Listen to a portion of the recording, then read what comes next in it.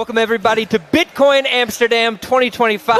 We are here at the Bitcoin Magazine News Desk. This event is presented by Treasury. We are super, super excited to be here. We have an all-star lineup at the event this year. We have Adam back. We'll have Jack Mahlers. We'll be hearing later from the Winklevoss twins. Very, very cool stuff. But first, let's get down to business here. We have an all-star panel. I'm Frank Korva, Bitcoin journalist, joined to my left by Jurrien Meyer, COO of Treasury. Again, the title sponsor for the event. Bart Mol, host of the Satoshi Radio podcast, as well as crypto journalist extraordinaire Christine Lee. Ladies and gentlemen, let us dive in. Jurrien, I want to go over to you here. You are the sponsor for this event. You're taking over some of the operations for this event this year. It's sort of like a combined effort with BTC Inc. and Treasury. Tell us a little bit about what it's been like and what you're most excited for at the event. Yeah, I think if you look at the event itself, there's over 5,000 people coming here right now. It's amazing. If you look at the venue, it's huge. We're very much looking forward to the opening remarks. It's going to be an amazing show. Personally, I'm really looking forward to around 4 o'clock when we're speaking to the Winklevoss twins. That's going to be an amazing chat for sure. Love that, absolutely. Bart, you've been to this conference many times. We've been doing this all times, for years. 4 times now, I think. Times, we've been doing it for a while. Veteran. Here. We've been doing it for a while here. What are you looking forward to most this year? Every year is kind of a little bit different. What do you think is going to be different this year, and what are you looking forward to? I mean, the venue. For starters, last 3 years was at the Westergasfabriek. Pretty cool venue, but this is kind of the same, but everything in one. So we have 2 main stages basically. Like last year was 1 big main stage and then a couple of small ones. Now it's 2 big main stages. So really looking forward to that one. We have our own small stage, so our Dutch stage. We can host around 100 people in that small room, so that's pretty cool. We're going to do a live podcast there, so also looking forward to that. Amazing stuff. And this is your hometown, obviously, and so you know a lot of the folks here, and you see the community growing. I would say, like it's still Amsterdam, but no, it's I'm from a different city, but that's an inside joke. But anyway, no, I'm looking forward to it because the whole Europe community is here, so that's pretty cool. Yeah.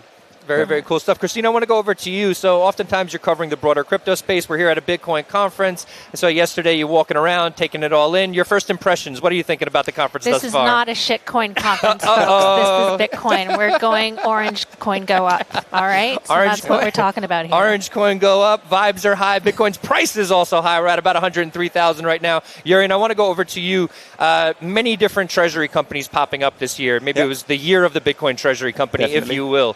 What is Treasury doing to differentiate itself from some of the competitors out there? Yeah, I think if you look at what we do as differentiating factor, look around where we are right now. We are going to be the owners of Bitcoin Amsterdam conference. And if there's one place where you really meet everyone, where you can build a community, where you can focus on education as well, to the broader community, also to involve politicians, regulators. So we have the finance minister of Luxembourg also coming in today.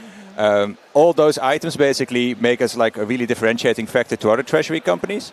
And I think more broadly, there isn't one yet in the Netherlands. So hopefully we're going to be the first one listed on Euronext Amsterdam Exchange. And hopefully we're followed by many others across Europe. Yeah, that's what I'm excited about as well. Just hearing more about the European regulators, getting them educated and hearing what their perspective is on this technology, the community, and getting them acquainted with things because it's very fractious in Europe. And I'm sure a lot of our viewers out there are interested to learn, what is the state of Bitcoin in Europe? And so we'll learn a lot about that. Yeah, I think if you look at adoption, especially if you look at treasury companies overall, then the US has skyrocketed completely. There are like way more treasury companies out there. The amount of Bitcoin which they're holding is also significantly higher compared to Europe. But the great thing is you now see basically European treasury companies popping up in all different countries across Europe. That's already a big positive. And I think the biggest bullish sign for like Bitcoin treasury companies overall is that Strategy recently did its new preferred stock issuance called Stream in Europe, initially starting with 350 million in subscription. And that was heavily oversubscribed, so they really sized that up to over 600 million.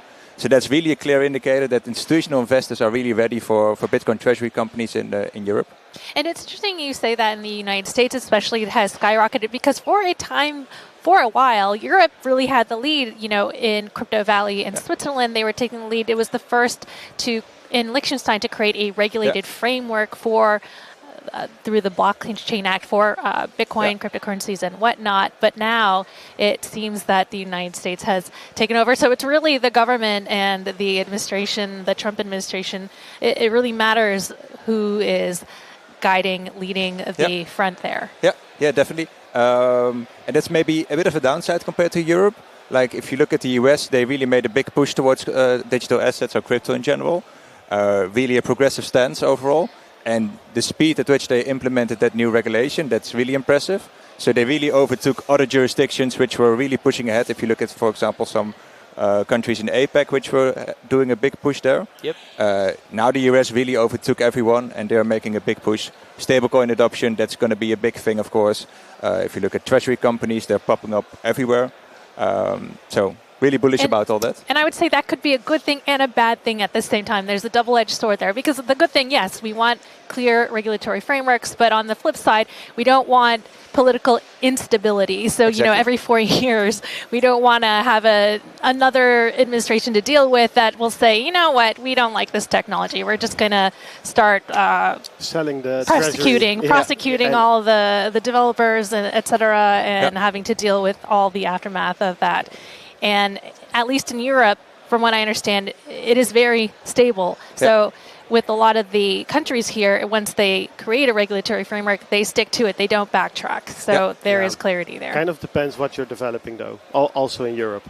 Could you expand? I was going to ask you also, and I know you're paying attention to a lot of what's happening in the U.S. part, everything from the Trump administration all the way down to, as Christine mentioned, the Samurai trial. We just saw the sentencing. Without diving too far into that, what are you paying attention to, and is it having an effect on Europe in any way? Yeah, so about the development and the trials, I mean, we had the Samurai trials in the U.S. happening right now as we speak, but also, of course, the Tornado Cash trials were happening in the Netherlands and in the U.S. So that's why we were extra interested in that one. And I will leave it at that one because you're going to talk about that more this afternoon, 3 o'clock, I think. So definitely watch that one. What I've been also looking at is Square, Jack Dorsey. I think that's the way to go. So in short, what he's doing, a lot of things. It's difficult to say in short what he's doing, but making hardware wallets, the Cash app, so buying Bitcoin. Even mining, right? Block is into mining now, making mining equipment. Exactly, all that stuff. And now with Square, he's also making it easy for merchants to receive Bitcoin. And that's where my heart, because I don't own treasury company stocks. I'm my own treasury. I own Bitcoin and I want to spend it. And that's impossible. Except for this conference. I think do you mean more sort of like going to your local coffee shop and buying coffee, right?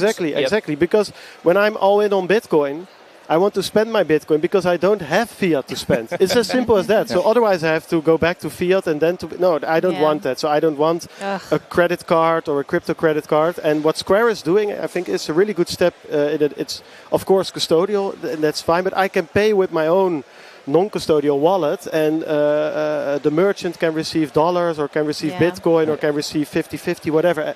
I think I'm really curious on how many of those 4 million Square merchants are going to use this. I think if you jump in on that, please. Like yesterday was also the Bitcoin for Corporations event. Basically a lot of Bitcoin treasuries all coming together, talk about it in the broader industry. And Stefan Misi from basically Bitcoin for Africa, he really touched upon this exact same point. And if you look at basically countries where like currency debasement, we always look at like the euro, the dollar, but if you look at real currency debasement, African countries have really experienced that. And as soon as you explain Bitcoin there, all the Africans understand it in like a minute, and everyone's straight away bullish on that. So the value proposition is very clear, right? And a question to you, I wanted to actually come back to you on this exact topic, Jurien. So you're obviously a treasury company, and you're thinking about Bitcoin as an asset. Sometimes people refer to Bitcoin as digital gold, but obviously we know that it's money. The title of the white paper, Bitcoin peer-to-peer electronic cash. Do you think about it as both? And sometimes the likes of maybe Roy Scheinfeld from Breeze often talks about it as sort of what it has to become money for it to retain its value in the long term. So are you thinking about it in terms of a medium of exchange at this stage, or are you still thinking we're in the process of maybe monetizing Bitcoin so it's good as a treasury asset now and it'll be more widely used as money maybe a little bit further down the road? Your thoughts? I think the adoption of money, that's definitely coming, and you already see that basically happening already in like the countries, Africa, Latin America, all countries which are basically suffering from very high inflation, governments which may or may not have the best currencies out there. Yep. But I think more broadly, I think treasury companies basically have like a very valuable asset on their balance sheet. Yep. And they can effectively become the banks of the future. If you go back to like the 1600s, 1700s, where basically banks were holding tons of gold basically in their vaults. Yep. That's effectively what we will be becoming almost. Yep. But then we'll be holding large amounts of Bitcoin basically on our balance sheet. Yep. We can basically build a conglomerate of Bitcoin-related businesses. We already purchased the Bitcoin Amsterdam conference. So basically you can build out a Bitcoin-related business network out of it. You can finance other M&A transactions with it. Or you can go the route from basically MicroStrategy. They basically have their assets just idle right now. They're a strong believer in that. But you will see a differentiating factor between treasury companies in order to differentiate themselves. Yeah, but I also agree with... Yeah. Oh, sorry. No, go ahead. Yeah, so I also agree with Jack Dorsey on this one. I think it has to become money, because otherwise it fails. And that's for me at one point, because I just think money is cooler than gold. But that's my personal opinion, and you can decide to not care about that. That's fine. But it's also the subject of my keynote tomorrow is that if you look at gold and Bitcoin, then gold just is. Gold, the properties of gold are secured by nothing. It just is. It's the physics. Mother Nature guards that gold is gold. That it's still yellow. That it shines after 1,000 years. That you can't make more of it. It's guarded by physics. Bitcoin's security model is active. And we know that at some point there is no more Bitcoin to mine. I actually just got word that I think they're already on the main stage. Yeah, I didn't mean to cut you off. Please hang out with us for a second. And Christine, please hold that thought you had as well. Ladies and gentlemen, we are heading over to our first talk of this event. We'll be hearing from Khing Oei and David Bailey, CEO of Treasury and the CEO of Nakamoto. Stick with us. We'll be right back after this. There are whispers beneath the noise. It's always awkward. My apologies. Running silently, everlasting. It has no body, but it moves value across the earth. It has no voice, but it speaks in hashes. A language of pure mathematical truth.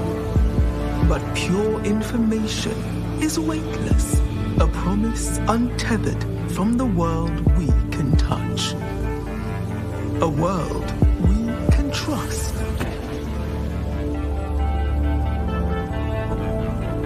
Years of neglect, rejection, and doubt created a storm too strong to defy, even by the most powerful giants.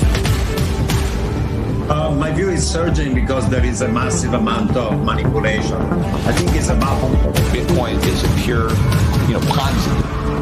But for a storm to be harnessed, it needs an anchor. A bridge of trust built on old foundations in an entirely new world. A world where Bitcoin takes the spotlight, where the voice is returned to builders and financial democracy is empowered. This served as foundation of Treasury in its ambition to ignite the digital golden age.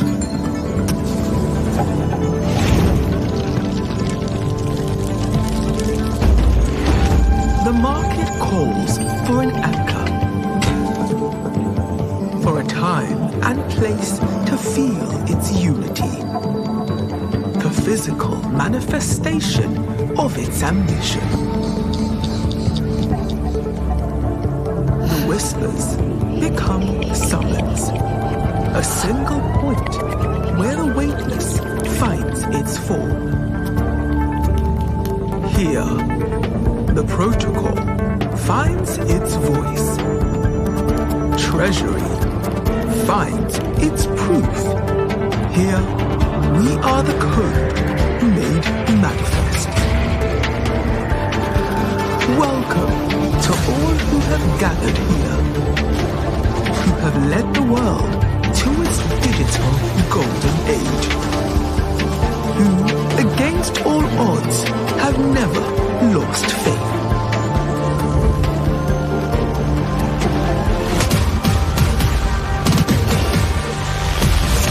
Welcome to Bitcoin Amsterdam.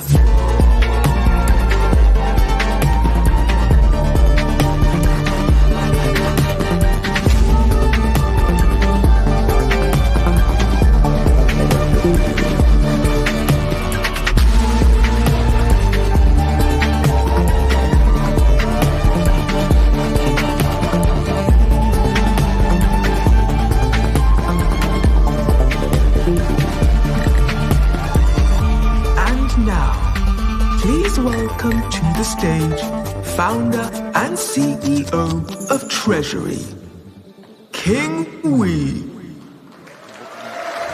Welcome, Bitcoin Amsterdam. Wow, what a moment. A very warm welcome to all of you who've come here from all over the world to be here with us today. As someone who grew up not too far from here in Amsterdam, it's a truly special moment to be standing here on this stage today.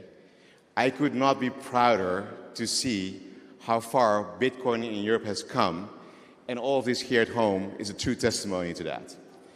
When we started building Treasury, to me, it made perfect sense to do it here in Amsterdam. Not only because it's home, but because of the incredible engagement and community and passion that we're all seeing here today. And the more than 5,000 people we'll see here over the next couple of days are again a true testimony to that. When David Bailey is my friend here, who I started talking to Treasury about earlier this year. And when he said, let's get Bitcoin Amsterdam involved in Treasury, that to me was an absolute no-brainer. Because we're not just here to build the largest Bitcoin Treasury company in Europe, but to build community with all of you here together today. The teams at BTC Inc., Amsterdam Decentralized, and Treasury have worked tirelessly to build an incredible program for you, world-class speakers, and an unforgettable experience. So, over the next few days, we'll see top speakers like Cameron Winklevoss, the Minister of Finance of Luxembourg, Jack Mallers, Adam Back, and David Bailey. David Bailey is CEO of Nakamoto and Kindly MD, and the founder of BTC Inc. He was one of the first people to see how important it is to build community for Bitcoin's global adoption. He started this whole conference ecosystem. He was been a tremendous supporter for Treasury. I'm very grateful for that. So please join me in giving a very round of applause for my friend David Bailey.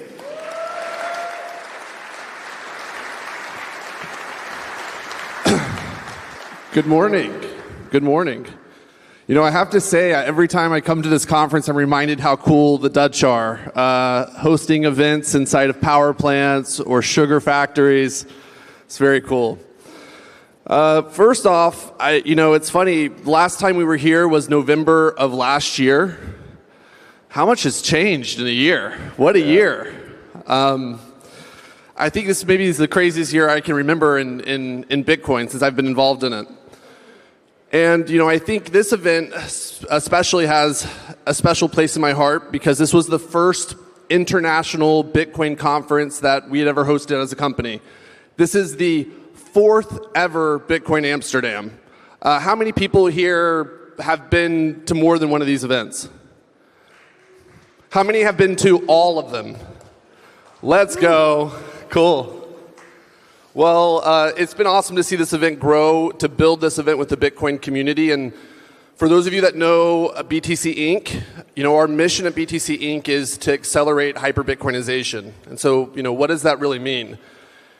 It means taking Bitcoin on the offense. It means not waiting for people to come to Bitcoin, but to take Bitcoin to them. And, one of the coolest things about Bitcoin is that it's this raw technology that creates value, has value, because of the things that the people do. The Bitcoin itself isn't used by just, the technology. It's used by people. And so doing this event here was about how do we take Bitcoin on the offense in Europe? How do we take Bitcoin on the offense internationally? And when I met Khing and he pitched his vision for taking Bitcoin on offense in the Dutch stock market. And, to take Bitcoin on offense with TradFi, I knew it was something that we wanted to be a part of. And I knew we needed a home for this event for the Dutch Bitcoin community that's built this event, and to partner with a company that's a Dutch company with Dutch shareholders. And so I'm very honored to have this partnership with you, Khing. I'm very honored and thankful for all of you who have helped build this event. And I look forward to what we get done next year. So thank y'all. Enjoy the show.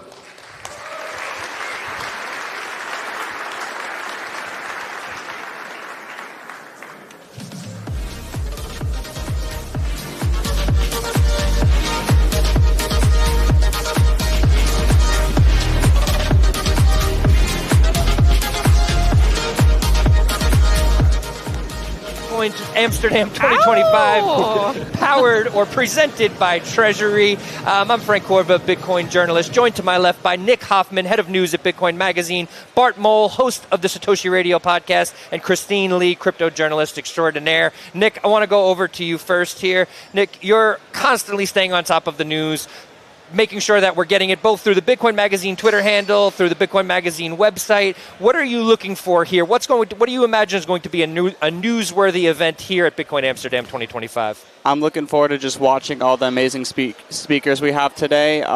They're sharing so much knowledge and just so many exciting alpha on Bitcoin that our audience on Twitter, Instagram, Facebook, across all of our social platforms love to hear. So I'm just going to be working hard on clipping out all those clips, getting them to our audience who may not be currently tuning into the live stream, since the majority of our audience is asleep right now in America. So I'll be sharing that for all of them to see when they wake up. All right. Appreciate that. Bart, there's something we didn't get to discuss in the morning show that I wanted to touch on. You're going to be doing a stage here in Dutch, right? A workshop stage, I think. Can you tell us a little bit about that? Yeah, it's just a very nice small stage for around 100, 150 people. We have our program starts at 10. We have a couple of keynotes, a couple of fireside chats. Paul Buitink knows a lot about gold.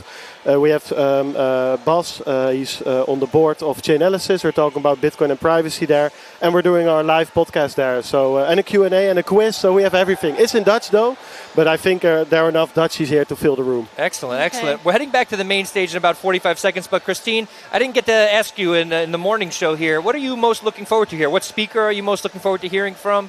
What event, what aspect of the conference?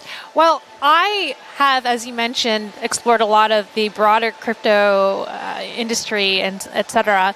And so I'd love to, and I talk a lot about macroeconomics factors as well, Bitcoin price, market movements and whatnot. So what I'd really love to dial in on is the technology and the community here and how they're growing and how they see Bitcoin developing and the evolving in the future. It is shortly evolving, and we're going to hear more about how it's evolving. We're heading back to the Treasury stage, to the main stage right now. Stick with us. We'll be right back after this.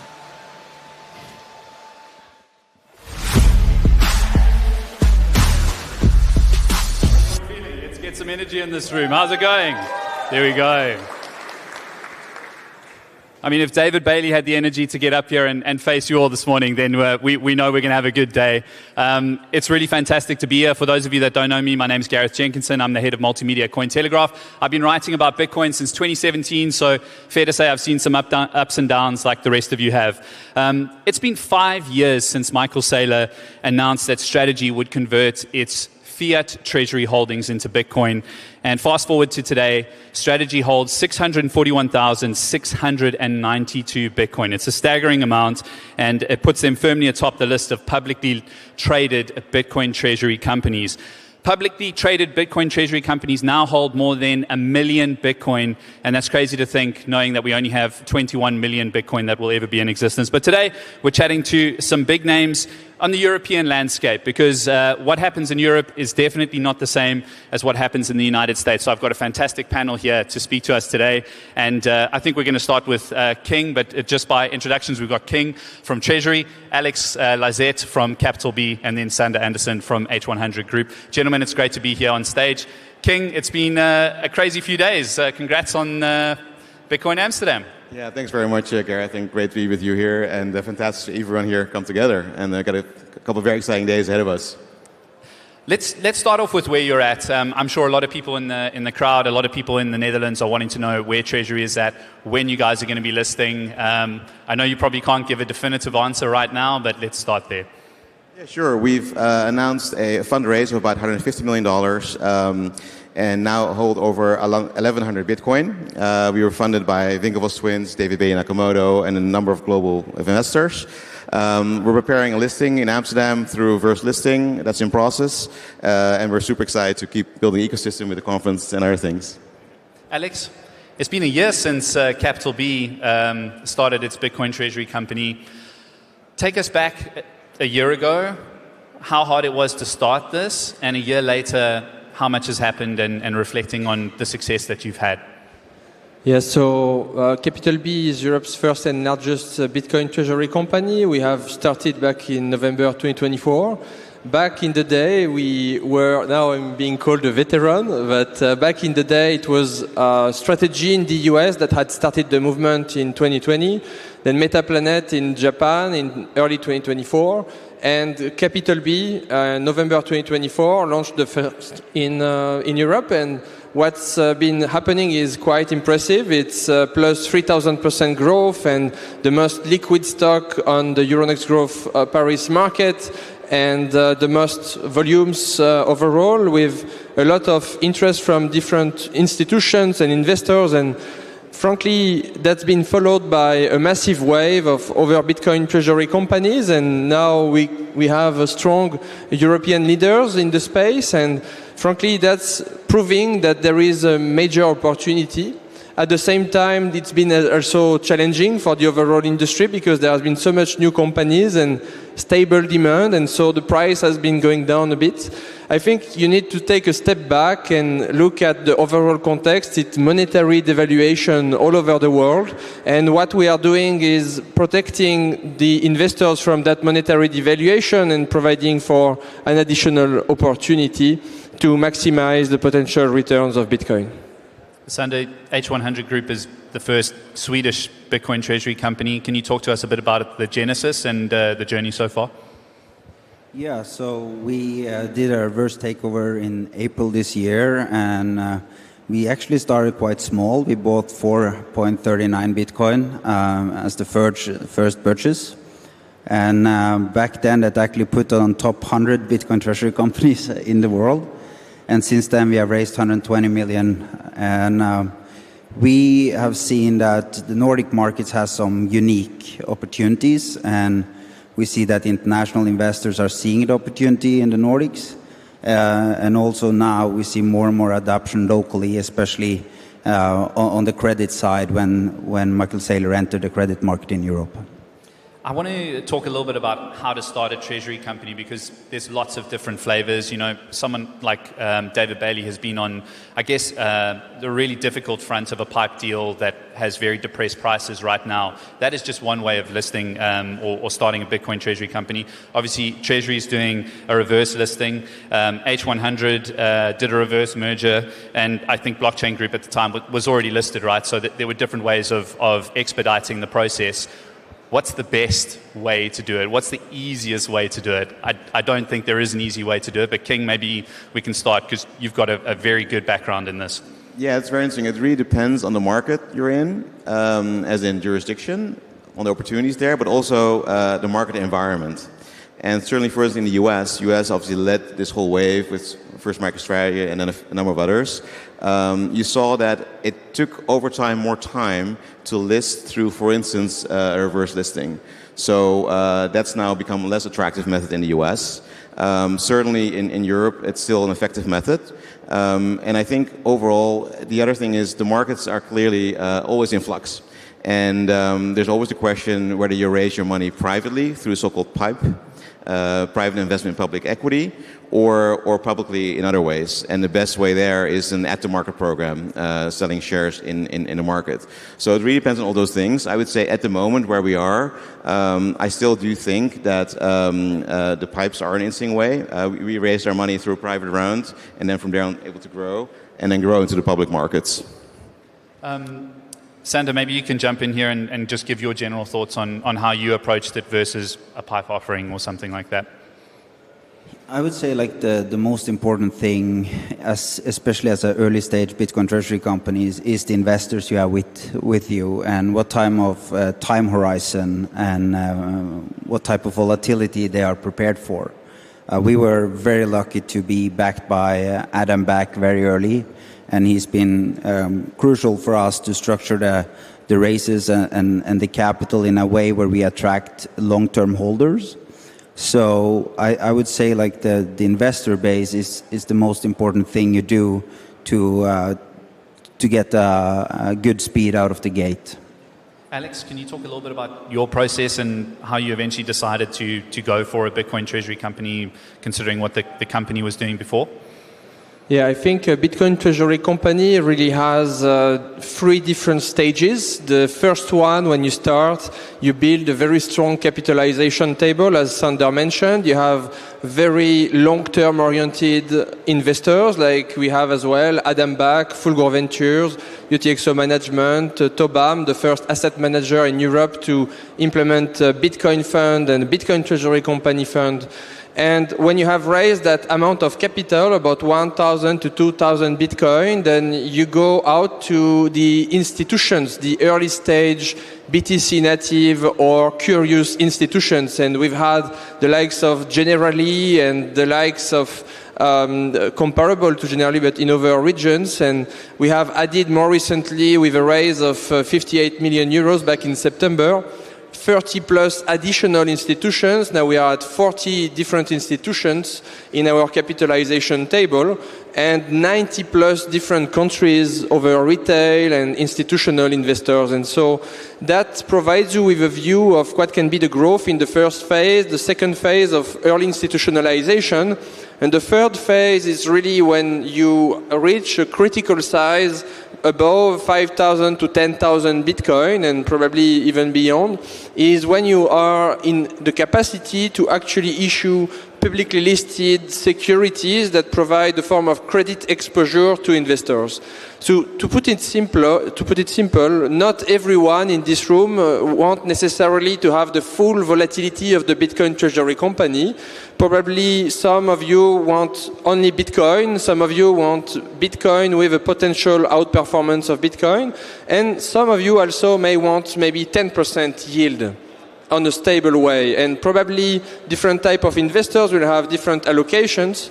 And the Bitcoin treasury company is really building the central bank for digital capital markets. So that is the ambition at Capital B since the beginning, is to build the largest balance sheet on the continent and to be the best credit issuer on the continent, to allow for different types of investors to get the exposure they want and to keep away the volatility they don't want.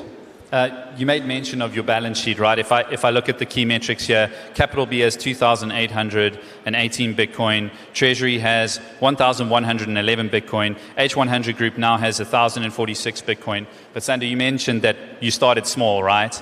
Does it actually matter how much Bitcoin you have at start? I'll start with you and then I'll throw it over to Khing, because you guys aren't listed yet, but when you do, investors will know that you have a sizable position of Bitcoin or a sizable holding of Bitcoin on your balance sheet. I think how you start is more dependent on what type of management team you have, and we had the opportunity to create a lot of momentum very early by starting small, and it fitted our team and our investor well. So I would say that was our way of doing it. I think it's multiple way of doing it. The most important thing is that you have the long-term view on Bitcoin and Bitcoin capital markets, and if that's integrated into the management team, I see multiple strategies being very successful in this industry. Khing? Yeah, for us as well. The investors we had are real Bitcoin core believers. So for them, when we funded the deal, it was very important to have that Bitcoin immediately and start with that. And that is kind of unique, actually, because, for instance, in the US, most deals still have to wait until they can buy the Bitcoin. And then clearly starting with 1111 is fantastic. And the goal of a Bitcoin Treasury company is to grow Bitcoin per share over time. So that's obviously the main thing we're working on, is to grow through different parts of the capital structure and able to grow that balance. Being having a listing on Euronext Amsterdam, which we're in the process of, is obviously a key benefit of it being a great and a very liquid exchange. So that's part of the thesis for us. Let's talk about that. Does it actually matter what stock exchange you're listed on as, capital markets become more and more accessible around the world? Yeah, there is obviously a key thing for a Bitcoin Treasury company is liquidity, and different exchanges have different liquidity. The other thing that's very important is the regulation around it and what it allows for. Again, US is kind of leader in this. What's important for what strategy has shown is at-the-market programs where you can issue equity, in essence, every day to buy Bitcoin, and being able to issue a whole load of debt instruments, converts, pref securities. And the beauty is in Euronext Amsterdam, all of those are at our fingertips. Yeah. Alex, I'm going to take it back to you. You got ahead of the market in Europe. How important was that for the growth of Capital B in particular? And is there still room for more players to come into the industry at this stage? Yes, there will always be room for competition. In fact, we are happy competitors, and we are literally on the same mission to accumulate the most Bitcoin possible. At the end of the day, what we are doing is really decentralizing Bitcoin. It doesn't seem like that, but it is the case. Through the demand that we provide in the market, there are now several tens and tens of banks that are now providing Bitcoin custody. That provides more Bitcoin custody options for individuals, for corporations. And so overall, I'd like to say, yes, we are competitors, but at the same time, we contribute to buying more Bitcoin, holding it forever, and contributing to the overall adoption of Bitcoin through those institutions. Then in terms of competition, there will always be different risk-return profiles. You will always have, well, first of all, we are all competitors of strategy and of Metaplanet, and so you always have a different risk-return profile when you have a company. Maybe you will more identify with the strategy of Metaplanet, Capital B, Treasury, H100. Yes, and so there will always be room. At the same time, as I mentioned, there are certain sizes where you can do certain things and certain steps where you can really accelerate and issue products that have a significance. Because when you look at the Bitcoin that strategy is able to acquire through the preferreds, well, you can do the parallel, and if you have very small number of Bitcoin, then it's not really that significant today. It will be tomorrow, but it takes a bit of time. And so, yes, the exchange is important, the capital market is important, the financial instruments that you can issue are important, and the size matters a lot, because when you work with institutions, what they see is what is the size of your balance sheet, what is the volumes of your market, what is the volatility of your stock.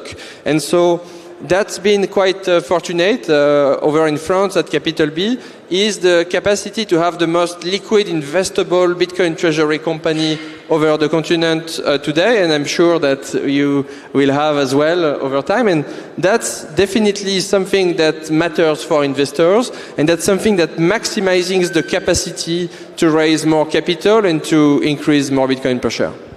I've had some interesting conversations with various people in the wider cryptocurrency industry in recent months, and Arthur Hayes was one person that kind of said to me, there's going to be a handful of Bitcoin treasury companies that will win in their markets or overall.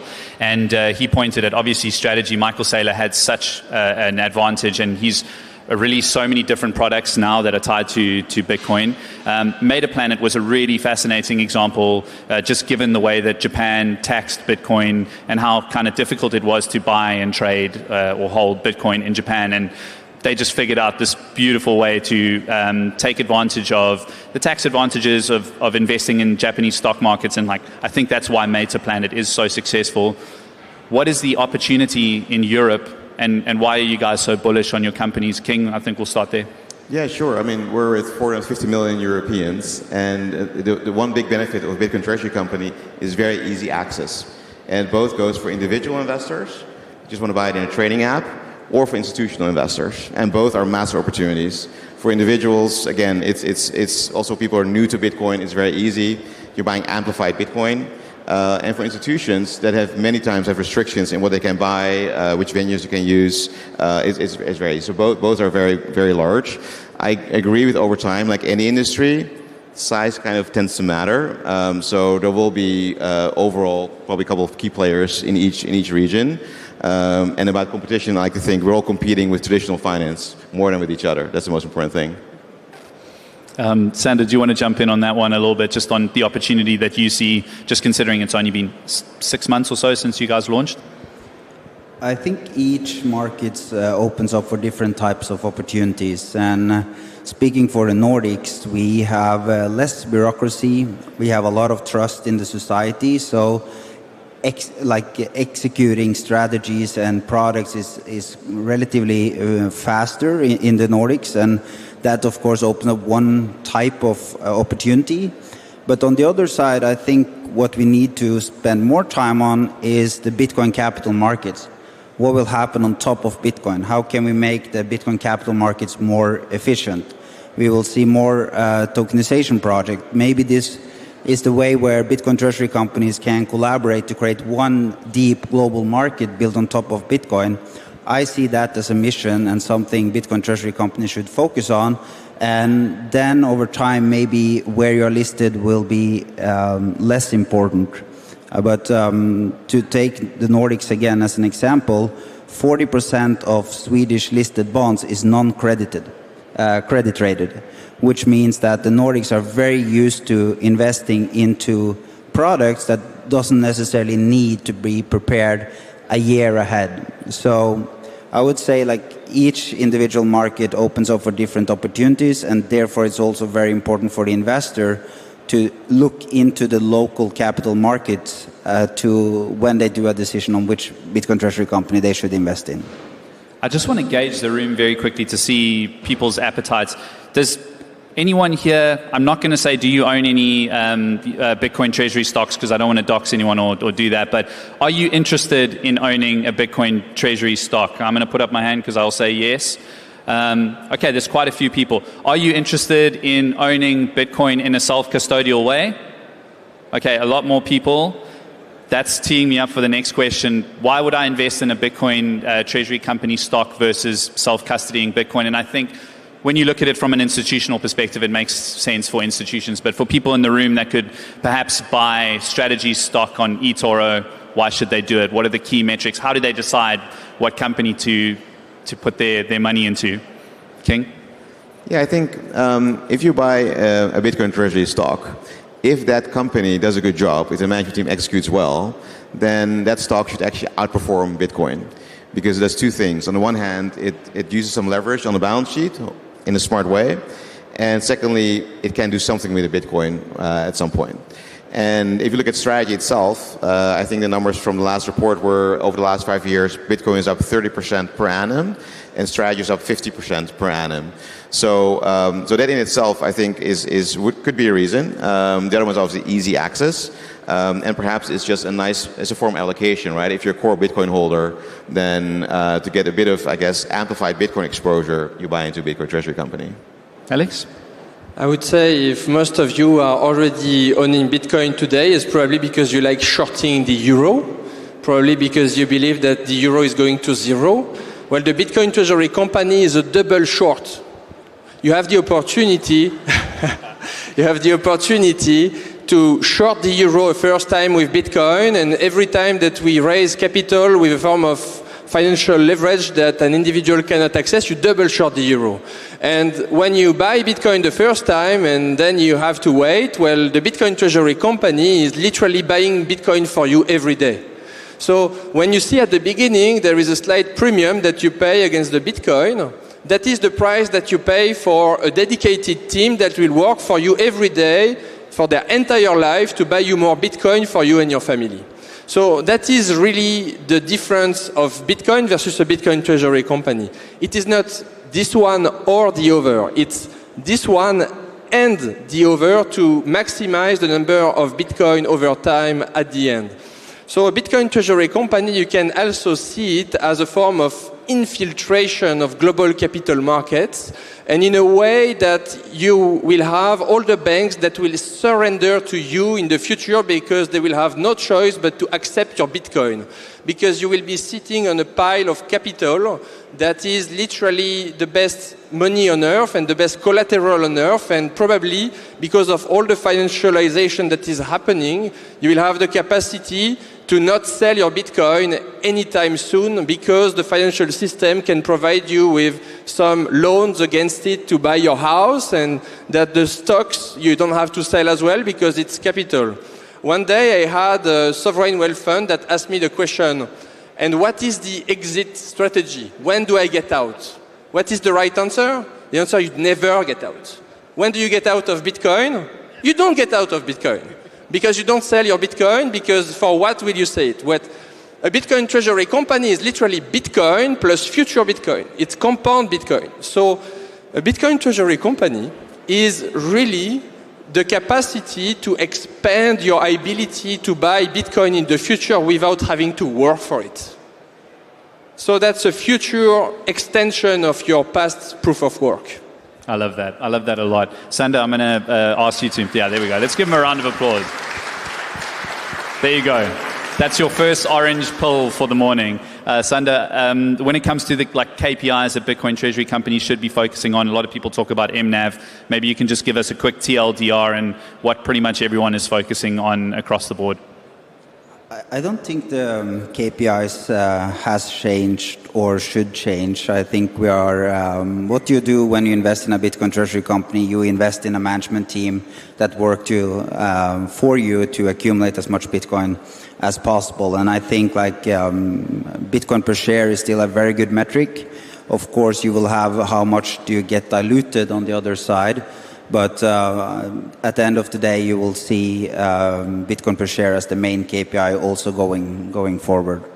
When it comes to the MNAV, each low MNAV opens up for a lot of new types of opportunities, new products coming to the market, especially to the more risk-averse investor. So I actually estimate that Bitcoin treasury companies will raise more money at a lower MNAV because that will attract more institutional capital. But on the other side, what's good with Bitcoin treasury companies is that you have tools to monitor and actually capitalize on a high MNAV as well, which opens up for opportunities in every type of cycle in Bitcoin and also more specifically Bitcoin treasury companies. I've also had the opportunity to chat to a lot of founders of alternative currency, digital asset treasuries, whether it's Ethereum, Solana. The Winklevoss twins invested, directly in treasury, and this week they announced that they're launching a Zcash treasury company. And my question to you guys is that the real competitor in the room now, these alternative cryptocurrency digital asset treasuries, and are they going to try and eat some of your pie? No. There we go. That's a very straight answer. Khing, maybe you can elaborate a bit more. So yeah, look, Bitcoin is a base. Bitcoin is digital gold, and Bitcoin treasury companies are the absolute core of this whole industry we've created, and that's where the growth will be. Obviously, Bitcoin itself is gold 2.0, so there's the upside is tremendous. I think there's a few select currencies, cryptocurrencies that have a real reason to exist. That makes sense in a DAT format, in a treasury format. I think in the last hype cycle summer, we've seen a number that don't really have a reason to exist in this format, or maybe altogether. And we've seen sort of the market respond on that. Zcash is very interesting, where Bitcoin is a hedge against fiat. In a way, Zcash is a hedge against Bitcoin, and certainly the privacy element of it. And again, like anything we were saying before, if you're a core Bitcoin hodler, you have your own stack. If you want a bit of amplified Bitcoin, you buy a bit of any of the treasury companies. And if you feel privacy is an important issue to you, then Zcash is another one, and it's easy access. Yeah. Alex? Well, I will have quite a different view. I think that all of our crypto assets have zero reason to exist, except for one. If you still have some, you can buy Bitcoin with it. Yeah. And so the second reason to exist is when we tokenize capital B stock, and you can buy it with digital assets, well, you can sell your crypto assets, buy Bitcoin, and then buy the Bitcoin Treasury company. So I think that is because of the centralization. You cannot have something that is a hedge against a decentralized network that is a centralized network. And you cannot have a decentralized thing that is decentralized without a link to digital, to the real world. And Bitcoin is the only asset on Earth that is backed by 21 nuclear reactors all around the world. And so I don't even know what is a DAT. I don't know. A DAT is something that's been marketed to raise capital from some investors that believe in something that doesn't really exist. What exists is Bitcoin backed by 21 nuclear reactors over the world. What exists is people that are working every day to acquire Bitcoin. And the main use case for different crypto assets other than Bitcoin has always been for the founders to buy more Bitcoin with it. So don't fall into this, and at least buy Bitcoin and probably look at Bitcoin treasury companies. Well said. Very, very well said. Ladies and gentlemen, we are out of time. Thank you so much for joining us this morning. We've got a jam-packed day ahead, so don't go anywhere. Enjoy Bitcoin Amsterdam. Thank you.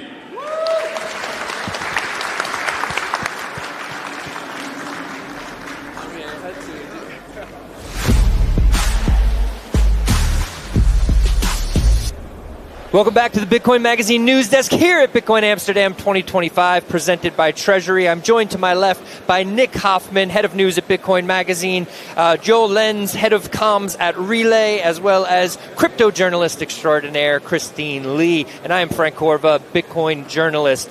Joel, I want to go over to you to talk a little bit about happenings at Relay. You've recently gotten a certain license. Please tell us about what that license is and what that means for Relay and maybe the customers you can now serve in Europe.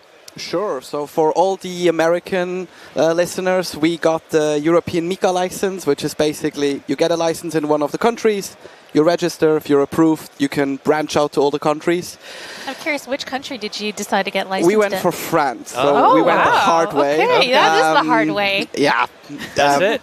Not going to comment further on that, but yeah, we're now able to implement Euro instant payments, higher trading limits, locked-in prices, stuff like that. And also, I remember speaking with, I think it's your boss, the CEO of Relay, Julian. So there's also, so you're in France.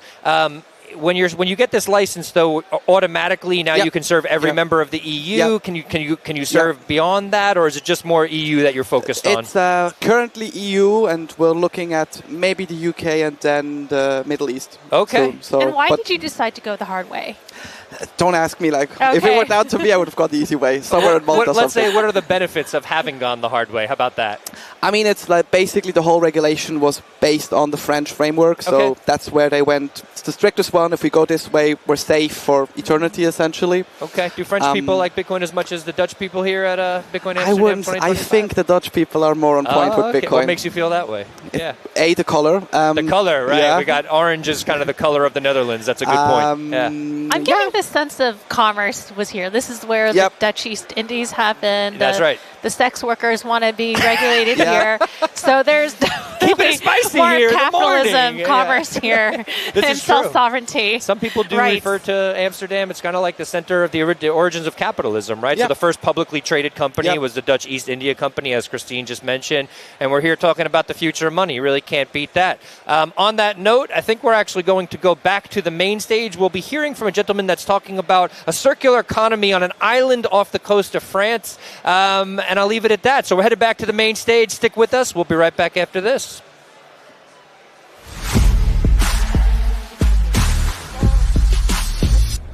Und Damen, good morning, ladies and gentlemen. Welcome here to Bitcoin Amsterdam. I'm from the little island of Alderney, which you may know are sister islands, Jersey and Guernsey, that are traditional finance centres. However, we are also a Channel Island, but we are semi-independent. We are part of the bailiwick of Alderney, and we're located 8 miles from France.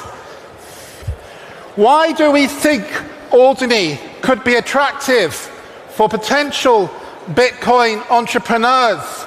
We're looking for somebody to take us on this journey We are self-governing jurisdiction. We're British Crown dependency. But we're in partial fiscal union with our sister island in the bailiwick of Guernsey. We have an excellent regulatory reputation done by Moneyval, which is the OECD ranking. We're only 8 miles from Europe. Most importantly, we already have an established e-gaming industry which produces a GDP around about 84 million. We have more natural energy resources per capita than Saudi Arabia. More about that in a minute. We are safe and secure and a community living infrastructure with 2,000 residents with direct flights and ferry to UK, Channel Islands and France. So what do we think we can offer the Bitcoin community? Firstly, we're small and stable government, and we have a big appetite to diversify our economy.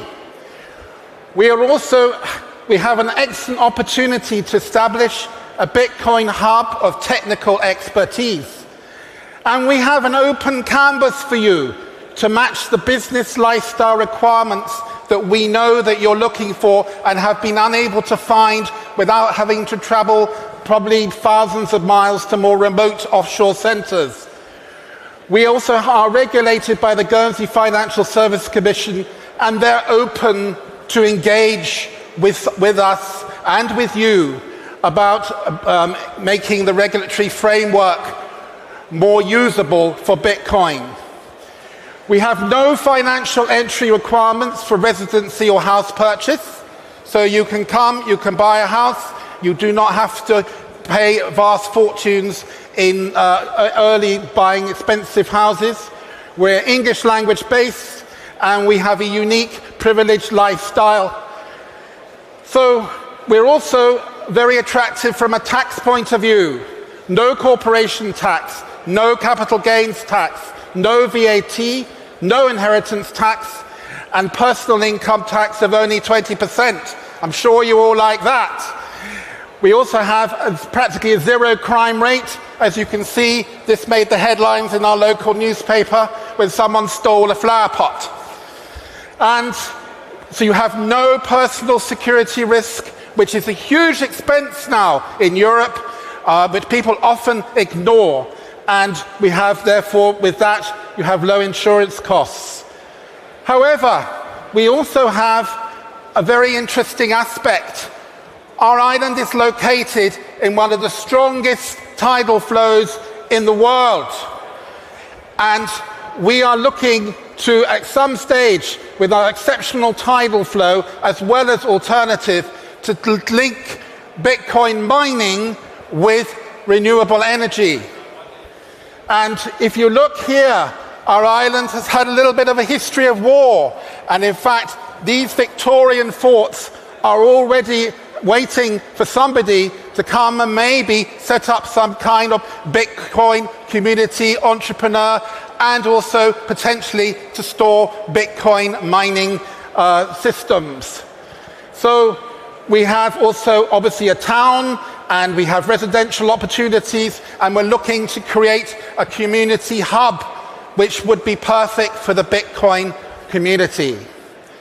So what are we all here for? Why are we here? We're here to listen, look and learn from you, and to find the right partner, looking for the technical expertise, consultant, partner to take us on the journey from start to finish.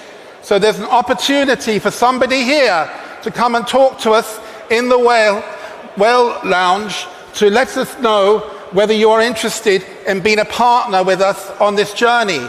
We are not Bitcoin specialists. I am from the government of the States of Alderney, but we are here to listen and learn. So you have a perfect opportunity to grow a business in a jurisdiction that you probably have not thought about.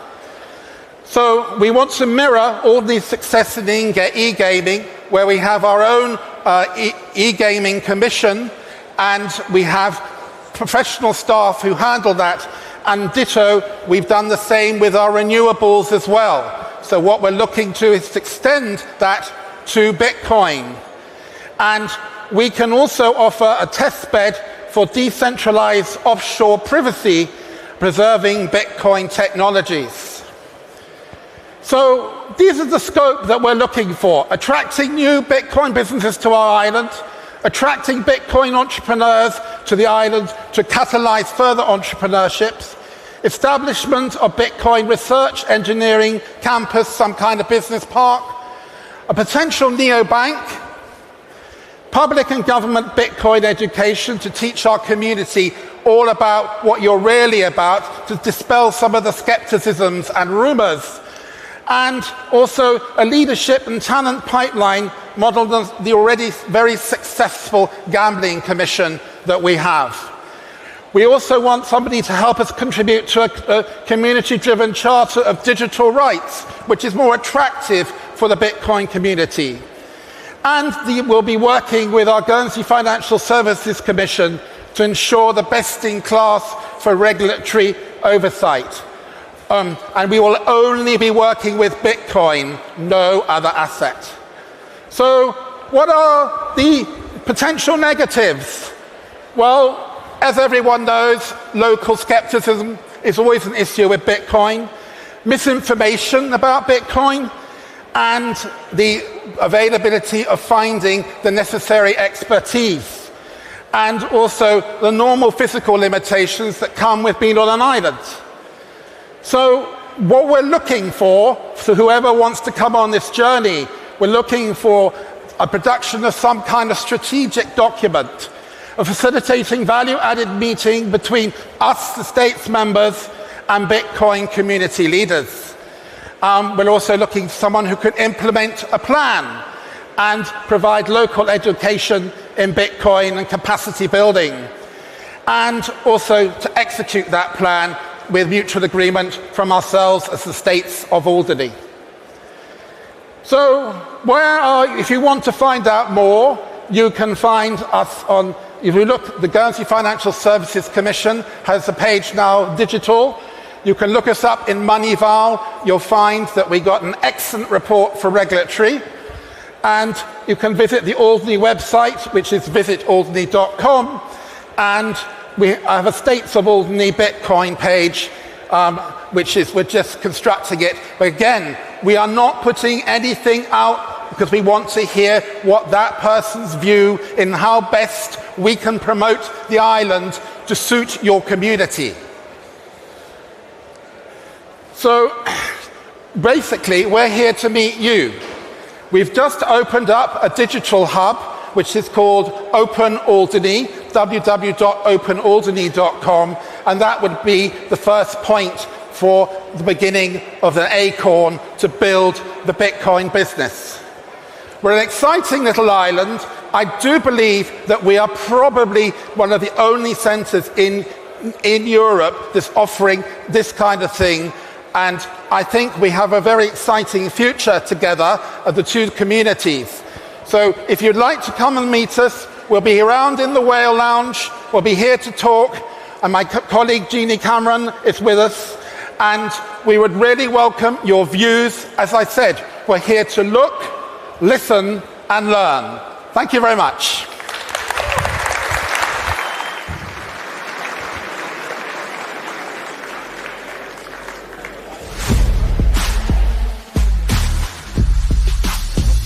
Welcome back to the Bitcoin Magazine News Desk. We're here at Bitcoin Amsterdam 2025, presented by Treasury. I'm Frank Korva, Bitcoin journalist, joined to my left by Nick Hoffman, head of news at Bitcoin Magazine, Joel Lenz, head of comms at Relay, and Christine Lee, crypto journalist. The price of Bitcoin is at 88,000 euros, not dollars. I think we're at about 103, 104,000 in terms of dollars. Anyway, Bitcoin... I was just saying that in terms of the US dollar weakening, it's hit a lot of milestones a lot faster than stronger currencies like the euro, like the Swiss franc. And so it's taken a while for stronger currencies to reach the same milestones of the United States. Appreciate that perspective. Very, very important. We do tend to, especially at Bitcoin Magazine, we're based in the United States. We tend to look at it through that lens. Always good to be in other countries and thinking about it in these sorts of terms. In reference to the speech we just heard about another region of the world, another jurisdiction in the world talking about being friendly to Bitcoin, inviting people to use it as money, to come there for certain tax advantages. We've seen this with El Salvador. We see this with Bitcoin circular economies like Bitcoin Beach or Bitcoin Akazi. I think I have my Bitcoin Akazi shirt on. We've got a shout out to Bitcoin Akazi in South Africa. So we're seeing these jurisdictions, whether they're towns or villages, pop up around the world, or countries even, that are becoming more friendly to Bitcoin. Does this trend only accelerate? I'll go over to you first, Joel. I would say so, yeah. The more it gets adopted, the more people see the benefit of it, the more they want to use it. Yeah, Nick, are other jurisdictions around the world taking note of something like that, a talk like that, saying, hey, maybe we really need to think our strategy and try to invite more Bitcoiners in? I'd say so. I mean, just 2 years ago here at the Bitcoin Amsterdam conference, we had the president of Madeira, which is a jurisdiction off Portugal, announced pretty much the same thing, that they were interested in Bitcoin and they were going to be adopting it, or start researching into it. I think it's a trend that's going to be getting even bigger. I remember at the Bitcoin 2022 conference in Miami, Samson Mao had a few jurisdictions that he was announcing that was also getting into Bitcoin. So I think whenever I see news like this, I just think Bitcoin is a grassroots movement. It starts really small. The more adoption we get, it just sets a better foundation for bigger countries. Also famously at Bitcoin Miami was the president of El Salvador, who announced that he was going to be making Bitcoin a legal tender yeah, right, in the country. And so we're seeing this continuing on from Bitcoin conference to Bitcoin conference. Yeah. But also, if you are a country that is landlocked or needs some economic development, but I understand that we need to wrap because we're going to have another conversation at another stage. We are going back to the main stage, ladies and gentlemen, to hear about upgrading your personal values as a result of embracing Bitcoin. Let's head back to the Treasury stage. Stick with us. We'll be right back after this. I have no... Yeah, I always enjoy conversations, so it's great to be sharing a stage with you today. I think you mentioned time preference. I think, and when it comes to values and upgrading values, I think one of the main points is not necessarily a Bitcoin-specific thing, but rather what happens when you are on a hard money standard as opposed to a discretionary, centrally planned fiat standard?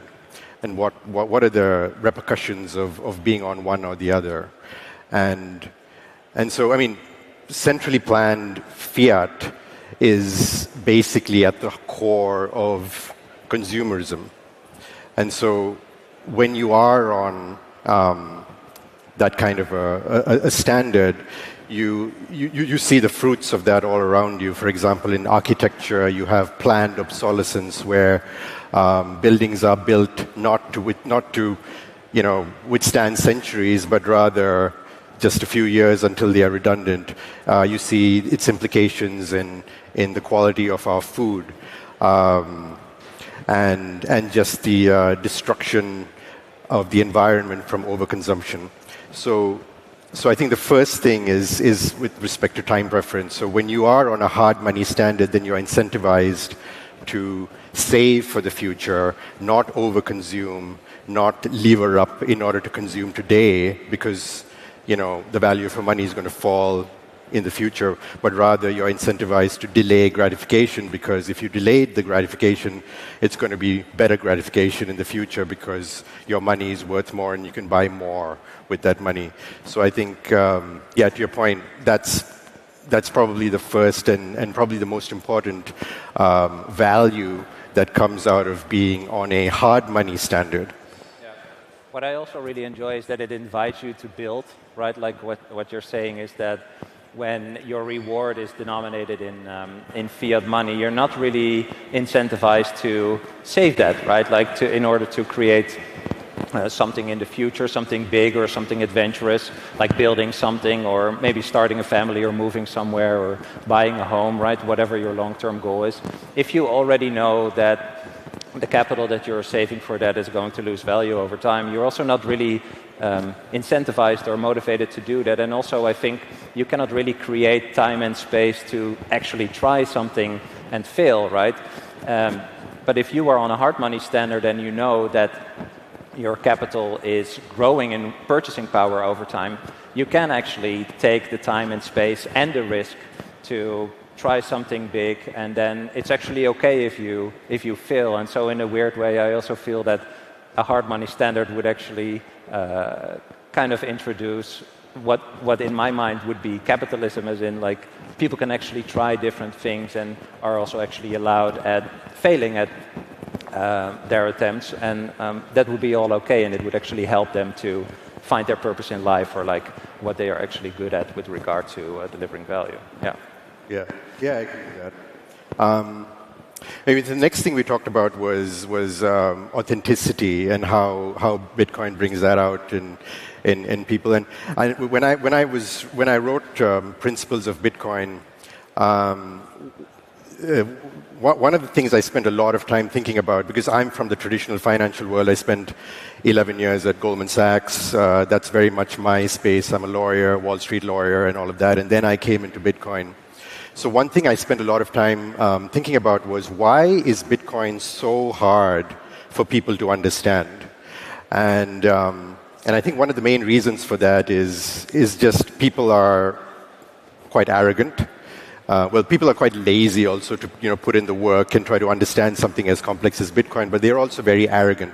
They come from a place, if you've had a very successful career on Wall Street and you've made tens of millions of dollars, and someone comes along and tells you you've missed the greatest investment opportunity of a lifetime, you're going to react defensively to that, and you're not going to be open to that. So what Bitcoin kind of encourages is open-mindedness, curiosity. It's for people who are intellectually humble and open-minded. And it is, in many ways, this historic transfer of wealth from the people who are resistant to change or just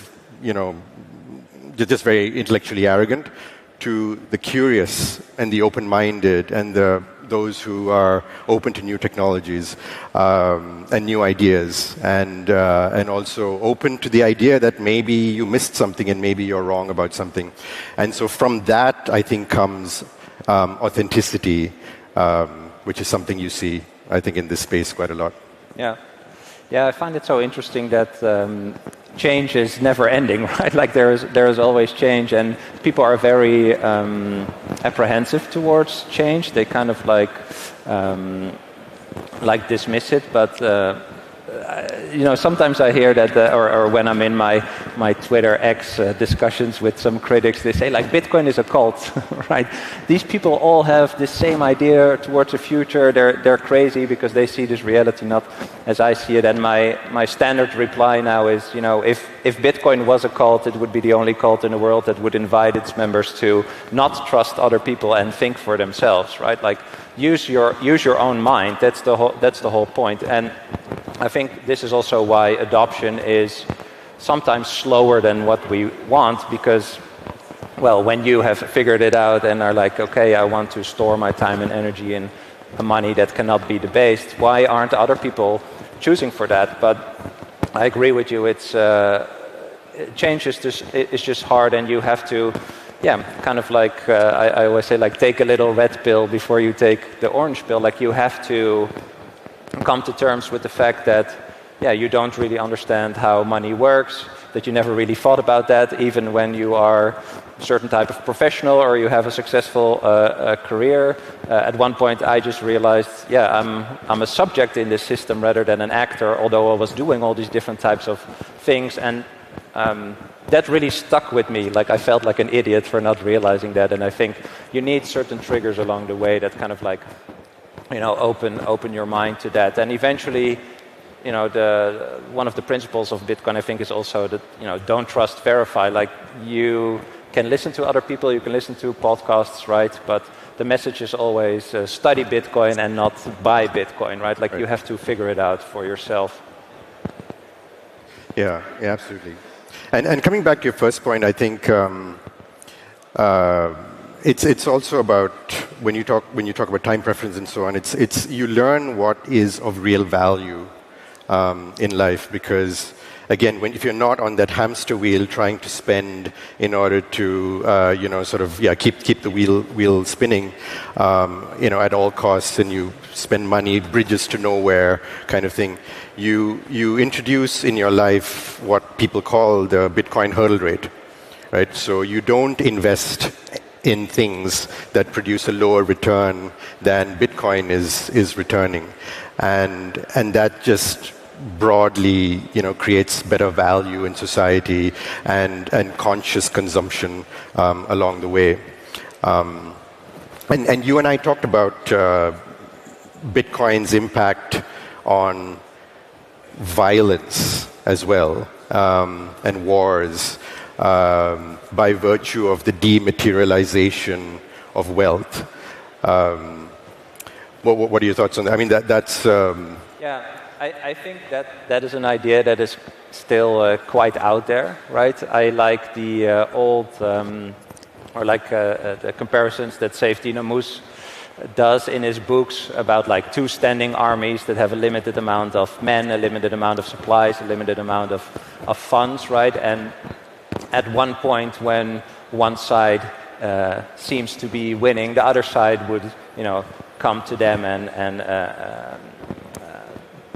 propose like a truce or a certain agreement, because they just had a limited amount of resources that they could literally physically spend on whatever their objective was, right? And fiat money has totally distorted that. Like there is no limit, and there's basically moral hazard everywhere, right? There is no one that is basically forcing themselves to have a certain type of financial austerity, to also have a limit to the attempts that they're doing in order to reach whatever the goals are, right? And so that's what I really like on a personal level, is that it makes you way more aware of what you're doing in order to create value, if that's working or not, and then when you get value in return, right, when you get rewarded for whatever you put out there, you are more responsible about how you save and how you spend it.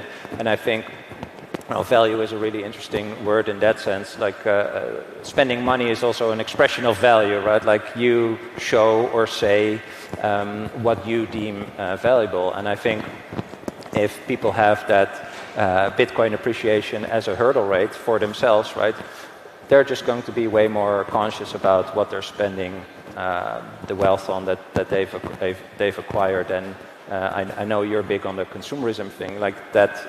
I think would combat that as well, and I think it would also bring back like these old, like things that people were proud of in the past. I once told you that a few months ago I was in Belgium at a building that was built in like 1572 or something, and I was standing in front of it and I was just thinking like, wow, like what has been built in my lifetime that will stand for 500 years, and how would the people feel that actually worked on it, that what they put their time and energy into is actually still something that exists today and that other people can see, right? Like I think these things are something that we've kind of forgotten in 2025.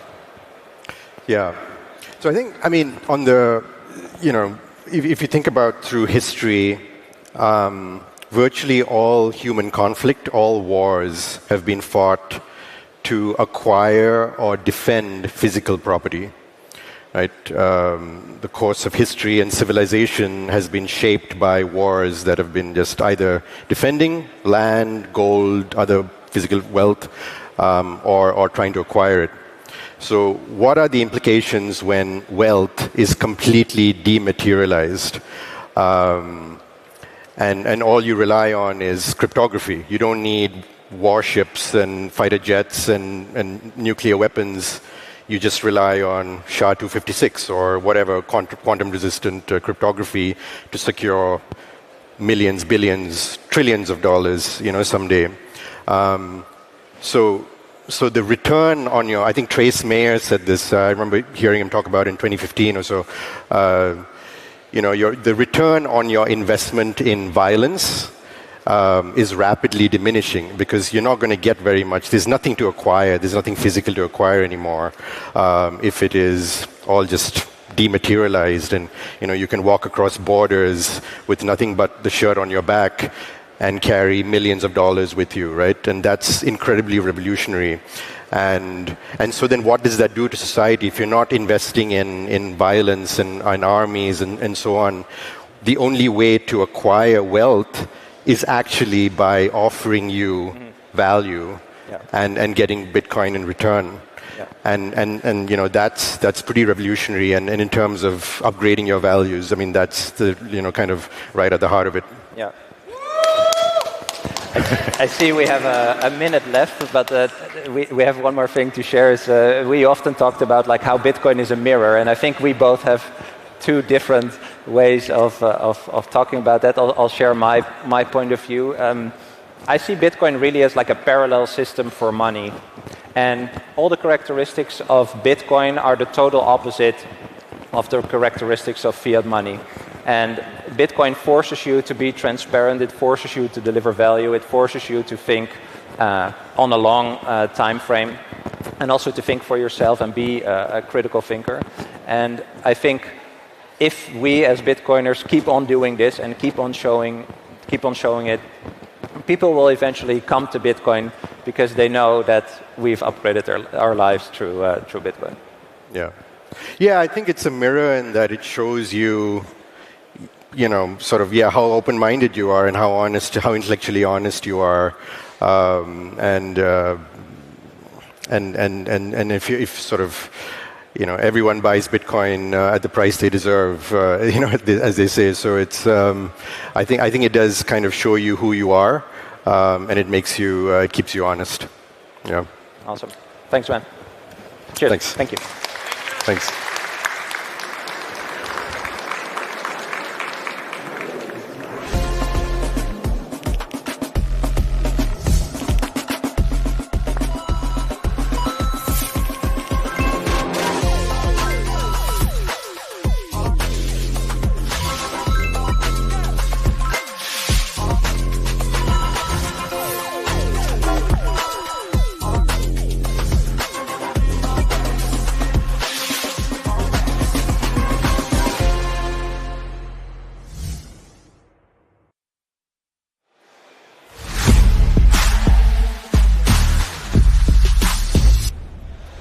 Welcome back to the Bitcoin Magazine News Desk here at Bitcoin Amsterdam 2025, presented by Treasury. I'm Frank Korva, Bitcoin journalist, joined to my left by Nick Hoffman, head of news at Bitcoin Magazine, as well as Win Ong of the Human Rights Foundation, and Christine Lee, crypto journalist. Win, I want to go right over to you. You have an incredible story of how Bitcoin was the only asset you were able to take with you, or some other crypto assets as well, when you had to flee your home country of Myanmar. You had to leave because of political violence that was happening in your country, and you now do work with people around the world who have a similar story like you, who use Bitcoin as a means, whether they're an activist or they're fleeing their homeland, they use it with this very sort of human rights-centric focus. Can you speak a little bit more to this for us? Definitely, because I was born in Burma, and also known as Myanmar, and it happened 4 years ago, and I got into the Bitcoin cryptocurrency in 2019 because I was working so hard, and I knew that I was not able to save it. And we don't have a stock market, we don't have access to buy Tesla stock or Facebook stock, anything like that. And the only thing is, something, either you buy gold or save in fiat currency. Obviously, nobody's going to do that. Or, buying a real estate. But the problem is not like in America, we don't have a 30-year mortgage. So the only way is Bitcoin and cryptocurrency. That's like what I discovered from the issue. And in 2021, I was an activist and, fight against Burmese military junta. And obviously, they have access to freeze your bank account. And I lost almost everything. I saved in the fiat bank account. But I was able to flee with Bitcoin and some other cryptocurrency at that time because obviously they cannot overreach all my, Bitcoin cryptocurrency. It is in the cyberspace. They can't gain access to it because we hold the private keys to it, right? So self-sovereignty, super, super important. Nick, your thoughts on this? We cover a lot of what HRF does, right? We're constantly sort of highlighting the awards they're giving out. We have to head back to the main stage in about 15 seconds, but sort of maybe just a quick comment on the synergy between Bitcoin Magazine and HRF. Yeah, I mean, the HRF has done a fantastic job. They've provided more than $9.6 million in Bitcoin to over 319 projects across 62 countries since launching their Bitcoin Development Fund in 2020. So they've been doing fantastic work. We appreciate that, Nick. Appreciate that statistics. We got a researcher over here. This is great stuff. Anyway, ladies and gentlemen, we're heading back to the main stage for an announcement from Mick, the CEO of Geyser Fund, a fundraising platform using Bitcoin. We'll be right back after this.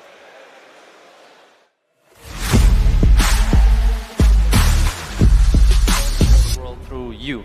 You guys are the crowds, and if the crowds self-organize, we can actually make things happen.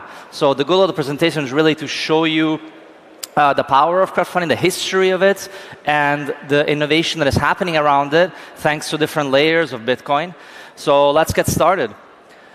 So first of all, for those of you who don't know, crowdfunding is really people coming together to make things happen in the exchange of recognition and products rewards. So we're not talking about equity here. We're talking about Bitcoiners coming together and funding things that are in our collective interest. So I'll just show you a few things here. This is the timeline. And what you see is that crowdfunding has been around for a long time. Geyser has not innovated crowdfunding or invented it. It's been around for millennia, really.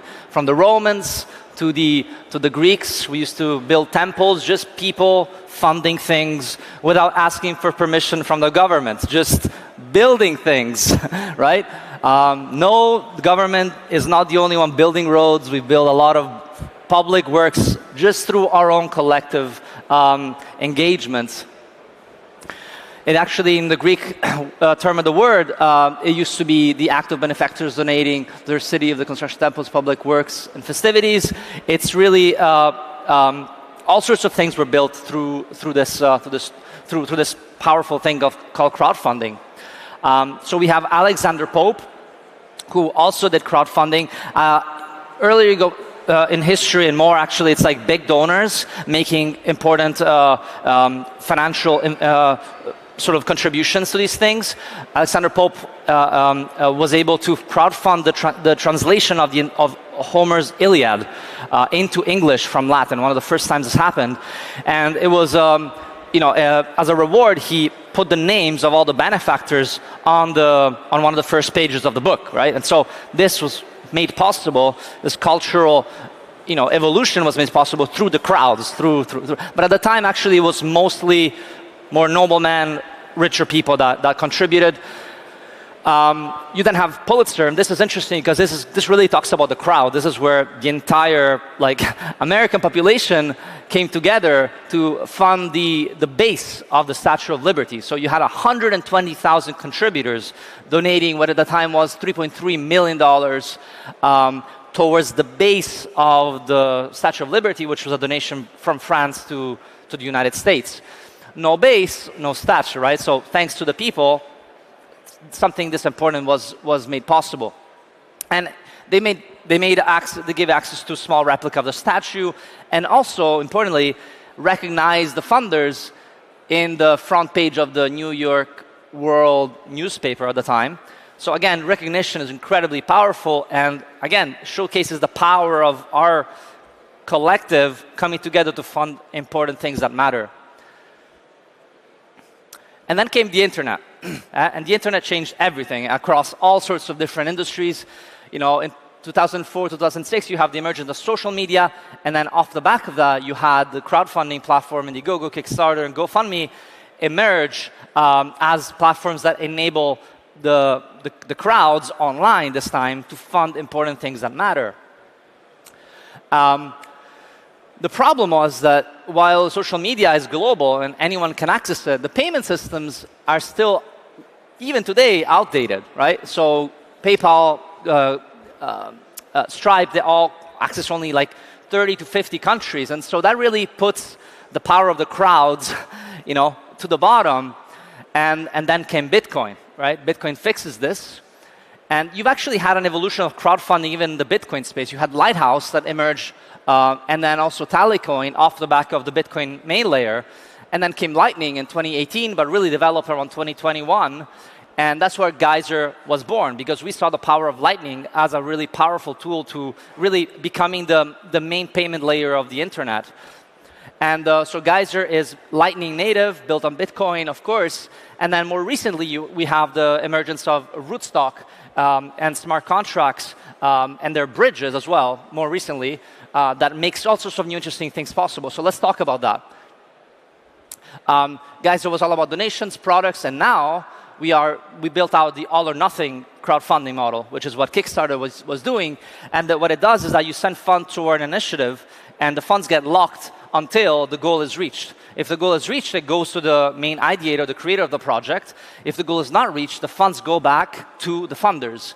And that is incredibly powerful, especially for things that have a prototype. If you have a high upfront cost and you're not going to be able to make it happen without that large amount, it doesn't create that awkwardness. And really, it's all about aligning incentives. Creators are incentivized to launch projects because they can now get the money only if they reach that goal that they need to make that idea happen. Contributors are not like, oh, I'm not sure if that really is going to happen, if it's going to raise enough money. Well, all or nothing fixes that. And finally, also through Geyser. Geyser does not monetize unless the goal is reached. And that's really important. We only make money. So the three alignments of incentives are really what makes this happen. And the product position of Geyser and Bitcoin is that, we really slash the fees. The mainstream platform, the fiat platforms, have like 8 to 15%, and we have a low 5% fixed fee. And then obviously this is global, so anyone can access this. And so if you look at the product proposition, of all these different layers of Bitcoin, you have mining secures the network. Buying and selling Bitcoin enables people to join the Bitcoin network. Lending is a way, collateral Bitcoin is a way to use your Bitcoin to spend in the fiat world. And Geyser and crowdfunding, what we believe is that we want to build the Bitcoin economy. We want to build people using and spending their Bitcoin in the real world. And so we're creating, and there's thousands of creators on Geyser that are selling products, that are funding ideas, and it's all on Bitcoin. And that's what we see Bitcoin as the new money. And so we believe that this really adds to the power of this vision of kickstarting the Bitcoin economy through education, culture, and art. So far, all sorts of projects have launched on Geyser. You have Rattel, but I'll talk about quickly No Good, which is probably a lot of you know. Thomas, a Dutch artist, also launched a book on Geyser. This would be even more powerful right now on All or Nothing. You have Bitcoin books, video games launched. Again, really, really powerful stuff through All or Nothing that can be done now. Hardware, Bitcoin ATM machines, new wallet types, seed hammer engraving your seed phrases, all funded through the community. And this is how it works technically, right? It just uses Rootstock. It's entirely Bitcoin. Like, you don't need to know anything about the smart contracts. It just works. You just use Bitcoin. You just spend your Bitcoin on chain on Lightning, and it just works. You don't have to know about the complexity. It's also importantly non-custodial, so we never custody the funds. And so this is, you can check the open source code. You can just scan this code, and you can actually build on this all or nothing contract on your own. You can fork it. You can do your own things. Shout out to the Rootstock guys for supporting us in actually building out the smart contract layers and making it open source. And there you go, guys. We've launched, so really excited to see projects launch in December, and then it'll be open for everyone to use in January. So if you scan this code or go to Geyser, you can register your interest, drop your email, drop your idea. And really going back to the beginning, this is all about you guys and us, right? Organizing, self-organizing to make important things happen. Bitcoin adoption, change will not happen unless we can organize. And now through Bitcoin, there is no limits. Us as people in collective humanity can really make things happen through funding and self-organization. So I'll leave it to you guys to change the world. Thank you.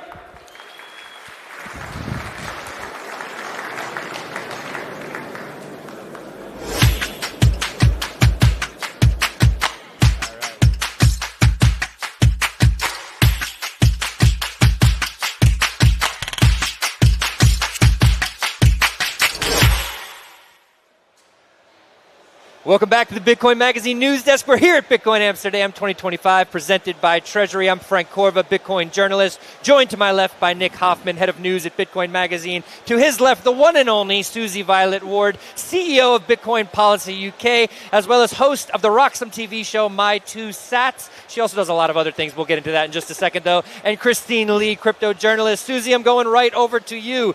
Is the end of the world coming to the UK right now? We're hearing all this about digital ID. We're hearing about unfriendliness to Bitcoin. Tell us, fill us in, what's happening politically as far as Bitcoin and privacy in the UK? Oh, good grief. I don't know if I can unpack that in a couple of minutes. Just in 3 minutes, please. Give us all of that. Yes. Privacy is definitely under attack in the UK. We've got the online safety bill, which is just creating backdoors for encryption. I mean, they seem to think that if you create a backdoor to encryption, that bad guys are not going to exploit it, that it will just be the good guys that do, which is utterly ridiculous. They brought in recently about digital IDs. That was not part of their manifesto. No one wanted it. In actual fact, that was, I think, the second largest petition that we've ever had in the UK was against digital. Government officials that is driving this kind of path forward? Okay. Yeah. Labour, did you say there? Labour, and they're Party. very, very unpopular. And I'm, as an American/Canadian, not familiar with UK politics, so maybe you could kind of is Labour, give us a... Is it maybe comparable to the Democratic Party in the US, like more to the left politically? So, yeah, okay. Left, but... you know, they're all blending now, aren't they? They don't. There is no left and right. The uniparty, if you will. Yes. And also, I think that the terms left and right are just inherently unuseful terms. I think we need to actually start redefining it as authoritarianism and libertarianism, because I just don't think left and right is useful. Does this come from a lack of education or an understanding of the technology and the nuances, or is it from legacy traditional institutions trying to insert themselves and try not to make decentralization the status quo? So I would love it if they understood it well enough to want to fight against that, but they just don't. I think it comes down to a lack of education, but also the mainstream media, because they have just pumped out a lot of mis and disinformation about Bitcoin, and I think that it has been deliberate sometimes, and sometimes it's incompetence, but unfortunately our politicians do actually read those newspapers and form their opinions based on that. So if you've got a whole group of people forming policy based off the narratives that they're reading in misinformed mainstream media articles, you're pretty screwed. And I want to, before we head back to the main stage, just say thank you for trying to do this education. Yeah. That is very important. Susie is trying to take the UK from regressing back to 1984. We're here at Bitcoin Amsterdam 2025, and we are heading back to the main stage to hear more about art and Bitcoin as a cultural revolution. Don't go anywhere. We'll be right back here after this.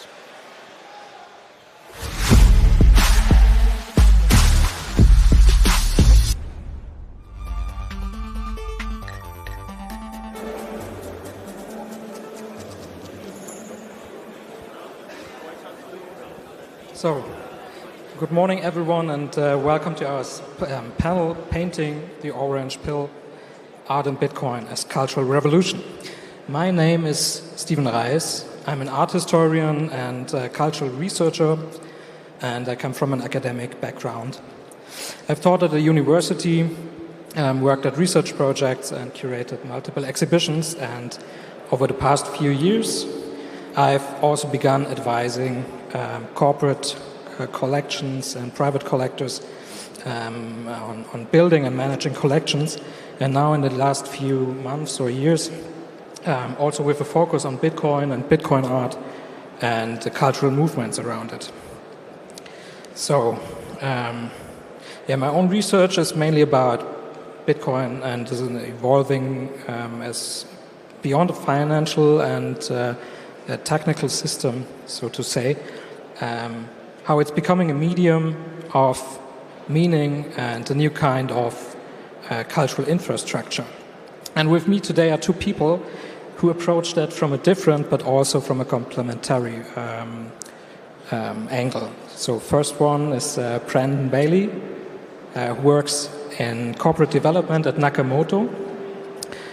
Formerly he has co-founded Second Gate and was VP at mining at Galaxy Digital, covering research and special projects, right? And yeah, I think he's one of the figures that's exploring the Bitcoin culture and how it connects corporate and institutions to it. And the second one on stage with me is Michael. He's one of the members of Smashtoshi, which just launched the History of Bitcoin project. That's a collaboration with 128 artists and more than 100 writers, turning the Bitcoin history into a form of a living archive. And together we will explore a bit about art and archives and institutions and how they are building or how they are changing Bitcoin's cultural identity, I think. Maybe we can talk about painting the orange pill, what this actually means and describes. So for me, personally, it's less about turning Bitcoin into art and more about realizing that Bitcoin itself has become a form of medium for culture. And I'm not just speaking about or specifically about on-chain stuff, but about a broader cultural awareness. And I think this is something where Bitcoin shapes images, symbols, and so on. And I think to start with you, Michael, your History of Bitcoin project visualizes key moments of Bitcoin's history through art. Why was it important for you not just to write about the history of Bitcoin, but visualize it with those many artists?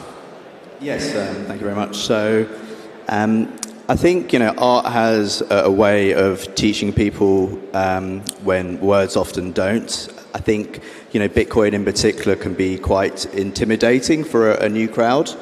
And art has a way of dumbing things down and appealing to a new crowd, and certainly has a way of visualizing quite kind of technical things as well.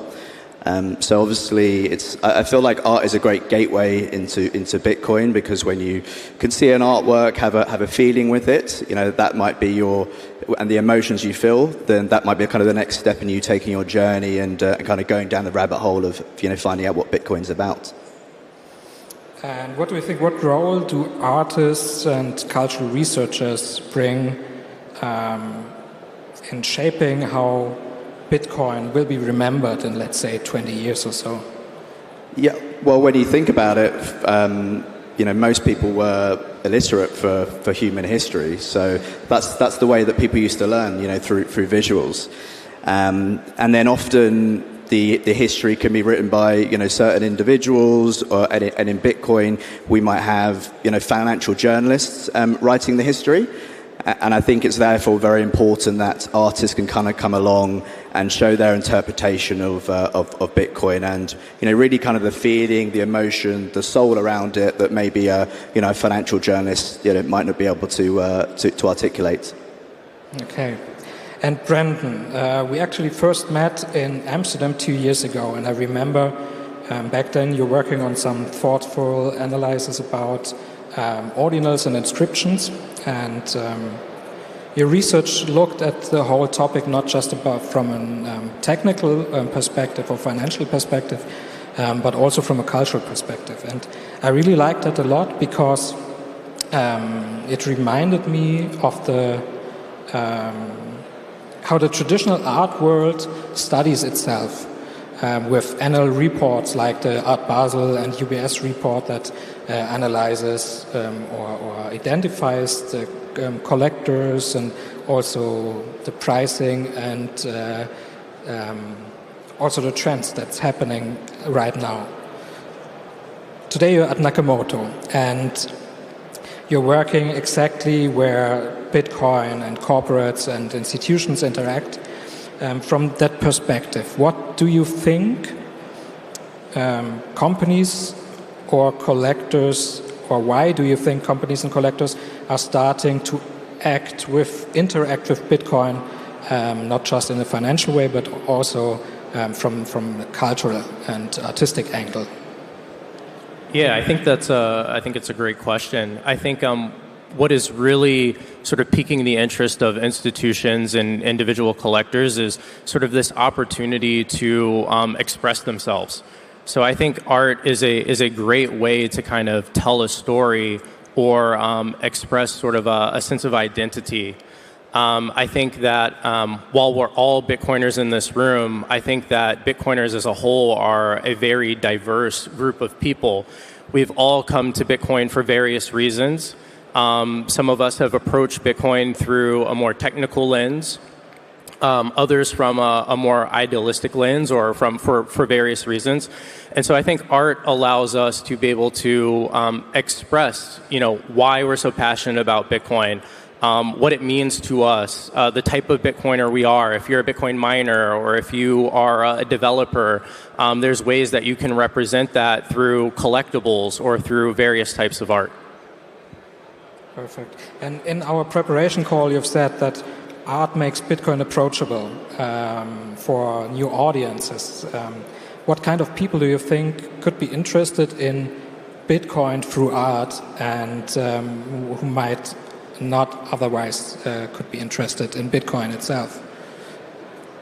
Yeah, I think the biggest thing about art is that it really is sort of a universal language. It allows you to basically meet people where they're at. It allows you to have a conversation about a very technical topic in the case of Bitcoin in a way that feels familiar and comfortable with people. I think everyone can appreciate art, and more or less in some respect. And for many, many people, and I think Michael hit the nail on the head with this, like Bitcoin is a very technical thing and can be very, very hard to grasp. It requires an understanding of multiple disciplines to be able to fully grok it. And I think that art allows us to be able to have a conversation about some of the principles behind Bitcoin that really drive it in a way that is much more approachable. And the only other thing I would add here is that despite our love for Bitcoin in this room, I think Bitcoin still carries a lot of stigmas or negative biases with people more broadly outside of the community. And so I think art is a way to kind of open a door to a broader conversation to kind of overcome some of those biases that people may have about it. Yeah, thanks.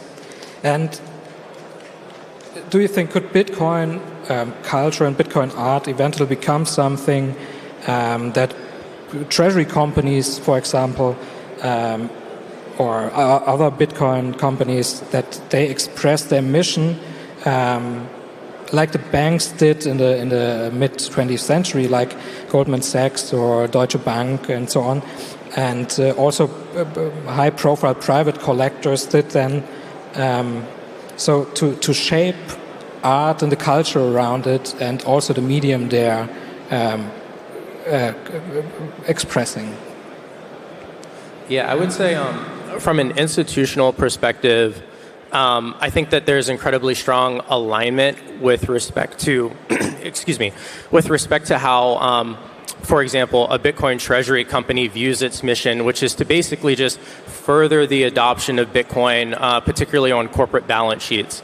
And one of the primary ways that treasury companies are trying to do that, and you see it a lot with Michael Saylor, is trying to articulate why Bitcoin is important, right? It's all about educating the broader audience or traditional finance, Wall Street, what have you, governments, about why Bitcoin is important, why we should value this technology, why decentralization is important. And I think with art, there's really, really strong narrative and brand alignment with that mission. And art, again, just becomes another opportunity to make these exact same points, but in a way that could be maybe a little bit more digestible. It's really, really hard to explain something like why proof of work is important to a senator or a congressman or someone that just doesn't understand that background. But you can use art and history to articulate what has happened in the past and what could have been done differently with respect to adhering to certain principles that Bitcoin is trying to instill. Yeah, thanks. So, in coming back to some of my writings, I think now, because I've often returned to this idea of a cultural revolution that happens as soon as somebody understands or uses technology itself as the kind of medium for cultural adoption. So, in my one of my last articles for Bitcoin magazine, I wrote about avant-garde and Bitcoin, and I compare Bitcoin ideas to avant-garde movements of the early and mid 20th century. So, to those groups that try to decentralize art and ideas, and also break free from institutions that controlled those movements. And I mean, in many ways, Bitcoin does the same, right? It turns money into something that produces meaning via its own structure. So, like the avant-gardes did it before. Bitcoin experiments with time and autonomy and material itself. And so my thesis is that Bitcoin art was long there before Bitcoin was there, because the cultural ideas and philosophical ideas of those movements are dated back to the early 20th century. So, and since we are talking also about the companies, in another article I wrote, I talked about how Bitcoin and Bitcoin art could be bought by treasury companies and to establish some kind of corporate collection, like companies like Nakamoto or Strategy or MetaPlanet or whatever. And all of those might follow a similar path that banks, as I already mentioned, like UBS and Deutsche Bank and Goldman Sachs did before, to shape a new movement, a new meaning in this culture itself. So, coming back to Michael with this, if Bitcoin art reflects both the avant-garde and the institutions, are we witnessing something genuine cultural revolution, or is this more like the beginning of an establishment? And your project, History of Bitcoin, archives all of this that happens right as it happens, or a bit after it. But do you see it more as a documentation or as a myth building that could shape the narrative for future generations and how Bitcoin will be remembered by them? Yeah, well, it's really important to remember we're so early. It's just, we're not even 20 years in. So it'd be really interesting in 100 years' time how people look back at today, whether they just see it as the super early stuff. So, yeah, I mean, the art needs to be factual, of course. So all the artists that were involved in our project, they spent a lot of time reading the research, and it was their opportunity to have a look at that particular moment in time and, use their artistic lens on it. Wasn't supposed to be a comic book of the history as well. It's an opportunity for each artist to take a moment, and then for the viewers to look at that moment and really kind of feel, what was trying to be articulated. And so, yeah, I hope in like 100 years' time, people will kind of look back on the early history and look at some of the early artworks and know kind of what was going on. Things like Alex Schaefer's burning of the banks, you just look at that and you struggle to sort of not have an emotion to what that kind of means. But then it can also be fun stuff, even like the magic internet money meme of 2013 and the Reddit adverts. How many people that actually are kind of orange-pilled into Bitcoin. So, it doesn't always have to be like super high-quality stuff. It can also just be fun meme stuff as well. So, yeah. Okay, thanks. And Brandon, from your side, if you see Bitcoin as a form of an avant-garde movement, can institutions really be part of such an avant-garde movement, or are they sometimes back behind? And also, if those companies would like to integrate art into their collections or starting such collections, do you think there is something missing, like recognition, or more like a structural thing of the whole part? Yeah, I think it's a really interesting question. I think there's an opportunity for there to be a little bit of a balance of both. When I think about treasury companies specifically, I think the way that many of them view themselves is as pioneers. And I think that what they really want to be is stewards, right? They want to be excellent stewards of Bitcoin culture. And I could see certain institutions taking a lead on furthering that, right? So I could see certain Bitcoin companies. It doesn't necessarily have to be treasury companies exclusively, but what it could look like is providing opportunities for exhibition or providing space for exhibition, supporting different curatorial events, supporting archival work of Bitcoin culture. And I think that those are some of the ways that some of the institutions could help lead this cultural shift. But from a collector standpoint, I think that there's a tremendous opportunity for regular people to have an opportunity to collect a lot of what could ultimately become some of the most prominent works as it relates to Bitcoin culture. And I think a great example of that is just looking at the galleries that exist even in a conference like this today, where you have those opportunities to go speak directly with artists, get to build and foster a relationship with them, get to ask them about their work, get to understand their story, and even have an opportunity to bid or buy those works. Whereas in the traditional art space, normally you have to go through a gallery and there's this sense of having to be the right sort of collector. There's significantly more gatekeepers that exist in the traditional art world where that does not exist today for both off-chain and on-chain art, which I think presents a pretty interesting opportunity for people. Thanks.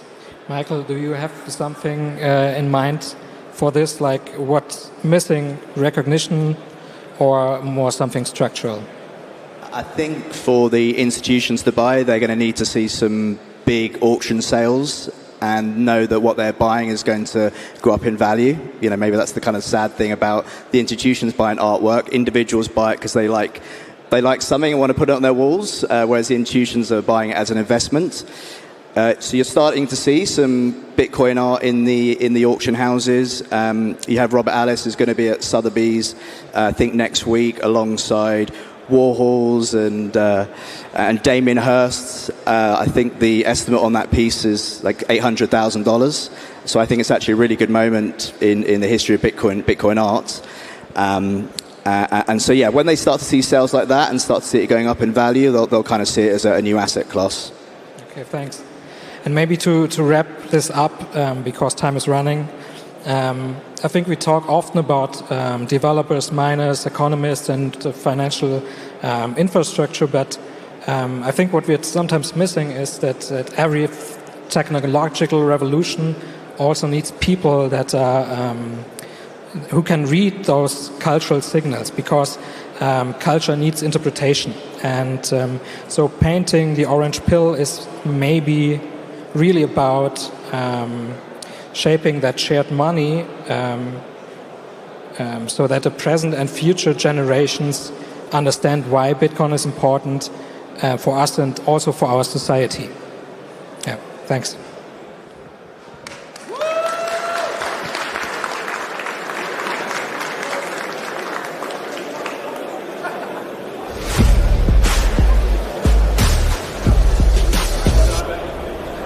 Bitcoin Magazine News Desk. We're here at Bitcoin 2025, presented by Treasury. Vibes are high. Bitcoin's price is high, relatively speaking. Not quite at all-time highs, but we're doing pretty well. We're hanging in above 100K US dollars. There's a buy wall being set up at 99,000, so we have, not broken that line. She is the buy wall. We have a whale at the desk with us. She is setting up the buy wall. That's beautiful.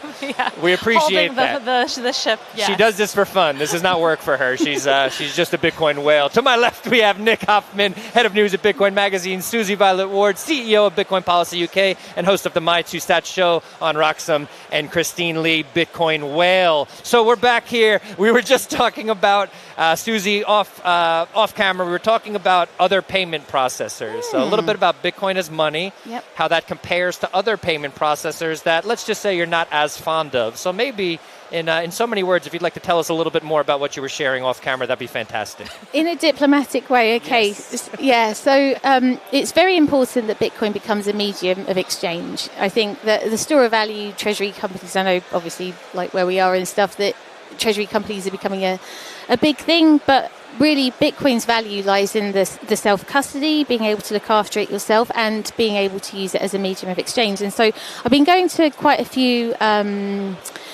I went to the Labour Party conference, and then I went to the Texas Bankers Association, APPG, which is an all-party parliamentary group, where we go and talk to people in the industry about Bitcoin and what's happening. And Visa always seems to be at these events, and you know, they're talking to a small audience. It's not like they're writing it down and letting people know. But a few key things that have come out for me when Visa have been speaking that has really concerned me is they want to link IDs with payments. They've said that out loud.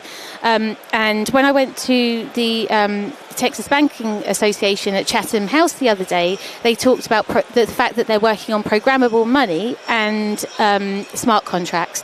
And I think the one phrase that they used, which terrified me, is that they want it, and they're very much focused on stable coins as well, that they want it to be a trusted and controlled experience. A trusted and controlled experience. Christine, when you hear these words, what do you think?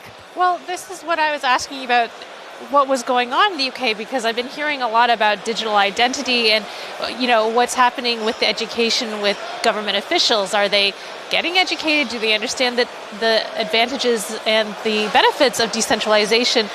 Or are institutions from the legacy system entering the conversation and trying to derail that innovation in that direction? And so I suppose in this case, you're definitely seeing a legacy institution like Visa that wants to keep the status quo, wants to keep the control around the world versus the proliferation of decentralization, people having self-sovereignty. So, you know, on the flip side, is there someone like you or other strong lobbies that are trying to advocate for decentralization? I want to actually put a pin in that. We're going to come back to strong lobbies. And I want you thinking about that out there as well. To everybody who's tuning in through YouTube, Rumble, and X, thank you. Hit that like and subscribe button. We're headed back over to the main stage to hear about how Bitcoin is being used as money for crowdfunding via Geyser. Stick with us. We'll be right back after this talk.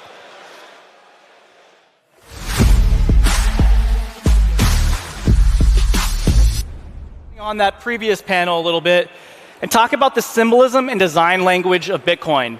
I don't think this topic is analyzed enough, but I think it's critical.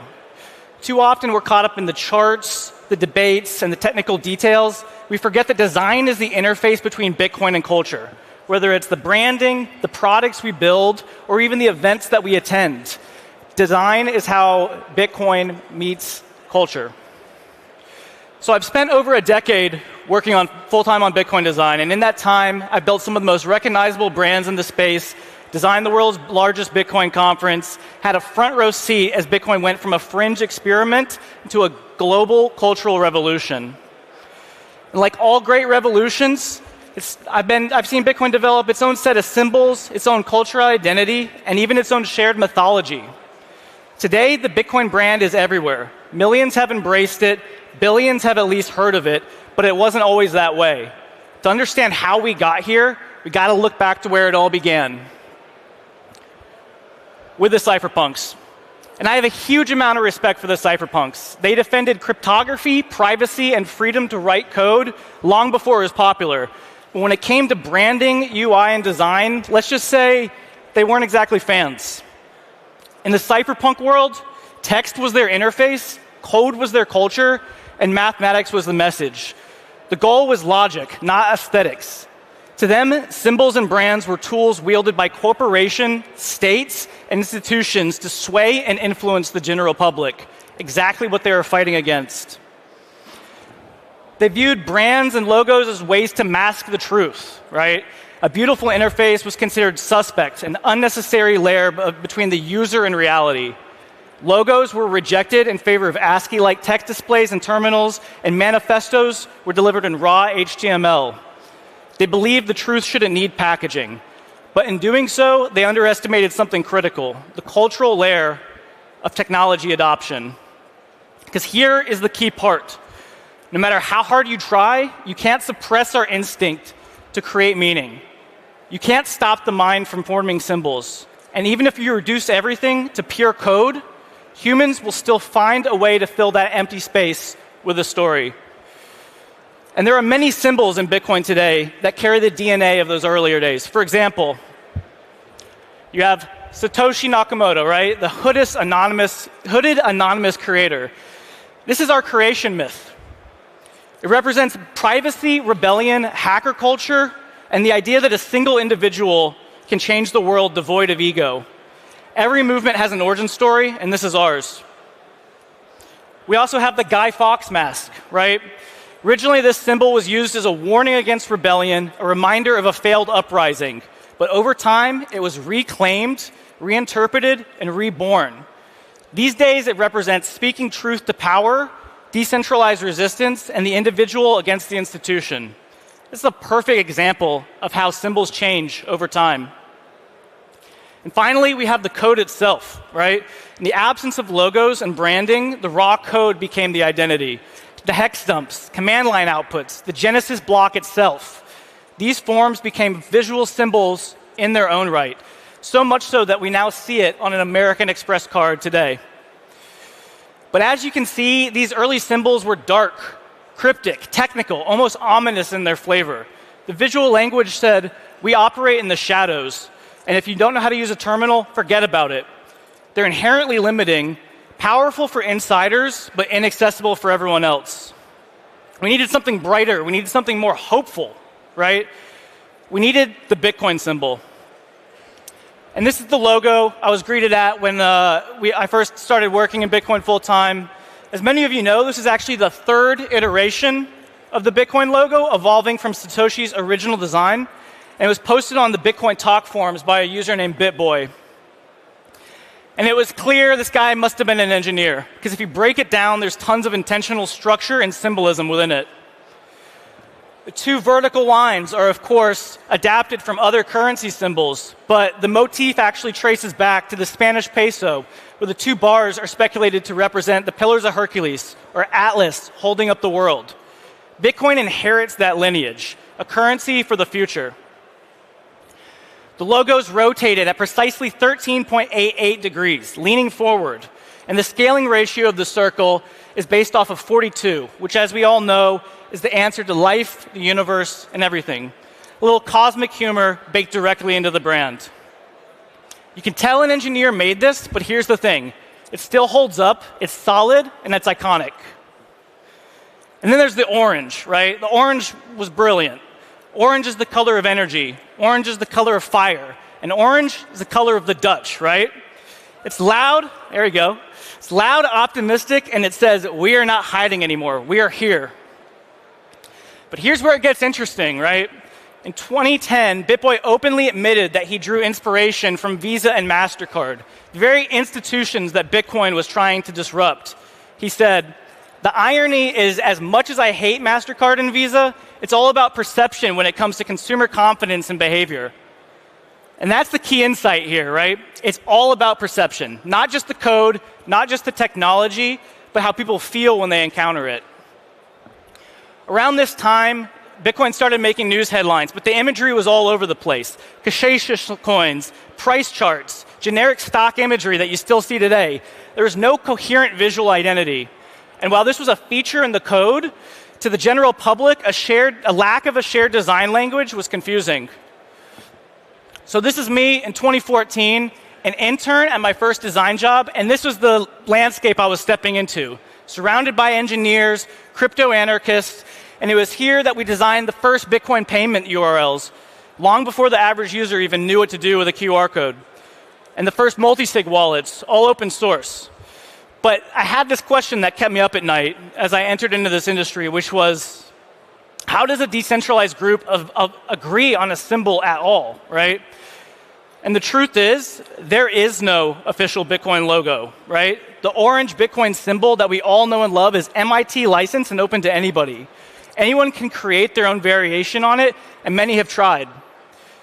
We saw this play out in the block size wars.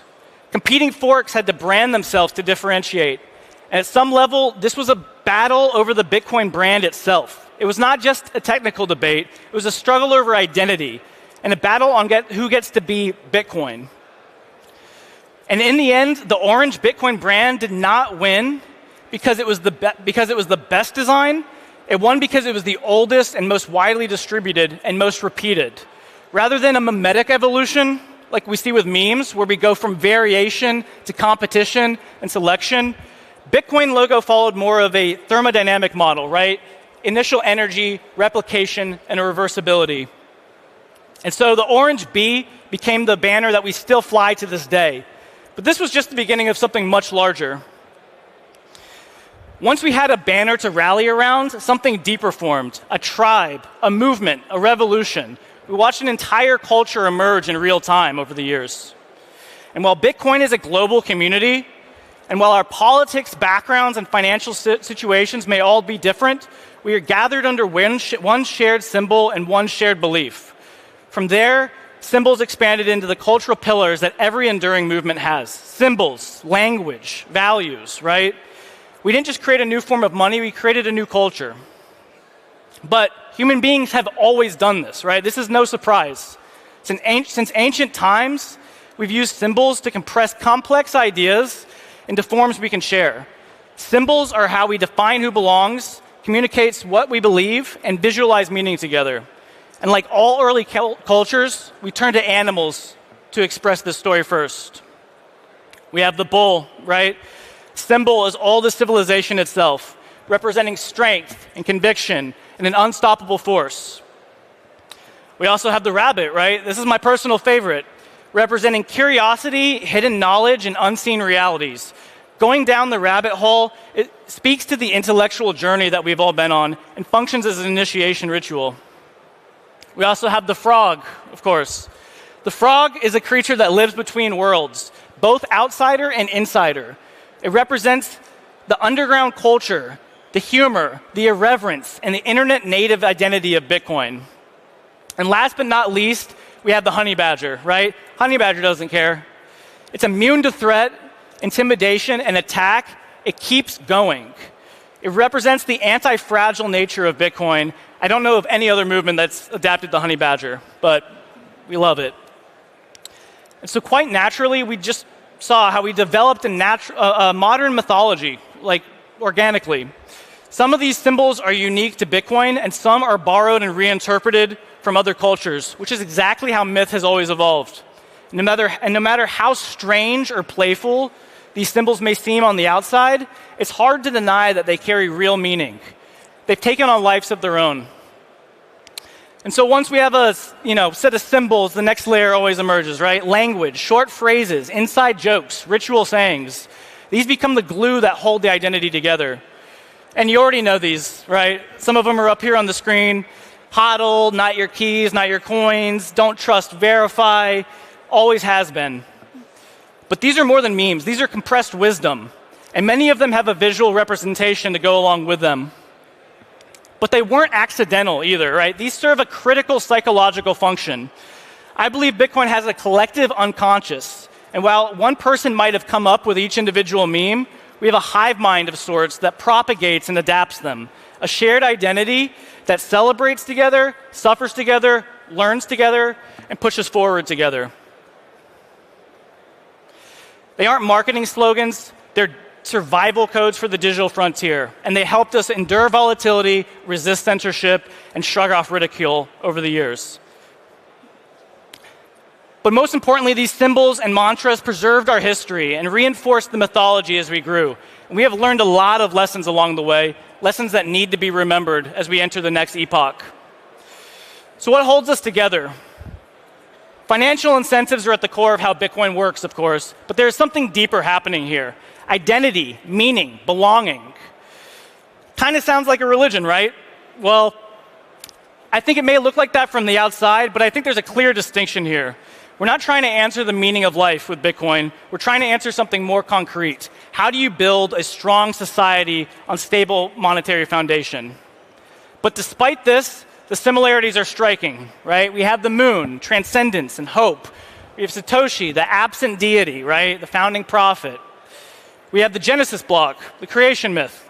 And we even have halvings and holidays, which act as calendars. But I would argue that these emerged organically and within the individual, but not by decree.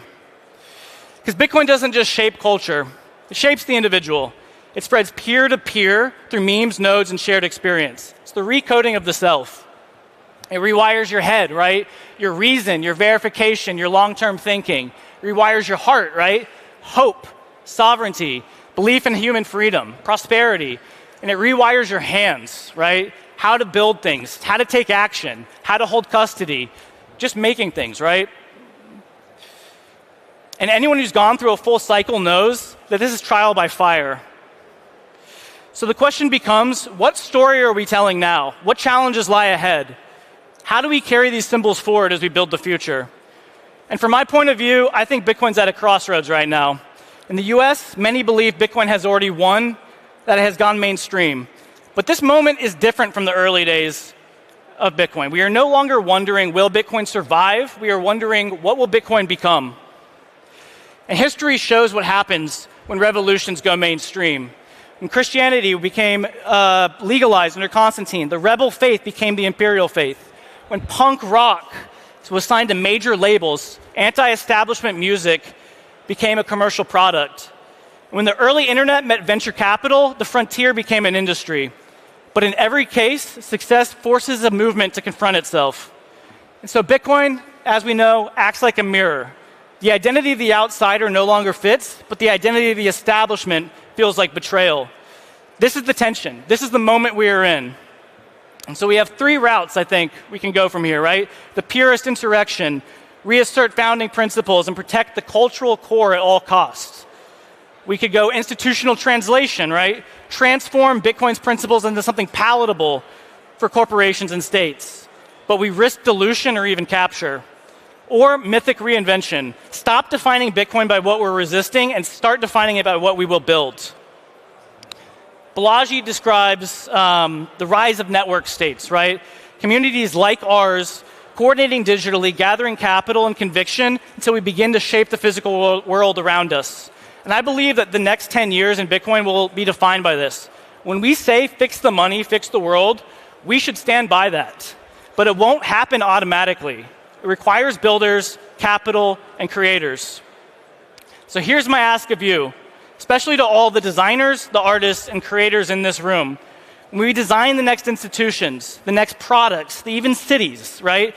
Let's carry the Bitcoin symbolism with us. Let's continue to break out into public works and architecture. Let's fight against the aesthetic of monoculture and create timeless brands again. Let's let our symbols continue to encode our lessons so we do not forget where we came from.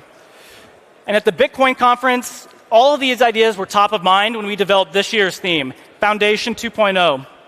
We see the Bitcoin conference evolving into the new World's Fair, a place where emerging technologies meets capital, where builders meet culture, and where the best in the world come together to chart what's next. This is the frontier, and the Bitcoin conference is where history is written. But I'll leave you with this, right? We've fought this hard to get here. This is not the time for Bitcoiners to retire off into the sunset. This is the time to double down. We must become stewards of what comes next, and our symbols will live beyond us. Thank you, Amsterdam, and I'll see you next year.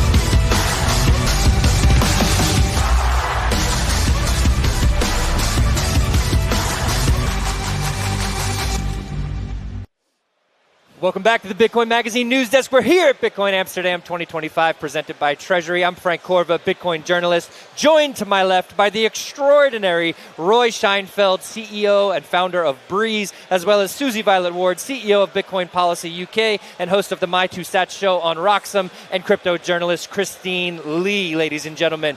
Roy, we're going to dive right in here. You've contributed a number of pieces to Bitcoin Magazine over the previous years. Most recent one was about Bitcoin as a value transfer mechanism. Can you break that down for the audience a little bit? Yes, sure. I think there's a lot of discourse around Bitcoin as an asset, and everyone is starting to understand the importance of Bitcoin as an asset. It's the best asset in the world. That is becoming mainstream. What people fail to recognize is the ability, what I call the utility of Bitcoin.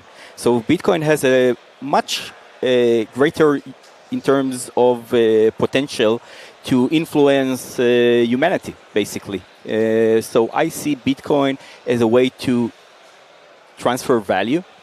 It's a transfer value layer. It's a transfer value network that, in the similar way to the internet, like the way that the internet unlocks information, Bitcoin can unlock value. And that's kind of the narrative I'm trying to explain. To spread, definitely, yeah. So I don't know if I think we might be having technical difficulties over here. Can you hear Roy okay in the headphones, ladies? I can hear. Yes. Okay, sounds good. Wait, I can hear him now. Okay. Perfect. All right, we're back, ladies and gentlemen. So this idea, so we were talking about this a little bit offline, right? This idea of transferring value via Bitcoin. Do you feel like, this is something that it's often not talked about enough? We're here, obviously this is sponsored by a treasury company. Mm-hmm. And like you said, Roy, it's good that we're starting to look at Bitcoin as an asset. But when it comes to maybe some of the language that both of you use... Well, okay, what I asked him is, when you're using Breeze, what is it being used for by users? And that just triggered all sorts of controversy there, because I was thinking, is it being used to buy some coffee? Are people using it to go to merchants? And you got into trouble. Yeah, and then I got into trouble with Roy. Why, Roy? Yeah, because I reject the framework. Basically, people equate Bitcoin adoption as a medium of exchange with merchant adoption. And I think these are not equal. And I think Bitcoin, the first time in history we have an asset, we have a currency that is the best store of value, but also the best medium of exchange. And people use Bitcoin as a medium of exchange all the time. And one particular specific example is trading, because Bitcoin as an asset is a highly tradable asset. The trading volume on Bitcoin, I think it was around $9 trillion in 2024. That's 9x than its market share. So Bitcoin is being used as a medium of exchange all the time. Yes, you're right. It's being used as a speculative asset in the context of trading, but it doesn't mean it's not a great medium of exchange. Because when it comes to mainstream adoption... Could you hold that thought if you don't mind? I just got word. We do have to head back over to the main stage where, oddly enough, we'll be talking about Bitcoin payments via Lightning and Arc, two different Bitcoin Layer 2s. So, ladies and gentlemen, we'll be over at the Treasury stage, and we'll be right back here after this.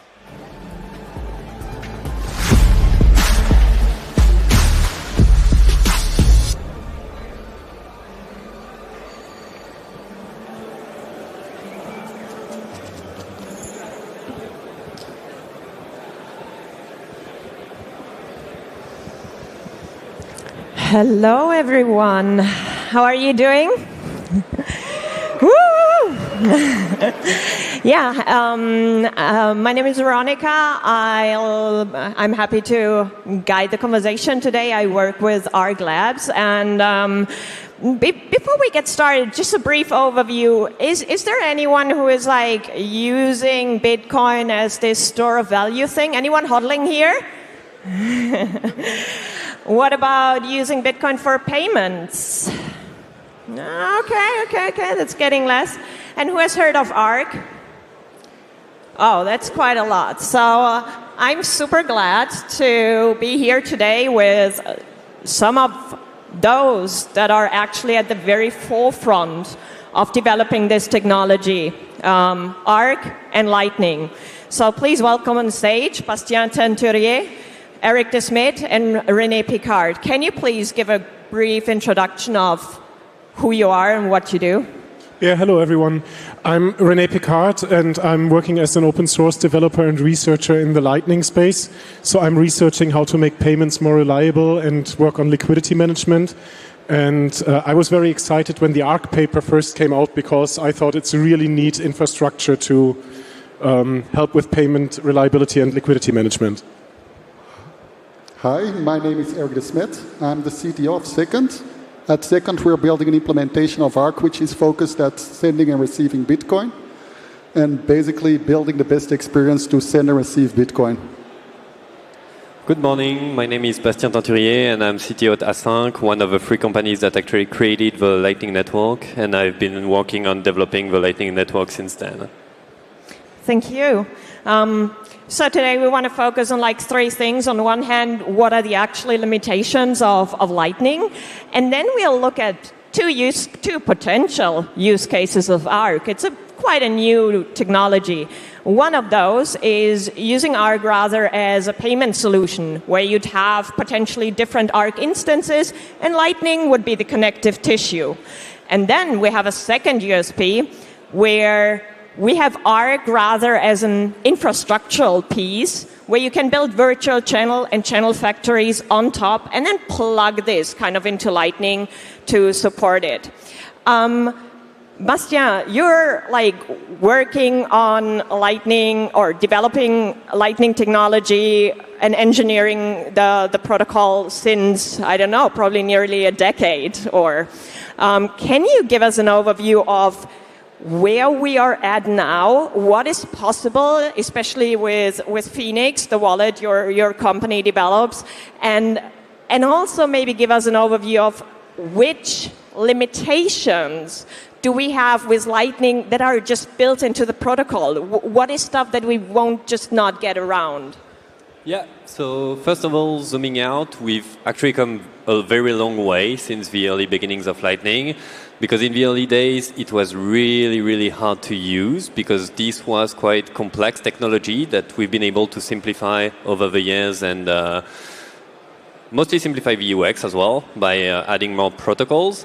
So right now I'd say that we're at a stage where there are a few wallets that make it really easy to use Lightning in a purely self-custodial way, and that's one of the main benefits of Lightning. The goal is to allow you to make payments, everyday payments, using Bitcoin for a small fee and with instant confirmation. We're at a point where this works, and people who say it haven't used Lightning in the past few years, because if you just try it and download the wallet, you will see that it works actually quite well. But there is still a bar that we need to raise to make sure that self-custody on Bitcoin payments is as good as custodial way of transacting on Bitcoin. And the main reason this is hard to do is that Lightning has 2 key limitations to be used as a global payment networks. It's onboarding. Onboarding has a cost because onboarding a user on Lightning requires making an on-chain transaction. So you cannot easily onboard, you cannot at all onboard 1 billion people on Lightning today. There's just not enough block space, and it's just going to cost too much for most users to be able to have an on-chain UTXO to be able to create a Lightning channel. So this is a big limitation. If we want the whole world to have a UTXO and use Bitcoin for payments, which maybe we don't, maybe we do, I don't know. It depends on what people want to do with that. And the other second limitation is that is really specific to Lightning, is that you have to manage liquidity. Basically, you have to think about when you have money in a Lightning app, you cannot send more money than what you have, but you also have a limitation on how much you can receive. And that's something that users usually don't have to think about, because in most payment apps, you can receive as much as people want to send you, and that's just it. But with Lightning, it's harder, because we have to manage that pesky liquidity, and I'll dive more into that tomorrow on my talk with slides, so it's going to be easier to understand. But those are the 2 main issues with Lightning, and they create UX issues and potentially unpredictability in fees for users, which is really bad UX-wise. Referring to the second problem of liquidity requirements and everything, René, you are doing a lot of research on exactly that. How can wealth be distributed in the Lightning Network, etc.? Can you give us a TLDR of what you do there and the outcomes of your research? Yeah, so I will try my best because it's like extremely mathematical, but I will try to hide all of this from you. So yeah, you're welcome. So the main result of my research is that if you have two-party channels, the liquidity is basically locked in that particular payment channel and is not really accessible to other users in the network. You can route some of your wealth to your peers and they can forward it to their peers. But what you can really see is in order to be capital efficient, you need more peers in a channel than just two peers. So multi-party channels are a really great tool. And this would actually solve two main problems. It's the onboarding thing, because you can onboard several people at once in one on-chain multi-party. And then, of course, the liquidity management and the capital efficiency is better. So that's the TLDR of that research. Okay, thank you. And I think the second issue that Bastien mentioned was that of restricted block space. Yeah, so we have to open and close channels and everything. And in the end, Lightning is also just a transaction batching protocol. We have two peers that are sharing an on-chain UTXO. What we can do with ARC now, though, is, which some call a layer 2, we at ARC Labs, we rather refer to it also as a transaction batching protocol. And you can have many transactions and many users, therefore, share one on-chain UTXO. Can you, from the payments perspective, Eric, give us an overview of what is ARC, how does it work, and then you have these in-round, out-of-round things? Yes, so ARC is basically another way to share a UTXO. And what's the key idea of ARC is that we want to have many users share a single UTXO. And basically, they all get a little share in it, and we call that a VTXO or virtual UTXO. So your VTXO is like a Bitcoin UTXO. You just can pay the fees and bring it on chain. What's kind of unique in ARC is there's a system where there's an ARC server. And basically, the server will host rounds at regular intervals. And what you can do is, if you have a VTXO, you can wait for a round and basically exchange it against a new VTXO in a round. And that's one way to transact. We don't really like that way for payments because it has one big downside. You need to wait for a round, and waiting an hour for a payment, that feels like banking in the 90s. What you can also do is you can pay out of round. And it slightly changes the security model, but what you basically do, your VTXO is just like a normal Bitcoin output, and we add another transaction on top of it. It slightly changes the security model in the way that the finality is different. As a receiver, you have to trust that the sender and the ARC server don't collude, and you can basically get rid of that security model in the next round. So it's a bit like on Bitcoin, if someone sends you Bitcoin, would you trust someone who zero-confs you? I might trust Veronica, but I don't know you guys, so that might be hard.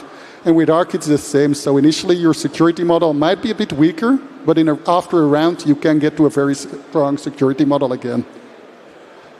And actually, that's something that Eric raised here that's really interesting, is that whenever any system that wants to use Bitcoin as payments is actually a set of trade-offs. There's no perfect solution that is going to be perfectly self-custodial, perfectly private, perfectly secure, extremely fast, and extremely cheap. You have to choose some of those properties and choose a medium or of what you want to achieve within those properties. And Lightning is one choice of trade-offs. ARC is another choice of trade-offs. And there are other different things that we can build on top of Bitcoin, which all have different trade-offs. And that's a really good thing, because what is really healthy in this ecosystem is that people openly discuss those trade-offs. People don't try to hide those trade-offs under the carpet and say, oh, my thing is perfect, you should all use it. Everyone is quite open about the trade-offs so that users can choose the trade-offs that they are comfortable with. Because some users don't care about privacy at all and just want low fees and instant confirmations. Some users want much more privacy and are willing to pay more fees for that. And it's actually really good that we're able to create different protocols, different products that cater to different needs compared to existing payment systems that just all do the same thing and have all exactly the same properties. Yeah. Then one thing when it comes to ARC, what I want to emphasize, if you make ARC payments, they don't have to be in the ARC protocol. So we work very hard at making everything interoperable with Lightning. So there's no fun at starting on an ARC island. So if you are on ARC, you can basically swap your ARC VTXOs against a Lightning invoice and vice versa. And that's a very clean model, so that if you use ARC, you can use all cool Bitcoin payment solutions which exist today. And I think that's also one of the wins of the Lightning Network. Lightning is really becoming the language of Bitcoin payments. It's the standard. And I guess if you develop another protocol, you just have to ensure you can speak Lightning or you're lost. And we work hard to speak Lightning. Oh, but as a user, I'm super confused now. Do I use this ARC or do you use this Lightning, or do I even have to choose in the future? Or how will these protocols, and also with this cashew thing, and how will this be made interoperable? Do we have maybe something like unified QR codes or so? So I think I want to reiterate on what Bastien said about trade-offs. All of these protocols come at various trade-offs. And that is why I like to think of ARC as an infrastructure protocol for Lightning. It is really useful to use ARC to help with liquidity management in Lightning and to provide VTXOs as payment channels. We already have understood payments very well on the Lightning side. We have Bolt 11 invoices, we have Bolt 12 offers. They are already a really great standard, and merchants are adopting this. I mean, you probably have seen the news, how many new merchants are being onboarded these days. So I think it makes really a lot of sense to use ARC kind of like as an intermediary protocol between the Bitcoin base layer and the Lightning network layer. And this helps us with interoperability, but it is for us developers to decide how to build the bridges and how to make these protocols interoperable. Yeah, I think that's a really good point, because in theory, ARC could have been developed 6-7 years ago already, but it's really because we spent a lot of time doing Lightning, discovering all the things that can go wrong when you build on top of Bitcoin and you try to keep trustless properties, security, privacy, that we find what trade-offs are actually hard to work around with just Lightning, and that we see that there are potential, we need ways to improve on what we have, and there's room for other protocols to actually solve these issues better than Lightning. And I think we're seeing for the past few years, we started seeing a kind of explosion of new layer 2s. There are a lot of projects that are appearing right now that weren't actually even conceived 10 years ago when Lightning started. And in a way, this is good, because this shows that we think that people want to use Bitcoin for payments, and we need to solve all the remaining issues that we have today. And we'll see which protocols actually work in the long term. But eventually, we are at this explosion phase where there are indeed a lot of technologies, and users are confused when they see all these names about these fancy things. But eventually, all these things are going to merge together to bundle the right set of properties, so that you just download an app and it has the trade-offs that you want as a user, because this is that set of trade-offs that you want to use, and you just use it for payments and you don't have to think much about it. And more technical people will actually use more tailor-made solutions where they choose to bundle different technologies together to actually match their very specific needs. Me as a user, I'm very glad to hear that we'll see a unified landscape. And I already mentioned, and you just mentioned these virtual channels. What was interesting to me, like 2-3 years ago, when the idea of ARC got published, one of the first opinions or statements that we saw on X was from you, René, that was like, hey, we can suddenly build virtual, like payment channels, Lightning payment channels, or even channel factories on top of ARC. Can you lay out a little bit how you see that happening? Yeah, so when the ARC paper was first emerged, Burak proposed that these ARC rounds or badges or whatever they're currently called, and by the way, we should find a uniform notion for all these things, but he proposed that every 5 seconds those things would emerge, so ARC would be used for payments. And this comes at a huge liquidity cost. There is trust involved because blocks aren't emerging that quickly. And you know, when a new technology comes, everybody's looking at the developers and be like, hey, what do you know about this? What is your opinion? And I found the ARC proposal interesting because at that time I was researching limits of Lightning. And I was like, I think Burak maybe got his idea like very focused in one niche, but the one where we use the VTXO just to create a payment channel and use this for liquidity management, it's just so much more natural. And it slows down the liquidity overhead that the ARC service provider has. So in that sense, it's just really nice. I mean, the VTXO could just be shared by 2 users. They can have a payment channel. And when the payment channel runs out of liquidity, which happens very often on the Lightning Network, you can actually just splice something in. You can close the channel. You can open it. And all of this doesn't have to hit the chain because now it uses the full power of the ARC system. So even force closed on a payment channel, if one of the peers disappears, can be resolved later on in the ARC. So, I mean, that's really nice. So it's really like this sweet spot that makes Lightning much more usable. And you already mentioned some technicalities. Eric, I think you are building something like that at Second. Can you give us a bit of a notion of what happens potentially in a unilateral exit? Or these VTXOs, they have an expiry. What happens to my channel if I have to refresh or renew my VTXO? Yeah. And therefore my channel. So basically how it works is in ARC, you basically have a channel. And in ARC, one of the questions is each VTXO has an expiry. And basically what you as a user do, actually you won't do it. Your Bitcoin wallet, your app on your phone will do it for you in the background. It will be like, okay, I exchange my channel, which is going to expire for a new one. And it turns out that once we start researching these things, it turns out that a lot of these things seem very challenging in the beginning, but the more we think about them, the easier they become. So it's just like you open a new channel and you transfer the funds and you're done. So it's kind of straightforward. So we have been doing some research at implementing it, but it isn't implemented yet and it will still be very reckless for the next 1 or 2 years. Pascal, how do you see these developments? Are you looking into ARC? And how would you see that be is it even possible? Would that be well interoperable with Lightning itself?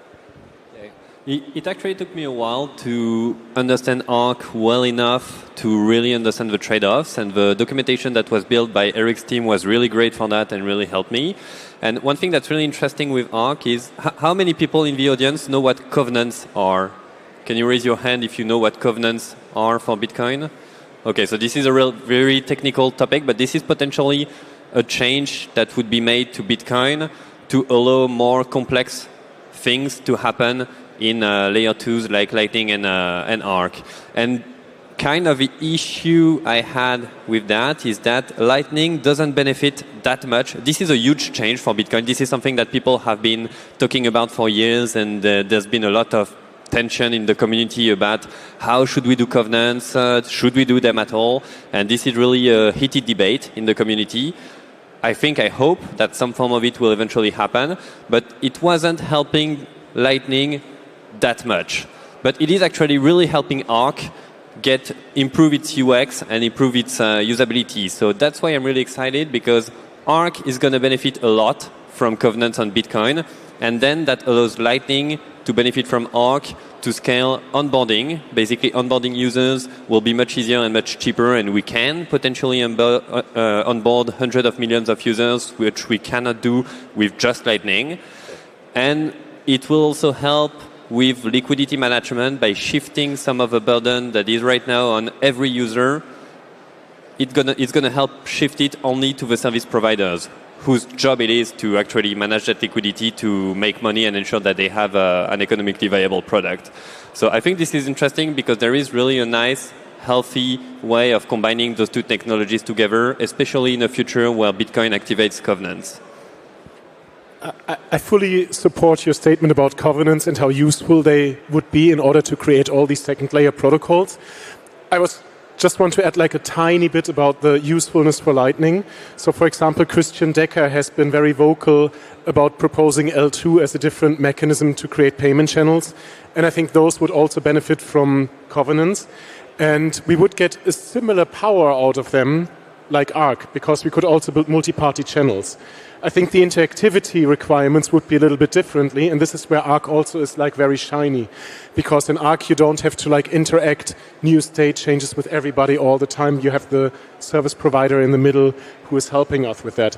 But I just want to say Arc is like one of the potential solutions in this like off-layer space. Others could be possible and thinkable once we get covenants. Yeah, and as you mentioned, interactivity is really, really annoying, because if you want many users to be able to share one on-chain UTXO without covenants and Arc, if you just want to use Lightning with something called channel factories, you need all those users to be online at the same time to be able to actually make changes and move liquidity around. And when users are using just mobile wallets on their cell phones and are just in the subway or living their life, annoying users, it's really hard to do. So it's really nice to have anything that we can do that reduces the interactivity requirements, and that's something that Arc is going to be able to do well once Bitcoin supports covenants. So that's what I'm excited about. Yeah, I think maybe one side note. So when it comes to Arc, what's nice about the interactivity requirements is you have interactivity during a round, but like that's optional. Like if someone disappears later, it doesn't affect all the other users, which is very messy. If the entirety of this room would share like a channel in the channel factory, if one of them, their phone breaks down, everyone would need to do a unilateral exit, which is absurd. With Arc, we could still say we all try to come together to combine in a round, but if anyone walks out, we can just continue. So that's a lot better. What we can do with covenants is even like, you guys don't need to be online at the time. You can just all tell the server what you want, go back, go home, have a coffee, and then come back and see, it's okay. And that basically makes the protocol a lot more stable, which is really nice. Since we only have 1 minute left, please, one lightning statement, pun intended. What would you wish for to happen, or how do you imagine the future of payments in Bitcoin? Yeah, so I would envision an honest debate between Arc and Lightning developers, also to look at the limits of both systems. I see that a lot of people are not doing Bitcoin payments yet, and I think that's a shame. So I hope like in 1 or 2 years from now, everyone here will be, of course I make payments using Lightning or Arc. Like, what else would I use? Yeah, same thing here. I would really like to see people actually use Bitcoin for payments and not just hodl it, because if nobody uses Bitcoin for payments, then companies that are building payment systems on top of Bitcoin are just going to die once they run out of VC funds, and that's sad. So if you want to be able to do Bitcoin payments, just use it, please. Thanks. Perfect. Thank you, guys. It was a pleasure.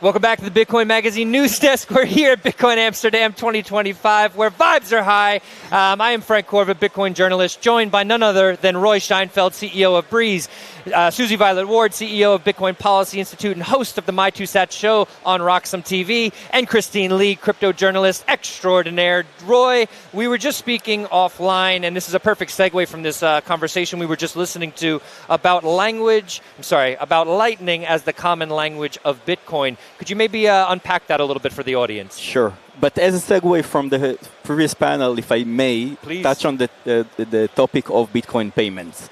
I want people to understand what payments are and kind of to define a payment and explain why Bitcoin is greater than payments, than being used for a means of payment. Payments are basically an instruction to settle a debt. It means that if you buy something, Christine, to your point of buying a coffee, for example, yes, you need to pay for your coffee, meaning you have a debt to settle with the merchant. And payments, basically fiat payments, are an instruction to settle a debt. That means two things. One, that you don't transfer value when you make a payment. You're basically sending an instruction to an intermediary to settle, to transfer value on your behalf. That means it's all permissioned, basically. Yep. That's one thing. The second thing is that you can only do that in order to settle a debt. Meaning, if I want to give you now, Frank, some money, I can't really do that. I can't really send you value unless you're authorized by the intermediaries to accept a payment. The third party in between you and I. Exactly. That's correct. Exactly. So we're kind of all trapped in this payment fiat mindset. And we want to bring back cash, basically. What's Bitcoin? It's the reimagination of cash in the digital world. Yep. We want the ability to transfer value at any time, do that by anyone, anywhere. Yep. And that's why I do subscribe, Susie, to the kind of peer-to-peer electronic cash. That it's not kind of the peer-to-peer that excites me. It's bringing back cash to society. Yes. And how about making it work offline? Sorry, no, sorry, Frank. I know it's too big of an issue right now. Let's talk about maybe some of the challenges associated with making it cash. Susie, in the UK, you're constantly speaking with regulators. Yes, too big of an issue. Do we see Bitcoin more widespread become cash in the next maybe, let's say, 5 to 10 years? Ideally sooner than that, but do we see this happening maybe in the UK? Or if not in the UK, maybe where in the world do you see this becoming more ubiquitous? Well, the recent strike announcement is a big deal. How many merchants is that now reaching? It's like 4 million. Square, yes. I was going to say, do you know? Sorry, no, I don't know. I'm sorry. No, I get confused by those two. Don't tell anyone. So reaching 4 million merchants, I do think that's going to be big, sure. And I would say maybe to your point, so that's sort of under the umbrella of value transfer. Of course, yeah. Payments are a subset of value transfer. Okay, I think that's a fair way to look at it. It's going to be really difficult for us because every time we have something called the bed and breakfast rule, so I think you can spend and replace within 30 days, but otherwise it always triggers a capital gains. And so I think until we actually change our tax treatment, it's going to be really difficult for us to use it properly. If you do buy a coffee, or you have to track every transaction for tax purposes, and that's a fundamental misunderstanding of Bitcoin. Of the technology. Yeah. I was luckily, on a quick note before we head back to the main stage, was lucky enough to ask the White House press secretary when the President of the United States is thinking about pushing for that de minimis exemption. We want to see this de minimis exemption exist. I think there are maybe some naughty people out there who maybe spend their Bitcoin without reporting it, right? But for as the long general... as you replace it in the UK, as long as you replace it within 30 days, then it is actually fine. But you've still got to track it, though. Okay. That can be solved with technology, right? Which we don't want to do. I apologize, Suze. I do have to cut it there because we are cutting back to the main stage to learn more about the tension between Bitcoin's ideals and institutional adoption. Over to the Treasury stage, and we'll be right back over here after this.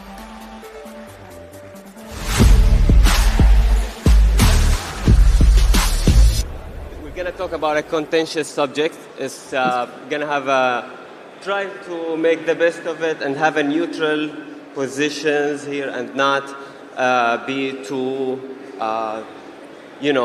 strict in our point of views because we see the centralized world and the decentralized world are colliding, and we're at a crossroads where a lot of Bitcoiners can't make sense of what's happening. Okay, like on the one side you have Bitcoin as a decentralized public network.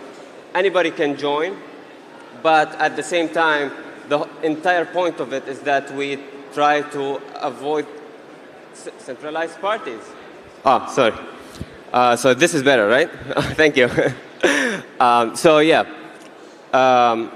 when we look at Bitcoin, the entire point of having a decentralized network is that we use it without going through a third party.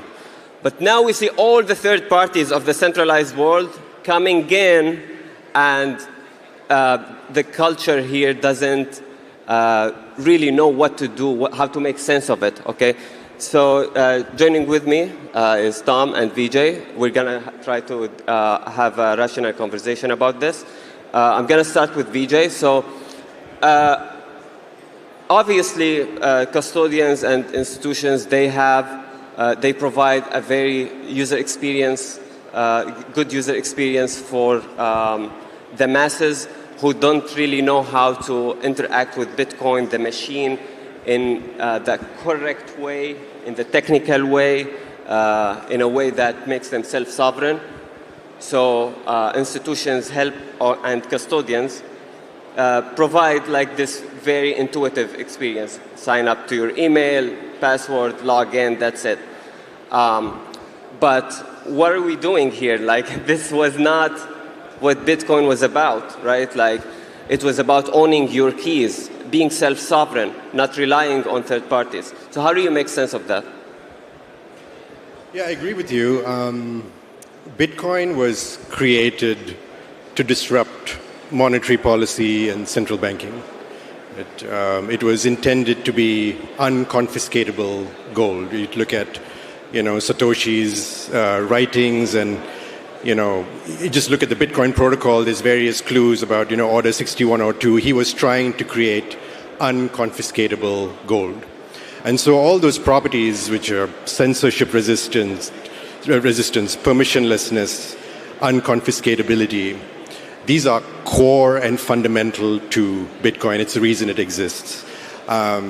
And it also solves all the problems that gold had, right? I mean, it improves on gold's scarcity, but it also solves problems like portability. Gold was not portable, which is why fiat currency came about, paper money came about, because it was to solve gold's portability problem, solve gold's divisibility problem, gold's verifiability problem. And Bitcoin solved all of that, and it became, the perfect money, the best money that humans have ever created.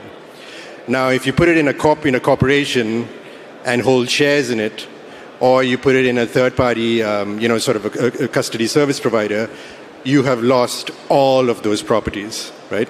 So, obviously, so that's a problem from that perspective. But on the other hand, I would argue that it's the natural process of adoption. It was always going to happen.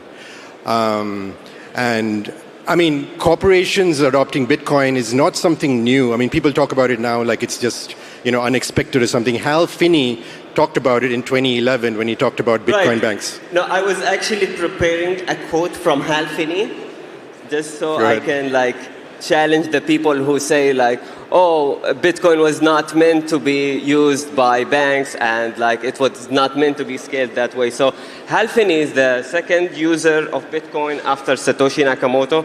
He is one of the cypherpunks, right? One of the few. He said, actually, there is a very good reason for Bitcoin-backed banks to exist, issuing their own digital cash currency, redeemable for Bitcoin. Bitcoin itself cannot scale to have every single financial transaction in the world be broadcasted to everyone and included in the blockchain.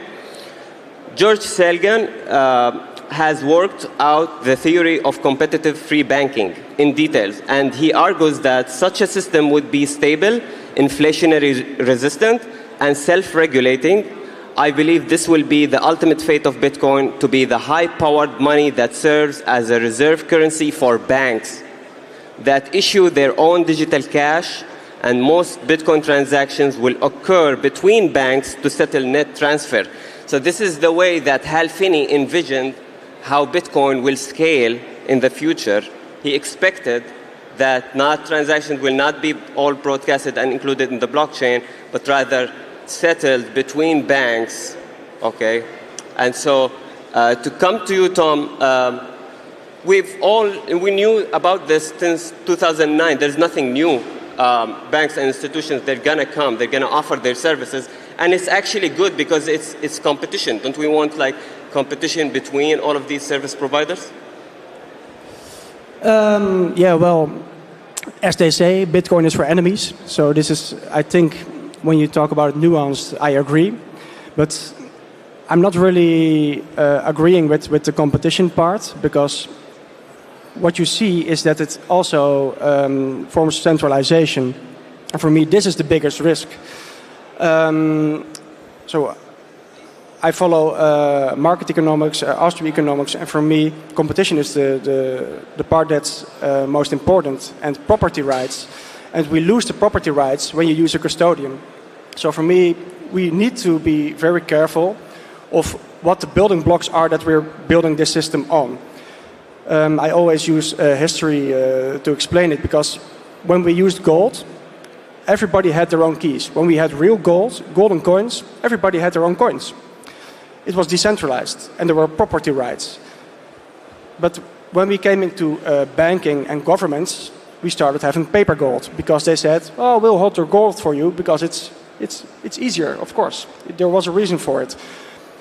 But what happened is that fractional reserves and fiat currencies came to be because of decentralization. It couldn't be done without the custodian. And how it happened, if we look at now, when ETFs and everything, the banks started doing delayed settlements, and they could loan out your gold because you were not going to settle your gold. You were not going to come back for it. So pay to your mind that it's because of delayed settlements. And what do we see now with like the ETFs? I think there's like 32, 35 Bitcoin spot ETFs at the moment. Only 2 of those have verifiable proof of reserves. So, and for the rest, you have to trust something, trust somebody who's saying, no, we've got accountants, it's all okay. But all of the spot Bitcoin ETFs have delayed settlements. So even if we can say, well, at the moment it looks okay, but there's always this very big risk where the delayed settlements can be leveraged, and they can use it for fractional reserves. I agree with you, but at the same time, in Bitcoin, settlement is very fast. It's hyper fast, especially on Lightning Network. Like if you see how custodians settle transactions with each other, and how cheap it is, like gold. Yeah, but obviously this is very different from the ETFs. ETFs, they have like settlement from at least 3 to 5 days. And like when you look at the laws that support it, they can say, well, it can be up to 15 days. So in this time, of course, it's not going to be like 50% fractional reserves or something. But this is what I'm saying. Like it opens a door for fractional reserves. And this is what I see as a big risk. But that's the ETF. That's one class of custodians. We have many other custodians who are providing fast settlement and actual redemption of the asset, where you can withdraw it and put it into self-custody. And then you have the, as you said, the institutions who don't allow us to take custody of our funds. So there are plenty of types. Some of them offer like exchange services. Some of them are pure Bitcoin custodians, there are ones in El Salvador. You could think about them just as Bitcoin banks. They allow you to interact with the network very fast, send it on Lightning, receive it, and then withdraw it to self-custody. And so we have different types of custodians, and to just say that we only have like this ETF, BlackRock, that will imprison us in this like walled garden, I think there's competition. No, for sure. There's a lot of types. I agree with you fully, and there's many different types, of course. But what I see with like I'm focusing on the Dutch regulation and the European regulation, and they are pushing us into using trusted custodials because they are getting regulated. Like from 2026 in January, the European Council is collecting all our Dutch tax statements of everything that you're buying Bitcoin on exchanges. The exchanges are being pushed to this. They have no option. And from 2027, there's no transactions. Companies can't transact Bitcoin anymore without having KYC. Right. So you see that companies are starting, well, yeah, there's other options, like with Lightning, and I can have it non-custodial. There's a lot of different options, but you can see that the regulation is pushing people at using those custodians, using the exchanges, because Even the Bitcoin companies that are using Bitcoin Treasury, they use Coinbase to keep their coins. And even like a cold storage option at Coinbase, they don't truly have their own keys. So you can see it's all like percentages of not being Bitcoin anymore, in my opinion. Okay, I understand this, and this is a valid point. I think that there's a confusion in us as educators. How do we approach this to the people who are newly onboarded onto Bitcoin? Because it's easy to tell them like, go sign up to this custodian. You will accumulate, but you will have to take selfies and give up your privacy and do all of that. So it's how do we onboard new users? I'm asking you, VJ. How do we onboard new users in a way that uses Bitcoin just the way as it was kind of intended, without compromising our principles and without having like this massive, weird complexity in user experience? Yeah, so look, ultimately to your point about delayed settlement and so on, the market will move wherever the customers want it to go, or where the customers take it. So if we get to a point where customers say, we're not going to tolerate delayed settlement, that's where custodians have to go, or customers will vote with their feet, right? So you're right. So it comes down to education, right? And this is where I would say, in a sense, there's no such thing as bad publicity, right? So any adoption is good adoption. I would argue that there are thousands, maybe hundreds of thousands of individuals who have been onboarded into the Bitcoin ecosystem via ETFs, who would not have been onboarded otherwise, right? If you are a retail customer and you bought, BlackRock ETF when Bitcoin was around, whatever, $50,000, and now you've doubled your money, you're quite happy about that, and you'll probably pick up a book on Bitcoin or listen to a podcast and educate yourself on this asset that's produced that's been the best performing asset over a period of time. So that's education, that's good publicity, and that's helping the adoption story. And maybe that particular individual will do the reading and understand that Bitcoin is more than just number go up and like a good ROI. And it's all about censorship resistance and permissionlessness and unconfiscatability. And then they they swap their, IBIT shares for cold storage Bitcoin, right? Maybe that is their adoption path. But, yeah, I mean, education is education. The hardest part is getting someone to the table. The hardest part is getting someone to pick up a piece of paper and read it, or listen to a podcast or something like that and think about something. And I think that institutional adoption is helping that cause. Not only education for the individual, but also for the institutions that are coming in. I think it's okay. Like, this is a public network. We're not going to do anything to stop you. I mean, we welcome you, actually. But I think it's better to play. If you want to offer your services to Bitcoiners, you better provide good services for them.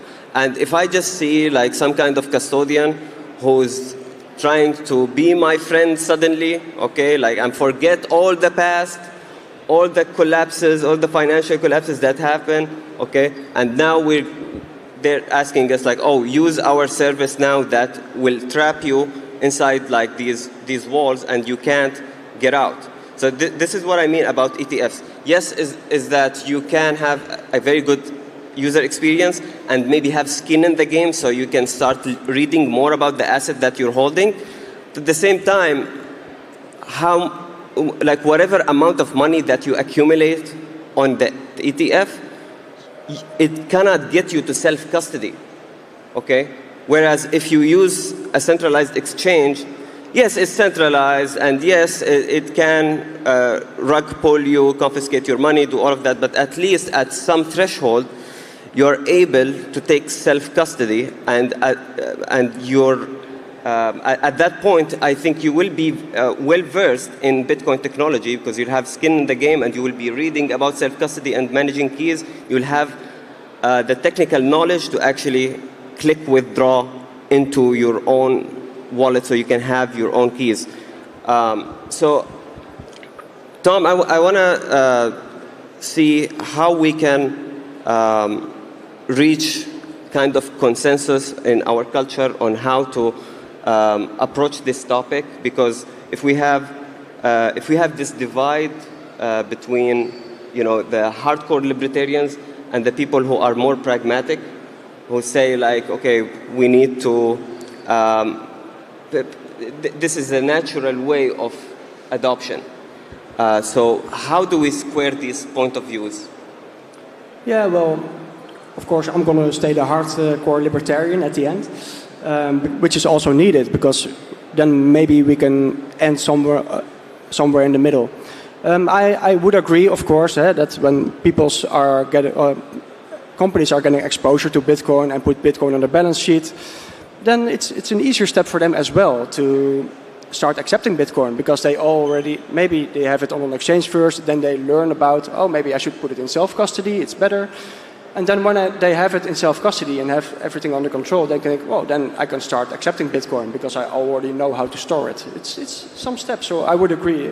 Every adoption is worth it. But I think it's my job, and it's everybody's job, it's your job, and everybody in the audience to stay vigilant and to stay the activist for which Bitcoin was meant to be, because we have the power. We can choose to use the companies that don't just want to have exposure to Bitcoin and just put it on their balance sheet to make their balance sheet look healthy. We can choose for the companies that want to use the Bitcoin philosophy, and they want to teach the world about centralized and decentralized currencies.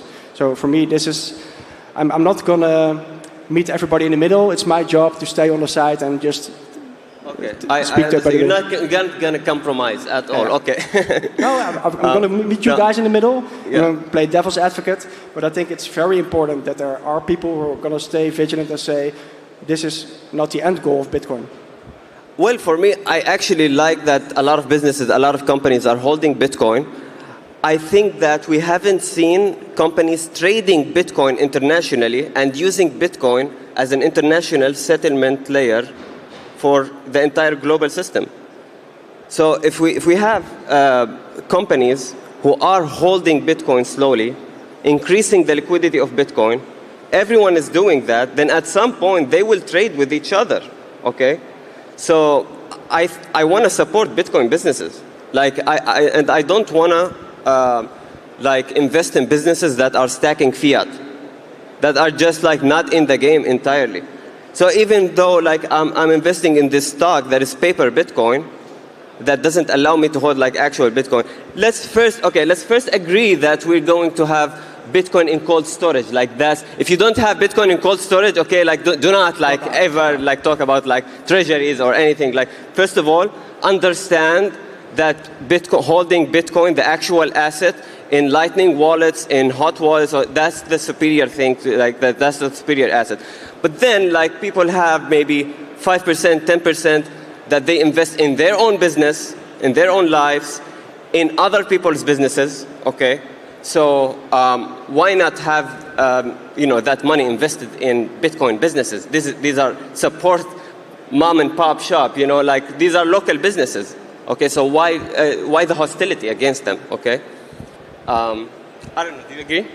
Yeah. Look, I mean, Bitcoin is different things for different people, and that's its greatest strength. So, if you're a person in Iran or Syria or North Korea or any other authoritarian, jurisdiction, Bitcoin is one thing for you. You're using it as a medium of exchange. You're using it as a censorship-resistant, unconfiscatable store of wealth, and to basically earn a living potentially.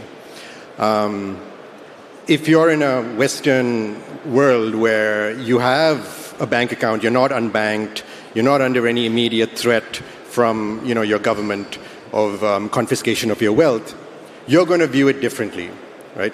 So for you, it's going to be a financial an asset that you invest in because it's been the best performing asset over the last over any 15-year period in history, right? So that's what it is for you. So I don't think, and it's not the right approach to tell people this is how you should use Bitcoin and this isn't. You shouldn't be chasing a high return on your investment. That is wrong. You should be using it as only this. Of course, I agree with you. I don't think anyone should, sell all their Bitcoin and buy, some Bitcoin treasury company. But at the same time, I don't think it's wrong to chase Bitcoin yield through, using a certain portion of your overall Bitcoin exposure. There's nothing wrong with that. I do agree, but I think we should accept that everybody acts in their own interest, and companies will act in their own interest. We should act in our own interest, but the old fiat system also acts in its own interest, and we can't just say, well, Bitcoin's for banks and everything's okay. I don't think banks and the old financial fiat institutions will give up their money printer willingly. So we do need to keep it in mind and stay vigilant. For me, Bitcoin was not meant to be another block inside the fiat pyramid. It was meant to burn this fiat pyramid down. Well, I agree with you, and thank you. I just want to say Bitcoin resets the scale of trust to zero. So if you have a company or a business now, you're going to have to build your reputation from the start, okay? And I think that we as Bitcoiners, we are seeing the kind of players who have been here for like 10 years or more, offering real valuable services. We're not going to treat everyone like FTX. This is unfair, I think. I think there are a lot of good businesses that we need to study and stay vigilant and watch what they do for us. Do they publish their proof of reserves? Do they have technical reliability, legal reliability? Are they fighting for our rights? Are they trying to change public opinion, change politicians' opinion? Are they trying to build a better world? Okay, so it's not just that just a company, centralized company, immediately X, I have Bitcoin, I'm out into the decentralized world and I will. No, we're all going to interact with these companies. This is, I hate to say it, we live in a society, but like we do. We're all like, we're here one way or another, we're gonna interact with centralized parties. So let's I guess, bring the best ones, the most efficient ones into the market and try to convince them to play in our rules, okay? The way that Bitcoin was meant to be. Yeah, thank you. Okay, we're going to wrap it up. So my name is Bamski, founder of B21 Arabic Educational and Media Channel, and Cypherbox Self-Custody and Lightning Wallet. Tom with me, can you just tell us where we can find you? Yeah, sure. Well, you can find me on social media. I'm Tom van Lamoen. I'm the leader of the Dutch Libertarian Party. So vote Libertarian. I'm Vijay Selvam on Twitter. Yeah. Thank you. Yes, Vijay, you said you work for Gemini, right? I work at Gemini. I'm International General Counsel there. And I'm author of Principles of Bitcoin. Yeah. All right, thank you so much, guys. Enjoy your night. I think the next panel will be exciting.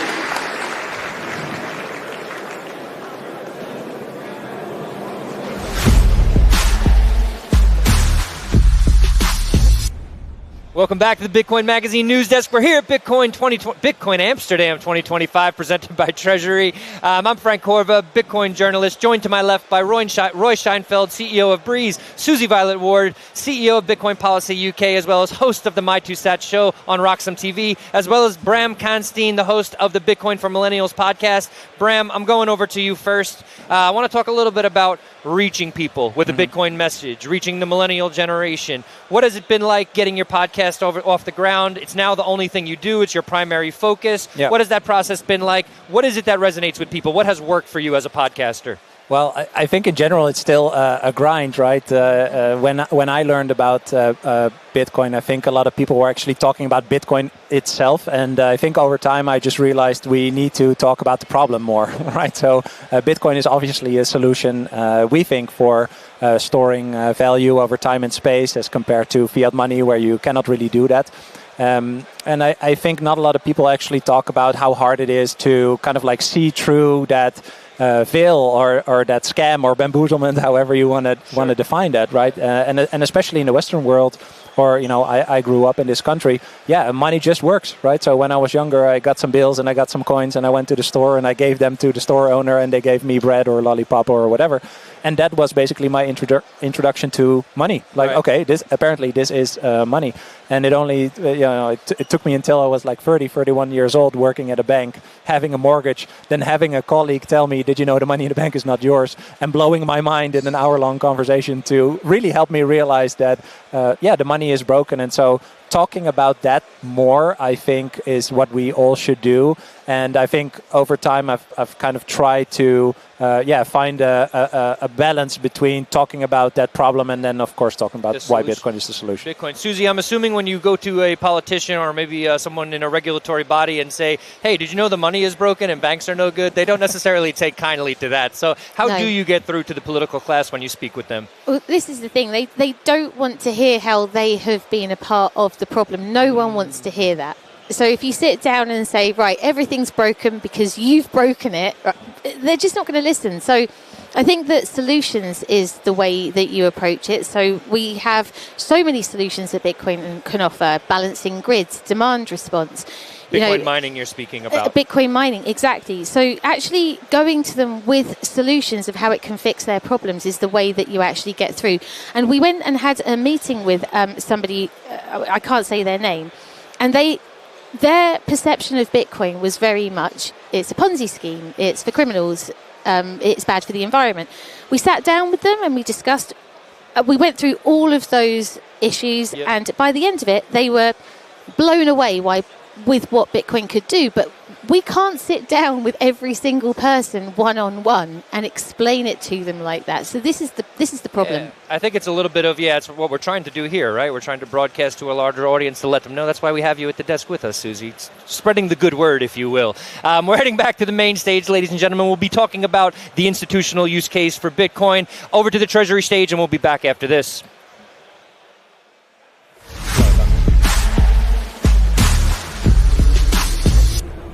Thanks so much for joining us today. This is the institutional case for investing in Bitcoin treasury companies is the topic that we're going to discuss.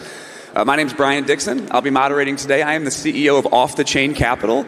Off the Chain Capital is a Warren Buffett, Benjamin Graham style of value investor in the blockchain space.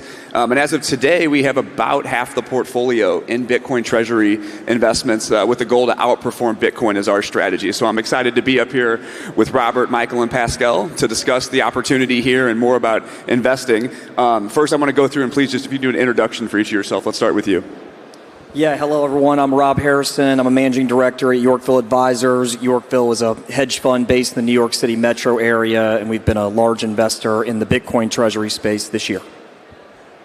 Hi, I'm Michael Block. I'm partner at A&O Sherman. We're an international law firm headquartered in London and New York with 40 offices worldwide. My personal expertise is in capital markets, particularly on public equity. Yes, hello, Pascal Hügli. I work for a traditional Swiss bank who has been in Bitcoin for plus 5 years, and we onboard and bank a lot of the clients and people throughout the industry, private and corporates. Perfect. So before we jump in, just to briefly define what a Bitcoin treasury company is, very simply, is it's a company that buys Bitcoin for its balance sheet. Now, there's private companies that do this, and we're now seeing companies going public to do the same thing as well. This concept was really pioneered by Michael Saylor of Strategy, who basically decided that during the COVID pandemic, when the government was printing all this money, where were they going to place their treasury assets and the free cash flow that the business was developing to outpace the rate of inflation? And so when his team searched around the world of what they were going to do, they ultimately decided that Bitcoin would be the best asset to do that. And they really transformed and pioneered this opportunity of what a publicly traded Bitcoin treasury company is today by issuing debt into the markets and issuing equity into the markets and creating very novel credit instruments to then suck in fiat capital to convert into Bitcoin on the corporate's balance sheet. And so that's what a Bitcoin treasury company is. It's basically taking the tools of either the private or public markets, being able to suck in fiat capital, convert it into Bitcoin on the balance sheet to then create long-term balance sheet value for the organization. And so there's a variety of ways you can look at these companies from an investment landscape to see how you should be investing in them. But I'd love to get your guys' feedback on when you're looking at investing in Bitcoin treasury companies and the important characteristics that you need to look at for your due diligence. What are some things that you look at? Let's start with you, Rob. Yeah, I think the most important thing is the management team. You want to know that the person managing the business is truly committed to adding Bitcoin to the balance sheet. And to put it bluntly, it's not just a pump and dump scheme to get rich quick. I think in most bull markets, the bad element of any business comes to the forefront. I think that's certainly been the case in the U.S. recently, second half of this year, with what I would call the digital asset treasury case, which was founded with Bitcoin treasuries. So I think that's the most important thing for me, is knowing that they're actually intending to do what they're telling investors they're going to do. I think beyond that, I look for cash leakage. And by that, I mean a lot of these businesses have historic operating businesses. That requires operational expenses. So how much of the money you're raising is actually going towards Bitcoin? The answer is never 100%, because you're paying investment bankers, lawyers, various fees. So it's never 100%, but you want to know that there is minimal leakage so that as much Bitcoin as possible goes to the balance sheet, and you can accrete the value of the company as the price of Bitcoin continues to increase over the long term. I would say those are the two main things that are most important to me when I'm looking at an investment opportunity. How about you, Michael? Yeah, I think, if you look at it from the legal risk perspective, the number one principle for public capital markets is disclosure, disclosure, and disclosure. Again, it goes to the point about the management team, what the strategy is, whether you can trust that. And I think that's consistent with what we just heard about the fundamental principles of Bitcoin. Don't trust, verify. The ultimate verification is the disclosure to the market. And then the other thing I think that is really kind of critical from a structuring perspective is the extent to which institutional investors are comfortable with the level of regulatory compliance that the organization has internally. There are a lot of risks associated in people's minds with cryptocurrencies, particularly around cybersecurity and in financial fraud. And the more you can demonstrate that you have a good relationship with the regulators, the more there's going to be that confidence to invest in a public Bitcoin treasury company. And Pascal, I know you work with a very traditional financial institution, a traditional bank.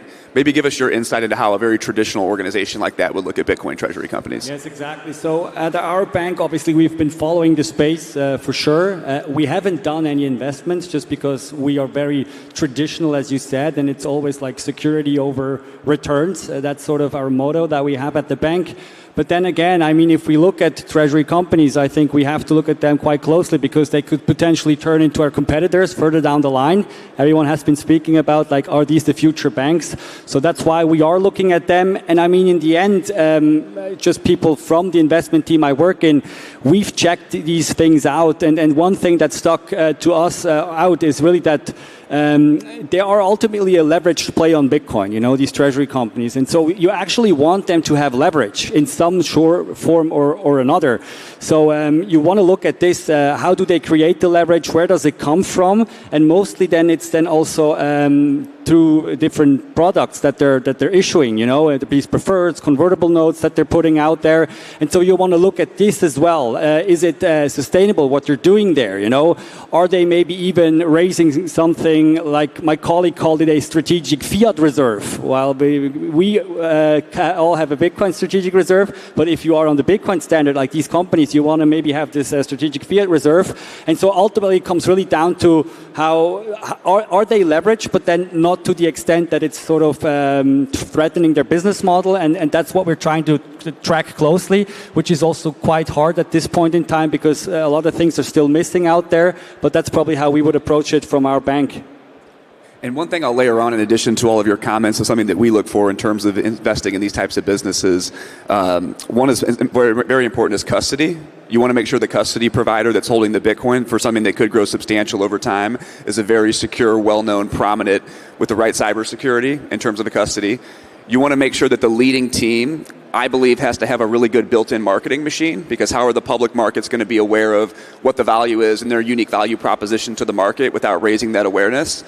And the last thing that we look for a lot too is what's the strategy and how quickly can they double their Bitcoin stack, right? So it's a lot easier for a company to go from 1,000 Bitcoin on the balance sheet to 2,000 than it is for strategy in the United States to go from 642,000 to 1 million, right? Much more challenging to do that.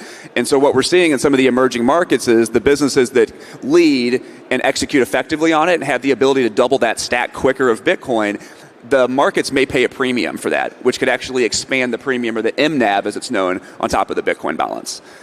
So we're seeing a huge increase of these companies pop up all over the world. From your guys' perspective, and Pascal, we'll start with you, what do you find interesting about what's going on with these businesses in Europe? Well, I mean, yeah, that's the thing. I can talk to Switzerland, obviously. There, the structures like these preferreds that are now very popular in the US, it's not really a thing as of yet. And I'm not sure about the other countries in Europe, but I mean, in Switzerland, traditionally, our stock exchanges, they have never really issued these products or listed them then eventually, no? And so I think there you would have to, or there would need to be a mind shift that would need to happen for people then also for investors to really access these type of things. And then I think the legal structure, as you mentioned, is also somewhat different. You know, tax-wise, maybe preferred shares are treated differently. And in general, I guess Swiss people they're really conservative and traditional, and that's why they would have to get comfortable with this. I guess in the end, there would be a lot of demand, especially coming out of Switzerland, because if we look at fixed income in Switzerland, I mean, it's just hard. You know, you get paid almost nothing, and at some point you had to pay additionally, you know, because of negative interest rates. So these things are definitely interesting, and that's why I think you will see demand coming out of this. We've seen it with Strategy, who's now sort of expanding into Europe and other places at that. But I think we're still very early, and I guess most of the investors that we talk to also at our bank, they don't have it on their radar. They're not familiar with this at all as of yet. Michael, what are your thoughts?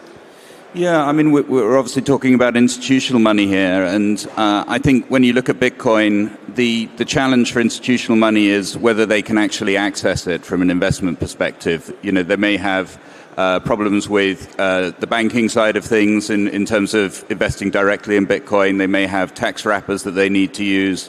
They may have fund management mandates that they have to comply with. But the one thing in Europe as a very well-developed financial market is that public equities, the public debt is very well understood. It's very highly regulated. There's not a new system or with the regulation that you need to put in place in order to create the products and list them and invest in them in the same way as you would with ETFs or other Bitcoin derivative products. Yeah, I think what excites me is, A, the prominence of fixed income. As you mentioned, I think that this is a great product for fixed income. I think strategies, pref issuances have been incredibly successful. I think, you know, given the very low interest rates, much lower than the United States right now, here in Europe, I think that's a really attractive opportunity. And that's a huge pool of capital to flow into purchasing more Bitcoin, which certainly will help the price over there on the side stage. So I think that's very attractive. The other thing that I like is it's still new here in Europe. So you can learn from, candidly, some of the things that went wrong over the summer in the United States, and you can put those lessons to work here in Europe. And I think the last thing is, because it's new, there are new markets that haven't already had a MicroStrategy come to the market in them, right? So here in the Netherlands, I think Treasury has an opportunity to be the MicroStrategy or the strategy of the Netherlands. I think that's an attractive opportunity that just doesn't exist in the United States. There already is a strategy in the United States. So I think all of these new markets that haven't been as saturated as the United States is a really attractive opportunity for both retail investors, fixed income, institutional investors, and also the sponsors themselves that are bringing these opportunities to the market. Very good.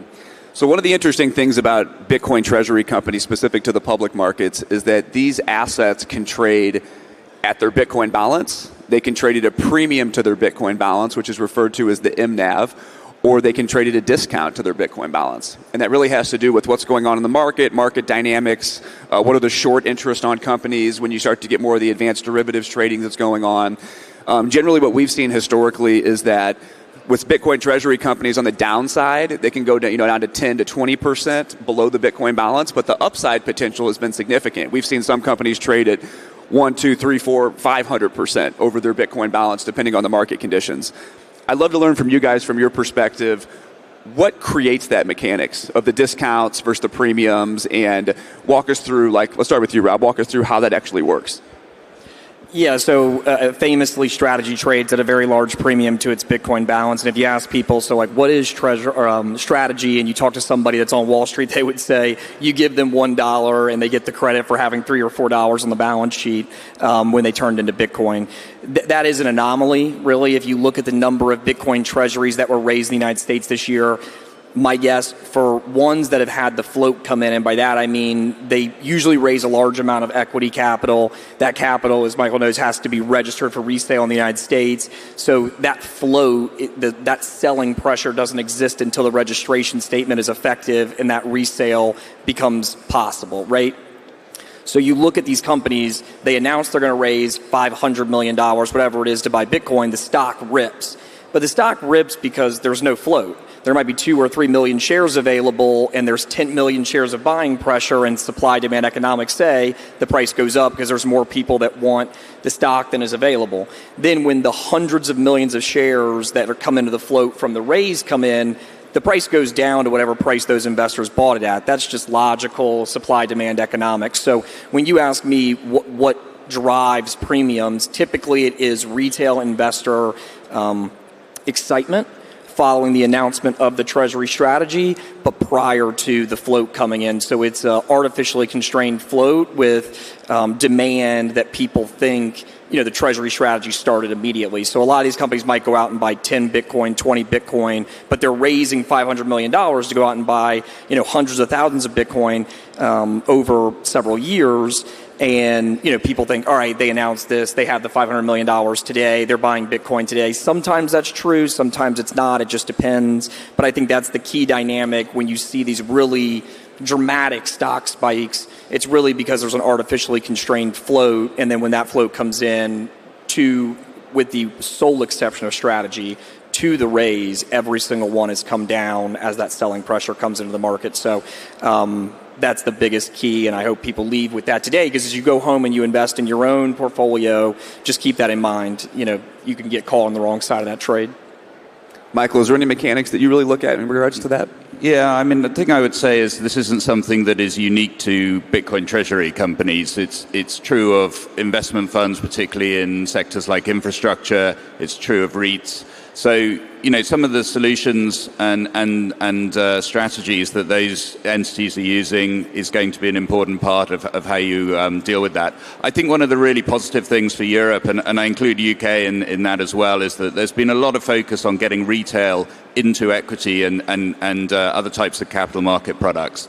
If we can unlock that and we can get that confidence from the pension funds in terms of investing in these types of companies because of the strategy that's being pursued by management, but also the way in which the regulation protects those kinds of investors, then that will really unlock that retail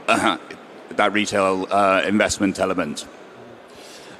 To me, ultimately, this MNAV is really like a sentiment indicator in the sense of as you said, it's not particular to Bitcoin treasury companies. We had it back with these tokens, ICO boom, we all know.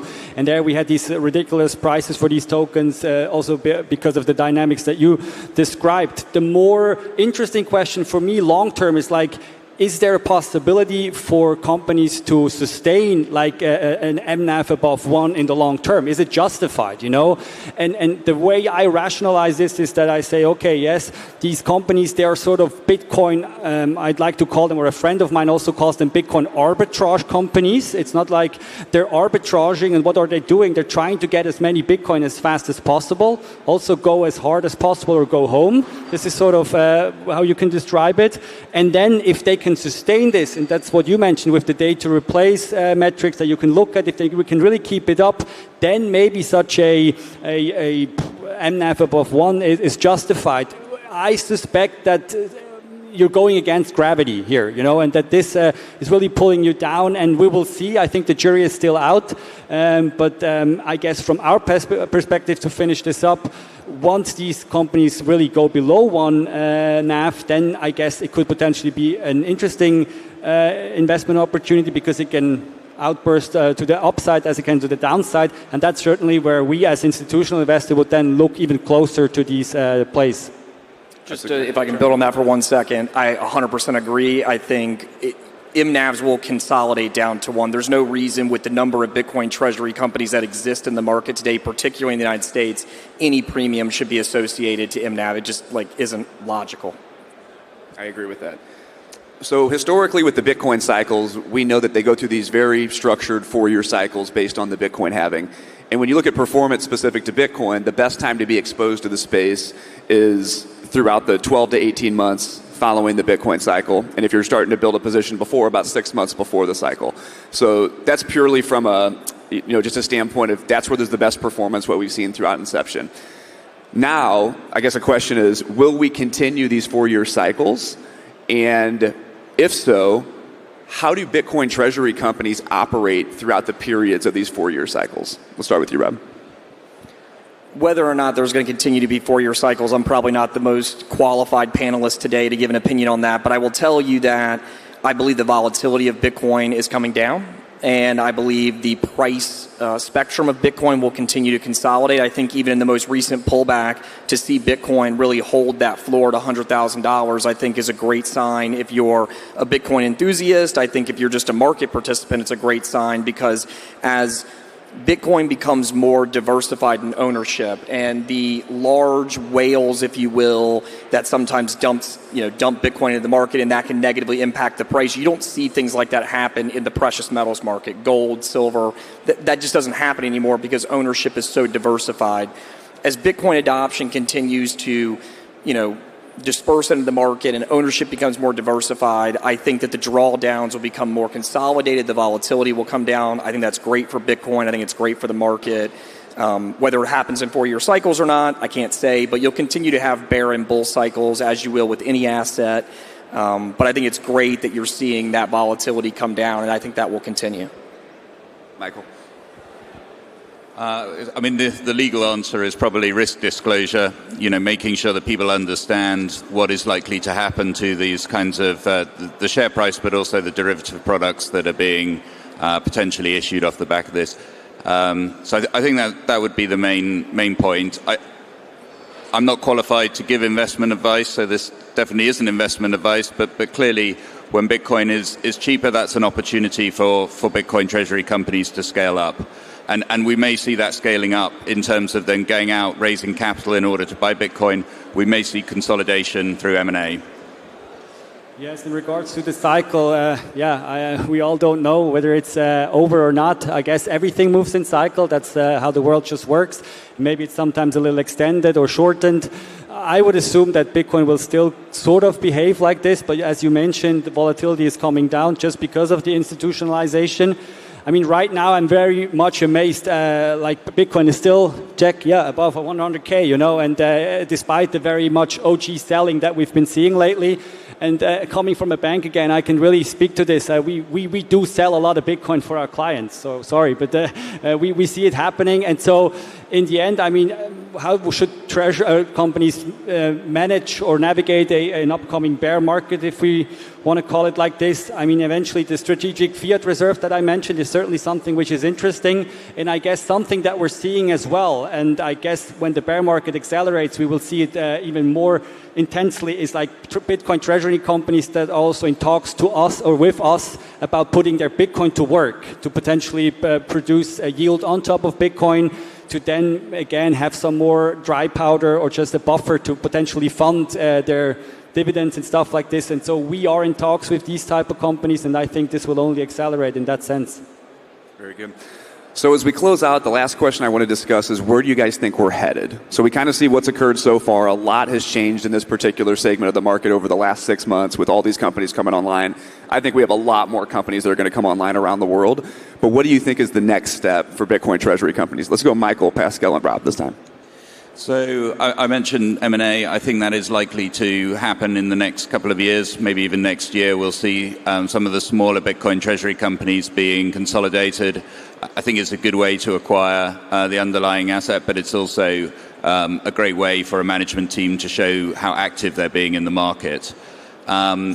I think the other thing that we may well see, we're really talking about the financialization here of Bitcoin, and what we may well see is that there's a correlation between Bitcoin prices and public equity prices, rather than Bitcoin being a kind of counter-cyclical hedge. And if that happens, then I think it only strengthens the case for investment in Bitcoin treasury companies. They can buy during the lower prices, and then a wider range of investors can benefit from the equity upside. Yes, I mean, just to add quickly, I mean, what I already said, it's really about putting these Bitcoin to work. I think that's probably what's next, I guess, because for me, it's really this third phase in all of this. You know, first you were selling equity, that now you're trying to do it with convertibles or preferreds, and then at some point, maybe you also want to generate yield on your Bitcoin, and I think that's definitely going to be the next step. And if you do this, cautiously, I think it can also be quite positively done, and so I'm excited to see this happening as well. To echo Michael's comments, I absolutely agree. I think M&A will be huge. I think consolidation in the U.S. market is absolutely coming. There are just too many Bitcoin treasury companies right now, for the market. There's just not enough demand to support all of them. I think one thing that's interesting that I was hearing a lot about this week, sort of for the first time, is will companies, either because they have too much leverage or because they're trading at a discount to their NAV, will those companies liquidate Bitcoin to either pay the debt that they can't otherwise service, that makes them a huge M&A target, or will they actually liquidate a piece of their Bitcoin reserve and take that cash and go and buy stock back because the stock is trading at a discount to the NAV? So you would be buying, better than 1-to-1 on your stock, and therefore your Bitcoin per share would actually go up. You didn't hear that in the market earlier this year because there was this cultural phenomenon of I'll never sell a Bitcoin. It'll be interesting to see if that changes, and I think if it does, there's some really interesting opportunities there. That's wonderful. And the one thing I'll leave everybody with, I think, is we got very mechanical in terms of Bitcoin treasury companies, but if we look out into the future, at the growth rate of artificial intelligence that's occurring today, and with the virtual agents and the virtual labor that's occurring in the market that will grow by tens of billions to even trillions in the future, what if one of the opportunities for Bitcoin treasury companies is to serve the ever-growing market? Because a virtual agent performing tasks for us in the virtual world can't set up a bank account, but they can exchange in an asset like Bitcoin. So what if one of the goals of Bitcoin treasury companies long-term is to enable these virtual agents to have traditional financial services like we experience in the physical world in the virtual world as they grow over time, with a mixture between what they do and with decentralized finance as well. So I think the opportunity is huge as these continue to grow over time. I do believe we're building the future of Bitcoin-denominated financial institutions, and to live in a Bitcoin-denominated world in the future, we need to have the same kind of financial services that we have in the world today in both the physical and the virtual world. So thank you very much to all of our panelists. I appreciate you joining me today. Let's give everyone a round of applause.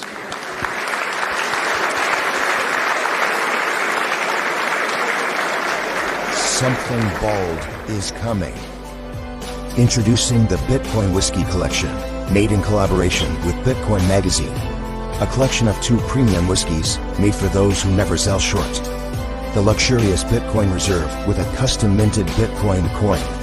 And the ultra-rare Satoshi Reserve, with only 999 ever being produced.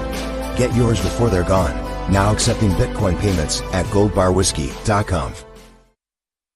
Welcome back to the Bitcoin Magazine News Desk. We're here at Bitcoin Amsterdam 2025, powered by Treasury. To my left, we have Maurizio Grazioli. How you doing, everybody? Host of the Mr. M podcast. To his left, Bram Kanstein, host of the Bitcoin for Millennials podcast. And to Bram's left, we have Christine Lee, crypto journalist extraordinaire. And I'm Frank Corva, Bitcoin journalist. Gentlemen, I know that we're maybe about an hour away from the two of you sitting down to speak with the Winklevoss. I think you'll be helping him out for his podcast, the Bitcoin Millennial podcast. Co-founders of the Gemini Exchange. Co-founders you see them right as you get off the airplane here in Amsterdam. That's right. Yeah, they're everywhere. The Gemini Exchange, also the Winklevoss of the social network, Facebook fame, right? But they're Bitcoin OGs. Maybe some people don't know that. Been in Bitcoin since the early days and buying a lot of it back in those early days.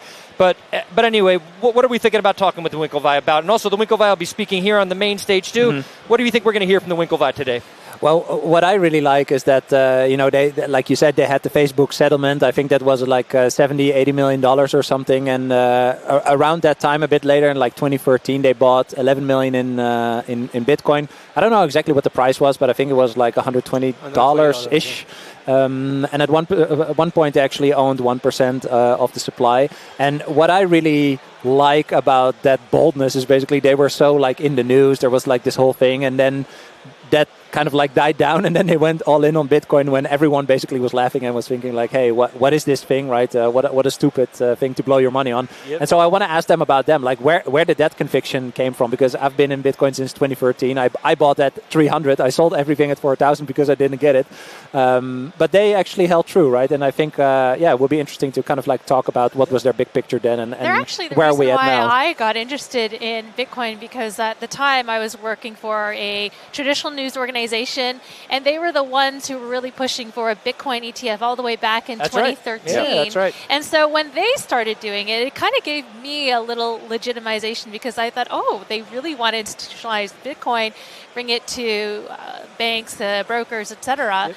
And so that's what got me diving into the rabbit's hole, so to speak.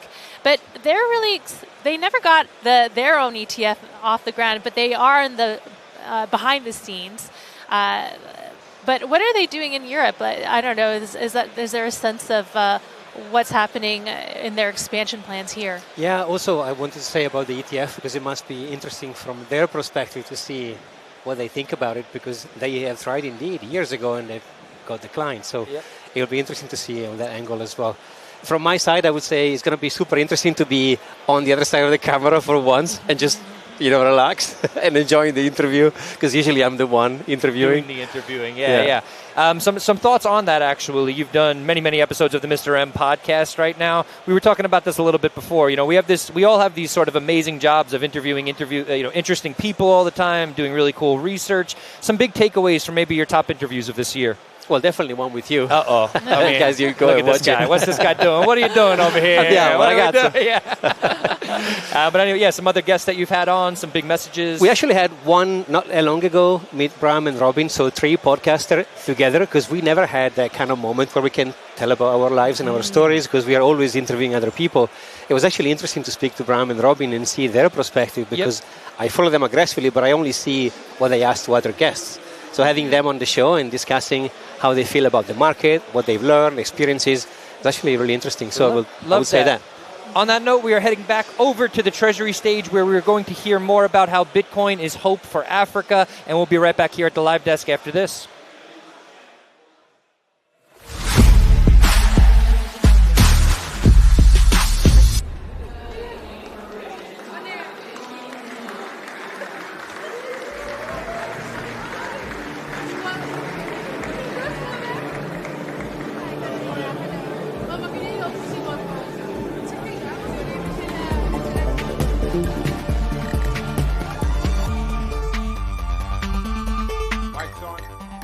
Good morning. Guess what? Africa is finally at a Bitcoin event, a Bitcoin global event. So, hello world. This is the first time an African Bitcoin treasury company has hit the stage.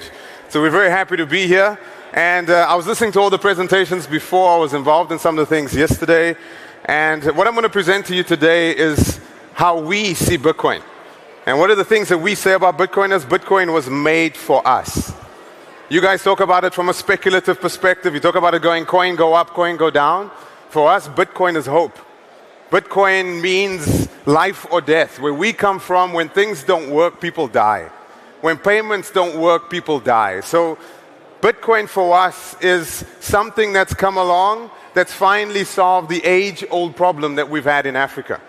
Colonialism. Things have extracted things out of our continent consistently, and finally we have something that is not extractive. Finally, we have something that we are in control of. Finally, we have something that can make us sovereign. And that's very, very exciting. So let's climb into this. I love this because this is a depiction of what is happening with Bitcoin in Africa. All of you, I keep hearing, when are we going to see Bitcoin as a medium of payment? When are we going to see Bitcoin as a unit of account? Let me tell you something. Come to South Africa, come to Africa, and you'll notice that people are utilizing Bitcoin today to pay for things. Young people are talking in Satoshis. They don't talk in Bitcoin. We keep saying Bitcoin, Bitcoin, Bitcoin. When you come to Africa, people speak in Satoshis. People accept Satoshis for payments. We are in the world, until Jack Dorsey just did what he did a couple of days ago, South Africa has more merchants that accept Bitcoin than anywhere else in the entire world.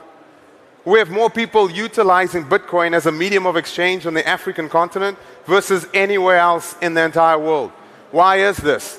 When you guys talk about debasement, you talk about debasement in like, it debases 3% every year, etc., etc. We talk about it debasing 3% every day.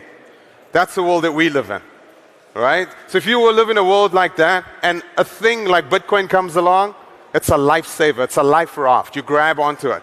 And you don't care whether it's going down 20, 30%, 10%. Those fluctuations are incomparable to the world from which we come from. Okay, so we love Bitcoin. Bitcoin is made for us. So let's climb into it. So a lot of you have been lied to. So the map that you look at in the world, Africa is depicted correctly, but every other continent is not. Okay, so if you take a look at the map, that's what I set up there, Mercator's maps. That's a lie.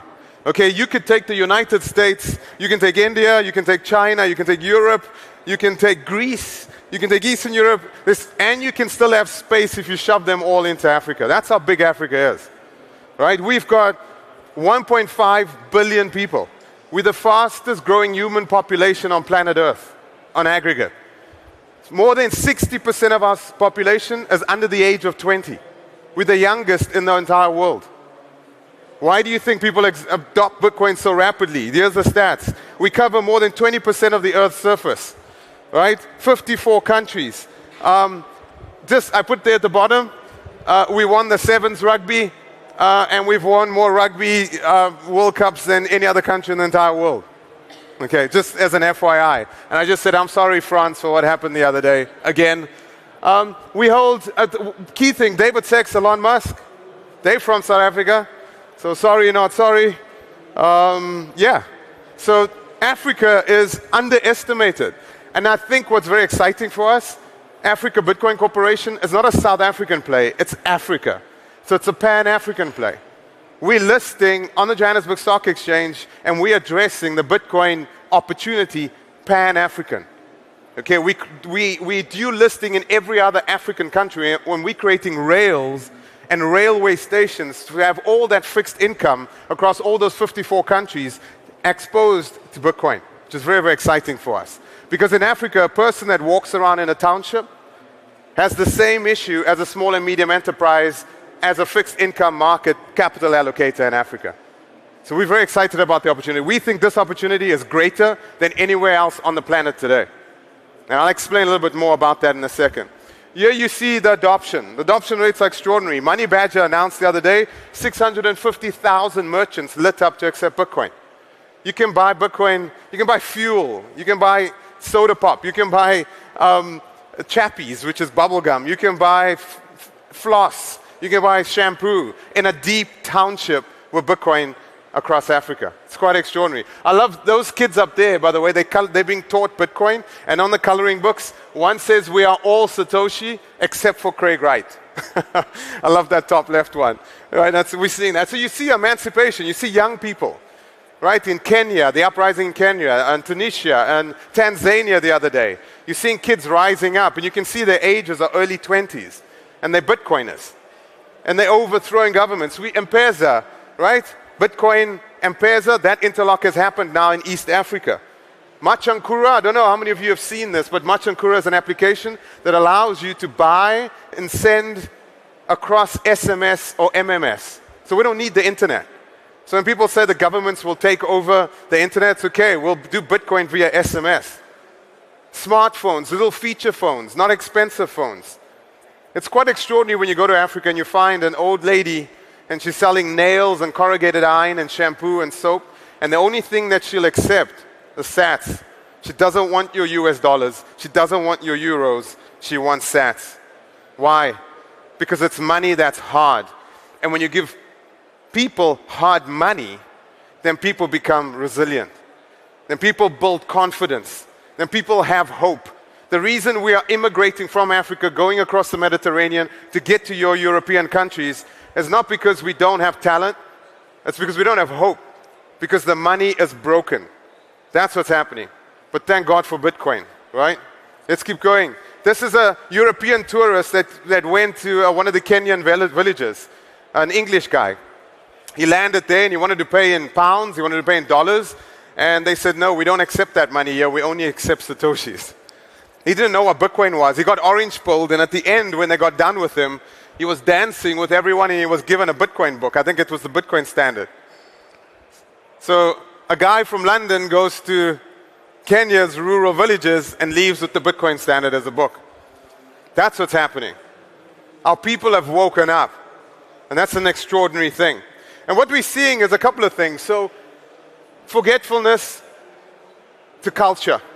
We're seeing from surviving to doing what we love, from immigrating to staying local. So ignore the text on the screen. One of the things I did was I spoke to some of the circular economy people that we have in South Africa. I spoke to some of them and said, what does Bitcoin mean for you? And you know what's quite extraordinary? Is we will see for the first time a black individual competing on the global surfing stage because of Bitcoin.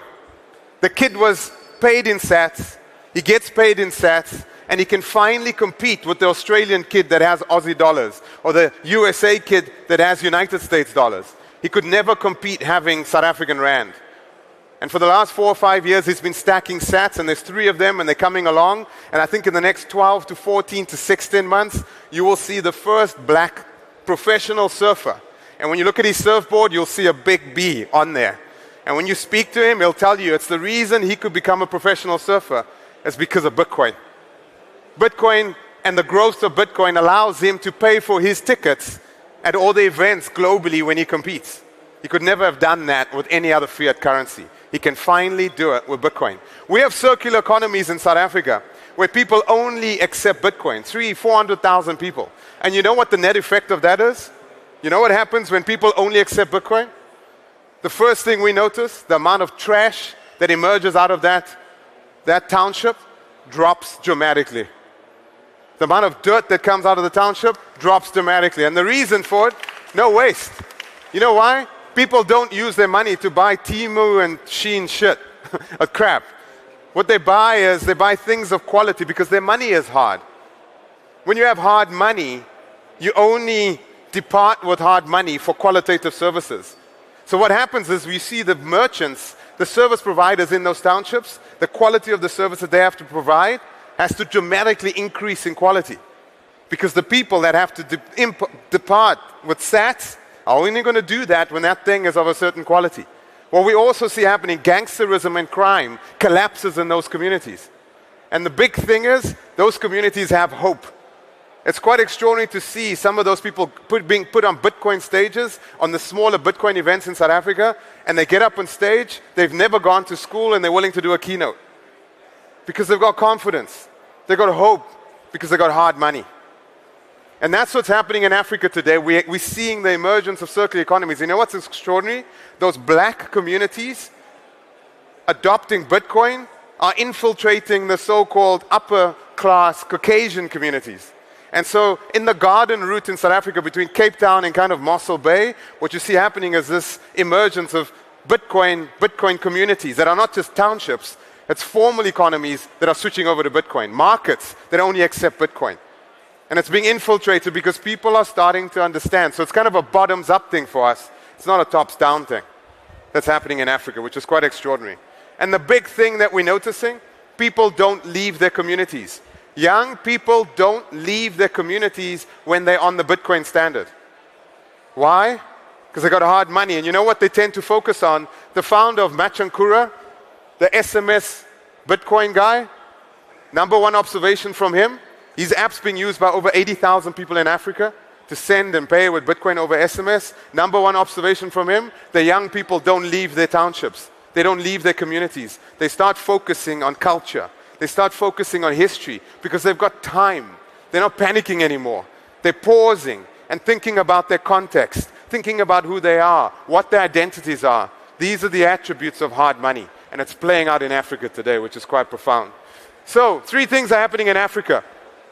Perfect money. Another extraordinary thing is artificial cognitions, AI. The talent in Africa is extraordinary. The amount of small and medium enterprises in Africa doing extraordinary things is quite profound. The problem with us is we've never measured it. We call it the informal economy. The informal economy in Africa, in South Africa alone, the informal economy, let me give you some perspective, is 30 to 40 times the size of the formal economy. Let me say that again. Our informal economy is 30 to 40 times the size of our formal economy. And it's pure cash. And it's sophisticated. We have human ATMs. We have people that, when I grew up as a young kid in El Dorado Park, which is a black township, I used to go at 11 o'clock on a Sunday night or Saturday night. I'd knock on a lady called Madums. She'd open up a window and she'd give me 100 Rand because my dad needed 100 Rand. And she'd say, remember, your dad has to come back on Wednesday to give me my 110 Rand. When I looked over her shoulder, on a kitchen table were mounds of cash piles. Right? That still happens today. We have people that have businesses that have so much cash, they build houses to put their cash into. They put their cash into houses. They don't put it into banks. It's too inconvenient. They don't want to pay the fees. So they actually build physical houses, double-story houses, beautiful houses, and inside there is just money. That's how broken things are. Now, when you go into that informal economy, you know how easy it is to tell them about Bitcoin? They get Bitcoin in 3 to 5 minutes. When you go to someone in Europe and someone in the United States that has a bank card, they've got PayPal, they've got all these things, you sit down, you have to tell them about Bitcoin for weeks, and it takes them 2 years to get it. You walk around in South Africa, you tell someone about Bitcoin, they get it in 3 to 5 minutes. They understand debasement, they understand the convenience of hard money, because they're living with all of these burdens today associated with fiat currency. But there's an emancipation, and that emancipation is digital capital, digital intelligence, and what we're seeing in Africa is quite extraordinary, is private credit. Private credit is one of the fastest growing instrumentation of financial services. We see it in the world, but in Africa it's really accelerating, i.e. providing funding to small and medium enterprises in Africa. That's accelerating very, very quickly. So we built a business around that. I'm looking at the clock and I'm like running out of time. So we built a business around that. So our Bitcoin Treasury company, let me get to it. It's listed on the Johannesburg Stock Exchange. We do listing across multiple exchanges across Africa, Acuus, OTCQB in the United States. It's live, it's real. It's BAC back on the JSE. You can trade it today. But the difference between us is we are a Bitcoin Treasury company with a private credit engine. Let me show you what it looks like. Let me get there quickly. I'm going to stick on this slide. I'm going to end with this slide. We have an iceberg of opportunity in Africa. On the top is the African Bitcoin Corporation with a traditional Bitcoin Treasury company on the surface. That's what we're showing you. When you go to africabitcoincorporation.com, that's the first thing you see, the analytics, the MNAV, the yield, the BTC yield. You know what's different with us? We have what I hope all the Bitcoin Treasury companies will have. We have a metric called human yield. And that's what we need in Bitcoin. I'm here to remind you all that this is not just about coin go up or down. This is about the impact that this can have on humanity. That's the objective. That's the conviction. So if you take a look at the bottom of the iceberg, we're going to build Bitcoin up. It's going to give us muscle so we can fly to Switzerland, do a loan at 4 to 5%, take that fiat back to Africa, deploy it in our private capital business at 18 to 24%, and with that ARB, we're going to shove it back up into our Bitcoin. And we're just going to keep building our Bitcoin, keep building our Bitcoin. So we're going to create this circular mechanism underneath our Bitcoin treasury that eventually does impact people employment, hope, right? If you take a look at our metric, 1 Bitcoin equals 5 jobs. So we have on our Bitcoin analytics page, 1 Bitcoin equals 5 jobs. That's our human yield. And as we grow our Bitcoin, that's what we're going to measure, is the impact that we can have on humanity, not the impact that we're having just on treasury and shareholders. Those things are good. Those things are important. And the problem that I have with everyone that gets up on these stages is that we only talk about what are these guys going to do with all this Bitcoin that they have. Like, what businesses are they actually going to do, right? Are they going to liquidate their Bitcoin? Are they going to do something? Hopefully we are a representation of how you can approach this in a humanistic way. And I think we need to wake up again. We need to take a look at why we are here, why Bitcoin was made. Bitcoin wasn't just made for coin go up. Bitcoin was made for human freedom. Bitcoin was made for emancipation. It's happening. It's happening in Africa. And the Africa Bitcoin Corporation is taking our private credit business, which essentially is a human yield business, and we're taking a thermonuclear weapon called Bitcoin, and we're shoving it into that, and we're creating an impact on lives on a scale we hope none of you have ever seen before. And that's why we're here, and hopefully that's why all of you are here. And I want to remind you of that. This is not a monetary story. Bitcoin is a human story. For us, it's salvation. For us, it's a life raft. For us, it's hope. And hopefully you embrace our story. And thanks so much for your time today.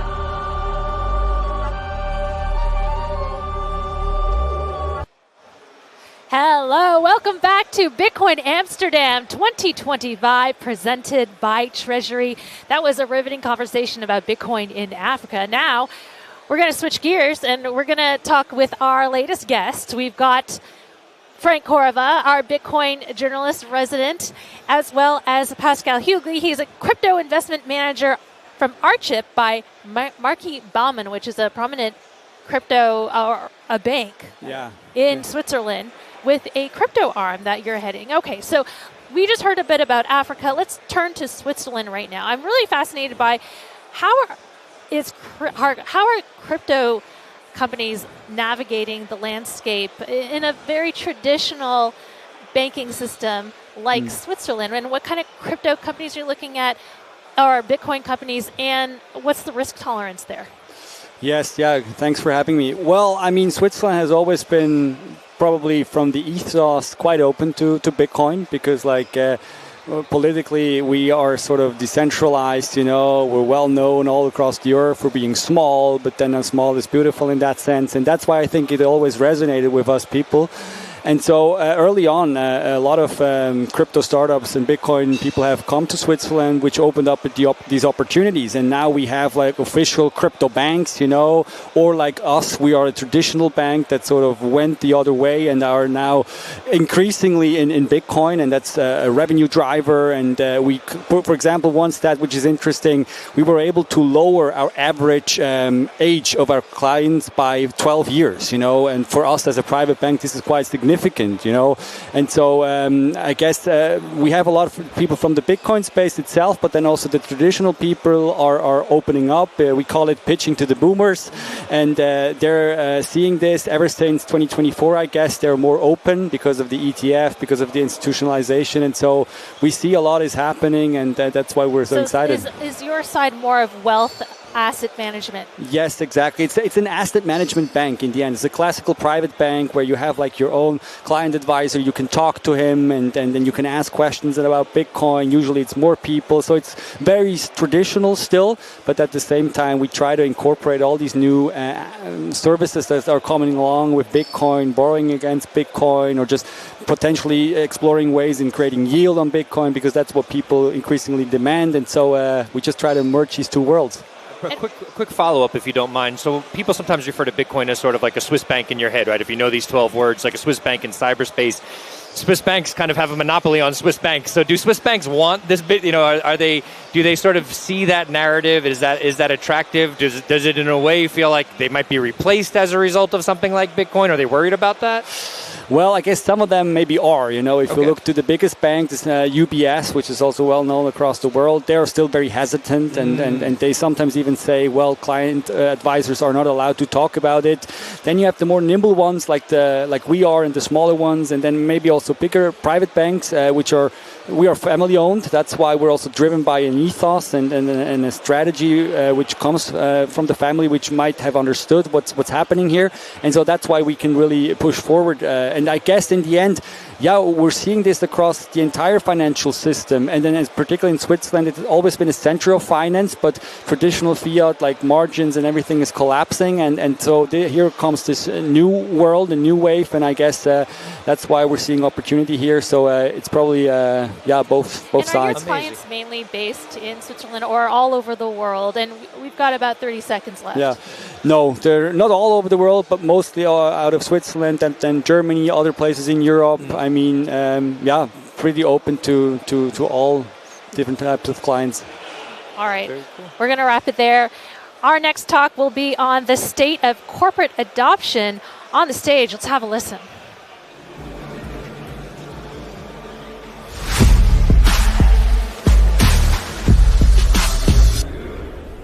Hey, how's everyone doing? It's great to be back in Amsterdam. My name is George McHale. I'm the managing director of Bitcoin for Corporations, where our mission is to accelerate corporate Bitcoin adoption. This is actually my 4th time here in Amsterdam. And I got to tell you, every time I come, you guys just love to remind me of the storied history of corporate finance here in the Netherlands, which I don't blame you. It's a great history. Actually, getting ready for this talk, I finally had the chance to read up on the Dutch East India Company, and wow, there's a lot going on there. I mean, you guys probably, if you're from here, learned about it in school growing up. It's a checkered legacy, to say the least. But just to catch you up, we're talking about way back in the 1600s, right? The VOC, as it was known, was the world's first publicly traded company right here in Amsterdam. It was known as a joint stock company, which is basically today's equivalent of a corporation. And the innovation of the structure that they created allowed for capital to flow into a single enterprise from many different owners, right? This was a brand new idea at the time. It was a publicly traded equity, first of its kind, that allowed people to spread risk and introduce the concept of a board of directors, so you can thank the VOC for that. And it also allowed them to finance their expeditions, their voyages all around the world as the Dutch dominated the spice trade. You know the history. Again, we won't get into all of the details, but what we're talking about is actually the structure and the concept itself. It was groundbreaking at the time. The fixed share structure made it so that the VOC was tradable equity, right, all around the world on the world-renowned Amsterdam Stock Exchange, not that far from where I'm standing. And the point is that it's represented a brand new type of technology, right? First of its kind back in this day, 400 years ago, that we still benefit from to today. And as we talk about the state of corporate Bitcoin adoption, and I want to dig into why we've seen a wave of companies adding Bitcoin to their balance sheet, including a few of my personal favorites, just to point them out, the beautiful 40 or so that are part of the Bitcoin for Corporations network. Before we get into that, it's first important to understand how we got here, right? How fiat currency has tainted the purpose behind the actual corporate structure, and how Bitcoin treasury companies are different. So again, going back 400 years, the investment vehicle that the VOC introduced was revolutionary. But why? Like, why do all this? What's the underlying point of setting all this up and pooling capital and having a board and all that kind of stuff? I was curious, so I asked Google. I just posed the question very simply, like I do. Google, why do people even buy stocks? What are we talking about here, Google? Tell me, help me out. And here's what the bots had to say. People buy stocks. Yes, I'm reading to you from just the AI definition. Primarily, this is why people do this, primarily to build wealth over the long term. Everybody say long term. Join me. Come on, that was lame.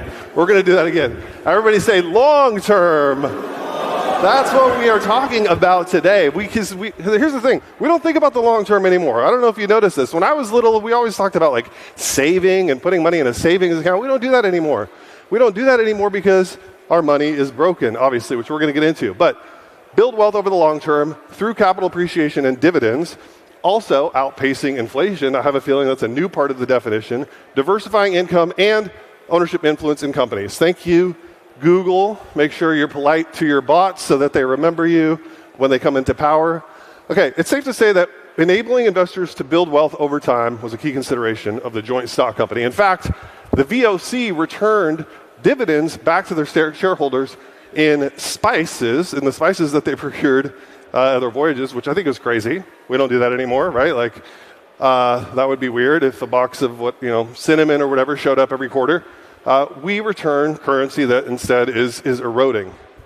So the thing that's important to keep in mind is back when the VOC was around 400 years ago, there was this understanding that the money was going to hold its value over time, right? 1 florin equals 1 florin. No one doubted that. No one was like, oh man, this is going to lose value. People were just like, cool, that's my money. That's going to remain my money, and it's going to retain its purchasing power. But then we all know how the story goes, right? Even through Bretton Woods, 1944, gold standard was made official. And then what's the year that everything fell apart? Anybody? 71, there it is. We know there's Bitcoiners in the crowd. 1971, the social contract of hard money was broken, right? Nixon suspended the dollar convertibility into gold, and the link that held finance together for 400 years was over. It began to unwind, and the world stepped into a floating, policy-defined monetary regime. From then on, the value of money became fully untethered to anything that was predictable, like gold, and this shift would forever alter incentives for savers, investors, and for corporations. And that is where we find ourselves today. That concludes my history lesson. We are in the present moment where our money is melting. One of the most depressing charts that you've seen. We've gone from spices being sent back to us for our investments to literally monopoly money that's consistently eroding value. And I don't know about you, but I'm personally a little bit tired of just accepting this as a fact of life. I've been tired of this. It's the reason I got into Bitcoin. And I'm motivated to do something about it. Because I don't think that it has to be this way, right? Consider the impact on any market participant when cash is steadily losing its value, right? Nixon essentially created a hamster wheel effect, causing everyday people to constantly be chasing their purchasing power rather than build wealth with their earnings like we did 400 years ago. For corporations, that meant returning nominal cash to investors was no longer guaranteed the preservation of their value, which, if you go back to the definition of why people even buy stocks to begin with, made investing unattractive. So what is a corporate board to do, right, as the money is being debased? Well, I'll tell you 3 things that we've seen happen. The first, stock buybacks, right? We all know about this. It was normalized by the SEC in 1982. Corporations began to just buy back their stocks because why not? I mean, look at year over year, just the stock buyback continued to increase. They were chasing their purchasing power just like everyday savers. This hit its peak at 943 billion in stock buybacks in 2024, right? Just shy of $1 trillion in stock buybacks, and nobody receiving spices in exchange. The second thing that happened was the M&A explosion, right? Mergers and acquisitions absolutely blew up. Again, how else are you going to return a value to your investors? Why not increase your earnings per share by just acquiring another company that's doing well? And then the third thing was short-termism. So corporations began to think quarter over quarter instead of thinking over the long term, which was a huge shift in corporate behavior, right? When they were thinking about years-long voyages back 400 years ago. And so, again, I don't have to tell you this. You're all Bitcoiners. I feel silly even having to say it. Fiat encourages high time preference behavior, right? We know this. Fiat encourages high time. No matter how many times you've heard it, though, it doesn't change the fact that it's still true. And again, the water that we swim in doesn't change the fact that we're still swimming in this water that is like gross and needs to be changed. So what a time for Bitcoin treasury companies to enter the picture, right? Half a century into this experiment, and it's not going great, the experiment, by the way. The market is craving real solutions, not just temporary Band-Aids like M&As and stock buybacks. Corporate Bitcoin adoption is actually restoring the economic vision that existed up until 1971 by reintroducing a sound money standard. So this is the part of the talk where we shift into the positive, right? Bitcoin is the new hard money. Like the music starts picking up and it's like, tired of losing your hard-earned money. Like Bitcoin is the solution. So not just digital gold, but Bitcoin is digital gold on steroids. And so far institutions have managed to lock up 5% of the total supply, right, which is substantial in the context of Bitcoin's 21 million supply, but in the context of the broader pool of assets that all around the world, it's actually not that big, right? 2 trillion is tiny compared to 1,000 trillion, which is, I think that's a quadrillion, just It's a number that you don't hear a lot. But 1 quadrillion. So I mentioned earlier that our mission at Bitcoin for Corporations is to accelerate corporate Bitcoin adoption. And we're doing that in a number of ways, through education, through advocacy, through storytelling. But I want to be clear that the opportunity here isn't just corporate adoption for the sake of corporate adoption, right? We actually want to accelerate hyper-Bitcoinization as well. And I've recognized that the institutional demand ultimately leads to hyper-Bitcoinization. That's what I get excited about. That's why I'm here. That's honestly why I became a suit coiner, put on a suit. And, you know, I love being a suit coiner. It feels great. It feels good to be back on offense. That's what I like about it, right? I want to play a role in advancing this narrative. I want to play a role in us moving back to hard money in a way that feels active, not just passive. Actually, one of the things that I hate about sort of the mentality in the Bitcoin space sometimes is that we feel like Bitcoin is inevitable and we can just kind of sit back and let Bitcoin do its thing. I disagree. I think we need to actually stay on offense. And so we've grown this, the BFC network pretty rapidly. We're now approaching over 50 members spanning 15 different countries from around the world. And it's been a blast to have front row seats here to the recent wave of adoption. But again, I got to say, I'm not quite satisfied with the pace and the urgency and how fast things are moving. I'm not convinced that our efforts are actually keeping up with the rate of inflation. So I want us to dream bigger. I want us to envision a world where that little orange dot becomes much bigger. I took the liberty of editing this chart with my apologies to Jesse Myers, who made the original one. But I don't know about you, but I want to see Bitcoin explode in my lifetime. I want to see hyper-Bitcoinization actually start transforming lives. And so I think that it's our responsibility to find ways to move the needle and get back on offense. So some more propaganda from the Bitcoin for Corporations teams. We've had an incredible first year. And when I talk about going on offense, it means you can expect us to double down on our efforts as we continue to move along here. So we plan to bring things like the Bitcoin for Corporations Symposium to different parts of the world. We actually had it last night. I'm not sure how many of you were there, but we had a great time.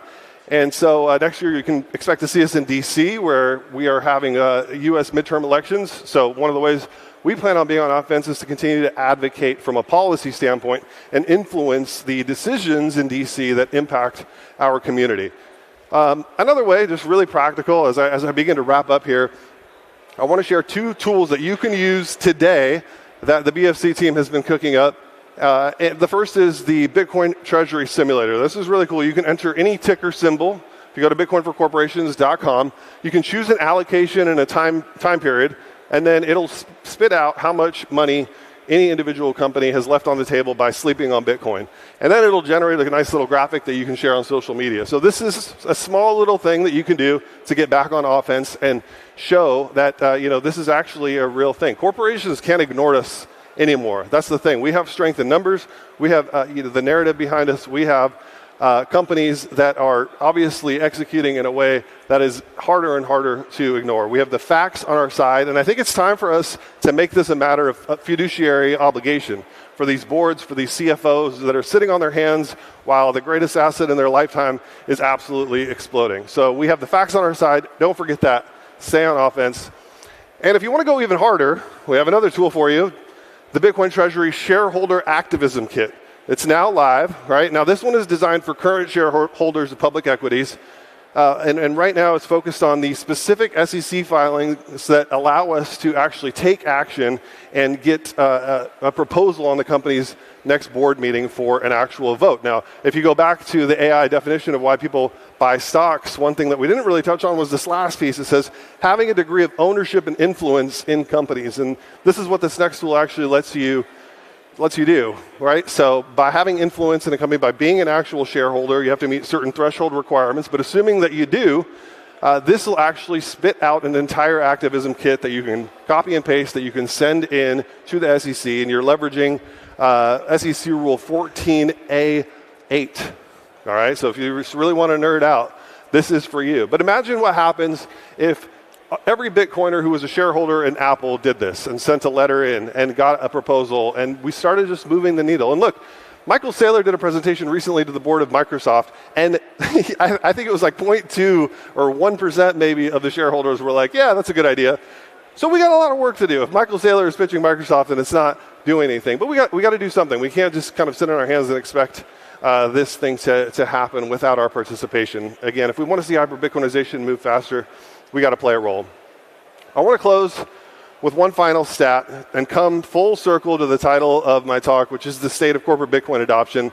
I realize that there's been a lot going on in this space, and you're probably not happy with some of the Treasury stock performance prices. I get all that, but this is the one stat I want you to remember to kind of just let you know where things are at. I think this is the only stat that matters, and it's that institutions continue to buy way more Bitcoin than is being mined quarter after quarter, right? At a higher rate in Q3 than in Q2. And if you look back to Q3, it wasn't the most impressive quarter for the performance of Bitcoin treasuries, but meanwhile, institutions are stacking more Bitcoin than is being mined. Everything is being repriced in Bitcoin. Sentiment and price are, it's not sustainable with the current demand, and we are watching the active return of hard money unfold in real time.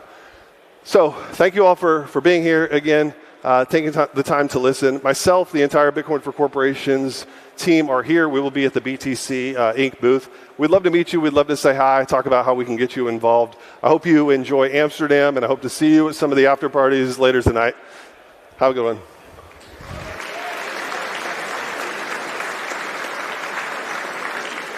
The euro is being debased. The ECB has expanded its balance sheet from $1 trillion in 2007 to over $8 trillion at its peak. Cash reserves are evaporating in real time. While US companies led Bitcoin treasury adoption, Europe is being left behind, unsure how to leverage or evaluate Bitcoin treasury strategies. We've built a tool to help you navigate the chaos. 21 days, 21 modules, from Bitcoin custody and compliance to the principles of Bitcoin and its use cases. Your complete guide to corporate Bitcoin education in Europe is coming soon. Sign up today and we will send you the guide the day it releases.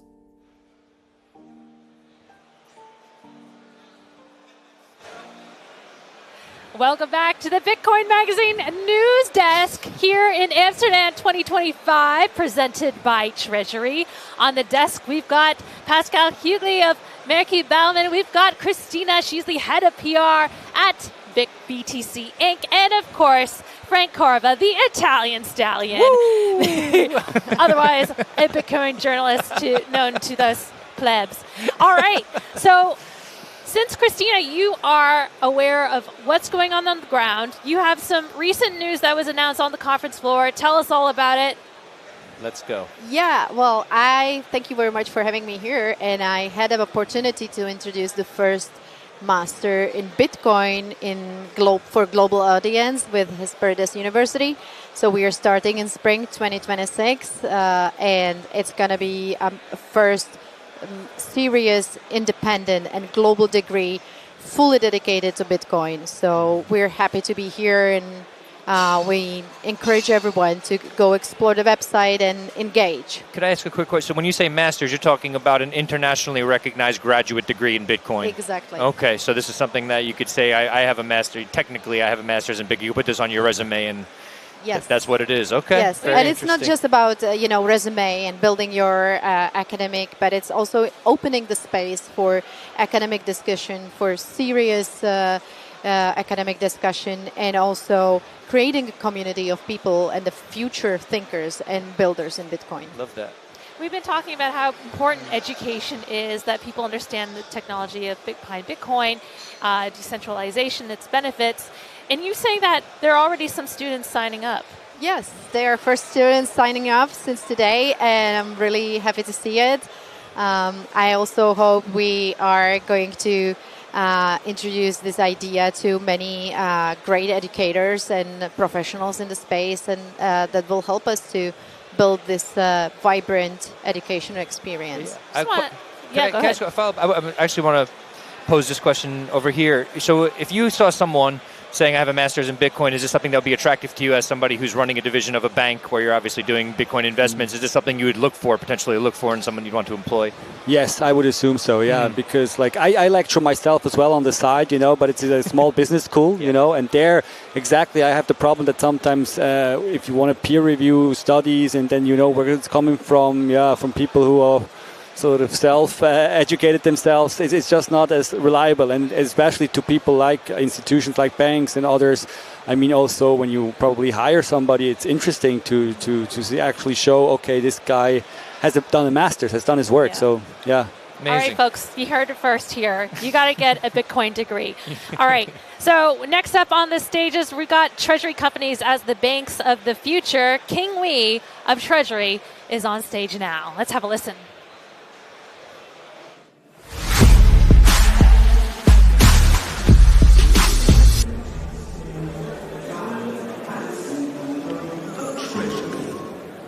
Khing Oei. Good afternoon, Bitcoin Amsterdam. Just amazing to stand here. My name is Khing Oei. I am founder and CEO of Treasury, and I grew up not too far from here in Amsterdam. And when we started putting together the whole idea for Treasury and everything, it was absolutely natural for me to also roll in the conference. Why? Because in Amsterdam, we have an amazing community with lots of passion, developers, activity for the Bitcoin ecosystem. To bring it all together and seeing it together here is amazing. I hope you're all having a great day. Lots of interesting speakers. Later on today, I'll be interviewing Cameron and Tyler Winklevoss. Make sure not to miss that. And we'll have a fantastic session. I do want to tell you more about Treasury. And before saying that, I got to say also, we're all here for Bitcoin. Bitcoin first. And this location, this old sugar factory, built in 1863, to me, represents a lot of the original values and the spirit of Bitcoin. It's resilient, authentic, and it's there for development and innovation. So, Bitcoin, where it all starts. Coincidentally, Bitcoin was developed right around the banking crisis of 2008. $60 trillion of value was lost, and many people lost their livelihoods, jobs got lost, everything else. Why did that happen? It was a fragile banking system. The banking system was fragile, and how is it being fixed after that? Governments end up printing money. And I think that's kind of the issue we're seeing. We're in an environment right now where we're 17 years later, governments continue to print money, we're seeing massive inflation, and the banking system itself is not stronger. Arguably, it's even more fragile than before. So we went from banking system to governments printing money, inflating fiat currencies away, to a banking system which is still very fragile. Now, what happens when a financial ecosystem is built on sand? It looks quite firm from the outside, but the moment there's loss in trust or a shock, that's when it collapses. And that's again where Bitcoin comes in. Bitcoin and its core attributes are exactly the opposite. It's trustless, it's peer-to-peer, it's limited supply. We'll know there'll only ever be 21 million. And ultimately, it gets stronger and stronger. It gets anti-fragile as it grows and as the community grows, which is why we're here today. Now, we are here in Amsterdam. And there is a lot of symbolic value to that as well. In 1602, it was in Amsterdam that the first financial exchange was launched. It really changed the financial infrastructure of the world. Corporate finance, financing, public investment, everything changed. And it instituted a golden age, frankly, a golden age that happened in that period. And that's why Amsterdam itself is and should be at the forefront of the next digital golden age. The one that's driven by Bitcoin adoption, Bitcoin going mainstream, and capital markets innovation. We have everything here. We got fantastic infrastructure, market players, stakeholders, and hopefully businesses like Treasury and others that are building on top of this infrastructure. And that's why we're here in Amsterdam to not only symbolically, but also as a center to go into Europe. Because ultimately, we're seeing a massive positive development in the US, but in Europe, we are somewhat behind the adoption curve. We need to increase, and that's what we're here for. If you think about adoption, as we always say in Europe, in Bitcoin, we're still very early. So, to give you an example, some of you may have seen these stats, but they're truly impressive. We're talking about major technologies here that none of us here can imagine living without right now. The internet in 1990, 3% adoption. Online banking in 96, 3% adoption. Social media in 2005, 3% adoption. Where are we Bitcoin right now? 3% adoption. So to state the obvious, all of these technologies have gone to 100% adoption. And that's absolutely where we're going to go with Bitcoin. And all of us in this room here are part of this. We're early. We're still very early. But there's a lot more to go, 97%. Now, how do we get that mainstream adoption? How do we get that next 97%? What's the path that brings us there, right? We've gone on a super accelerated curve, but still, we're still very early. Well, that's where really Bitcoin treasury companies have the potential to help with that. Globally, but also in Europe. And I think that's very important to, that is really necessary to unlock the true utility and the true adoption of Bitcoin. Bitcoin being the protocol, and treasury companies being the platform to do that. It's really about bridging everything together, bridging Bitcoin with traditional finance, but also other ways. So, for a Bitcoin treasury company, which we are obviously, there's really two sides. On the one side, we raise financing. Who do we raise financing from? Very often from institutions, from individuals who don't usually invest in Bitcoin. Think about individuals. Many of you here will have wallets or other means of buying Bitcoin. But if you are very early, you don't want to make it too complicated, you want to buy some Bitcoin in your trading app, actually quite difficult to do. A Bitcoin treasury company allows it very easy access. If you're an institution, you're a portfolio manager, you want to have exposure, very difficult to do. And a Bitcoin treasury company is a very easy way to do that. So with this, as a Bitcoin treasury company, we're unlocking new forms of capital to bring in capital into Bitcoin.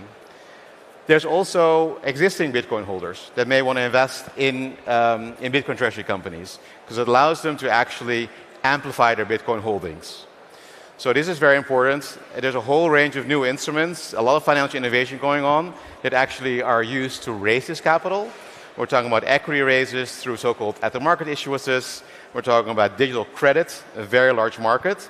And we're talking about Bitcoin-funded backed instruments themselves. One thing that's also interesting is there may be many people who may never want to invest in Bitcoin.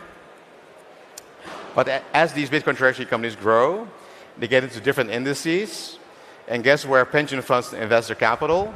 In indices. So ultimately, everybody in our society will have exposure to Bitcoin through these Bitcoin treasury companies, where they want it or not. And the people who do want it, they can amplify it, they can lever up their exposure.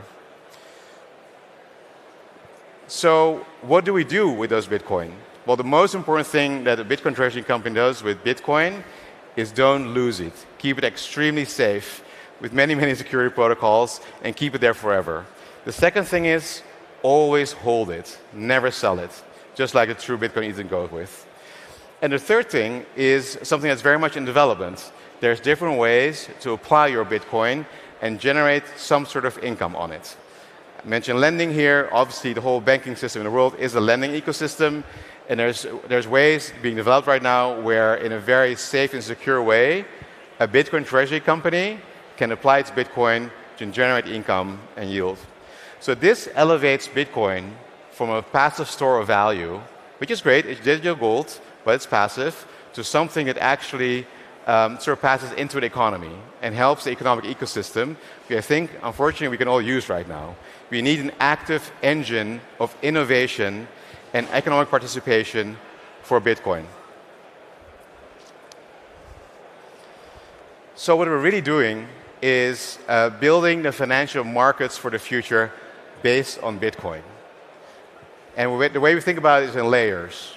At the core layer, layer one, is Bitcoin as digital gold. It's the Bitcoin treasury holdings. It's permanent. It's HODL. We will not sell it, but it's extremely solid base. If you think about it, compare it to a bank for a moment. As you all know, banks have 20 times leverage. They got sort of a very thin equity ratio. And guess what equity ratio is? It's fiat currencies. Fiat currencies are devalued every day through the inflation we're seeing around us. Bitcoin will have digital gold. We believe it's going to go up. You don't have to believe that. It has gone up historically, as we all know, immensely. But there's enormous potential for the digital gold to be productive for the economy, and that's part. So that's layer one. That's the core. Layer two is the capital markets instruments that are now being traded. I just mentioned a few. Pref securities, digital credit, options. This whole layer. And this is how the financial ecosystem has been built up. There's always trading. There's always a buyer and there's always a seller, and Bitcoin treasury companies facilitate this active trading of instruments based on the Bitcoin layer. And the third layer is really a whole market infrastructure. Again, there's trillions and trillions being traded right now in fixed income, in currencies, in commodities, and all of these derivatives trade back and forth. Bitcoin is going to be the basis, will be the basis for a similar kind of trading with many instruments. If you think about it now, there's a yield curve on pref securities. You can trade that. You can trade cross currency, but we're still very, very early. So we'll have billions and billions being traded. And again, they're based on Bitcoin as a basis. There's securities that are being created, and derivatives based on top of that. So this is a real bridge from Bitcoin to the financial markets, and therefore a benefit for all of us in this room. So where are we with Treasury? With Treasury, we are incredibly excited and incredibly honored to have had some great support from great investors. This was a founder-led round, which means that we didn't use any investment bank, but it's pretty much the network that we had. And there's a couple of benefits. One is that for Bitcoin, it's very important that you have the same mindset. You think about things long-term, and the investors we have are all long-term investors in the space. Winklevoss, I mentioned, they backed around. David Bay and Nakamoto, obviously a real OG in the space that actually created the whole conference ecosystem. They are core investors of ours, and we have over 50 investors globally that invest in our rounds. We did acquire Bitcoin immediately, so we have 1,111 Bitcoin, which puts us in the top 50 globally of Bitcoin treasury companies. This is clearly only the beginning, but we are active, we are live, we're kicking off, and we obviously have the ambition to become the largest Bitcoin treasury company in Europe. With our planned listing in Europe on Euronext Amsterdam, that gives us the toolbox that we can use that I mentioned, all the different securities, options, everything, because Euronext has a fantastic infrastructure to do that. And then finally, what is super important, we keep mentioning community. Community is the core of Bitcoin. Bitcoin is, as some would say, in itself, the strongest social network there is. That's why I acquired the Bitcoin Amsterdam conference. To have all of you here, come from all over the world, the best speakers to come, people to learn from each other, people to network, get to know new people, and also expand the ecosystem. Get new people in, get new people to learn from this, get the media in. We have tons of media here. Make sure we all carry out the same message. So with all of that, we're here to bridge ourselves into the next part of the digital golden age. And the fact that you're all here is a testimony to that. We're super proud of it. We hope you have a great next couple of days. And if you got any questions, come up to me, network with each other, go meet the speakers, and I hope you have a great time. Thank you.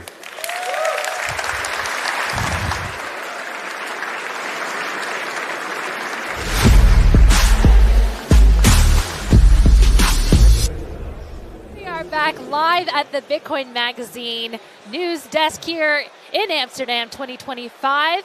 And on the desk we have Brady Swenson. He's the co-founder of Swan. We've got Christina, head of PR, BTC Inc., and of course the handsome, dashing Frank Corava, the Italian stallion, Bitcoin journalist. All right, so Brady, you have a talk coming up with us here on the main stage tomorrow. Give us a little bit of a preview of what we expect. Yeah, it's titled TikTok Next Block, The Cadence of Civilization.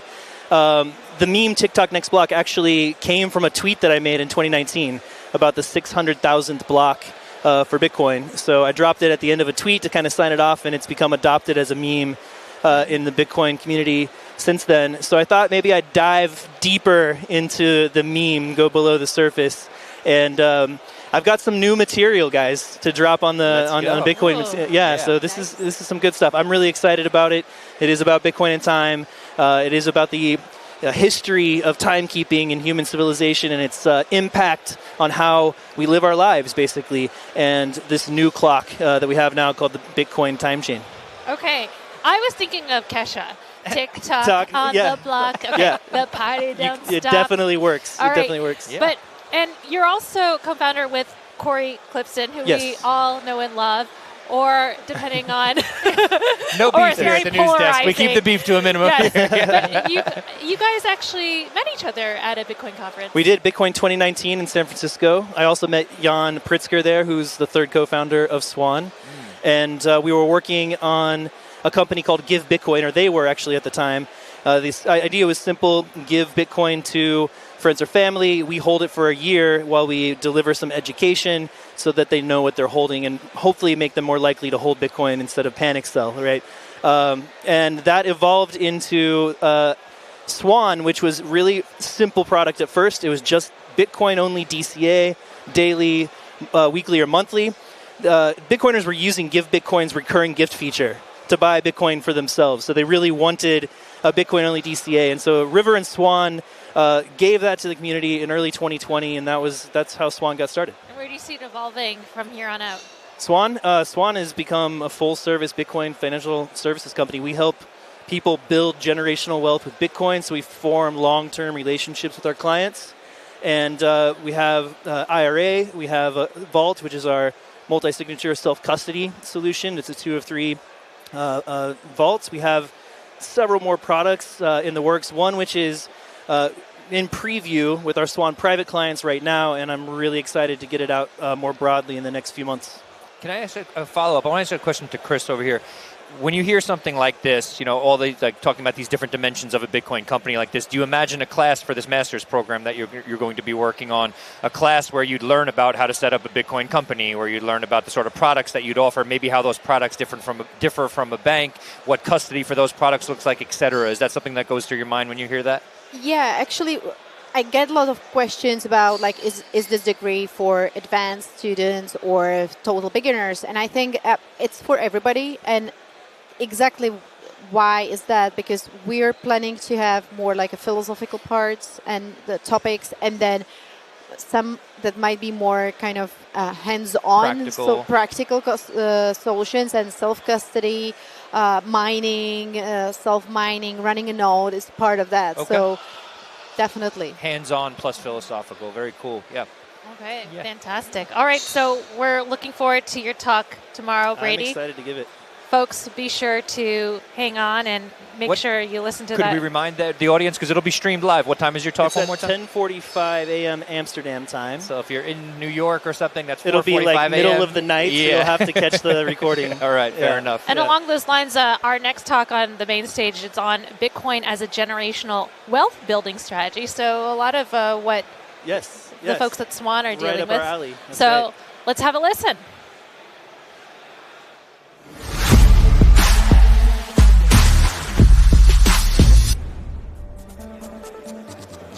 Amsterdam, so many people, that's brilliant. Well, my name is Stefania Barbaglio. I host a podcast called The Financial Fox. You should all subscribe and watch my video. And then I've been in the Bitcoin space for over 10 years and in capital markets for over 15 years. So obviously I've been dealing with many investors, and Bitcoin has become the apex assets for corporation, for investors, and that's what we are going to be discussing today. How do you build wealth strategy using Bitcoin, really? So maybe we can start with like a quick introduction about, all my amazing panelists.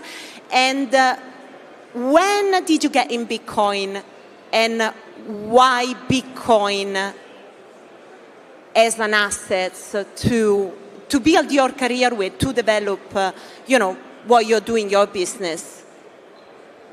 Well, thank you. It's great to be here. My name is Hunter Albright. I'm the Chief Revenue Officer for Salt Lending.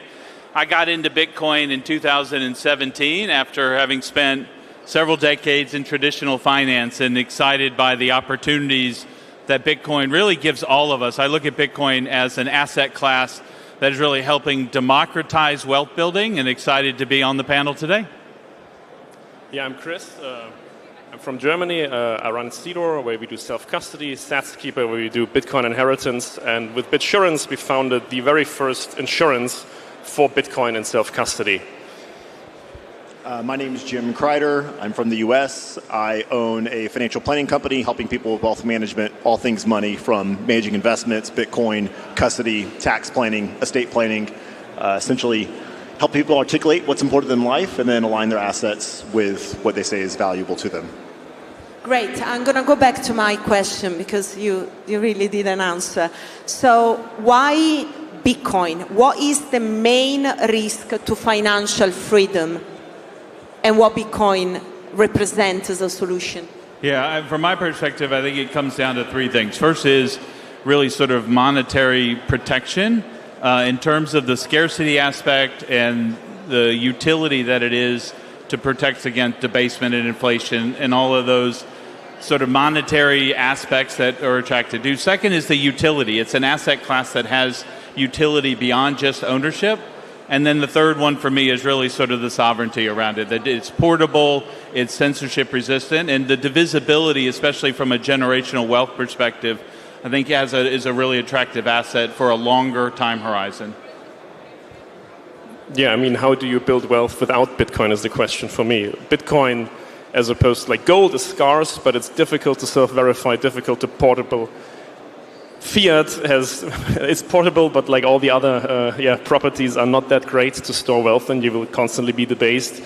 And Bitcoin, as you said, gives you sovereignty. It is self-verifiable. That is the new thing. You can check that is real Bitcoin at any point. If you run your own node, you can audit all of the Bitcoin. You know exactly the amount. And that is a very asymmetric bet. I first come to understand what Bitcoin is and why it's important in March of 2020 when the government announced that they would begin printing money to give out in the U.S. For COVID relief. And at that moment, I realized that the government should not be able to arbitrarily create money, and therefore there should be a better form of money. And I came to the conclusion that Bitcoin's the best form of money that's ever been discovered or created, and that we needed to separate money from the state in order to retain a sound monetary platform and break away from the further monetization of all types of assets we're seeing right now. Right, so we kind of established that Bitcoin is a great asset to build wealth. Now, I want to go back to one point about Bitcoin that is important to highlight, which is volatility. Volatility is vitality, but at the same time is challenging if you are an investor because you need to have a structure in place, a portfolio in place that doesn't force you to sell your Bitcoin. So can you walk me through the way that you think about building a psychological and also financial resilience system for investor or, if you are building portfolio for certain type of investor or even as an individual investor as well?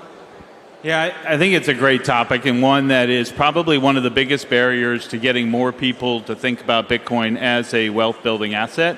And I think it comes down to a couple of key points. One is mental or sort of psychological resilience. So really believing in the asset class and learning more about the fundamentals and the foundation of Bitcoin and why so many people are excited about it. Second one is a financial resiliency. And I think for me, that's like, how do you think about it, Bitcoin within your portfolio? And the one thing I know that zero is the wrong number in terms of how much you should have, but there should be a balance that aligns to your risk profile and your risk preferences. And the third one is sort of structural resiliency. And this gets into what some of these guys are talking about today is one, what are you thinking about how you pass it on in terms of should it be wrapped in a trust? Should it, what is the custody management and what might be insurance protection that wraps around it?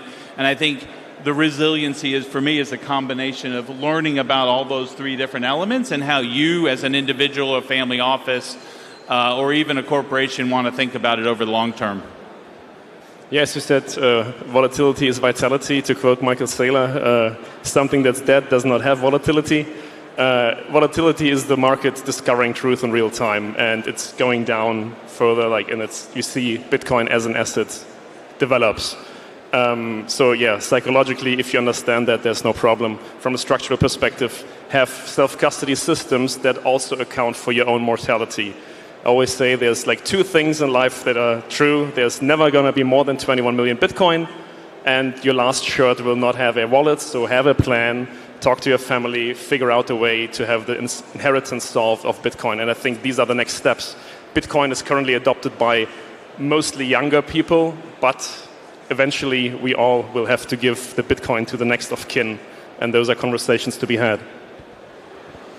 Volatility is only an issue in two domains. One, if you don't have a depth of understanding of the asset that you own, therefore you're shaken out of your conviction during a time of high volatility.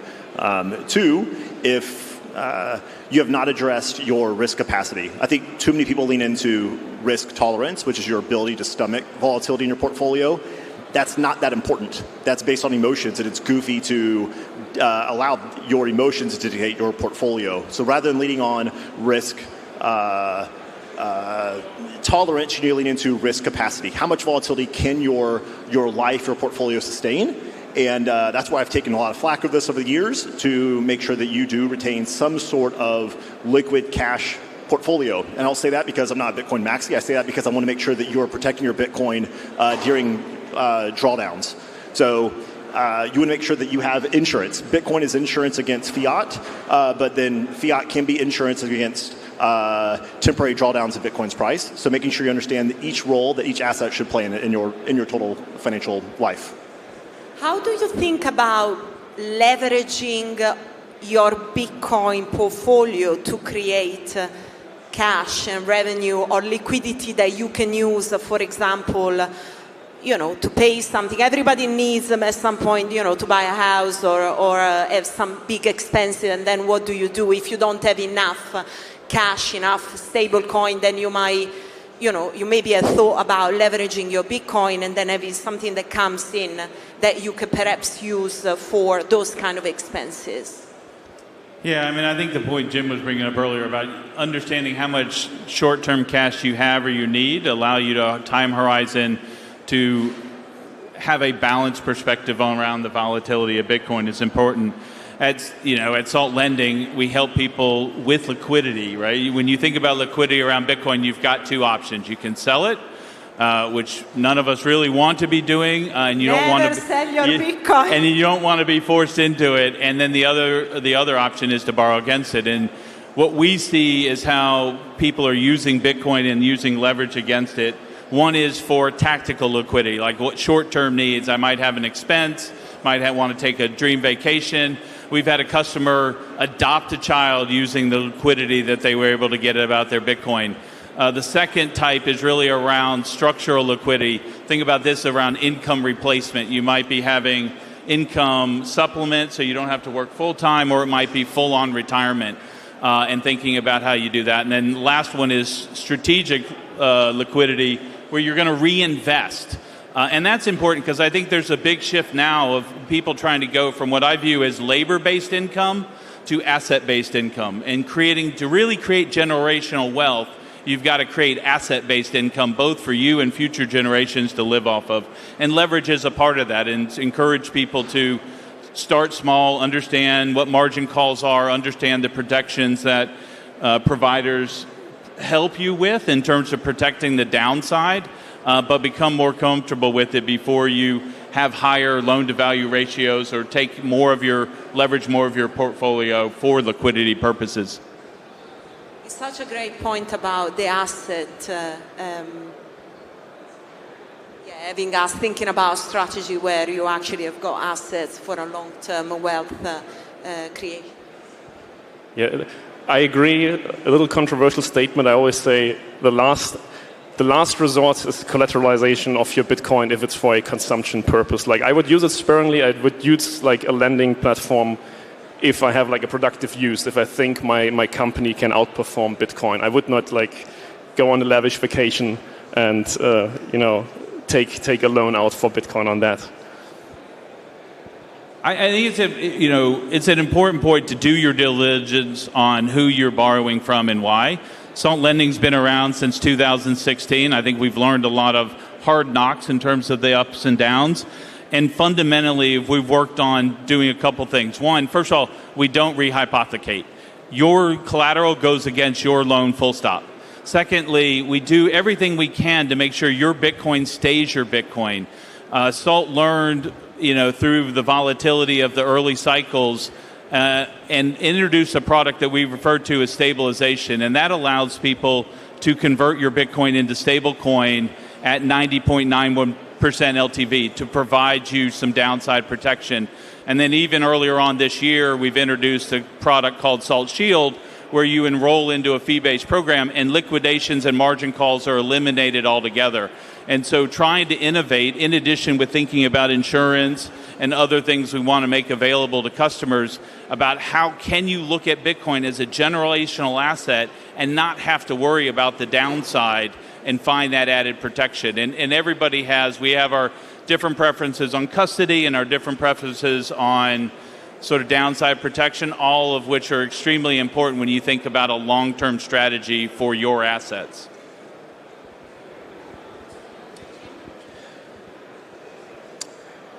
Since this panel is about generational wealth, I want to make sure that each person is taking a step back, considering ultimately what is important to you and what you are trying to build, not just for today, for short-term spending, not just for yourself in 10 years, but zooming out, think about your kids, your grandkids.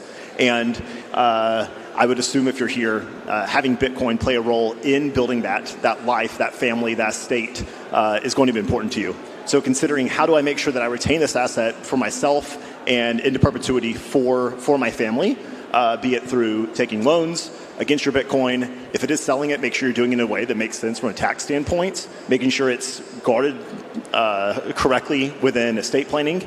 And again, zooming out, what is this, who and what is this for?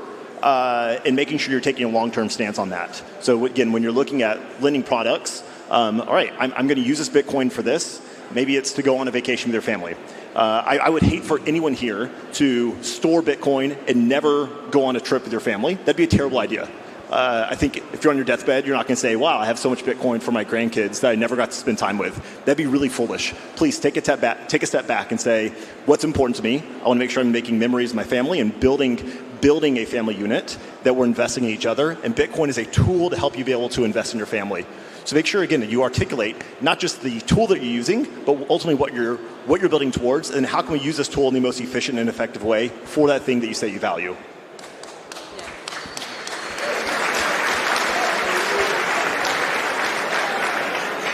What are the pushback that you get from investors? What are, like the key problem they raise, and how do you address them? So I think for us, a lot of the conversations we end up having with investors, one is just helping them understand the advantages that they can use to take advantage of in terms of their wealth planning. I mean, it's for a lot of people, borrowing against assets, thinking about that as liquidity, as a way of being very tax efficient, is a new concept, and how do they build it into their financial strategy.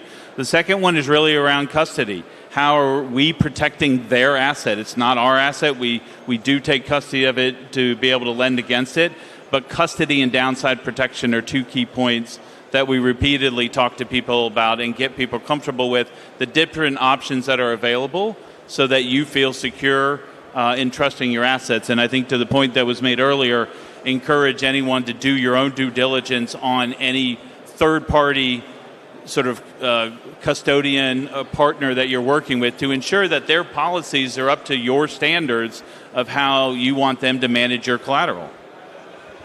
Yeah, going back to the point, like what is the opposition that you faced? Like we're fighting against a system that has like centuries of inertia.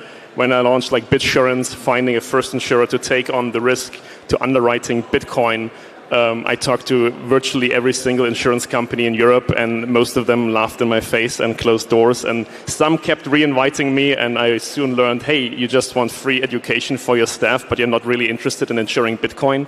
Nowadays, like thankfully due to the financialization of Bitcoin, those voices have been much quieter now. Bitcoin is here to stay. People understand it more. Now we have as first insurer Liberty Mutual, like one of the largest insurers in the world. The opposition, they are running out of arguments against Bitcoin, is my opinion.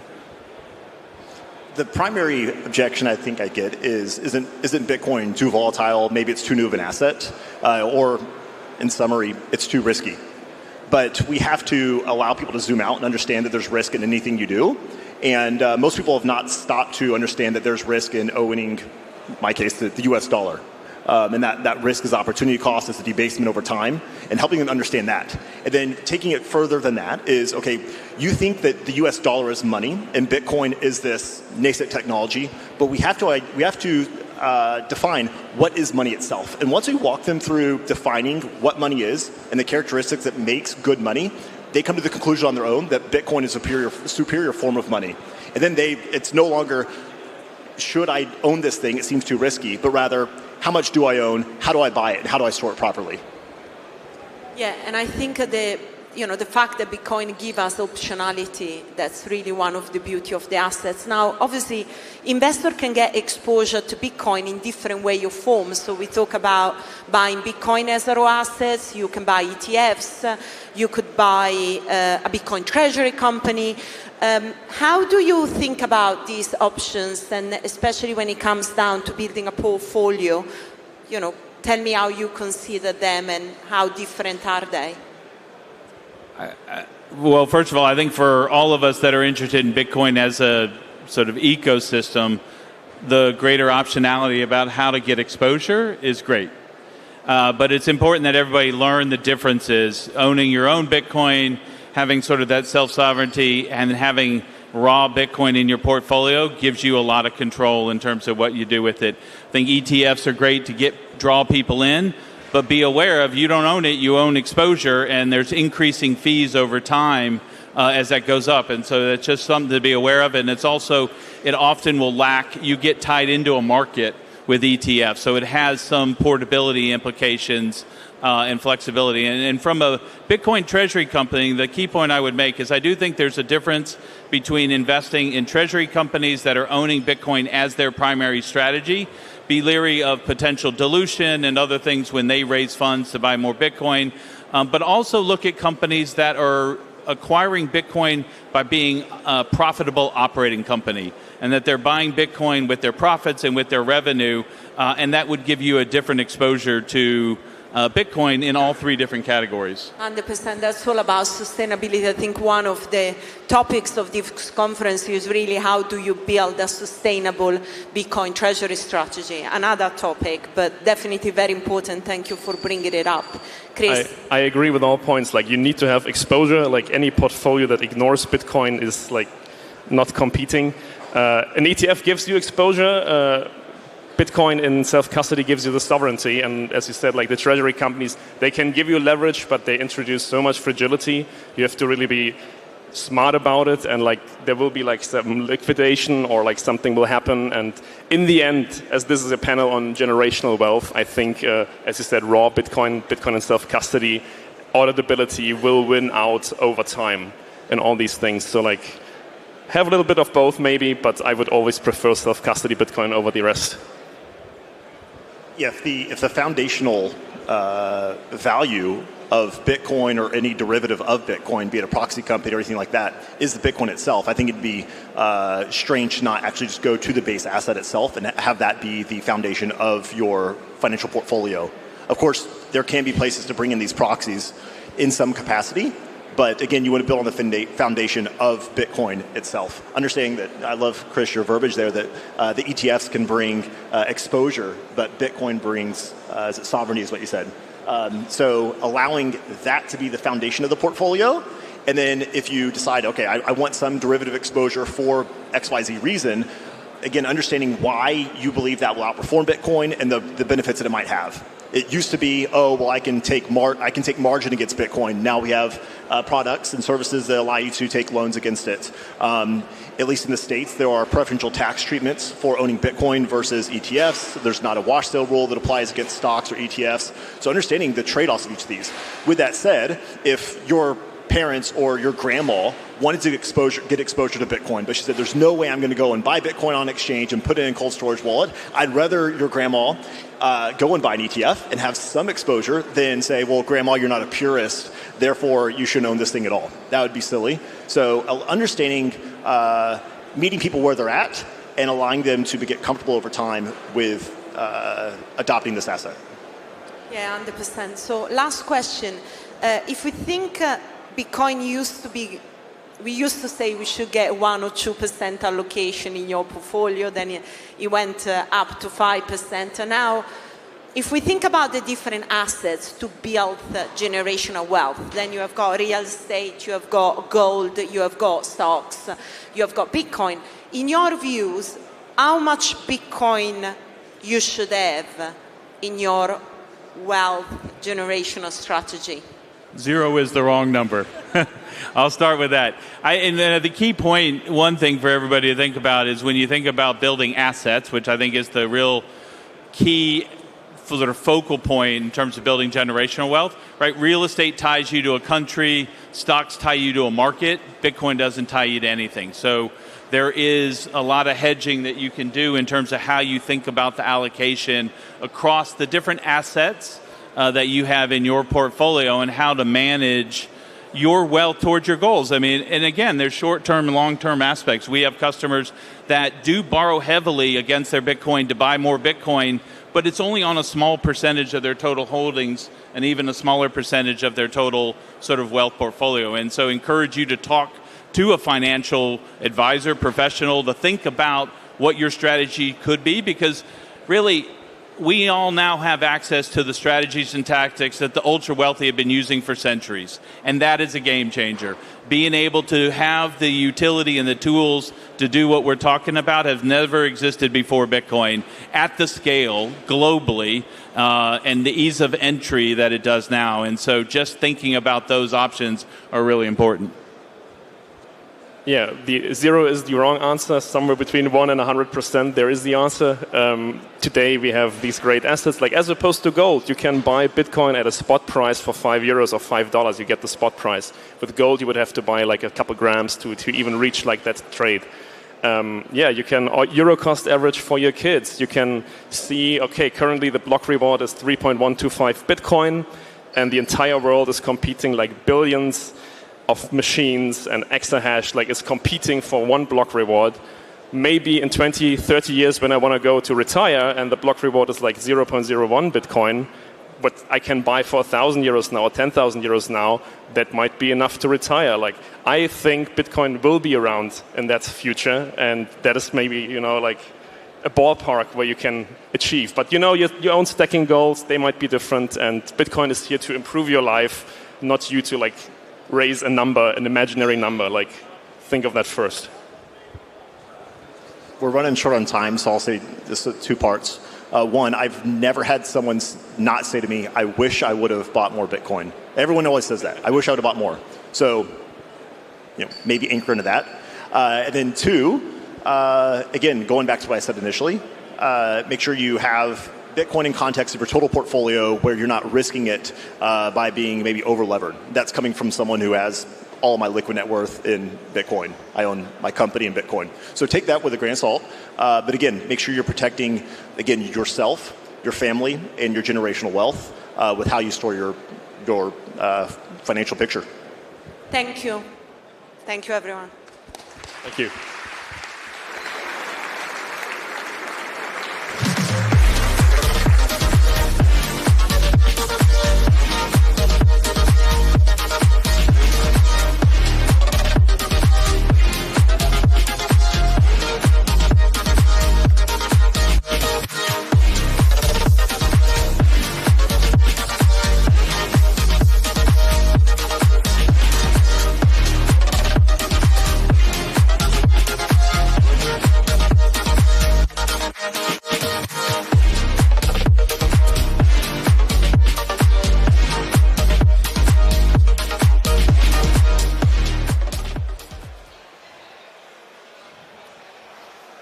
Welcome back to the Bitcoin Magazine News Desk in Amsterdam 2025.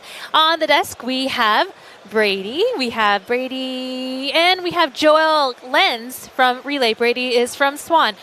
All right, gentlemen, thank you for joining us again, Joel. I know that you've been wandering on the conference floor. You've been listening to some talks. Tell us about some highlights you've been seeing on the ground. A lot of building stuff happening. So a lot of people who are in it to work, find problems to solve, figure out how we can use Bitcoin in a business with an open source model. And generally speaking, a lot of interest, I would say, in business as well. And the talks have been mainly covering what is happening in Europe with Bitcoin. So it's been quite fascinating. A lot of stuff happening. Well, I find it interesting. Brady was mentioning that he found his business partner, Corey Clipston, and in building Swan right here at a Bitcoin conference. And so one of the great things about coming to these conferences is that you can meet your next business partner, you can find your next business plan, and get a lot of inspiration. And so just on that note, Brady, what have you been seeing on the conference floor? What's the vibe that you've been getting? What are the highlights? It's very cool. This is my first Bitcoin conference in Europe, and it's pretty cool to be in Amsterdam, where I would say modern finance was really started. The first stock market was started here, and it seems like an appropriate place to be here. There's lots of discussion about Bitcoin Treasury companies, which I found interesting. There is, as Joel said, lots of stuff about building. Node Runner's booth is right there. There's an open source hub, and I've had a couple conversations with those guys. Always find that interesting. I love to get my hands dirty. I run a node, and just get in there. Watching the blockchain sync is sort of a religious experience or something like that. It's pretty cool. The first time I saw the text come with all the blocks starting to sync from all the way back in 2009, I was like, wow, this is pretty cool. This is pretty cool. We did hear a talk earlier about the tensions between Bitcoin and institutions coming online and integrating Bitcoin as well. Where do you see that headed, that integration and those tensions with legacy institutions, Joel? I think you have to differentiate a bit. Is it getting them on through the ETFs and stuff, which is more an environment where they see like, okay, that's right up our alley, and then gradually moving over to them understanding what the key differences are, what are the differences between the custodial setup and things. I'll keep it broad-based because just to give you an opportunity. But earlier we also spoke to Susie, who was talking about how Visa was wanting digital ID, and so there was a sense of decentralization being lost in the mix. But I don't know if you've experienced or seen similar tensions in that vein between institutions and, I guess, the desire for decentralization, the desire to use Bitcoin as cash payments. Me personally, I haven't seen it yet, but I could see a future where that would happen. And probably if they would sacrifice one thing, it would be decentralization. If projects like Visa and the whole EID thing or whatever Susie was talking, probably also the CBDCs I'm imagining, will survive or not, we'll see. I'm knowing that Bitcoin will, so that's my only hope, where I go like, okay, I'm betting on the right horse. Brady, you want to jump in with your thoughts on that? Yeah, I mean, I've seen, there was a talk earlier today about KYC, which is kind of right along that lines. When Bitcoin, which has this open source ethos of decentralization, of circumventing state money, is now meeting a time where we have, Bitcoin treasury companies, we have regulation like MiCA in Europe, we have regulation in the United States that's really setting the foundation for this, modern finance, or you could say traditional finance, to come in and sort of meld with Bitcoin in different ways. Right. KYC is one of those ways, and it's an interesting time for Bitcoin. Brady, hold that thought. We're going to segue into the institutions that are here, Bitcoin's evolving market structure. So let's go back onto the stages and segue back into the conference.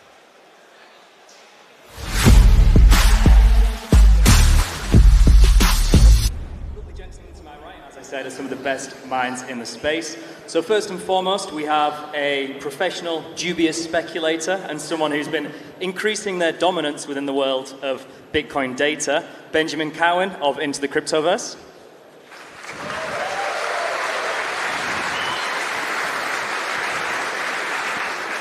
We then have some true Dutch royalty and my favorite source of vitamin B, T, and C, the rational root of Bitcoin strategy platform. And last but very much not least, the man to my right here is Andre Dragos, a man who's a little bit wiser than most institutional investors from Bitwise. Thank you. So we'll get straight into it. I think everyone's well aware that we've seen a growing institutional influence on the Bitcoin price action. And as we can see from this chart, there's been over 2.29 million BTC accumulated and now held within the ETFs and corporate treasuries, which equates to about 11.5% of the entire circulating supply of Bitcoin. And this has obviously had a pretty dramatic effect on the underlying market structure. We can see here Bitcoin's volatility has been diminishing, and as we're all probably very much aware, the price action has been very sideways, choppy, let's be honest, quite boring this entire cycle. And we're now at a pretty pivotal point, I feel, because we can see that volatility is as cyclical as price action, and we're currently at some of the lowest levels of recorded volatility we've ever seen. So what we can do is take it over to Andre, who can tell us how we're seeing a growing demand and how institutions now actually outweighing the new BTC supply. Yes, thank you so much. So, I think the big story this year, and especially last year as well, is institutional demand. And it's not only a buzzword, right? Many people think about institutional adoption as some kind of buzzword narrative, but you can really see it in the data. And one of the reasons why we at Bitwise think like the 4-year cycle is somewhat dead is this chart. So what we've seen since essentially 2024 is that the supply deficit induced by the halving has become smaller and smaller over time, while institutional demand by Bitcoin treasury companies and ETFs has essentially increased by a multiple of that, right? We're close to 1 million Bitcoins purchased by institutional investors this year, including ETFs and including Bitcoin treasury companies. And it's a 7x the size of the supply deficit induced by the halving. So that's why we think that institutional demand, so demand rather than supply, will drive the market going forward. And what is driving institutional demand itself is the macro cycle.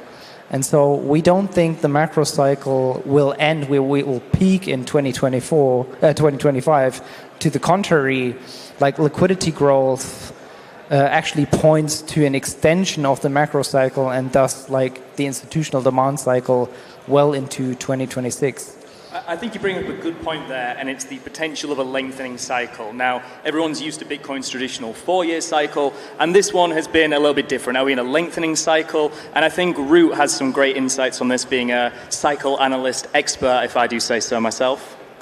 Yeah, so Bitcoin came forth out of the 2008 financial crisis, and since then we have been moving in this 4-year cycle, which is kind of illustrated by this chart. But indeed, if we look at the broader business cycle, before 2008, we actually had an 8-year business cycle. And since then, we've moved in 4-year business cycles. So Bitcoin is not only tied to the halvings, but also to the broader business cycle. Now, the early halvings probably had like a bigger effect on blow-off tops. But the past halving is only probably like a marginal effect on Bitcoin. But to give an example there, like if we would not have had the last halving, we would actually reach the 21 million coins in circulation in the next 2.5 years. And because of the halving effect, that gets extended 100 years. So that would mean we're currently at almost 20 million Bitcoin in circulation. That would mean an additional million Bitcoin still to be sold likely, because the miners usually sell over the next 2.5 years. So there's still an impact there, but it's only marginal if you compare it to the current institutional flows and the ETF flows. And again, I think you bring up a good point there of Bitcoin kind of growing, especially with this institutional interest. It's more of just a macroeconomic asset. And as we can see from this chart from Ben here, I think we can see some signs of those tides maybe shifting a little bit as well. Yeah, I think you could argue that Bitcoin is very much tied to monetary policy. This entire cycle has been more so plagued with high interest rates and quantitative tightening for much longer than in prior cycles. And so because of that, it's actually led Bitcoin to really outperform most everything else in the crypto space, just because in times of uncertainty, you buy what you're most familiar with, what you're most confident in long term. And in crypto, that's clearly by far going to be Bitcoin. So Bitcoin has done very well over the last few years under high rates and quantitative tightening. And Jerome Powell, the chair of the Federal Reserve, has recently announced that they will be ending quantitative tightening in December. So we will probably transition into sort of the next phase of the cycle for Bitcoin. And the general idea with monetary policy in general is they're never going to stop printing money. So fiat currencies are going asymptotically to zero. Therefore, Bitcoin offers a way out of that. 100%. And I think we can also see this, as you mentioned, on liquidity there, by looking at the liquidity versus Bitcoin chart, specifically the global M2 chart. So, Andre, I know this is a little bit of a controversial chart, but can you please share some insights on this? I'm happy that you bring this up because it's probably the most hated chart right now. So people have been following this chart very closely. It shows a global money supply lagged by 3 months in Bitcoin. And people have criticized this chart because Bitcoin has not been following global money supply on a tick-by-tick basis, right? And I agree. There's more like a long-term relationship between Bitcoin and global money supply, what statisticians call co-integration. And in my view, this long-term relationship still holds. And we did statistical analysis on this. And in fact, these relationships, they tend to mean revert, meaning the farther Bitcoin diverges from the trajectory of global money supply, the higher the probability that it's going to mean revert, that will reverse back to this trajectory at some point. But yeah, it's not, you can't use it on a tick-by-tick basis. And what many people also say or criticize about global money supply is it's actually a derivative of the dollar, because all these like foreign money supplies, like the Chinese money supply or European money supplies, you have to convert them via the exchange rate. So it's somewhat of a derivative of the dollar. But like dollar depreciation or currency depreciation is almost synonymous with global money supply or money supply growth based on what is called the purchasing power parity theory. So I don't buy this argument that it's essentially just the dollar and that you should disregard this. It's the same. It's a different side of the same coin, essentially. Yeah, and no pun I think intended. I think leading on from that, another reason that I feel like a lot of investors are maybe a little bit uninterested at the minute. We can see retail sentiment is very low. And that might be due to the fact that we've seen obviously a very high correlation between Bitcoin and other assets, specifically US equity indexes, as we can see here. And recently, as we've said, we've been underperforming. But Root, do you think that this underperformance is going to continue? And do you think that there's any benefits that Bitcoin has acted as such a almost high beta play of US tech stocks? Yeah, Bitcoin is really seen as a risk asset, which I think is just the phase that we're in. The ETF approval in 2024 was a bit of the beginning of that. The maturity of Bitcoin as an institutional grade asset. We have now BlackRock behind Bitcoin. There's strategic Bitcoin reserves. And so we really entered like a new era for Bitcoin, where I think if you look at the previous cycles, it was more retail. Now we got to a market cap now that the impact of retail capital isn't as influential. Most don't have like an extra 100K on their bank account to acquire Bitcoin, and so that is a contribution to this diminishing returns as well. And the last year we've really seen that we've traded very similar to the gains that we see in tech stocks like in the Nasdaq or the S&P 500. And I think that's actually the maturity of Bitcoin. There isn't as much retail hype at the moment, and so it's with this kind of passive flows from institutions that come into play. Bitcoin is trading as an institutional grade asset, which I only think demonstrates its success. Now we all would have wanted like a parabolic move this cycle.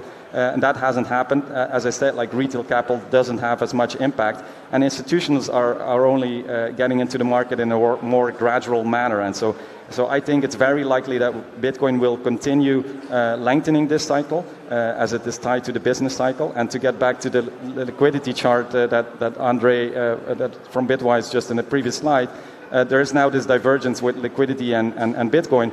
I also think that you have to take into account like the Treasury General account and so the Federal Reserve balance sheet, and actually all balance sheet from the central banks, because those also lock up capital temporarily, and so you get these kind of divergences in those charts. I guess one of the other benefits that maybe doesn't feel like a benefit right now in the fact that we're having muted upside moves is it's also limiting the drawdown percentages that we're seeing. So there is some benefits to seeing this institutional passive flow into the market, as we said before, moving from speculation to stability. But a lot of market participants, especially within the cryptocurrency space, are maybe feeling a little worse off than usual due to the fact that Bitcoin has really taken the main spotlight. We're not seeing as much interest in alternative crypto assets. And I think, Ben, do you have any kind of insights on whether you think institutions are going to be more interested in these, or do you think that Bitcoin's going to reign supreme for even longer than it already has? Yeah, I mean, I think Bitcoin will continue to reign supreme over the macro scale. Bitcoin dominance has been in a macro uptrend for years. What's really telling about the Bitcoin dominance chart is that the low, sort of the macro low, was actually set in late 2017, early 2018.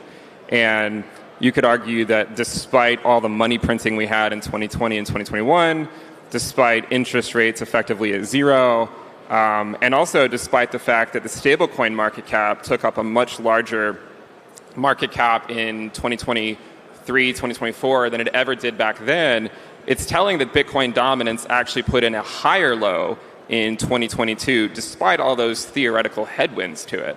So to me, I think Bitcoin dominance has already gone from 38% to 66% this cycle. And my guess is the tailwinds will remain there. You have institutions more interested. I think monetary policy continues to favor Bitcoin as well. And I also think that this chart really goes to show that Bitcoin is more so a longer-term investment, whereas other things in the space are more speculative, more short-term type moves. So I do think Bitcoin will continue to reclaim more and more dominance as the years go on.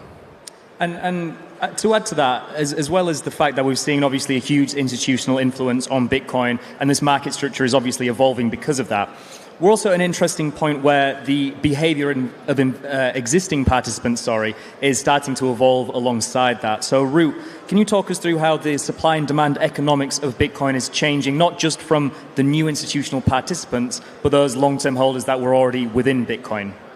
Yeah, so we have actually a bit of like compounding sell pressure from all previous cycles. So it's not only like if you think of Bitcoin moving in this diminishing returns, currently actually the like 1.8x upside to Bitcoin is actually reasonable if you look at that diminishing returns. Now diminishing returns happens obviously due to an increase in market cap. So retail capital, as I said before, doesn't have as much impact at these prices than it did in previous cycles. But also you get compounded sell pressure from all those hodlers that are sitting on enormous gains. So we this cycle again, we don't have only long-term holders selling from the previous cycle, but also from the cycle before that and the cycle before that, and so that is, and those gains are usually like an order of magnitude higher, and so we have people sitting on 1000x gains from, for example, the 2013 cycle, and for them the 100K price level is like a very reasonable price to change their lifestyle a bit, and so I think we entered a new era for Bitcoin, and so I really like the analogy that recently was a bit popular on Twitter, the IPO moment for Bitcoin. I think that's a very good analogy for what's happening. Bitcoin is very successful because it reached that 100K, because everyone believes that it also will reach 1 million and 10 million, and there's no reason it wouldn't. And so I think that 100K level we have kind of been waiting for 2 cycles, and so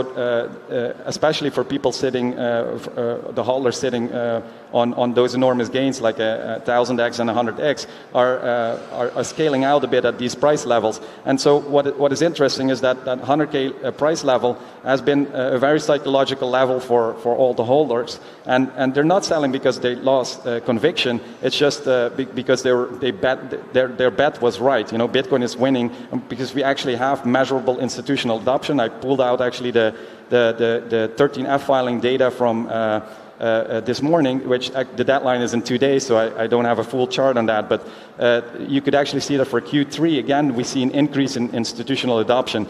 For example, JP Morgan now entered the top 20 of institutional ETF holdings, and so those are all signs that Bitcoin is winning, and so to me it's actually a successful Bitcoin success that now allows some of those hodlers to sell some of their Bitcoin to scale a bit out and to enter this new era. And I think it's also a big part of the fact that there's now the sufficient liquidity to actually have these OGs start offloading their Bitcoin, whereas traditionally we required this big retail inflow, this big retail FOMO, and new wave of capital that this cycle we haven't actually seen. If we look at the social interest within Bitcoin, it's lower than ever, essentially. We're at bear market lows. It just seems like the market is comparatively dead to where we should be, considering we're above 100,000. The fundamentals look strong. Institutionals are buying like crazy. Yet retail still doesn't seem to be too interested. So, Ben, do you have any insights on this? Yeah, I mean, it really has been a different cycle than what we've seen in the past. If you look at, what happened in the end of 2017 and the end of 2021, there was a ton of social interest in crypto. And then it also actually corresponded to major drops in Bitcoin dominance back then. But the reason, this cycle, we haven't really seen that. And I think it could be an artifact of institutions, honestly. I mean, that's a big part of it. But you also have, again, monetary policy that more so supports the blue chips of each industry, and in this case, it's Bitcoin. And I continue to sort of see the current cycle as a 2019 version, just more of a longer version of what we saw in 2019, where it was mostly a Bitcoin-only bull market, where Bitcoin would go up, and it would sort of lift the rest of the market with it, but everything else would just kind of lag behind. And that's what we saw for basically all of 2019. And during that time, Bitcoin also would pull liquidity from the rest of the market. And that's why we talk a lot about sort of valuing everything in terms of Satoshis, because then you kind of start to see how the overall market behaves. And we've just continued to see liquidity go from altcoins, head on over to Bitcoin. And so retail hasn't really shown back up, right? There's a lot of people that keep on saying like retail is going to arrive, but that has not happened this cycle. And that's just something to sort of keep in mind and say, is this like 2017? Is it like 2021? In terms of social interest and in terms of monetary policy, it's so much closer to what we saw in 2019. Yeah, and then, so in this chart also it illustrates very well how we haven't had that parabolic move. So the retail hasn't been here, and I think so if we have not had a parabolic move up, there's also no real basis to have an 80% bear market drop from here. So that's another reason to assume that the cycle will just continue to lengthen. 100%, and there's also the argument to be made if Bitcoin even needs retail capital flowing into the market. What we can see by looking at institutionally driven assets like gold over the past few years have gone absolutely exponential with very little retail involvement. And what we can see is Bitcoin, even though we are seeing more and more institutional interest, really we're still quite a baby in the comparative markets compared to traditional assets like gold. So Andre, could you give some insights on if we are to see a bit just more of an institutional rotation rather than new retail influx and FOMO, would that be sufficient to drive Bitcoin to new highs?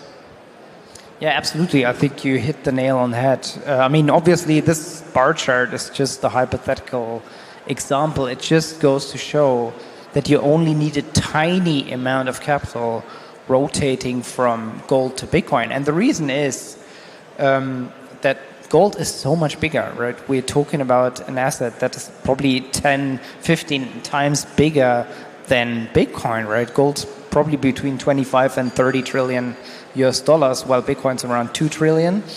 And it just goes to show that Bitcoin's adoption in terms of like the amount of global wealth, which is above, I think, 1,000 trillion, right? I've just reposted that chart by grain of salt.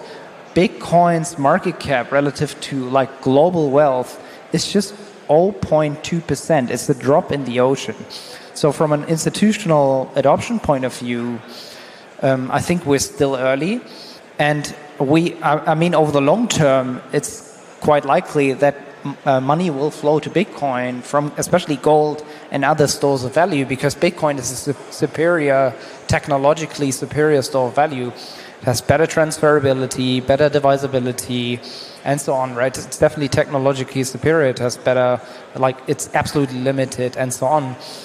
But yeah, I think that's over the long term. But in the short term, I think you could already see a significant rotation if we saw a risk on rally again, right? A renewed return and risk appetite because of global growth, because of monetary policy easing.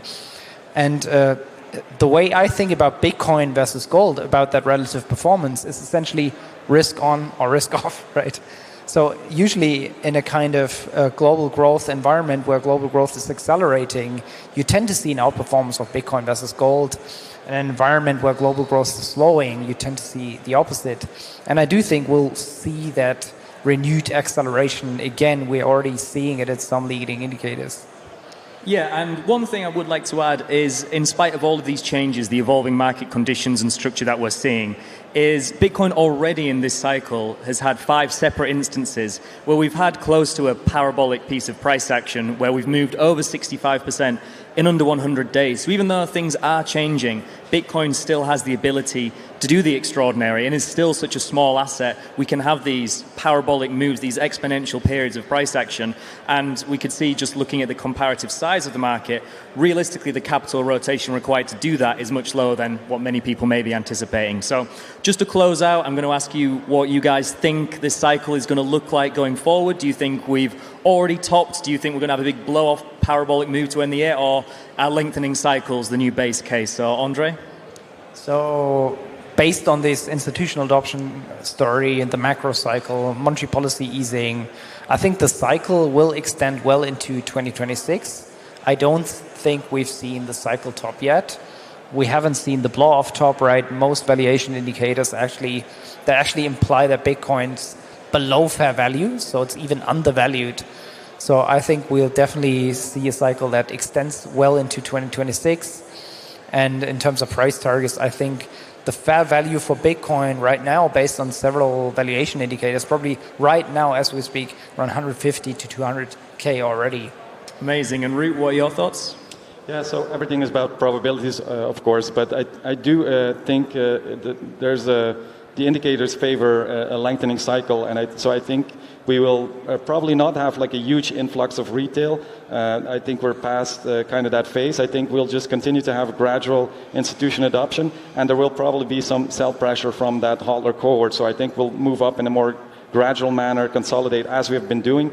I think there's a big likelihood that we're close to a bottom of this consolidation, and we're getting ready to move up for the next leg. Now, I don't expect that to be very high because as I said, like there's the hodler cohort is willing to change some of their lifestyle, and so I think we'll have some sell pressure from that cohort in particular during an up move. So I don't expect like really high price targets, but I think we can continue for a lot longer, especially when the macro or the business cycle is in favor for Bitcoin as well.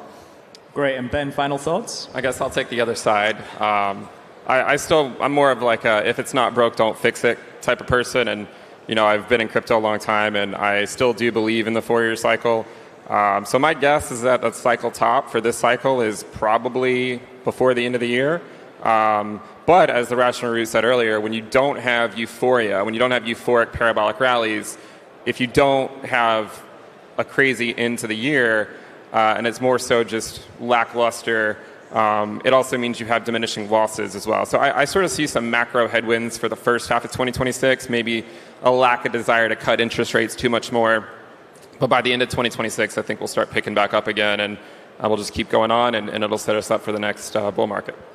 Amazing. Well, I'll side with you just so we have 2 votes on either side, but I think that's pretty much everything. I hope you all enjoyed this discussion. I'd like to say on Zetten bedankt. I've been your host, Matt Crosby, and thank you guys for doing this. I'm hopeful we can do it again next year. Thank you.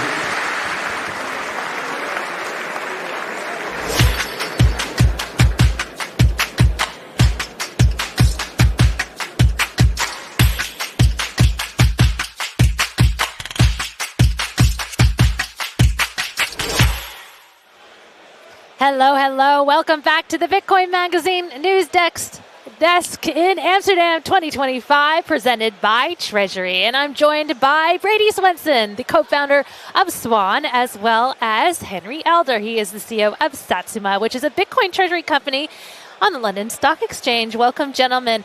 All right, we heard a conversation about institutions, and going over onto the Bitcoin Treasury company, what we had a chance to discuss, and you're from LA, and you opened your business in the UK because you saw some opportunity there. I'm interested in that. What made you find Europe, particularly the United Kingdom, as a place of business that you want to do a Bitcoin Treasury company? Yeah, so thanks for having me on, first of all. It's great to meet you guys. Great to be here. Great to have you. So I was previously at UTXO, where we kind of incubated a lot of this whole craze internationally. We had a ton of Bitcoin Treasury investments that we made globally, right? And so we became very, very familiar with the capital dynamics in a particular market that were, best for the incubation of a Bitcoin Treasury business. And as this evolved, we sort of saw, our rubric evolved alongside it. And so I was taking a very deep look at the London markets, and we saw that there was incredible potential for a Bitcoin Treasury company on the London Stock Exchange, right? Which at that time currently didn't have any Bitcoin Treasury companies really on it. And London has a number of really unique strengths in terms of the concentration of capital, the availability of the different capital types that you need to drive a Bitcoin Treasury company through the different stages of its life cycle, right? Getting it off the ground from $0 to $1 billion of market cap takes a different kind of, usually very retail-focused capital from, what you need to scale from $1 billion to $10 billion, which is going to be more institutional, to, hitting that golden goose, getting beyond and breaking out into like a MicroStrategy size. That's really going to be driven by corporate fixed income markets. And London has a unique combination of all three of those, a very, very aggressive retail demographic that loves these kinds of investments, a ton of institutional equity capital, and the third largest corporate fixed income markets in the world. And so, as that kind of grew, and I was actually looking for a CEO to run this business, I talked to a lot of really impressive people, but it's hard to find a CEO that has that combination of a very fundamental understanding of crypto, right, and an understanding of Bitcoin treasuries and Bitcoin businesses, who also has a very strong public markets background. And so at some point in time, we were raising all this money, and some of the investors on the board came to me and they said, well, why don't you just take the role, right? You have the experience, the pedigree on the Bitcoin side, and then you just build a team around you that has the public markets side. And so I took the role in July, which is incredibly exciting. And then we've built an incredible team around me. I have a CFO who was 6 years as the CFO of a FTSE 250 company, $4 billion market cap. General counsel who has FTSE 100 experience. We have incredible advisors in Latham & Watkins, Canaccord, BDO as our auditors. So it's been a real journey. Well, congratulations on the new role. Thank you. We're going to take a look at one of our stages right now. We're going to take a look at Bitcoin is the rising tide that lifts all boats and gets us new positions in awesome companies in London. All right, let's have a listen.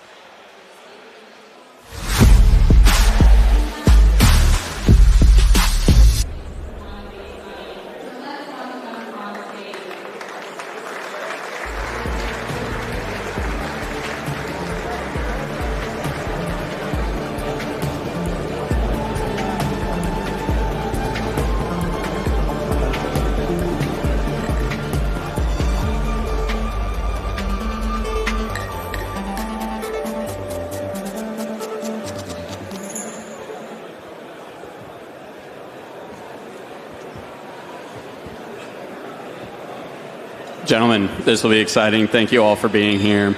So just start with some quick introductions. I'm Wyatt O'Rourke. I'm the founder of Basilic Financial. We're a Bitcoin-focused wealth management firm, author of the Bitcoinization of Finance, to do some work in digital credit. Matthew Mazinskis, One-Based Money. You can find me on any platform. Publish the monetary base every quarter, tracking the central bank money supply comparable to Bitcoin, and also been following Bitcoin as a power curve almost as long as Giovanni, but not quite. I'm Paul Buitink. I've been a Bitcoiner since late 2012, and I'm also co-owner and managing director of Holland Gold, which is the biggest precious metals company in the Benelux. We sell like $500 million this year of precious metals, and we're enjoying the bull run. Yes, hello everybody. Willem Middelkoop, author of The Big Reset, The War on Gold and the Financial Endgame. I wrote The Big Reset in 2013 and coined Bitcoin virtual gold. Quite proud of that. But I was stupid enough not to buy any Bitcoin in 2013. But I corrected that mistake in 2018. So I'm a Bitcoiner now as well. And a gold bug. From the United States, really been enjoying my time here in the Netherlands and in Amsterdam. We came in a little early doing all the tourist stuff, and all these Dutch folks are keep talking about the golden era of the Netherlands, and very very industrious history. And as I'm learning these things, the East Indian Trading Company, and then they're bringing in all these raw materials and they're processing in the sands, and then they're getting shipped to warehouses in Amsterdam. Then these finished products are going to market to the rest of Europe. And I kind of have this working theory that a society is most prosperous when the money is most sound. And Paul, you're a proud Dutchman. You have a lot of experience in sound money, specifically precious metals and Bitcoin. How do we get back to the golden era of the Netherlands? Yeah, so in the 17th century, we had the Amsterdamse Wisselbank, the Amsterdam Exchange Bank. And it was a full reserve bank where merchants and people would store their gold, and that would function as the main currency in Europe, at least the sound money. And that was very instrumental to the success of the Netherlands. And at some point, they started loaning out the money, and then the VOC, the trade company, they basically forced the city of Amsterdam to provide them more loans, and they stopped using the full reserve model and became a fractional reserve bank. And then events in the 18th century, they basically went broke. So I would love to go back to that time, and I'm very much in favor of sound money. And I think in order to get there, you would need to have a free market of money first. And that's the main problem currently, is that we are forced to use the euro, and I would like to see, well, first of all, I think the Netherlands should leave the euro. I'm quite outspoken about that. But I would like to see a new system here where people can have more choice, and then we'll see Bitcoin, gold, other alternatives. They could then compete, and the best, the ones will thrive and be used by the public. Yeah, that makes a ton of sense to me. Not surprised, fractional reserve banking is at the bottom of this. Wilhelm, you're similar position. What do you think?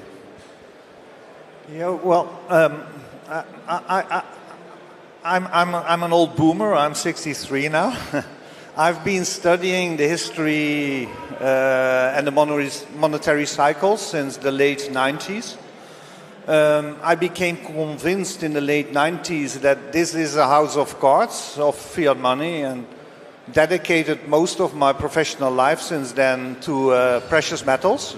Bitcoin wasn't around at that time.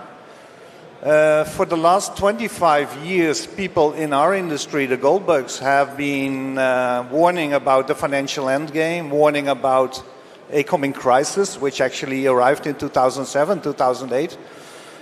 And now Bitcoin has taken over this story in the last 15 years, and Bitcoin has shown that Bitcoin might be the best form of, well, stable money, might be the best money ever invented.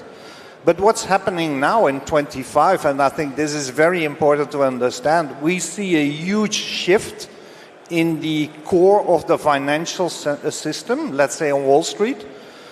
One example, Morgan Stanley is advising their clients now to quit the normal 60-40 portfolio, which means 60% in equity, 40% in bonds.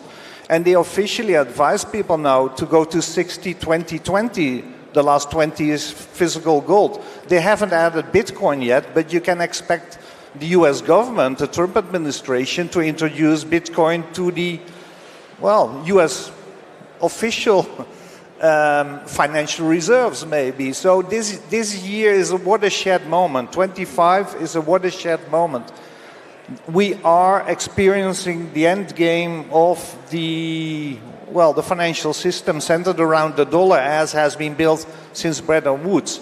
And this is, I know the Bitcoiners aren't that happy because this year Bitcoin isn't the fastest horse in the race.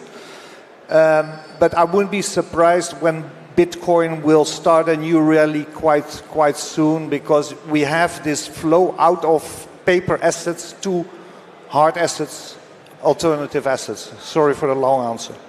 No, it's great background and insight, Matthew. I know you do a lot of macroeconomic work. studying the inflows of different asset classes. What are you seeing right now with gold inflows compared to Bitcoin inflows and their relative size? Yeah, I mean, just bringing it to the present, I'm curious what you guys think as well, because 5 years ago, my old co-host and I, Fernando from Brazil, we interviewed Mark Faber, famous gold bug, Western bear, Asian bull. He was just so angry that gold was not going. He's like, all these flows are going into crypto. He's using the word crypto, of course, and everybody's just so angry in the gold market just 5 years ago. Now it's funny, a little bit see that now with the Bitcoiners, wondering gold's just, gold and AI over the last 2 years, if you track like the top US tech companies, are growing at 41% per year over the last 2 years on a trend. And that's exactly what Bitcoin does on a power curve. But Bitcoin slows down a little bit. So I'm curious, what you guys think if that's going to balance back out. Just funny numbers, I think. A lot of people have probably heard about the power curve. It's about 125K is what the curve will be by year end. Bitcoin follows this very, very closely. But Bitcoin also follows a power curve in gold terms. And so in gold terms, it would be 65 ounces of gold would be the trend, 97% R squared of Bitcoin. And the actual price today is 24 ounces of gold. And that's about the 20th percentile. If it gets down to like the 20 ounce range, that is super cheap statistically compared to the life that we've had with Bitcoin and gold. And then you tack onto that the fact that even when we had this big puke in 2022, SBF, everybody goes bankrupt, realize nobody has any money, they're over-levered in the crypto industry. Gold, at that time, was 9 ounces of gold per Bitcoin, Bitcoin priced in gold. So Bitcoin actually is growing, even in terms of gold, but right now gold is really, I think, stealing the show, and I'm curious, what you guys think about that. Well, to avoid being angry and sad, you just own both, right? Last year I was on stage, I said they're friends and not foes. And I've never been a maxi. I went from gold to Bitcoin and back to gold, but I also always own both because I like them both. I think they're complementary. Bitcoin, like Willem said, may be the more perfect form of money, even though perfection doesn't exist. But gold has the reputation and history. If you look at central bankers, in 2024, 15% said they would possibly buy Bitcoin over the next 5 to 10 years. That percentage went down to 2% in the same survey last year. If you survey them and ask about gold, they basically all say we're going to increase our reserves. So knowing what central banks are doing, and especially BRICS nations, you know that for the next few years, gold will probably be amazing. So why not own it? If you know, or if you can basically calculate that it's going to have a good ride, just don't. You're basically you're shooting yourself in the foot by not owning it. So just own both. You'll sleep better at night, and you won't be as grumpy as some of these maxis. And if I can add something to Paul's comments, the reason central bankers aren't adding Bitcoin to central bank reserves is the fact that they can never control Bitcoin. They can control gold because central bankers have always had gold in their reserves. So central bankers, if they join forces worldwide, can always decide what will happen to the price of gold. They can sell it, they can buy it, they can revalue it. They can't do this with Bitcoin because they don't own it. So because they can't control Bitcoin, they will never use Bitcoin voluntarily. Yeah, I mean, who cares about the central bankers? They're going to do their own thing. We're Bitcoiners. We're in full control of our wealth for a reason. When I kind of zoom out, though, Wilhelm, and I'm looking at the macroeconomic landscape, I am really kind of seeing this return to real hard assets. I think the cat's out of the bag. Paul, you're saying it's like these central banks, they want to own hard assets. Specifically being gold. We're seeing the U.S. like a big repatriation of gold. So when you're helping your clients form a portfolio, how are gold and Bitcoin kind of working in tandem to kind of guard against like this fiat money threat? Well, I started the Commodity Discovery Fund in 2008. We invest in listed companies who are active in the world of commodities. I had years of discussions with our own board and investors to be able to add Bitcoin to our portfolio. We have around 5% of Bitcoin positions in our portfolio now, because I do regard it as digital gold. It should be in a in a broader portfolio, because Bitcoin and gold have different cycles. So when you put Bitcoin and gold in a portfolio, it stabilizes the portfolio because the cycles are different. And this year is a great example. For me, I think for us as, let's say, the smart money, you see more and more of the smart money incorporated Bitcoin in their strategies. But as said, central banks and governments do still have a major issue with Bitcoin because they can't control it. But I'm very curious what the Trump administration will do in the next few months on Bitcoin and crypto. And in general, I would like to add that the older you get, the more conservative you want to run your portfolio. And so for me, it makes sense, the older I get, that I reduce my crypto holdings and mostly my Bitcoins holding a little bit, and build up real estate, gold, to have a more conservative portfolio. But when you're young, just invest as much as you can in your own company, in your own skills, health, and you can be also more adventurous when it comes to crypto or Bitcoin. So my advice is, the older you get, be more careful. But in my view, they both deserve a place in anyone's portfolio. And I would just get rid of all the bonds and treasuries, as little as possible in your bank account, and put them in hard assets as much as you can. Yeah, I can just add a little bit as well. If you think about, a lot of people want to talk about, are we early, are we late, or, obviously we're not super early anymore, but it really depends on your perspective, because if you look at this from a production, like a mining production value, gold is definitely having its day in the sun. It's about 100 million ounces of gold that's mined a year, and that's getting close right now at $4,000 an ounce over trailing 12 months, getting close to $400 billion industry. And so there's going to be a lot of people catching up to this. There's going to be a lot of good projects, maybe projects that weren't profitable before. Now they are profitable. Maybe some jokers are coming in. But regardless, there's a huge interest in the gold industry right now. And if you think about that compared to Bitcoin, if you take the mining industry and fees in Bitcoin and you sold it, miners don't do this, but if you sold it every day at the price it was over trailing 12 months, the Bitcoin industry at the moment is less than 20 billion. It's about 17 billion, which is actually the high from 2022. So it's super low relative to gold. In the oil markets, just for an example, that's a $2 trillion market is the oil industry. So I try to put that in perspective as well. I think I totally agree. I mean, if you're younger, you certainly want to go all in. I mean, not all in, but never financial advice, but you want to expose yourself more to Bitcoin. But it's still a very, compared to all the other industries, to me, it still seems like a very good opportunity. Yeah, it's certainly not financial advice, educational purposes only for any NARC regulators in the room.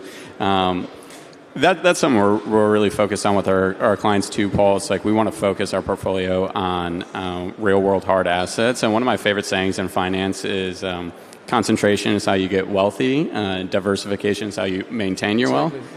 Yeah. But, you guys have talked about some of the geopolitical tailwinds. Gold is kind of commonly referred to as like a political metal. So, if it's historically has taken, the reign as like the sovereign neutral store of value. We're talking about the Trump administration obviously being a little bit more, crypto friendly and kind of leading, I would say the world in that front. If Bitcoin kind of takes that place, how do we think the geopolitics affect Bitcoin and its ultimate value as that sovereign store of value? Well, when I talk to my Chinese contacts, I more and more get the picture that we're looking at some sort of a bifurcation of the system where the West is using stablecoins, crypto, Bitcoin as a sort of a conduit to soak up treasuries and dollars and liquidity, and in the East, BRICS. I mean, if you look at what the Russians say about stablecoins, for example, or if you look at what the Chinese are doing, they're making Bitcoin illegal and motivating their citizens to buy gold. So maybe at some point you're looking at a sort of a split between a Western crypto space versus a Eastern commodity-based system. I mean, I'm fine with both, of course, from a business point of view, but I think it's interesting to see how the world is going to develop, and if we are going to see this sort of deglobalization where two different systems are going to coexist, one based on crypto, the other with precious metals as collateral. For example, in India, people can now use silver as collateral at their bank in order to stimulate lending. And in China, insurance companies are now allowed or actually motivated and incentivized to own gold. And in Europe, that's a no-go. So let's see how things go. But I would definitely keep an eye on what's going on in China, India, Russia, because we sometimes focus too much on what's happening in the US and Europe when it comes to crypto. But that would be my advice. Also, look at the other side and what they're doing and how they perceive crypto and precious metals. I agree with Paul's stance because the US has been weaponizing the dollar over the last few decades, especially in the last few years, especially since the start of the Ukraine war. But in reaction, countries like Russia and China are now starting to weaponize gold and silver, using it as a financial weapon of almost mass destruction, because they do understand that gold and silver are the Achilles heel of this dollar-centered system. The US dollar was backed by gold till 71, and after gold was, dollar broke away from the gold standard, gold became the enemy number one for the US financial system. So central bankers have been working very hard to manage and suppress the price of gold. And that's why the subtitle of the Big Reset was the war on gold and the financial endgame. And China and Russia understand this very well, are fighting the US now with gold and silver. And Bitcoin isn't part of that geopolitical fight yet. What do you think, Matthew? About well, I mean, I think that Bitcoin, the supreme collateral that Bitcoin is still a little bit ahead of gold. I mean, I have no problem with gold, but obviously it's a Bitcoin conference, and we all are pretty, fond of Bitcoin for obvious reasons. So yeah, I'm curious what you guys think, because I think that we saw what happened in Europe. The biggest thing that made the U.S. The center of the gold standard was Hitler and Stalin. I mean, by the first year of World War II, 80% of all the central bank gold was in North America. So it seems like from the side of a central bank position, like also this, like I said, 42% a year growth for gold last 2 years. Central bank buying is the same, like 1.5% per year. It hasn't I don't necessarily see where that I understand some of the reasons, but central banks don't seem to be driving that price. So I don't know. Yeah, I'm curious if you guys think that could really anchor them more, or will they have to embrace Bitcoin? What I like about Bitcoin is the decentralized nature of things. So Bitcoin as collateral is amazing, because if we would set up a transaction like that, we can do it without anyone else trying to intervene. And with gold, of course, you're still depending on someone else's vault.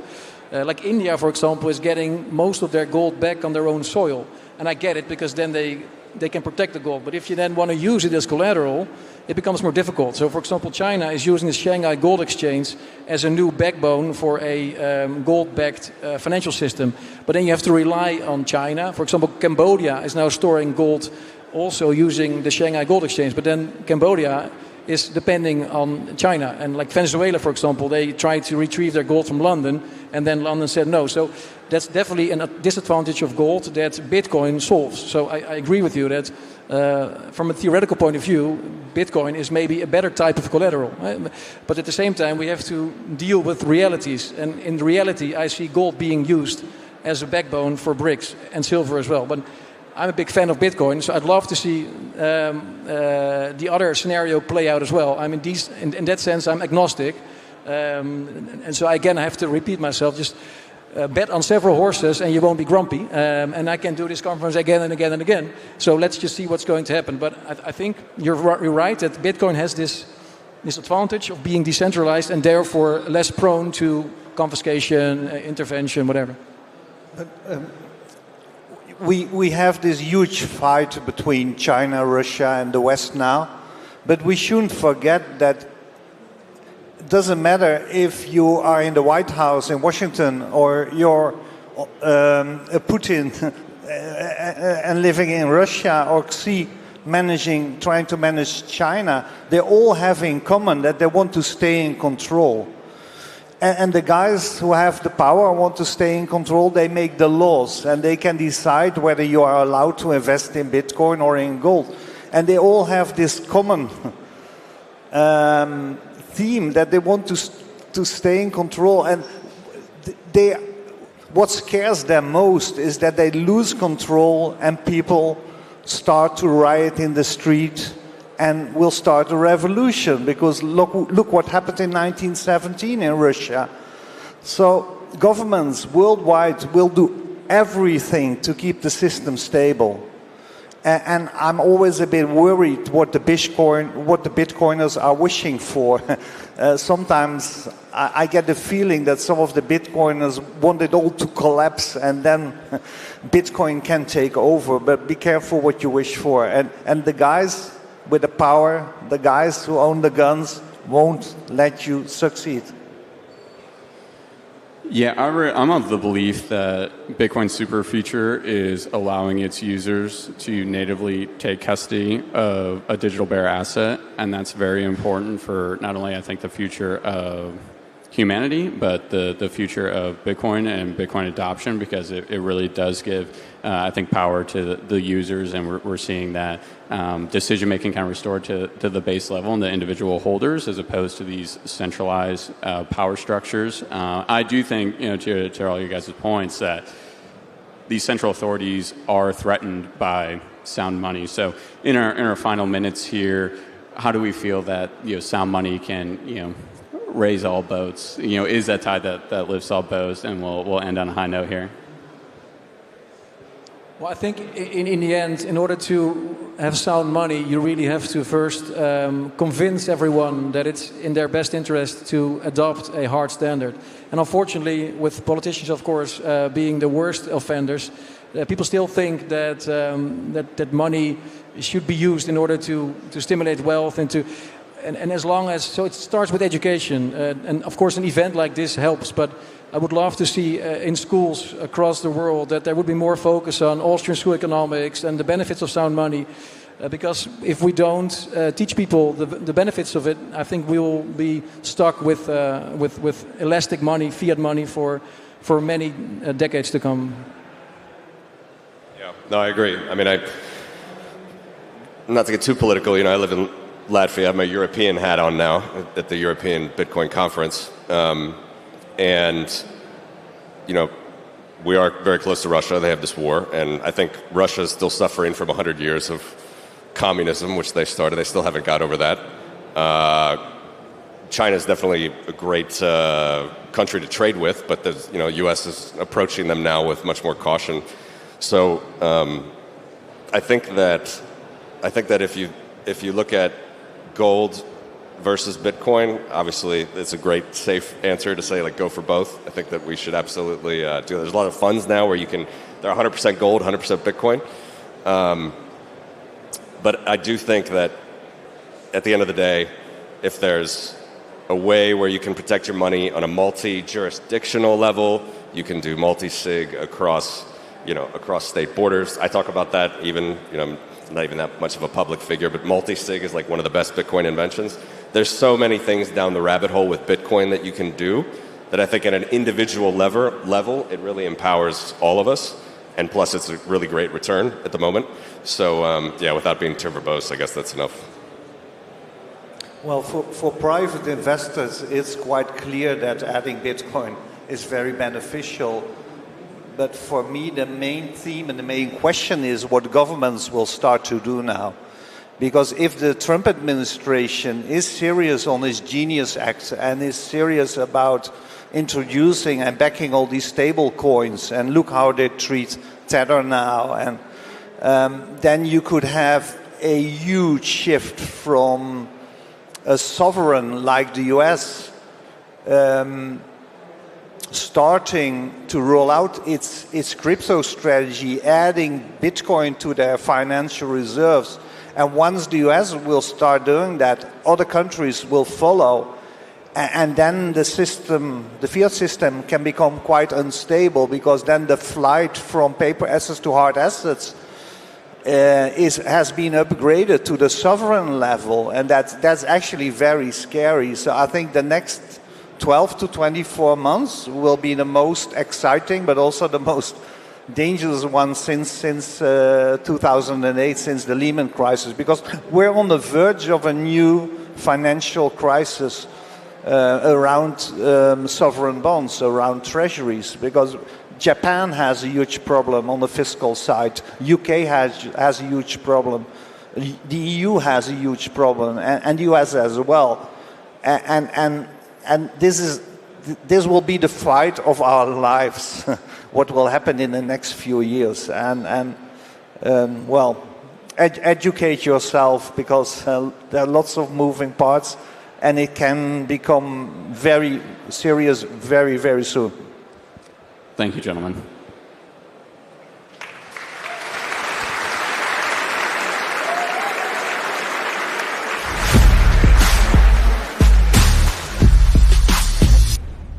Welcome back to Bitcoin Magazine's news desk here at Amsterdam 2025. I'm here with Jeff Walton. He's the Chief Risk Officer at Strive. George McHale, Managing Director of Bitcoin for Corporations at BTC Inc. And Henry Elder, he's the CEO of Satsuma on the London Stock Exchange, a Bitcoin Treasury company. So we're full of Bitcoin Treasury company fandom here. So let's start with Jeff, newly on the desk. So tell me a bit about Strive, because you're a Bitcoin Treasury company in the United States, and it is a market dominated by strategy. So how do you hope to differentiate yourself? Do you even need to? And how do you see the competition? Yeah, absolutely. Yeah, we're relatively new. We got to market via a reverse merger. We did a PIPE transaction, raised $750 million of equity capital, and brought it into the market via reverse merger, now under ticker ASST.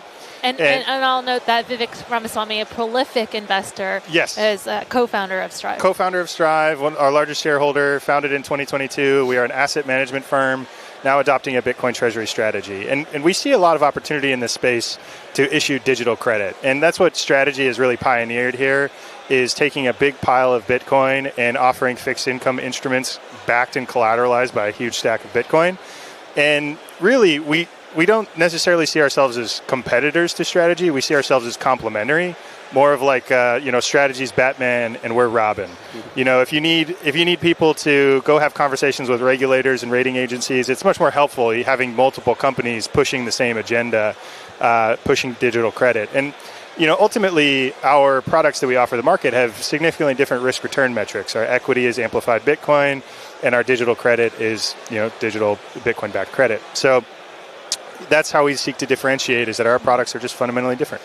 Henry, it's interesting to hear that, because earlier you were saying it's hard to be a pure play Bitcoin play in a world where strategy is the name that everyone knows. So tell me a bit about your thoughts on that front. So, we had a great discussion about this earlier, right? It's like, if you want to be just a straight pure play, it's very difficult to do that outside of being strategy size, right?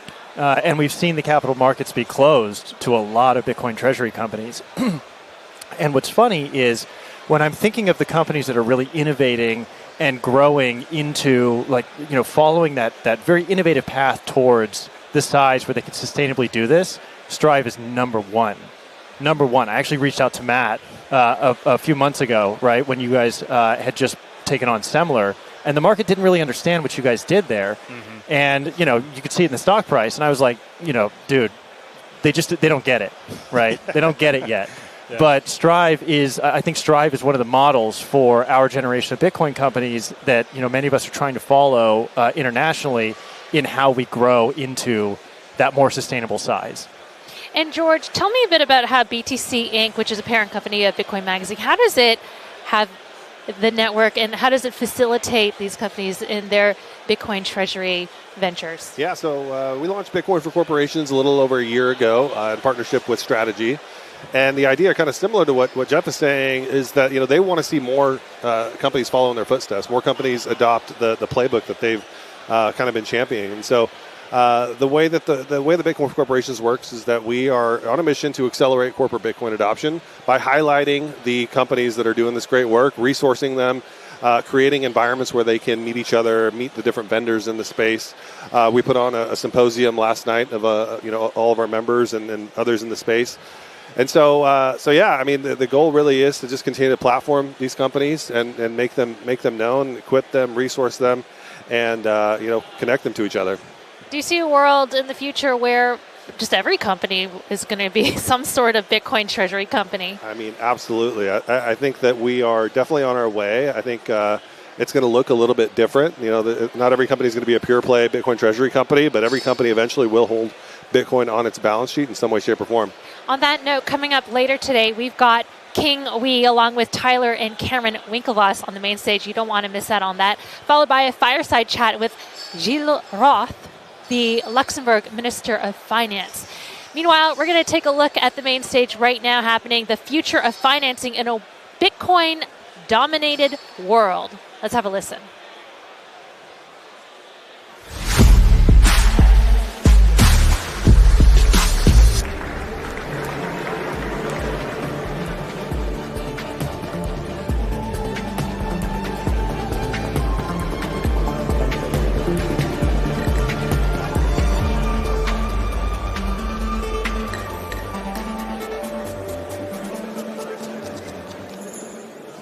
Right. Good afternoon, everyone.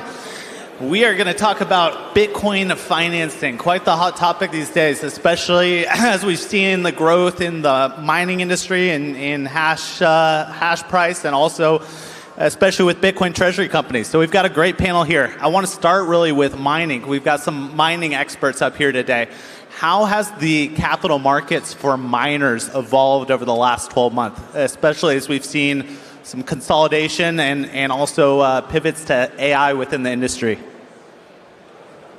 We've seen quite a bit of evolution in miner financing, I would say, over the last 12 to 18 months. I work for Luxor Technology, and we provide miner financing through hash rate. But to answer your question, I think there's just a lot more options for miners. I mean, even going back like 2 years ago, after the last bear market, it was really hard for miners to get access to financing to fund the growth. Right now, in terms of funding growth in either mining or HPC, there's a lot more access to capital. So for us, like what we've seen is just a massive explosion of options for miners to get that access and the growth that comes with it. How about from the Ant Alpha side? Thank you. I work for Ant Alpha. It's one of the largest financing firms for Bitcoin mining facilities globally and also in Bitcoin. The market structure changed tremendously in the last 12 months. On the middle and small size sector of miners, a lot of them were able to basically pay their loans and switch more to Bitcoin loans than to mining loans, just because they want to pay the debt and move on and scale their facilities. So a lot of them did that. On the energy loans, we offer also electricity energy loans, basically. Those are very sticky because energy price is also going up, and a lot of miners continue to pile up on that product. For the larger miners, as Matt mentioned, they have more options, also more capital market options. Some of them are public, some of them are to be public. They have more access to capital. So it really depends on the tier and the location, but we see a lot of them focus basically on paying their loans and scaling, basically getting loans for new facilities and better hardware and such. I would add that the cost of capital has come down quite a bit, especially over the last 12 months. Again, going back to like 2 years ago, miners were seeing, high teens cost of capital, and now that's compressed quite a bit. And I think it's natural once you get a lot more options for financing, the cost of capital comes in quite a bit. But we've seen sub 10%. Depending on the type of loan they're getting, the Bitcoin denominated loans we're seeing, all the way down to 6-7%. Is there a meaningful difference in that cost of capital for the publicly listed miners versus smaller private entities? Meaning, like, is there a difference between the two? In terms of the cost of capital? Yeah, I mean, definitely. I mean, Cost of capital actually comes down quite a bit depending on a number of factors. One, the creditworthiness of the counterparty is super important. So even amongst the publicly traded mining companies, there's a pretty big divergence in creditworthiness. And then the collateral, obviously. Like, so whatever the LTV of the loan is, obviously will drive down the cost of capital. And what financing structures in terms of you've got straight bonds, you've got convertibles, you've got Bitcoin-backed loans, you've got equipment loans, you've got electricity loans. What structures are you guys seeing done in the market right now, and what's really the most competitive option for a miner? So this is a very good question. Again, miners have the full menu to access those products, but what we have seen recently that more and more miners are investing to get loans to build new mining facilities in new jurisdictions that have cheaper access to energy. It's really nailing down to more energy costs and scalability and navigating the regulatory environment for new, basically, jurisdictions. And this is what we are seeing. A lot of miners already are in Texas, already are in Middle East, already, but they are exploring Africa, they are exploring South America. And being able to underwrite risk and scale there, this is a competitive edge for companies like us or for the miners to be able to compete in the industry.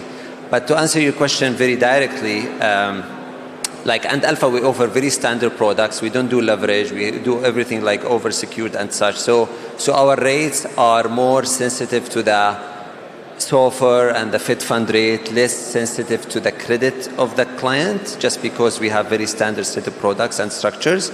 But the energy loans and the scaling mining facility loans continue to be our big products. And a lot of the older miners, Bitcoin loans are also big product because they already accumulated Bitcoin for a long time, and now they want to have access to it to do maybe other things or buy real estate in Miami or something else. But this is what we are seeing. Yeah, I would add one thing to that. What you mentioned, you're seeing a lot of is the over collateralization. There's a lot of Bitcoin-backed loans out there. But what's really interesting to me is, the collateral terms for these loans are pretty crazy, if you ask me. Like, people are asking for 120, 150% over collateralization, which a lot of the miners are willing to do because they're just sitting on the Bitcoin anyway. So they have a hodl strategy many times that Bitcoin's idle, so they don't mind over collateralizing. So I think, to answer your question, I think you're seeing a lot of the Bitcoin-backed loans being put to use. And one more area to add, miners now are more strategic and they are looking more for longer-term loans that are aligned with their structures. And not just Bitcoin miners, also Bitcoin treasury companies and such. They are looking for structures where it's usually beyond 1 year, has competitive rate, and structured in a way that is aligned with their business.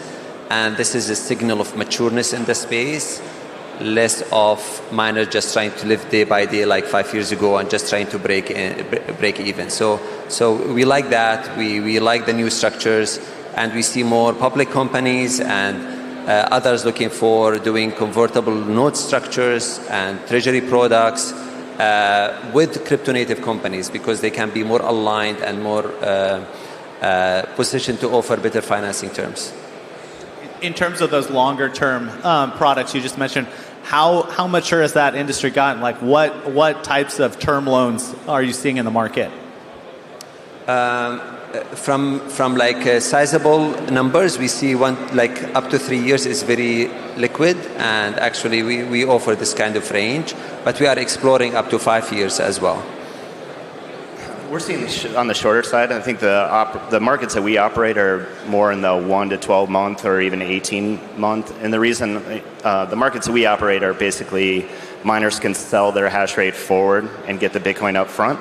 And so naturally for those types of products, they're taking the assets that they already have, paying it back through our mining pool, but those need to be shorter durations just due to the risk involved with it. But I would agree. We are seeing, on the other, more traditional type loans that are going out, 3 years. We're seeing a lot of that. I think a lot of times miners are trying to line up the duration of the term with the machines that they're purchasing, the life cycle of the machines, and that could be 3 to 4 years. So, usually that's the term that they're looking for. Yeah, actually, you're right. I mean, for us, we do 2-year standard for new mining machines because this is the average expected span of having productive hardware, basically, chips. So we do standard 2 years for mining facilities. Great. Well, I want to zoom out a little bit from mining and kind of just talk about the broader Bitcoin market. You know, we've seen these Bitcoin credit expansionary cycles being one of the things that really drives the feeding frenzy and risk-taking in bull markets, but also something that causes a lot of pain on the way down as that credit cycle contracts again. Where do you guys think we are in the landscape of that expansionary credit cycle in the Bitcoin landscape today? Well, so first off, I don't know anything about mining, so I really couldn't comment on the former topic. And second off, Tyler is our quant, so for all the hard questions, I really just defer to Tyler to answer it for us. In terms of where we are in the credit expansion for the Bitcoin ecosystem, and it's going to be interesting to actually see, like, as the Bitcoin markets and the TradFi markets merge together, maybe the credit dynamic that exists in the TradFi market bleeds into the Bitcoin market, and they become more interconnected. Bitcoin doesn't have its own credit expansion process per se, but right now they're pretty segmented, and I'd say we're very early. I mean, from the digital credit perspective, you can look at how levered up Saylor is, and I think Saylor's like the most levered in terms of issuing all the preferreds and securities that he has, and relative to how levered he could get, I think we're in the first 10% of the credit expansion phase. I think he's talked about a 30% number. Right now, I think he's closer to 10%. He's under 10%. 12%, yeah, 15%. So, and I think as that number expands, not only does the dollar sum get very big, but also the price of Bitcoin will be going up over that period too. So I think we're in the very opening stages, and I think for most of the Bitcoin treasury companies, they're trying to figure out what debt instruments they want themselves, and they're at the very beginning stages of that. I would totally agree with that. I would think of it not in terms like a cycle, but more where we are in the maturity path. And I would definitely agree with you. I think we're pretty early in the maturity path, and I think that there's quite a few ways to go here. But I like what you said. I think there is a blending of traditional markets and Bitcoin markets that is happening right now, but as more people come into the space from traditional markets, it's natural that it's going to happen, but I would totally agree with you. It's also been interesting to watch the competition, and Durar, you mentioned this, and right now we're actually exploring a deal with Ant Alpha, so I like this. This is a good topic, but how many people in this room have ever taken a loan against their Bitcoin? I'm curious, actually. Raise your hand if you've taken a loan against your Bitcoin. Okay, look around, people. We're early. All right. When the majority of this room raises their hand, you need to be closing out your credit. But what's been interesting to me is now from Bitcoin market participants from an Ant Alpha, I could borrow $500 million from Ant Alpha. I mean, that's insane. I mean, you already did 200 million. I've already borrowed 200 million from them. So, that's typically money that you would get from a Wall Street firm or from a major financial institution. And now Bitcoin firms are really able to compete head-to-head in terms of size and capital that you really could only get from very few sources earlier. And I think that creates a very competitive landscape. And it's kind of awesome. It really is kind of shaking up, I think, the balance of the lending markets. And I think it's really just beginning as these balance sheets keep growing. The size of these loans are just going to get bigger. Yeah, I just want to add two key elements to the credit market. Since the last crisis, I believe there is a lot less leverage in the ecosystem. All companies, small or big, they think about risk differently, especially credit risk. But I think on the broader market in general, I think having the ETF market and now allowing in-kind contribution to the ETF market will allow people to be able finally to have a prime broker model where people can have exposure to their portfolio much easier. They can do in-kind contribution to ETF, then they can borrow margin against that, then they can buy other things or borrow against it. So I think the credit market is going to explode in the coming few years. Now we are on the early path. And there are more and more instruments, standard instruments, that fit within the capital markets regime now, that people will be able to, that fits their risk parameters. Think about pension funds, think about public companies and such, and they will be able to take a credit from traditional banks and beyond in an easier fashion and more standard way. You mentioned the health and kind of the risk management across the industry. What are some of the factors that you guys look at, particularly as lenders, to kind of assess that overall health and when firms are starting to get over levered, or gauge your temperature on where you think that risk is at? For us, it's going to be, our two answers are probably going to be very different. For us, we need to assess the health of the miners. So we have a pretty robust credit profiling process. So we'll look at the miner. If they're a publicly traded company, it's much easier. If not, we have to ask for lots of financials, balance statements. But we want to know what their break-even, what we call it hash cost, like what it costs for them to mine.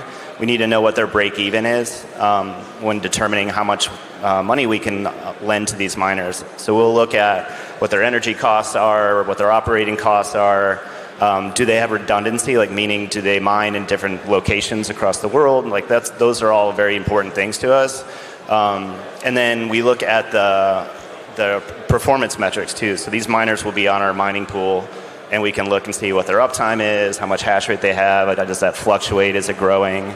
So for us, it's really just assessing the health of the miner, and we don't like to say no to anyone, but depending on the answer, it's a function of what the interest rate's going to be and how much we can lend them. I think there's also, this isn't really answering your question about the credit health of these companies, but I also think there's a lot of complexity that can get layered into these credit products that kind of like keep taking us to a new frontier of them. Tyler, maybe explain the product you were just pitching upstairs. You can do some pretty interesting stuff here when you add leverage on top of credit.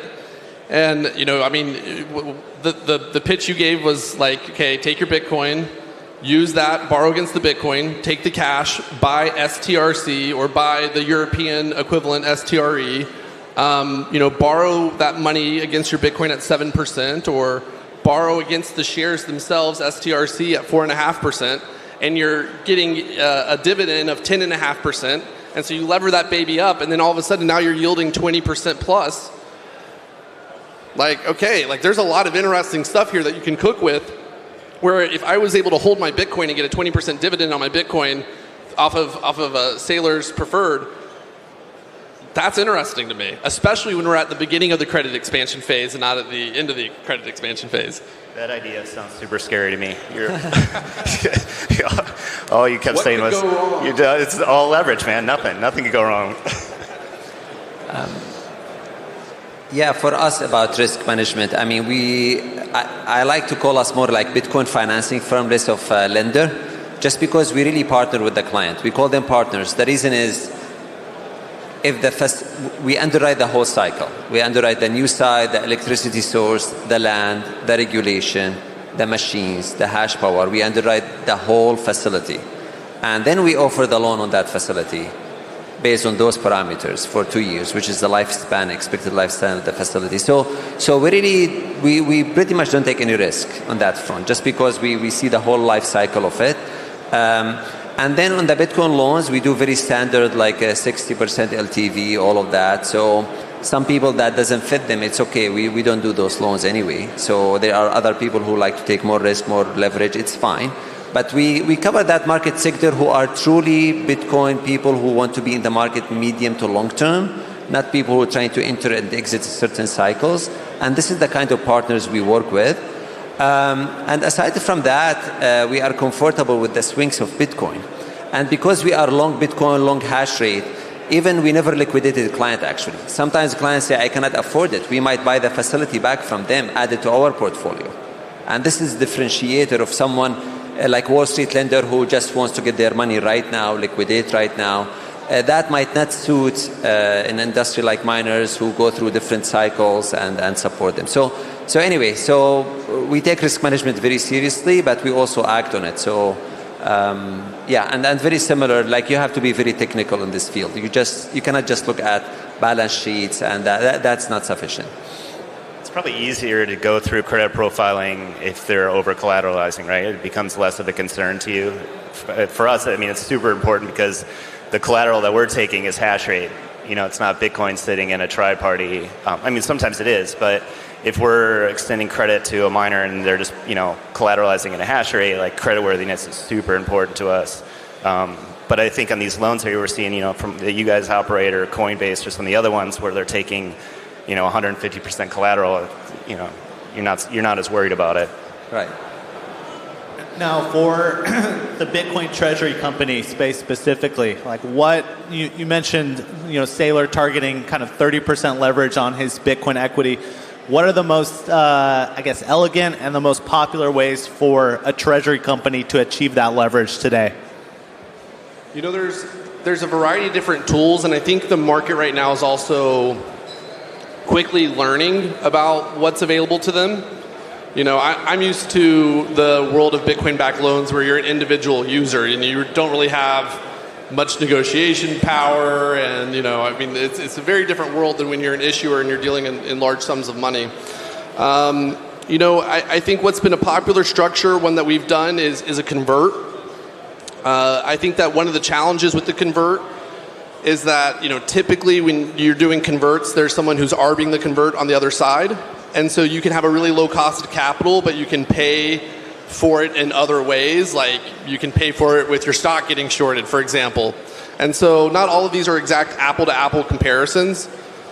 I think, you know, the Bitcoin-backed loans are popular, converts are popular, but I think the market's also, you know, really assessing these preferreds. And what's nice about the preferreds is that at the end of the day, you have a lot of flexibility as an issuer. The challenge is that, yes, you have a lot of flexibility, but if you actually use that flexibility in like the time that you might want to use it most, it's very damaging to do so. You know, if like Saylor can suspend the dividend if he wants on these preferreds at any time, but if he did, it's going to be really bad. It's going to be a long time before he's going to be able to issue any new securities. So, you know, there's some trade-offs of, you know, yeah, he's paying a higher cost of capital, he's getting more optionality. Whether that trade-off is worth it, we'll kind of find out. I'm kind of the opinion that I agree with everything you said, but I'm kind of the opinion rather than focusing on levering up, I think they should be focusing on how to deploy the capital that they have. I think what's interesting to me is, you know, follow the treasury space pretty closely, is you're not hearing much about how they plan to deploy or what their business model is. I think there's a lot of treasury companies that are just treasury companies for treasury company's sake, you know, like, which I think is wild, and like, you know, again, what could go wrong? But I would like to see more of like, you know, unique structures of deploying that capital and growing that Bitcoin, you know, Bitcoin yield strategies. You know, there's a lot of different ways you could do it, but you're just not hearing much about it. And I think, you know, going back to like where we are in the maturity path, like we're at like 0 right now in terms of treasury companies. I think there's just a lot of room to grow, and I'd really like to see in the space, you know, what they plan to do. Yeah, I mean, I look at Bitcoin treasury companies as like the Bitcoin version of a bank. And, you know, banks are kind of like the fiat treasury companies of the TradFi world. And you're in the business as a bank of monetizing your balance sheet. And if all you're doing is levering up the balance sheet, but you're not monetizing it anyway, you're kind of missing the picture of what you're supposed to be doing as a bank. I mean, it seems like there'd be an opportunity for treasury companies to be lenders themselves. Agreed. Well, our panel here is called The Future of Financing. So I wanted to look ahead a little bit. What structures do you guys think are new, innovative in the market? What do you think will dominate the next 5 years of Bitcoin credit? Whether it's Bitcoin-denominated convertibles, whether it's hash price future forward contracts, whether it's Bitcoin-denominated prefs. What does the future look like? The future's here, man. Exactly. All those things you listed, we're doing already. You know, like, so the company I work for, Luxembourg, we have hash rate markets. There's hash price forwards already that exist. You know, like we have a structure that I mentioned before where, you know, you can sell your hash rate in the future and get your Bitcoin now. I think all those things, they exist already, and those markets are fairly robust. But I think to your question, like where does it go from here? I think it just gets bigger and more sophisticated. So when we first launched our product, we were only doing like a couple, like tens of millions in notional a year. Now, we were talking about this earlier. We're close to, we're going to be hit close to $1 billion in notional this year. So it's like off your hash rate contracts? Yeah, we've already like 20x last year. Wow! Congratulations. Thank you. Yeah, it's been wild. And the reason is, like, I think to answer your question, is you're getting more and more institutional players that are coming in. So, our customers on the lending side are banks, are spot exchanges, are treasury companies, hedge funds, family offices. So I think the future really is just, you'll get more sophisticated instruments that exist that are borrowed from traditional finance, but it's just you're going to see more and more players in the space that had traditionally shied away from it, which will drive down cost of capital too. Yeah, I think more digital credit products in more currencies from more issuers. I think cost of capital is going to keep coming down. I'm surprised to your point of how much it's come down, and it seems like it's even coming down more. I'm guessing that's just from capital flowing in from the TradFi world that has access to the Fed. It's wild. Like our first deal we did was I think it was like 16% was the cost of capital, and now we're in like the low single digits. So it's crazy. Yeah, and I think one of the areas that I think is an interesting place for some greenfield for expansion is on really identifying some of the credit risks that can be uniquely mitigated through Bitcoin. And so we've looked at products before like Bitcoin denominated convertible notes, which is an interesting product. One of the challenges with a Bitcoin denominated convert is that, if I choose not to convert, I'm dependent upon the person that I lent to return the Bitcoin to me. And what if they decide they don't want to return the Bitcoin to me?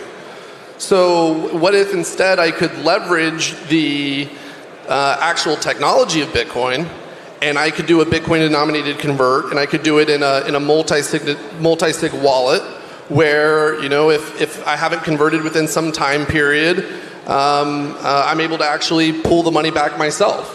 And so, that would be a substantially lower risk convert for us to do. And if it's lower risk, then in theory, we should be willing to accept a lower interest rate.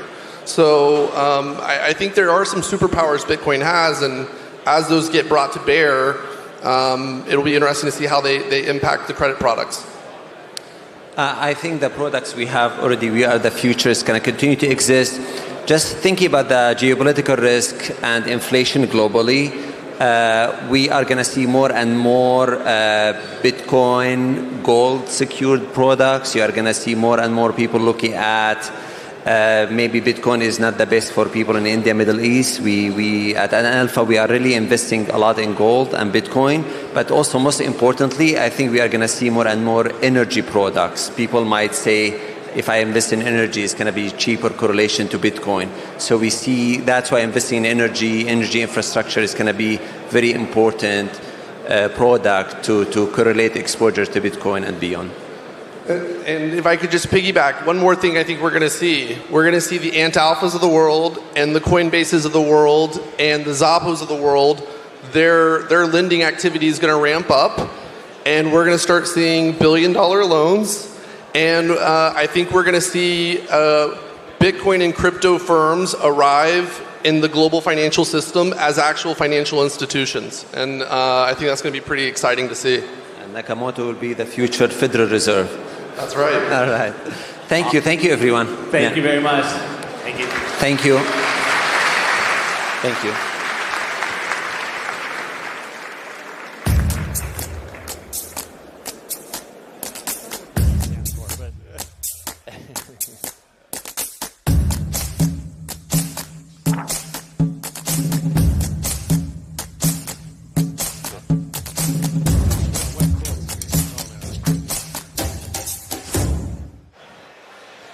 Welcome back to the Bitcoin Magazine News Desk. We're here at Bitcoin Amsterdam 2025, presented by Treasury. I'm Frank Corva, Bitcoin journalist, joined to my left by Jeff Walton, Chief Risk Officer at Strive, George McHale, President of Bitcoin for Corporations, and to his left we have Henry Elder, CEO of Satsuma.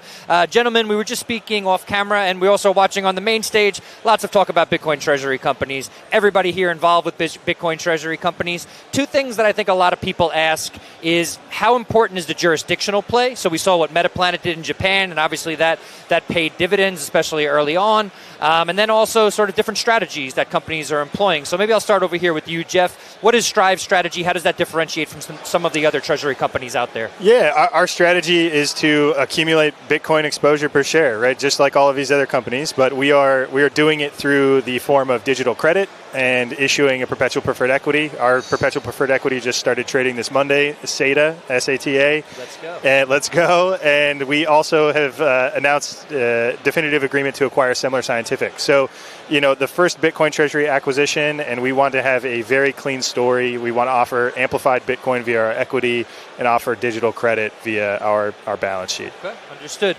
George, you're obviously, part of what you're doing at Bitcoin for Corporations, like a trade group. You're sharing ideas, best practices. What are some things that maybe you've learned over the course of this year of doing this and, speaking with obviously many of these brilliant minds who are running these companies? Yeah, I think it's like you said at the beginning, the jurisdictional factor is very important, right? So our network is now over 40 companies across 15 different countries. And, I think that's a really important part of what's happening is that there is definitely a first mover advantage if you're the first in your region to do this and do it well and understand kind of what the local distinctions in terms of what the regulators want to see and make them comfortable, make the investors comfortable, then you're going to be the winner. And so that's definitely a big part of what we're seeing. The other piece that, as you talked about is I think we've kind of seen the first wave of the hype cycle be these pure play Bitcoin Treasury companies.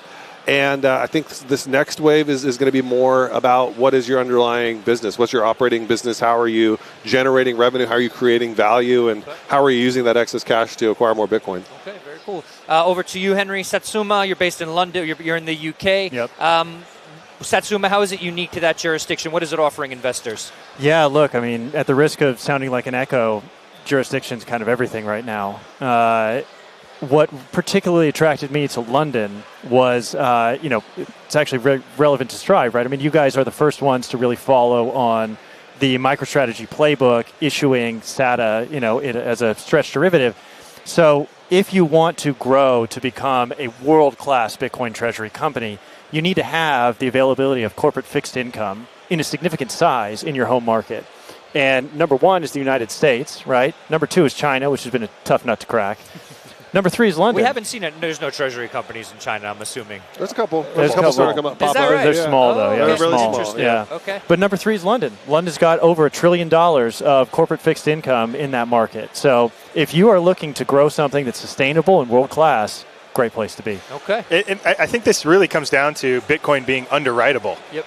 And just like we were talking previously, all these other altcoins, they're very difficult to underwrite. Yep. Bitcoin being an asset without an issuer. Let's talk about that. So altcoins, we talk about broader crypto space. Some people talk about it being decentralized, but as you just said, we sort of know the teams behind these other things, right? Bitcoin doesn't have that. Is that really something that traditional financial institutions are thinking about when they're underwriting this? Absolutely, because with a pure play Bitcoin... I apologize. Yep. I actually got word that we have to head back over to the main stage. We have Khing Oei of Treasury joining the Winklevoss twins over at the Treasury stage. So ladies and gentlemen, we're heading over to there for our main talk of the day, and we'll be right back here at the live desk after that.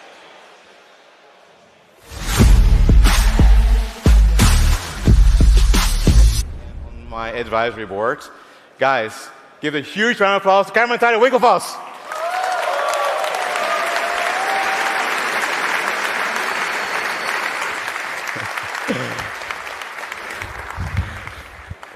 Thanks, man.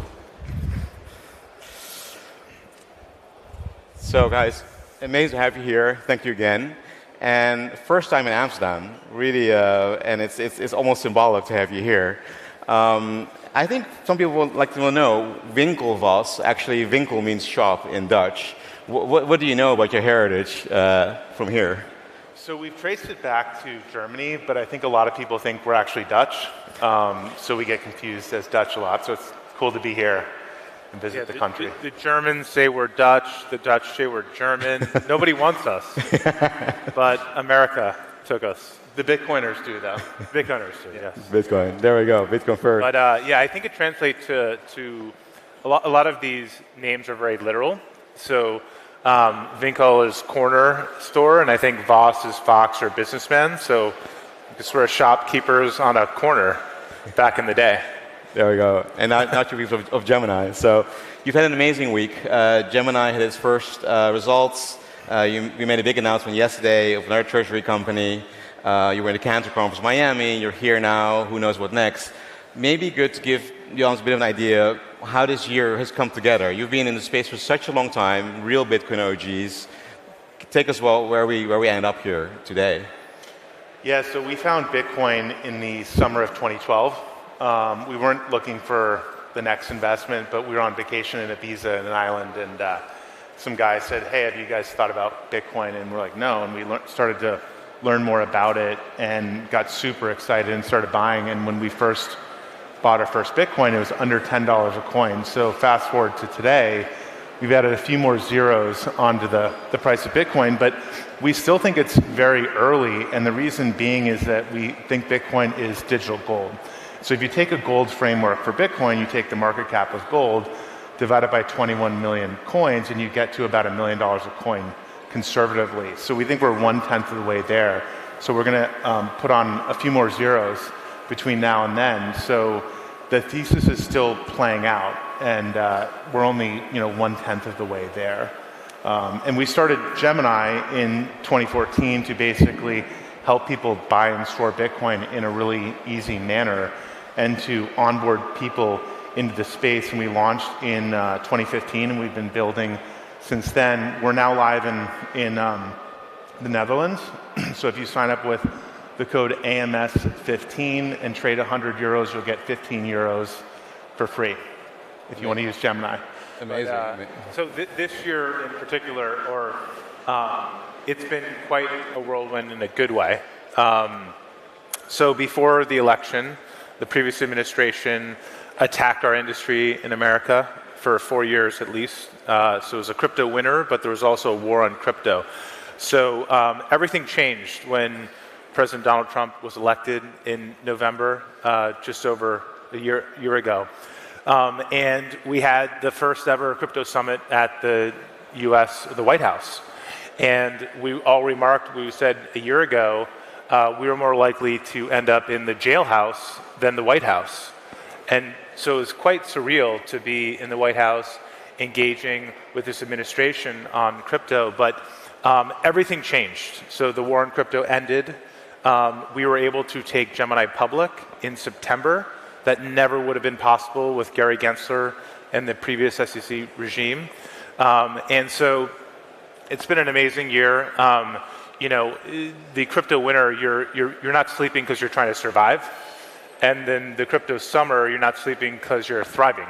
And, you live on a plane and Zoom, and, we were in Miami for a conference, at the Cantor Conference, now we're here. So you don't sleep for different reasons, but it's all good reasons. Absolutely. And obviously the US, there was a massive tailwind and that massive change, which has really been great for the industry. What are your observations? You're building a business in Europe with Gemini. What are your observations on Europe, on political landscape, regulation? What can we learn? Anything that could sort of help us get there as well in a way, right? It's all about adoption, increasing adoption, and we can certainly use some tailwinds here too. Right. You want to kick off? So Europe got some things right with MiCA in a big way, and so it's like a federal framework for crypto, spot crypto in all of Europe. We got our MiCA license this summer and also got a MiFID license, so we have perpetuals and spot trading in all of Europe. So they beat the US to the regulatory federal path. But I think that generally speaking, you always need more access to Bitcoin. And that's the whole thesis behind Treasury and what we're excited about, trying to build the largest Treasury company in Europe so people can access this incredible asset. Bitcoin was the best performing asset the last decade and will be, we believe, for the next decade to come. But it's still hard to access, even though we've been at it for many years. And while some people can come to Gemini, others have brokerage accounts. but they can't buy ETFs. And so they need some sort of vehicle or ability to gain investment access. And that's really, that's been the mission of Gemini, is giving people access to Bitcoin. And that's also the mission of Treasury. And there's more work to be done. We want to bring Bitcoin, which is the greatest financial innovation of the last century, back to the home of modern finance. Amsterdam, the Netherlands, is the home of the stock company, the stock market, so the golden age. And so we want to bring back the digital golden age and bring Bitcoin home to Europe. Right. Yeah. Fantastic. I mean, if you think about it, U.S. capital markets all basically draws back to the financial innovation that happened in this country many hundreds of years ago. It's pretty remarkable. So we really want to make Bitcoin great here. Fantastic. Yeah. No, it's great. Absolutely great. We're all very grateful for that, because it's absolutely true, right? Bitcoin, we see Bitcoin as the first layer of where we're going from here on, right? Yeah. And there's obviously the whole ecosystem that can be built on top of that. Right. Yeah, and I think it's really helpful to step back and look at the history of money or the history of finance, and you realize that a lot of these things that you took for granted didn't always exist. Money wasn't always green pieces of paper. It was precious metals. Before that, it was shells and whatnot. And stock companies didn't exist. That was an innovation. And then people wanted to trade their stocks, so they invented this marketplace to do that. That was an innovation. And so you look at money as this technology that's always being innovated on and improved over its, let's say, 10,000-year history, then cryptocurrency or Bitcoin was that latest breakthrough. You had paper, you had precious metals, then paper backed by precious metals, then just floating paper, and all of a sudden enter Satoshi Nakamoto with the Bitcoin white paper. So when you look at that timeline or the history of it, you understand that helps me feel that why Bitcoin is very inevitable in a way. It was always a when, not an if. And so that's how I like to view cryptocurrency. And then you just see these other iterations happen as well. People start innovating with Bitcoin was proof of work, Ethereum programmability, Zcash, privacy. So it's this constant iteration. It's happening. Yeah. Absolutely. But if you think about it, these types of innovations in finance, they don't happen that often. I mean, this might be, this is very much probably a once-in-a-lifetime sort of Cambrian explosion of new development. You have Bitcoin that basically proved out proof of work and created digital scarcity out of ones and zeros. That happened only, a little over a decade ago. And then that could be, the substrate for the next 500 years. Similar to how joint stock companies are still very relevant and important and will be probably for many hundreds of years, if not thousands to come. So this is a very special moment in the history of finance if you sort of zoom out and look at the timeline. Yeah. Kind of interesting, because I've heard you say in the past that money is sort of the true social network, which you know all about, and it's the greatest social network of all. And it's kind of ironic, because in a way, Bitcoin is trustless, right? And how do you think about it as you've seen sort of the community grow? You were an OG in the early days, and it's sort of all little pockets and sort of rebels, and we've gone to these kind of big conferences. How do you see that space developing and going from here? So when we gave the keynote at the Bitcoin 2013 conference, there was probably 100 people in total. And today, I don't know how many thousands of people are here. And I think the Bitcoin Vegas conference had 250,000 people come through the weekend last spring. So it's grown remarkably. But a lot of the OGs that were there earlier are still there today. You take someone like Zuko, who's a founder of Zcash, but he's been in the space, he's been a cypherpunk since the 90s. Balaji, he's been there, he's one of the first people we met in the Bitcoiners in the space. So in some ways, a lot of things have changed, but also a lot of things haven't changed. And the thesis hasn't changed around Bitcoin. Gold 2.0, that will be the thesis from here on out. Gotcha. Right.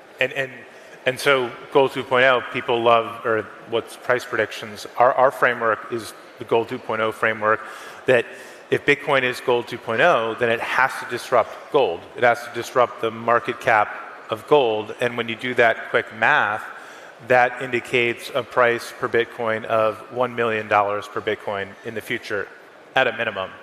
And so we think Bitcoin's going to become the global reserve currency for the world eventually, and we think it's just started. If it's going to be over $1 million a coin and it's about 100,000 today, well, that's a 10x from here. So we're maybe in the bottom, to use an American sports analogy, maybe the bottom of the first inning of American baseball game. Yeah, that's a question. You often meet Bitcoiners and they're like, oh, I got in 13 or 14 and it rallied 10 times and I sold. Many people had a Bitcoin at some point but then sold again. You've always had this massive conviction from the beginning, right? Is it still the same? Is it still when you grow? Because you're still saying, it can go 10 from here and it's still going to be, we're still early. How has that changed over time? Or has it been the same from the moment it hit you? I mean, so the gold framework has always been the same. I think you could pull up clips of us on CNBC in maybe 2015 or 2014 or 13 saying the exact same thing. So until it disrupts gold, you have to be a hodler. And then when it does, you'll still be a hodler. But we're patient. We have our conviction. We have our idea. And so we hodl on. And I think it's important to almost be simple about it, right? And keep it simple. A lot of people try and trade around it, and they miss out on these huge gains. Unless you are a professional market maker or trader, or risk neutral kind of trader, and that's what you do, you're better off just buying and watching it grow over time. Yeah, and I think that, I don't know, maybe it comes a little bit from our time as rowers. We often say some of the best lessons in life we learned at the boathouse, and they had little to do with rowing. And sort of goal setting, working day in, day out. I mean, rowing's a game of millimeters, inches, and you're just trying to go a little bit faster with every stroke, and you're doing a very repetitive motion. We rowed for 15 years, and you just get a little bit better every day, and you compound, and before you know it, you might be on the Olympic starting line. But it takes 15 years to sort of get there or at that world-class level. So when we build a thesis around Bitcoin, and it hasn't really played out yet, we're 1/10 of the way there. Well, we've got to keep rowing in the right direction and keep working towards that goal. To sort of step away, you'd miss out on a very magical and exciting journey. And so I think Bitcoin's sort of a vehicle for curiosity and where can this go. Yeah. And we're used to just, I guess, putting our heads down for many years at a time and being misunderstood, and people say, oh, you're crazy. What are you doing? You're pulling a piece of wood going backwards. Yeah. What good is that, right? And yet it's a very exciting, fulfilling sport, and we loved it. And I think the same with Bitcoin. It's like, it's just early. Fantastic, yeah. And maybe while we're on that, Terry, maybe can you talk a little bit about what you think about the market right now, right? The markets, we've had, in essence, Bitcoin is flat this year almost, right? We're still having a lot of positive developments in the space. Bitcoin Treasury companies, there's more strategic Bitcoin reserves. We'll hear about that later, actually. So what is your view on sort of maybe the last couple of months of the year, but also then into next year? Yeah, it's a good question. Yeah, Bitcoin has definitely been a little bit boring lately. It almost feels like it's resting up and getting ready for some big surge. It's always hard to predict those moments, but they're going to happen. And so just be patient. But I'm not sure exactly what the catalyst will be if the Fed starts dropping rates more aggressively, if there's some other geopolitical situation. But I have faith that it's always going to go up, and it's going to go up 10x from here at a minimum. And it's the same feeling, that question's been asked for the first 10 years, when the price was, $100, $1,000. During COVID, so it's very cyclical, as everyone knows. It hit a 20K ceiling, maybe it went higher, and then during COVID, it crashed down to $3,800 a Bitcoin, and then it totally ripped towards the latter half of COVID. So it's hard to predict these things, but when you zoom out, it's always going up. And so you got to be patient. And I think patience is super important here. We haven't been doing this for that long. It's been like just over a decade. It's just not that much time. And if you think back, it's important to appreciate what we've accomplished. You know, we've got governments really upset at us. They tried to attack us. We helped vote in a new president because 50 million crypto hodlers in the US were attacked. And so we're a big coalition and we're powerful and we've achieved a lot. We have companies that are now public. We've taken Gemini public. We started building that for since 2014 in response to Mt. Gox. I don't know if anyone has experiences trading Bitcoin on Mt. Gox, but it was very sketchy, let's say. You would get order acts, you'd place an order, and maybe a minute or two later, you would know if it went through. The site would brown out for 12 hours at a time. So it was a very different experience than trading Bitcoin or buying Bitcoin on Gemini. So we've covered tremendous ground in a decade, and we feel like we're just getting started. Bitcoin's just getting started. Treasury's just getting started. Gemini's just getting started. And we're going to be doing this for decades to come, God willing. And so we often say that in crypto, or Bitcoin and crypto, time, it's like dog years, you know. A day is a week is a month is like a year in non-Bitcoin crypto world. And certainly that is the case. But it's easy to lose perspective on how far we've come, but also at the same time, it's really early. Yeah, I mean, to think that we've created trillions of dollars of value voluntarily. Yeah. People just voluntarily say, hey, I believe in this, I'm going to buy it. They're not being forced or coerced into doing that. That's a pretty incredible thing. Yeah, right. 100%. This is all peaceful. There's no gun to someone's head that says you must buy Bitcoin, right? People have to own dollars in the US because they have to pay their taxes in dollars. If you're a merchant, you have to accept dollars. That is not the case. There's no US Army and Navy forcing Bitcoin. This is a peaceful revolution. This is emergent money. This is sound money. It's the product of a free market, which is always the best money, and free markets are always the best markets. So it's quite amazing. And it all started with a white paper and some mailing lists and people just being excited about this idea of decentralized money and this movement of the separation of money and state.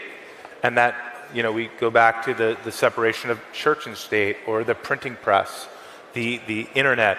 That's how momentous that white paper was. It showed we can decentralize money, we can take it out of the purview or jurisdiction of the state, and make it in the free market for all of us to create money and decide what we think money is. And that's a huge paradigm shift in the world, just like the printing press was a huge shift, just like the internet was as well. And with the white paper gives us the blueprint to decentralize anything, not just gold, not just money, but finance into DeFi and much more. So it's pretty exciting, and I think it's just starting. 100%. And maybe go to a parallel development. As mentioned, treasuries are a big theme, and you guys have been very active in it. Big announcement yesterday from a new treasury on NASDAQ in the US called Cypherpunks. Would love to hear more, Cameron, about that, and I'm also glad to be involved with that one. But great to hear your view and your vision behind what's happening there. Great. So Cypherpunks is starting out as a DApp for Zcash. And again, buying Zcash is not easy. You can buy it on Gemini, but there's just not a lot of places to buy it outside of Gemini.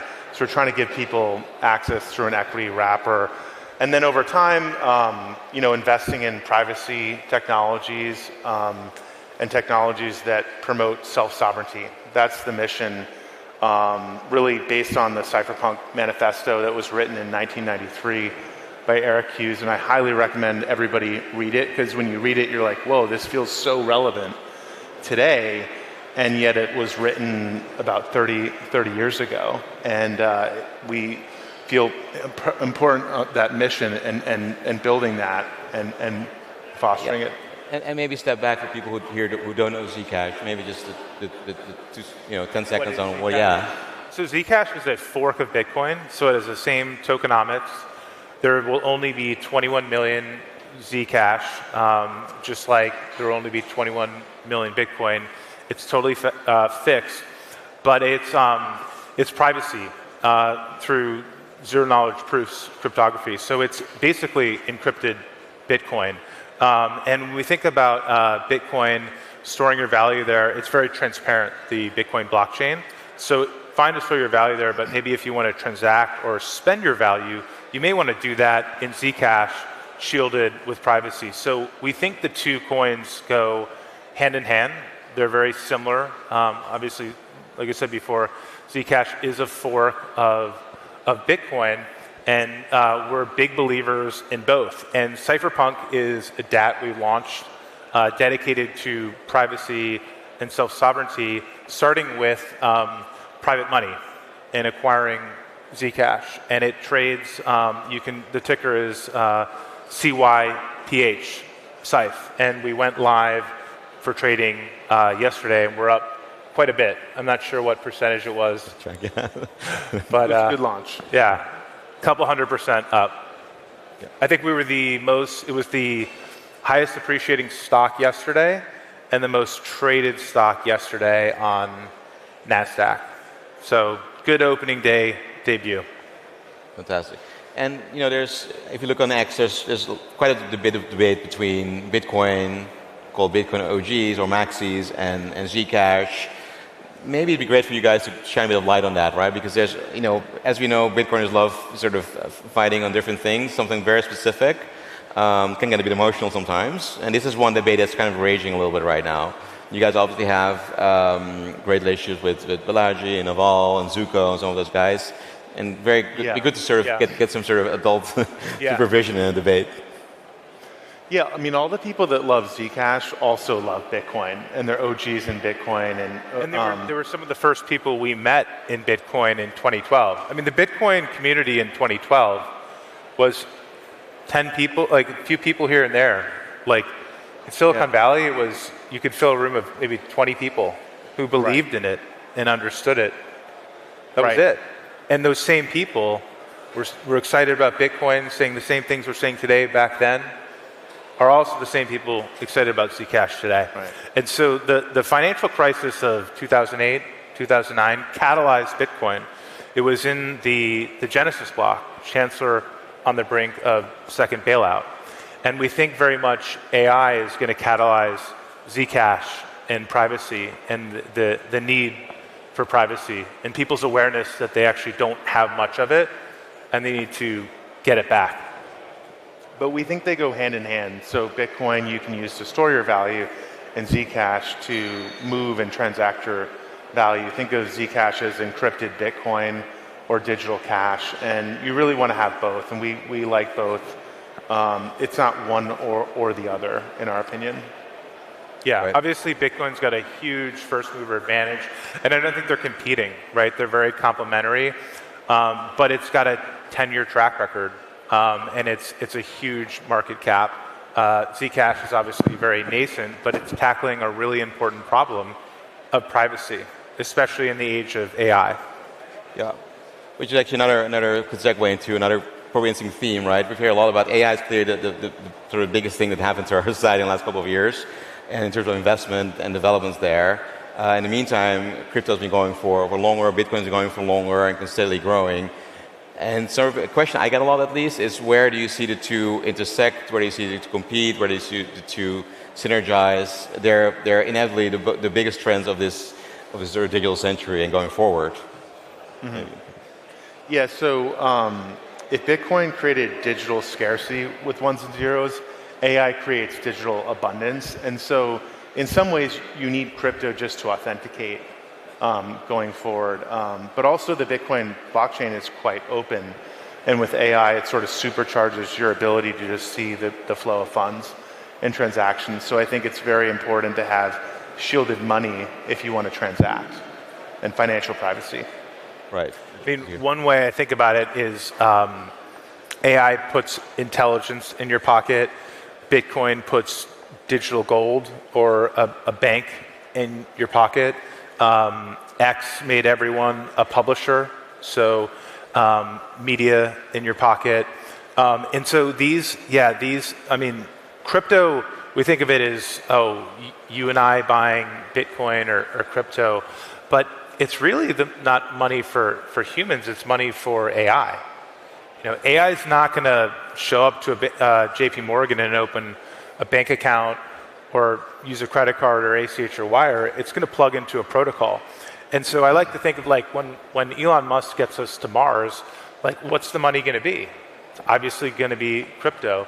And so these two technologies are they're made for each other. They haven't quite converged, and maybe that will be the next catalyst. But agents will trade value, and we think one day we'll have more agentic customers than human customers at Gemini. And we used to say that we thought we'd have more machine customers than people, even when we were starting 10 years ago. And then you see obviously the robots and humanoids being built by Tesla, and you're like, oh, okay, yeah, now I get it. Right. It's really money for robots. Right. And so when a Tesla self-driving car wants to pass another car that's in front of them, they'll send them a stable coin, let's say, to get out of the way. I'm in a rush. Like, here's $1 or whatever, $5. Move to the side. I'm going to go through. And also, cryptos can authenticate AI. Like, how do you know you're talking to someone who you're talking to on Zoom, right? And so using cryptographic techniques to authenticate, how do you know that you're getting an official message from a government channel? So crypto authenticates AI, and it makes it possible to understand like who's who and what's happening. And so, I think they're super important technologies, and it's just beginning for both of them. Yeah, 100%. And it brings me, you guys obviously have Winklevoss Capital, your family office. Yeah. I think you have more than 200 investments. Obviously, the beauty of that firm is that there's no requirement to return capital to investors. There's a very, very long time horizon, just like you invest in Bitcoin, invest in Bitcoin treasuries. What are some of the major themes you're seeing there, right? Because it's really your way of, I guess, contributing to value, society, to what you're seeing. So very curious to see what the themes are, given that, frankly, you've had social networks, right? You have Bitcoin, right? You're seeing these things now. I think the audience would love to hear what you're seeing in terms of themes. Mm-hmm. Okay. Yeah, so a big focus is crypto, space, AI, defense tech. Those are sort of the big verticals we're focused on right now. But we definitely have our entire bodies in the crypto game, not just our skin in the game. As founders and operators of Gemini, as founders of Cypherpunk DAT and our investment in Treasury. So we're sort of all in on crypto, have been for a decade and will be hopefully for many decades to come, and really just building out this frontier of money, new money, decentralization, non-governmental money. I think it's just very important for human prosperity, liberty, and freedom, giving people more choice, independence. Yeah, I mean, space is obviously a really exciting frontier, and I love drawing parallels back to history. It's almost like the Dutch East India Company, and they're sort of setting sail, but they haven't landed on the New World yet, or Christopher Columbus hasn't hit America yet. And I think that point is when we get humans to Mars, and then there's this whole economy back and forth. So it's just another frontier. I think we're super attracted to the frontiers, the frontier of money, whether that's Bitcoin, crypto, Zcash, whatnot, just any frontier. We want to be building there. We want to be investing there, and we want to be spending our time thinking and talking to people about ideas around it. It's It's really exciting. Maybe in the 19th century, early 19th century, we'd be really into railroads or steamships at some point. But definitely that frontier now is Bitcoin, and it's early. And what are some of the craziest ideas you've seen? Maybe you didn't fund it, but what are some of the craziest ideas you've seen on these frontiers from entrepreneurs? Anything that springs to mind? I couldn't quite hear that. What are some of the craziest ideas you've seen from entrepreneurs? Like, I'm sure you've seen many ideas of new... Oh, right. So the idea that we talk about that a lot of people don't, or makes their heads explode is this idea that precious metals on Earth are actually not that precious and scarce in the universe. And so we think that in the future people will be mining asteroids, and there will be gold there, and silver, and many precious metals. So gold won't be scarce, is not scarce actually in the universe. It may be scarce on planet Earth, but it's not in the universe. More reason to own Bitcoin, which will always be fixed, no matter how many asteroids we mine. We're never going to find Bitcoin up there. So that supply is never going to get bigger. But a lot of people think that's way too sci-fi, that's way too far-fetched, which makes me think we're onto something, actually. Right. That's an idea that I actually think is going to happen sooner than people think. And I think it totally changes the game for Bitcoin, because all of a sudden, Right. I mean, gold is as plentiful as sand in our galaxy. It's just a matter of time. And if the price of gold goes up, you just mine more gold. So the supply expands with demand. The supply of Bitcoin is truly fixed. It does not expand, and the same is true for Zcash. And that's a big light bulb for a lot of people. I think people don't quite realize that until they do, and then you can't sort of unsee it, and you realize, okay, this is truly fixed. And I think there's something like 40 million millionaires around the globe, but there's only 21 million Bitcoin, so they each won't be able to own even one Bitcoin when it's all said and done. So it's really fixed, and I think that's a big aha moment for people to wrap their head around. Saylor's right about everything he says. I can't believe people are selling me their Bitcoin. So we wrote the case for $500,000 Bitcoin in August of 2020, because back then the market cap of gold was lower. So you divide 21 million Bitcoin into the market cap. Gold at that point in time, you get $500,000 a coin. That's about when Michael Saylor started smash buying in August of that summer. And the price of Bitcoin was $12,000 a coin. And I think people probably thought he was crazy then. And here we are at $100,000 Bitcoin. And I don't know how many 100 billion of Bitcoin in MicroStrategy. And there's still people who probably think he's crazy, and we're going to find out. But I think he's more right, more correct. So. Still early. Great. I want to switch gears a little bit. We got to know each other through restructuring. As I always like to say, is in restructurings you really get to know people. You get to know who you can trust, how people behave under stress, when you're on the different side of the table, all of that. And we're clearly still sitting here today. But one thing that I'd love you to sort of share with the audience is some of your, some of your values in life, right? You're still here. You're always pushing for new ideas, new initiatives, and always looking for new things. So what are some of the things you would tell people here in the audience, whether it's young entrepreneurs, parents with young kids or kids, anyone, what are some of the life lessons you would give to the audience? Maybe you want to kick it off, Tyler.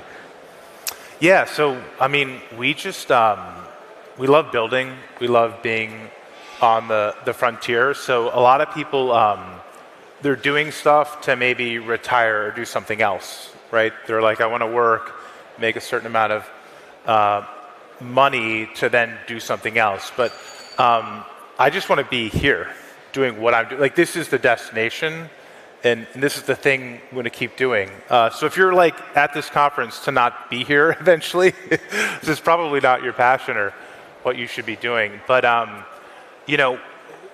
building new ideas. We're super curious about all of that stuff.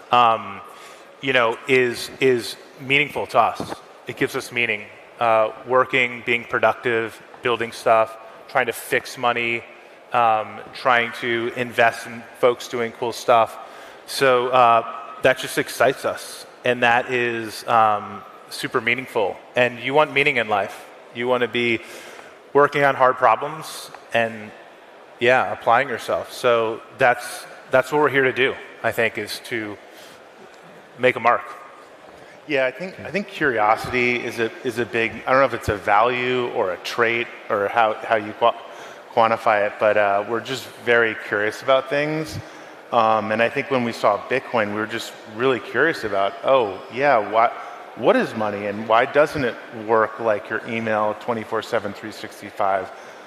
It should. It's just information. It's ones and zeros. And yet it doesn't work, and all forms of money that we used before Bitcoin sort of predated the internet. And that didn't make a lot of sense. So I think by just asking those questions and having an open mind, we call beginner's mind that concept, or first principles, and letting that curiosity just pull you and drive you to learn more. And I think that's a big part of our how we approach things and get excited. I think also our father is an entrepreneur. He built a software company in the 90s, and he was working with computers in graduate school in the 60s. I think one of his professors said, if you don't get math and computer science, you'll be obsolete. And this was in the 60s, and that really scared him. And so he started taking a lot of computer science courses, and he was programming on these large mainframes with punch cards. There wasn't even monitors back then, and writing software and then building companies. And so he was an entrepreneur, a risk taker. And I think growing up in that household, you just absorbed that. It doesn't even feel risky to put millions of dollars into Bitcoin in 2012. It feels like risky actually not to do that, because you're going to miss out on the next wave. So I think we see risk very differently. We see risk as opportunity, and if you don't have enough risk, you probably don't have a big enough opportunity in front of you.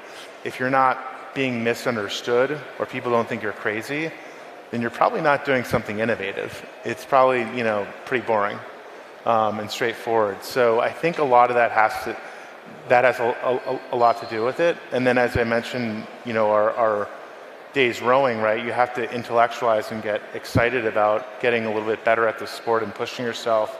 And nobody really cares other than you, by and large, right?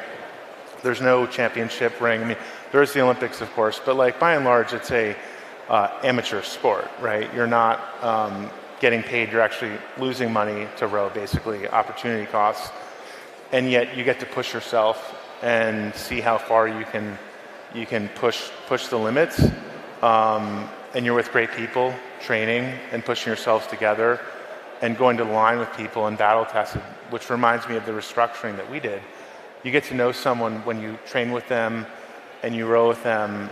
You get to really know them, and the same is through a restructuring in a different context, but similarly. And if you're trying to pick your founder, you should probably go through a restructuring. I know that's not realistic, but then you really understand who your founder is and what they're like under pressure, right, under fire. What are their values? It's the financial equivalent of going rock climbing with someone.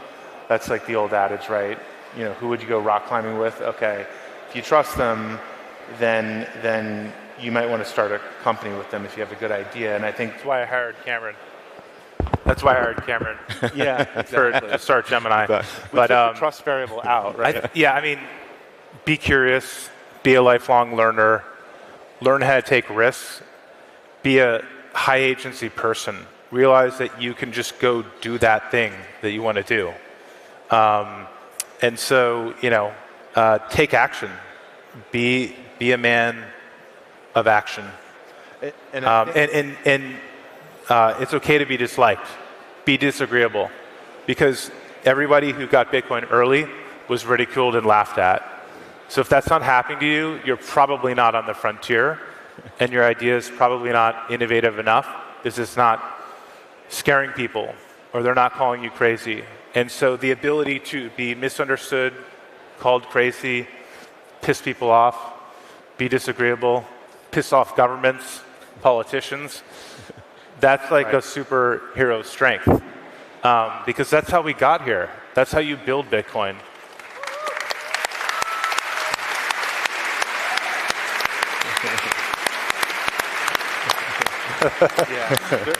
There's the Gandhi quote. So all those things, you know, and is it nature, nurture? I think you can learn that stuff, you know, a lot of it. Yeah, and I think we're in this age where you've never had more leverage. Like somebody will create $1 billion startup out of their dorm room, out of a garage, like in a very, very short period of time, right? Using AI and agents, and you don't even need like a lot of 10xers. You can basically 100x yourself with AI and a lot of the things that are being built right now. So it's a very exciting time. And there's that Gandhi quote that goes, you know, first they ignore you, then they laugh at you, then they fight you, then you win. And that's actually the quote that we built our entire presentation at Bitcoin 2013 around, describing this new technology, Bitcoin, and how it was being treated. And guess what? We were right. You know, that was probably... They did fight us. Yeah, they just got done fighting with us, and we won. And I think in 2013 we were in the ignore / laugh phase, and now look who's laughing now.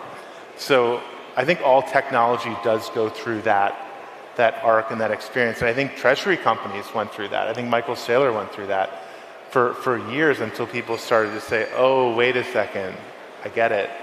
But he went through a lot of that, and Bitcoin's gone through that.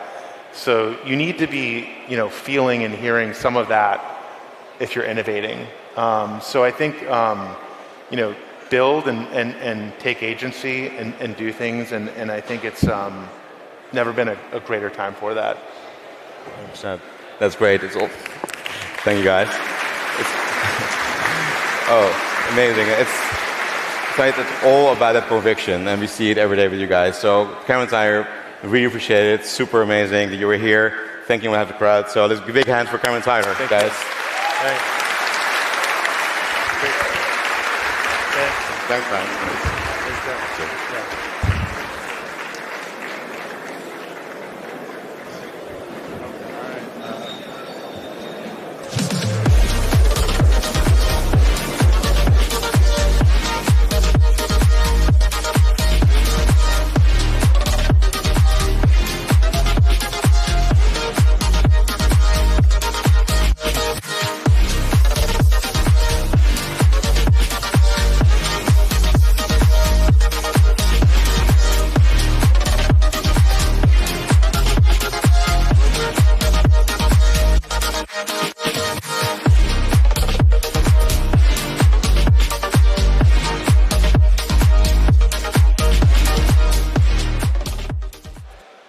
Welcome back to the Bitcoin Magazine News Desk. We're here at Bitcoin Amsterdam 2025, presented by Treasury. We're closing out the day. We just heard from the Winklevoss twins speaking with Treasury CEO Khing Oei. Super interesting conversations. One of the things that we were having a conversation about here at the live desk, and actually before we dive in, let me reintroduce everybody that's over here to my left. So again, Frank Korva here, Bitcoin journalist, joined by Jeff Walton, Chief Risk Officer at Strive. To his left, Henry Elder, CEO at Satsuma. And to his left, Christine Lee, crypto journalist extraordinaire. What we were talking about off camera was you were thinking about the Winklevoss, the first two people to ever put in an application for an ETF. And we were talking about just how quickly things have accelerated under the Trump administration. Sort of maybe 3 or 4 years ago, maybe in each of your wildest dreams, did we ever think we'd be here where we're so openly, we were even talking about the Winklevoss and how active they are in this, in this political process. I've personally been in the White House with them as they've been at bill signings and other events. Really exciting times. It's just, did you imagine we'd ever be here, Jeff? Yeah, no, I didn't imagine we'd be here, but it's incredible to see, and really it's a result of the alignment of incentives, right? I mean, now you've also got Larry Fink at BlackRock. This is the most successful ETF in history, reached $100 billion faster than any other ETF in history. And you can see that incentives flow through into the politics and how it's going this way as well. But yeah, it's been incredible to see, and really it's the open road in front of us. Yeah, amazing. Your thoughts, Henry? I mean, Frank, I've been operating in a regulated capacity in this space since 2017. I was trying to tokenize real estate in 2017, right? And then 2019, I joined Way Financial, registered investment advisor, Series 7, Series 66, all that stuff. It's insane. Yeah. We have the amount that the Overton window has shifted and the opportunity that we have right now to try to make that permanent, I think is one of the most important things for everyone in our industry to be focused on. I think that's a great way to put it. I'm going to say that I actually thought it would happen sooner. Is that right? Well, let's talk about this. You've been covering this for how long now, Christine? Okay, so it was the Winklevoss twins that got me into Bitcoin because they I was working in traditional media, Bloomberg at the time, and they came to the office and they wanted to talk about their Bitcoin ETF. That was in 2014, so it was the second time they had tried to submit an application. And that's when I thought, okay, what? Bitcoin? Yeah. What's this Bitcoin it's still here. What is about? this? Yeah. And the more I researched it and dived into it, I thought, this is a really awesome technology. And I thought, I think they should pass a Bitcoin ETF. That would make a lot of sense. So they failed in that attempt. They failed the following several other attempts, and it surprised me actually how difficult and how many barriers there were in the system to a very innovative technology for the financial world. But of course, there's the argument that perhaps the incumbents don't want to lose their power to a decentralized technology. Yeah. It's got precedent. Yeah. I mean, there's a reason that in the United States, it's not as common to be able to do everything on your phone, right? 100%. The incumbents made it very, very difficult through various regulations for us to build super apps in the United States. Yep. And it retarded the progress of that technology in what should be the technological leader of the world. Yeah, absolutely. And it is interesting to think about it in this way too. We're talking about Bitcoin, a permissionless technology, but on a certain level, back then it was just so taboo. Speaking again to what we talked about, we've come a long way. Bitcoin has gone from being this taboo thing that you just don't bring up. Maybe you're crazy person like me, nephew, uncle, whatever, talks about it at the Thanksgiving table and everybody wants to say, get out of here, we don't want to hear from you anymore, to now just being a macroeconomic asset, something we're talking about as a strategic Bitcoin, strategic asset that the government should be holding, that every human being should be holding for one reason or another. So it's exciting times. Very quick last thing. We have to cut to the main stage in 10 seconds. Very quick last question to everybody on the panel here. Have we seen the all-time high for this cycle, yes or no? No. Indecisive. We'll say it's a no. We're bullish over here, ladies and gentlemen. We're cutting back to our last talk of the day. We'll be hearing from Gilles Roth, the Luxembourg Minister of Finance. He's got something to tell us about how into Bitcoin, how excited about Bitcoin he is. So let's go to the Treasury stage. We'll be back after this.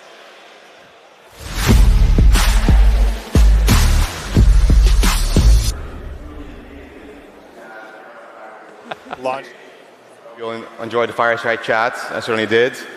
Now it's my pleasure to introduce one of the most groundbreaking sessions of the day, featuring a newcomer to Bitcoin Amsterdam, another one. So it's a special honor to welcome our next guest, one of Europe's premier forward-thinking financial leaders, Mr. Gilles Roth, the Minister of Finance of Luxembourg. He's joining us directly from today's ECOFIN meeting in Brussels, where Europe's finance ministers gathered to shape this region's strategic direction. So his presence this afternoon is actually really symbolic. It demonstrates how the conversation around Bitcoin is moving from side rooms, maybe just conferences, to the main stage of Europeans' financial policy. And Luxembourg has long been one of the most international and trusted financial centers. Under Mr. Roth's leadership, it's become a pioneer, regulatory-wise, etc. So most importantly, Luxembourg became the first European country to allocate 1% of its intergenerational sovereign wealth fund to Bitcoin. This is a seminal, forward-looking move that reflects a deep understanding of digital money and how it can strengthen Europe. So, gentlemen and ladies, please join and welcome to the stage Minister of Finance of Luxembourg, Mr. Gilles Roth.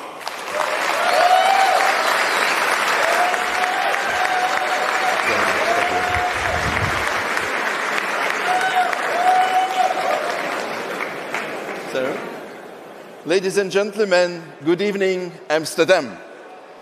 Thank you for inviting me to speak, especially after such crypto pioneers as the Winklevoss twins. And what a pleasure to conclude this first day of great discussions.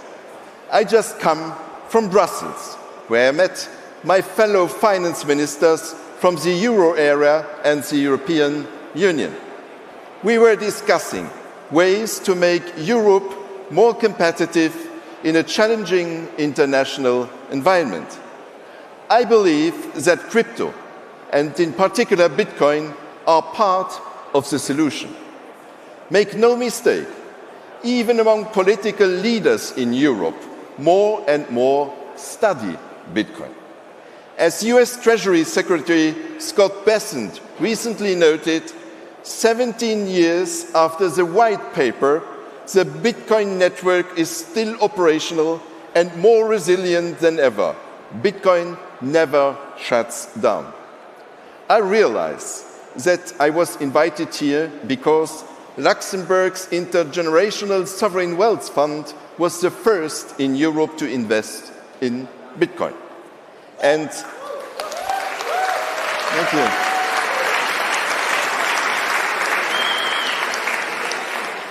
And actually, among the very first in the world to officially disclose it. In Luxembourg, we do things sometimes differently from most other countries. We do not just promise, but we deliver. Our sovereign wealth fund, investing 1% of its assets in Bitcoin, is not an announcement to seek attention. It's already done. And while the fund's investment policy allows for an allocation in any crypto asset, it has chosen to invest only in Bitcoin. Thank you. Because, as Michael Saylor once said, there is no second best. And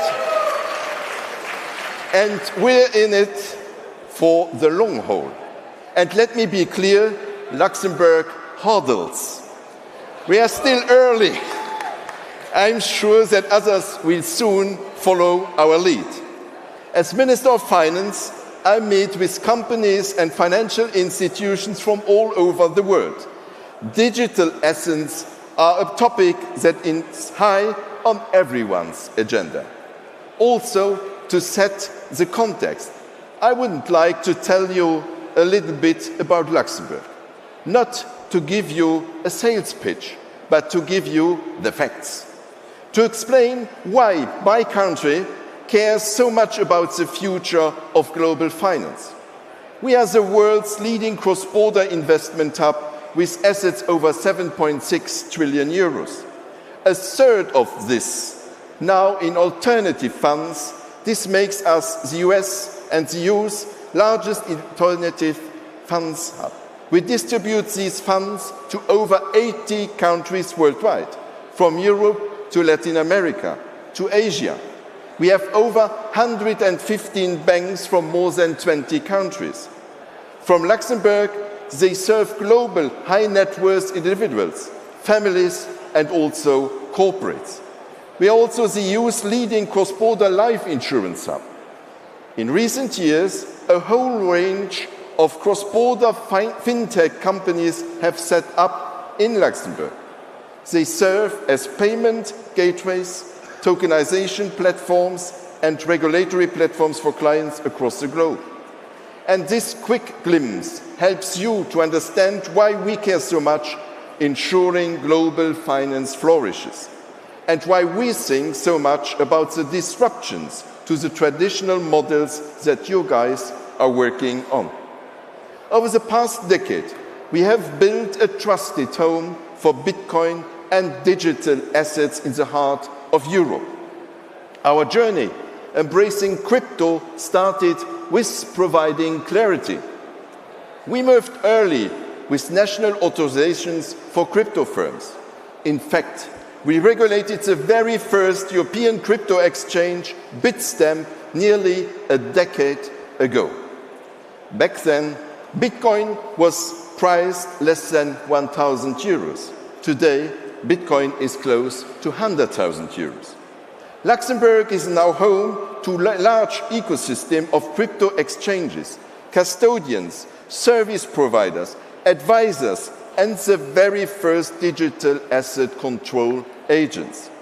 With MiCA in force, we are now also fast becoming the EU home for serious crypto asset service providers or CASPs. This was underlined this summer when Coinbase chose to establish its EU crypto hub in Luxembourg. Luxembourg provides supervisory excellence with openness to innovation. And don't be fooled by those who claim that central supervision is the magic bullet to boost EU competitiveness. On the contrary, it will merely add layers and bureaucracy and cost and make Europe's nascent crypto industry less competitive. Luxembourg supports your industry in your efforts to make crypto a trusted asset class. We are convinced that the future of finance is digital. Bitcoin will be a mainstream asset class like gold. It actually is digital gold. Tokenization will be a game changer. To succeed, we need regulatory clarity and forward-looking legislation. In Luxembourg, we have modernized our securities and collateral law since 2019 in close dialogue with the sector. DLT issuance, settlement, and collateral are recognized and of equal footing to traditional securities. We have made central accounting and account keeping fit for blockchain-based markets. This was never about hype. It was about a bridge between code and capital. We did this within the European frameworks to enable institutional actors to safely manage their crypto exposure. While a European DLT pilot regime was an important step to test innovation, Luxembourg left the sandbox. We concluded that a security is a security, regardless of the rails. Pilots can never provide durable legal certainty. That's where Luxembourg has come in. With clarity in place, scale follows. Luxembourg is a scaling machine for cross-border finance. Our toolbox that powers our fund industry and capital markets now also supports institutional Bitcoin strategies. New and established players have chosen Luxembourg to serve this industry and offer crypto custody and alternative fund management services. Add institutional administration, audit and services, and you have a compliant route from idea to investor that can scale all over. Europe's first digital bonds have been issued under Luxembourg law. Luxembourg is home to tokenized money market funds and tokenized real-world assets.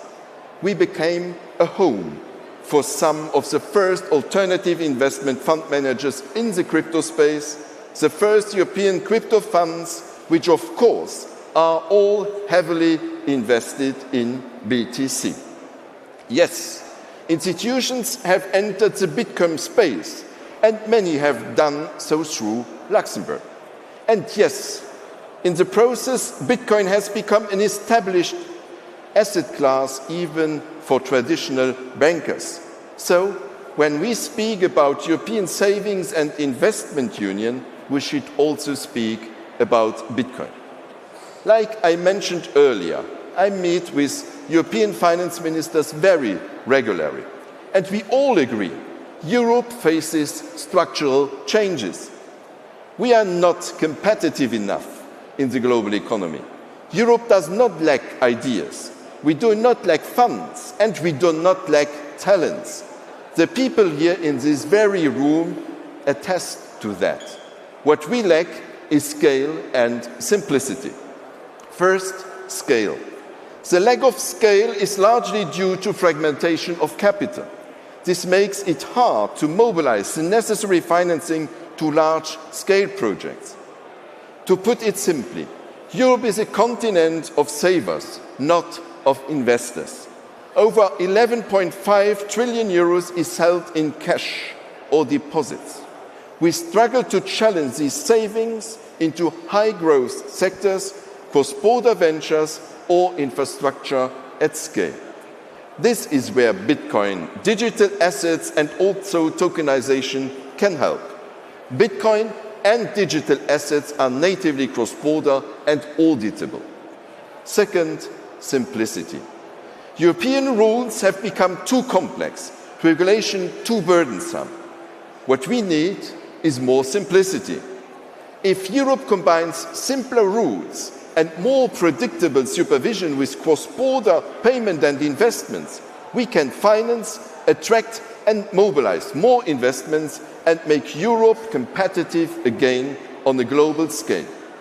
But don't get me wrong, Europe is a market of 450 million consumers. There are plenty of good reasons to invest here already. And here is Luxembourg what offers to investors, founders, funds and institutions, and basically to all of you in this room. First, a regulated home for your business with a supervisor that is respected and trusted by institutions and clients alike. Second, institutional-grade infrastructure, the largest density of Tier 4 data centers and HPC computing power. Third, cross-border distribution at scale. Trade once and serve the whole of Europe using the passporting playbook that built our international fund center. Fourth, tokenization with legal certainty. From issuance to collateral to settlement, DLT is embedded into securities, law, so tokenized instruments plug into real balance sheets. And fifth, stability and an attractive legal framework that offers clarity and also predictability. Plus, AAA rated public finances with low debt, attractive taxation and tax incentives that encourage innovation and also talent attraction. And finally, an open dialogue. As finance minister, I encourage this. Our regulator, the CSSF, applies this on a daily basis. Ladies and gentlemen, by now you have understood that I have tasted the orange pill, but I'm not a Bitcoin maxi. In my mind, our economists will not switch to the Bitcoin standard, but at the same time, Bitcoin will, without any doubt, be part of the future of finance. I see TradFi and crypto complement each other. We will see a hybrid world where CBDCs, stablecoins, tokenized bank deposits and crypto will coexist. As they integrate further, risk becomes manageable, exposure becomes normal, and adoption becomes not only responsible but an obvious choice. In Luxembourg, we embrace Bitcoin and digital assets, and we invite others to follow that path. So Bitcoin can help shape the future of finance in a way that is safe, open, and good for the European and the global economy. If we succeed in building a continent that operates at scale, then we restore not only our competitiveness, but our ability to lead. And right now, Europe's leadership and shared values appear more important than ever. Thank you for your attention. Thank you.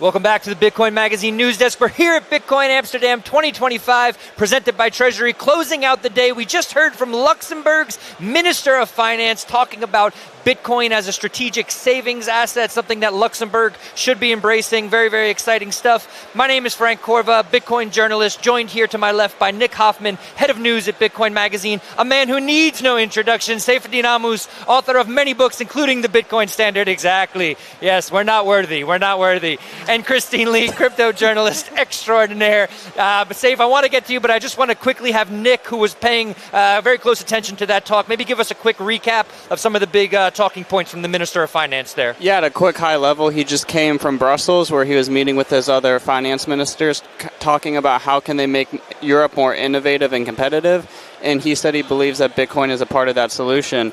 He was saying that more and more political leaders in Europe are beginning to study Bitcoin. And while he was saying that, we've yet to see it in the public. So I hope more leaders in Europe start coming out in support of Bitcoin. But he basically was touching on how Luxembourg's sovereign wealth fund had invested 1% of their holdings into Bitcoin, and that was announced earlier this year in October.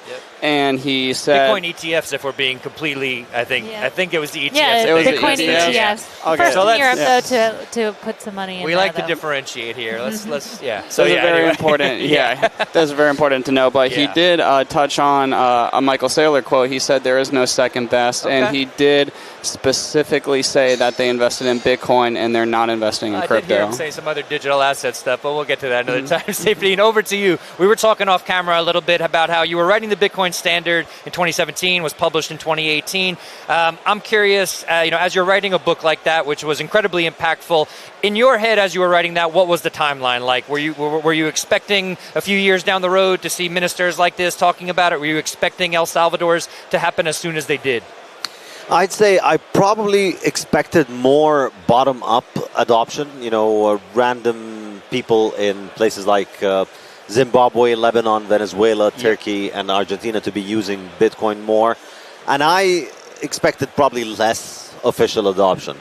So I wouldn't have expected the governments to be stacking Bitcoin as much as they have. But, we have not only El Salvador, Luxembourg, but also Bhutan. Several other governments are involved in mining projects and so on. And when I wrote it in 2017 and 2018, I thought it would be something that governments would stay away from. And it would grow, but it would be much more of a grassroots thing. So less financial institutions and less government input into the buying process. But I was wrong on both, I guess. I just want to say the Luxembourg finance minister did say he doesn't believe there will be a switch to the Bitcoin standard, but it will play a significant role in the future. What is your response to that? I mean, obviously we'll see. None of us has a crystal ball, but I think ultimately the way that I see it is that it's not because governments accept a particular way of doing things, or governments are not going to mandate what money is. The market decides what money is, and then governments will follow. So, and the reason the markets will decide Bitcoin is money, in my opinion, is that it's going to continue to appreciate and increase in value over time, which is going to make it more and more valuable, which is going to increase the size of cash balances that people have in it. So inevitably it's going to grow as a percentage of the world's money supply indefinitely, because all the other monies are declining in value, whereas it is increasing in value. Yeah, much appreciated. I want to quickly touch on this book you have in front of you there. I think you have an announcement for us. Can you tell us a little bit about the gold standard here? Yes, it's my new book. It's out today. Today is the day that I'm releasing it, and I'm selling it here in the conference. It's the gold standard. It's my fourth book. So first there was the Bitcoin standard, then the fiat standard, and then there was Principles of Economics, and now the gold standard, completing the standard trilogy. Okay. But this one is a bit different. This one is economic fiction. I think I've invented a new genre of books. All right, because there's fiction, there's economics, and they usually don't meet. But in this case, I wrote an economic fiction book where it's an economic history of the 20th century, where fiat money never happened. Well, actually, fiat money happens, but fiat money dies in 1915. During World War I, while the world is fighting, gold becomes like Bitcoin. And, Bitcoin, it's a Bitcoin book, even though it's called the gold standard, it's still about Bitcoin. But it imagines what would have happened to the world if gold had functioned like Bitcoin in 1915 during World War I. And that's through this plot that I cook up where airplanes are used for gold clearance in 1915. So imagine in early 20th century, airplane entrepreneurs set up the first commercial application of airplanes is to use it to clear gold, because they figure out that gold is the most valuable thing per unit of weight. So it's the thing that's most economical to move around with airplanes. So that's how they figure out they're going to make airplanes scale. So they build a business that can move gold around cheaply and quickly across Europe and the world. And the result is that during World War I, while central banks are printing money, in the real world, they could get away with the money inflation for 4 years because people had no other alternative. They had to leave their gold with the bank. But in this world, they have an alternative. They use the decentralized digital gold alternative, essentially, of gold on airplanes. And as a result, they rug their central banks. And fiat money dies in 1915. And World War I ends in 1915. And then we have a whole century of amazing peace, prosperity, abundance, and technological advancement with very little war, very little conflict. And it's a much better century. So it's a really elaborate thought experiment about just how the world would have looked with the benefit of hindsight, because we know how the 20th century looked. We have 25 years hindsight, clarity on what happened in the 20th century. And now we can say, well, what would it have been like if we hadn't had this incredibly destructive technology that allows us to destroy people's wealth in order to finance wasteful and destructive and criminal activities. Endless wars, things that go on Endless forever, wars, right? exactly. Yeah, it's important. So I think this actually ties in a little bit to what you'll be talking about tomorrow in your keynote. So maybe a little bit of a preview. Any other, obviously I'm assuming you'll be harping on some of these points and probably referencing the book to some degree, but anything else we might be able to expect from the keynote? Yeah, well, I'm going to be talking about the story of the first few chapters, which is about the real-world story of World War I, how World War I came about, and the incredibly important role that fiat money had played in maintaining the war and allowing the war to happen in the first place and letting it last for as long as it did. Because, you know, most government historians and most historians are paid by their governments because they're paid by universities who are paid by government. So most official regime historians don't like to emphasize the dirty secrets of inflationary money and how inflation was necessary for making these wars happen. And, even with all the information that we get about how the world's wars happened, we still don't talk much about the financial aspect of it because it's very, very, very shocking, particularly in the case of the Bank of England, which is a central theme in the book, one of the main ideas. So we're going to be talking about how the Bank of England got into World War I, why it created fiat money, and why we are still paying the price until today as a species. Let's go. Well, on that note, we're going to take a quick commercial break. We're here with the legendary Saifedean Ammous, and this conversation will continue in just a moment. A word from our sponsors. We'll be right back after this.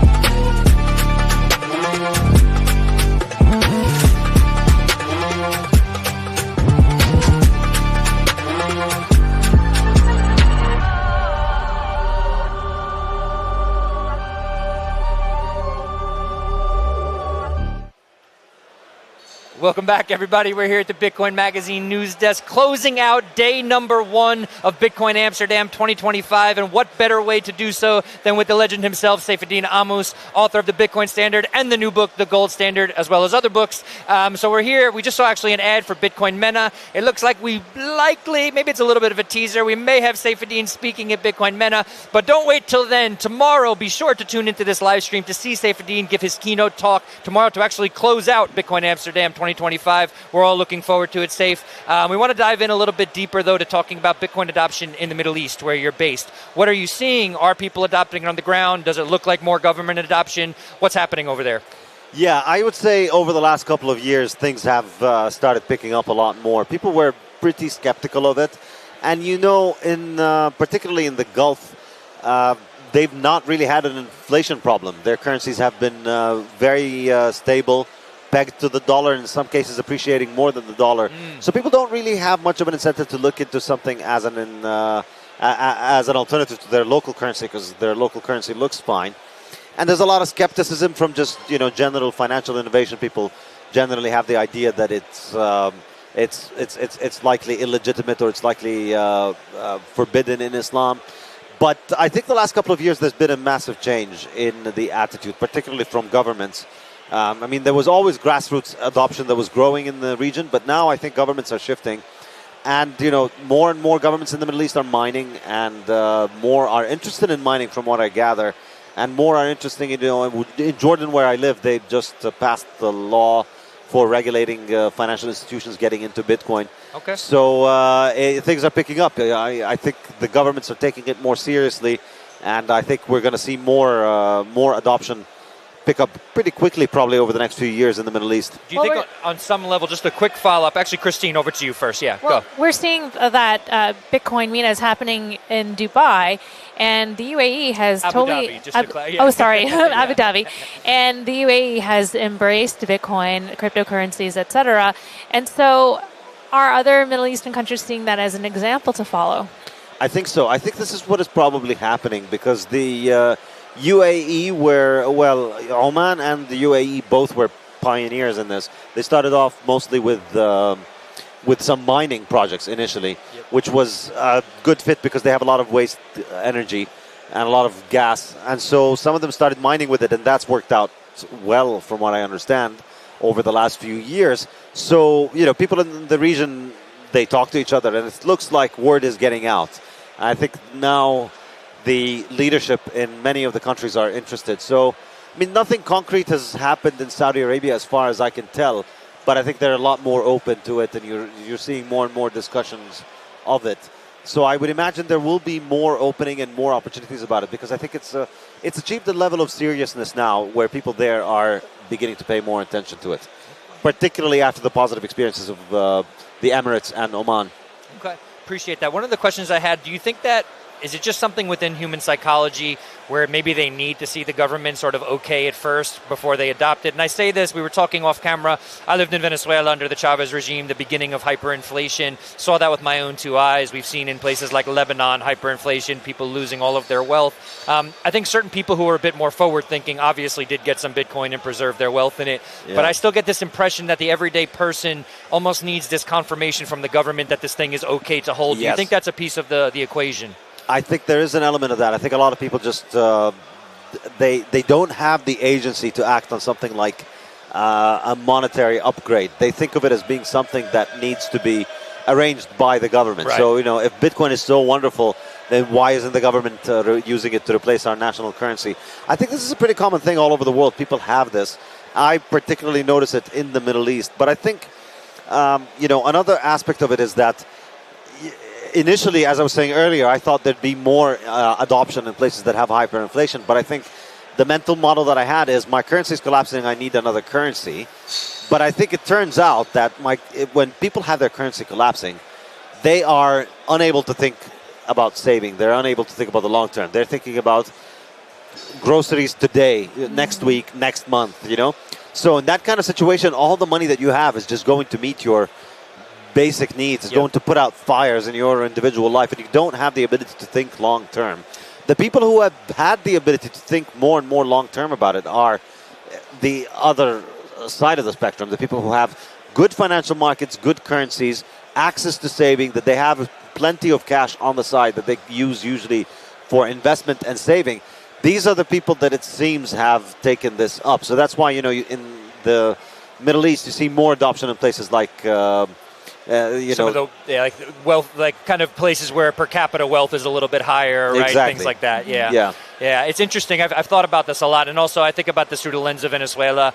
It was also very, very difficult to get your hands on dollars, and with things, we're going to talk about this a little bit tomorrow in a session in the deep, but, often because of things like Tether also, they were like, I could just get dollars, and American dollars have been thought of as a flight to safety, or Swiss francs or Japanese yen. So this idea of maybe thinking of Bitcoin as the flight to safety versus just a stronger other fiat currency, I don't think people have fully sort of grokked that yet. It seems to be the case that that's there, but yeah. Yeah, I mean, I think there's the basic case of just maintaining the wealth. That seems to fit better with dollars for most people, because ultimately, Bitcoin is less than 1% of the world's cash balances at this point. So in terms of the total market for money, Bitcoin's at only 1% of the total market, and the vast majority of money is dollars and dollar-backed shitcoins, essentially, national currencies. We can use these lines. It's not a family show. No, just kidding. Along those lines, while in the United States, folks are looking to, get out of the dollar, and we're seeing a rise in the price of gold vis-a-vis Bitcoin. But I wonder, when you look at that data, what is your read on these investors in terms of those that are thinking, gold is all the rage and we don't need Bitcoin? Yeah. Well, I mean, it's nice that the gold bugs had their day in the sun after. Finally. Yeah. I mean, $4,000. I'm old enough to remember when gold bugs used to say, Bitcoin will never become more than 1 ounce of gold. Mm-hmm. Bitcoin will never overtake an ounce of gold. Mm-hmm.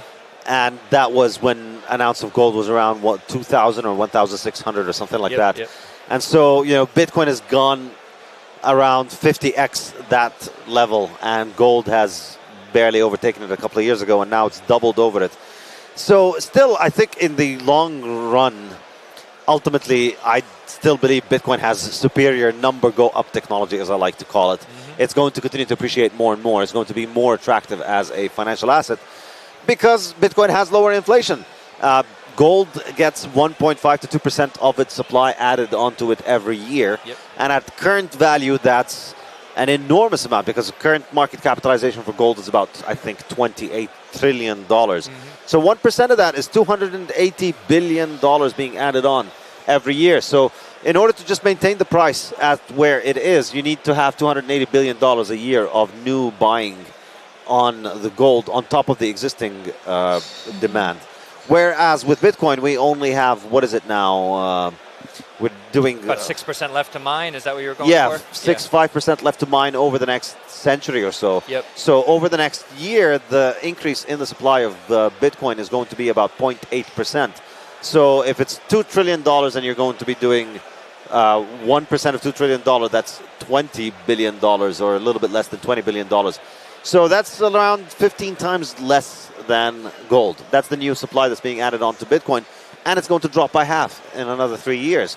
So we have lighter bags. They have heavier bags. Their bags are constantly being made heavier, and people are going to dump. But ultimately, I still think the main reason why I don't think gold can take off and continue is that ultimately you can't have gold settlement. You can't have gold banking. Mm-hmm. So everybody who buys gold essentially has to sell it before they transact with it, because there are no banks that deal with gold.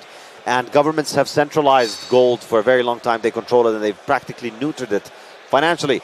So I don't think that we are going to be seeing much of a gold world, gold-based monetary system. No big return to gold. Yeah. So No. I think our lesson here, ladies and gentlemen, is Bitcoin, not gold, if you will. So to the gold bugs out there, we're not trying to start beef. But anyway, it's been an exciting day here at Bitcoin 2025. We're going to wrap it up here. Saifedean, thank you so much for joining us. My pleasure. Thank you for having me. Congrats on this new book. As I mentioned earlier, Saifedean is going to be giving the final keynote of the day tomorrow. Before Saifedean, we're going to have Adam back. We're going to have Jack Mahler. So obviously, we're going to need you to tune in tomorrow. We're starting here at the live desk. I'll be here with Christine Lee and maybe Nick Hoffman. 9 a.m. tomorrow, local time, CET. 3 a.m. EST if you feel like getting up in the middle of the night and following us. But sincere thanks to everybody out there watching today. It's been a blast over here at Bitcoin Amsterdam 2025, and we're going to run it back tomorrow. Take it easy, everybody. We'll talk soon.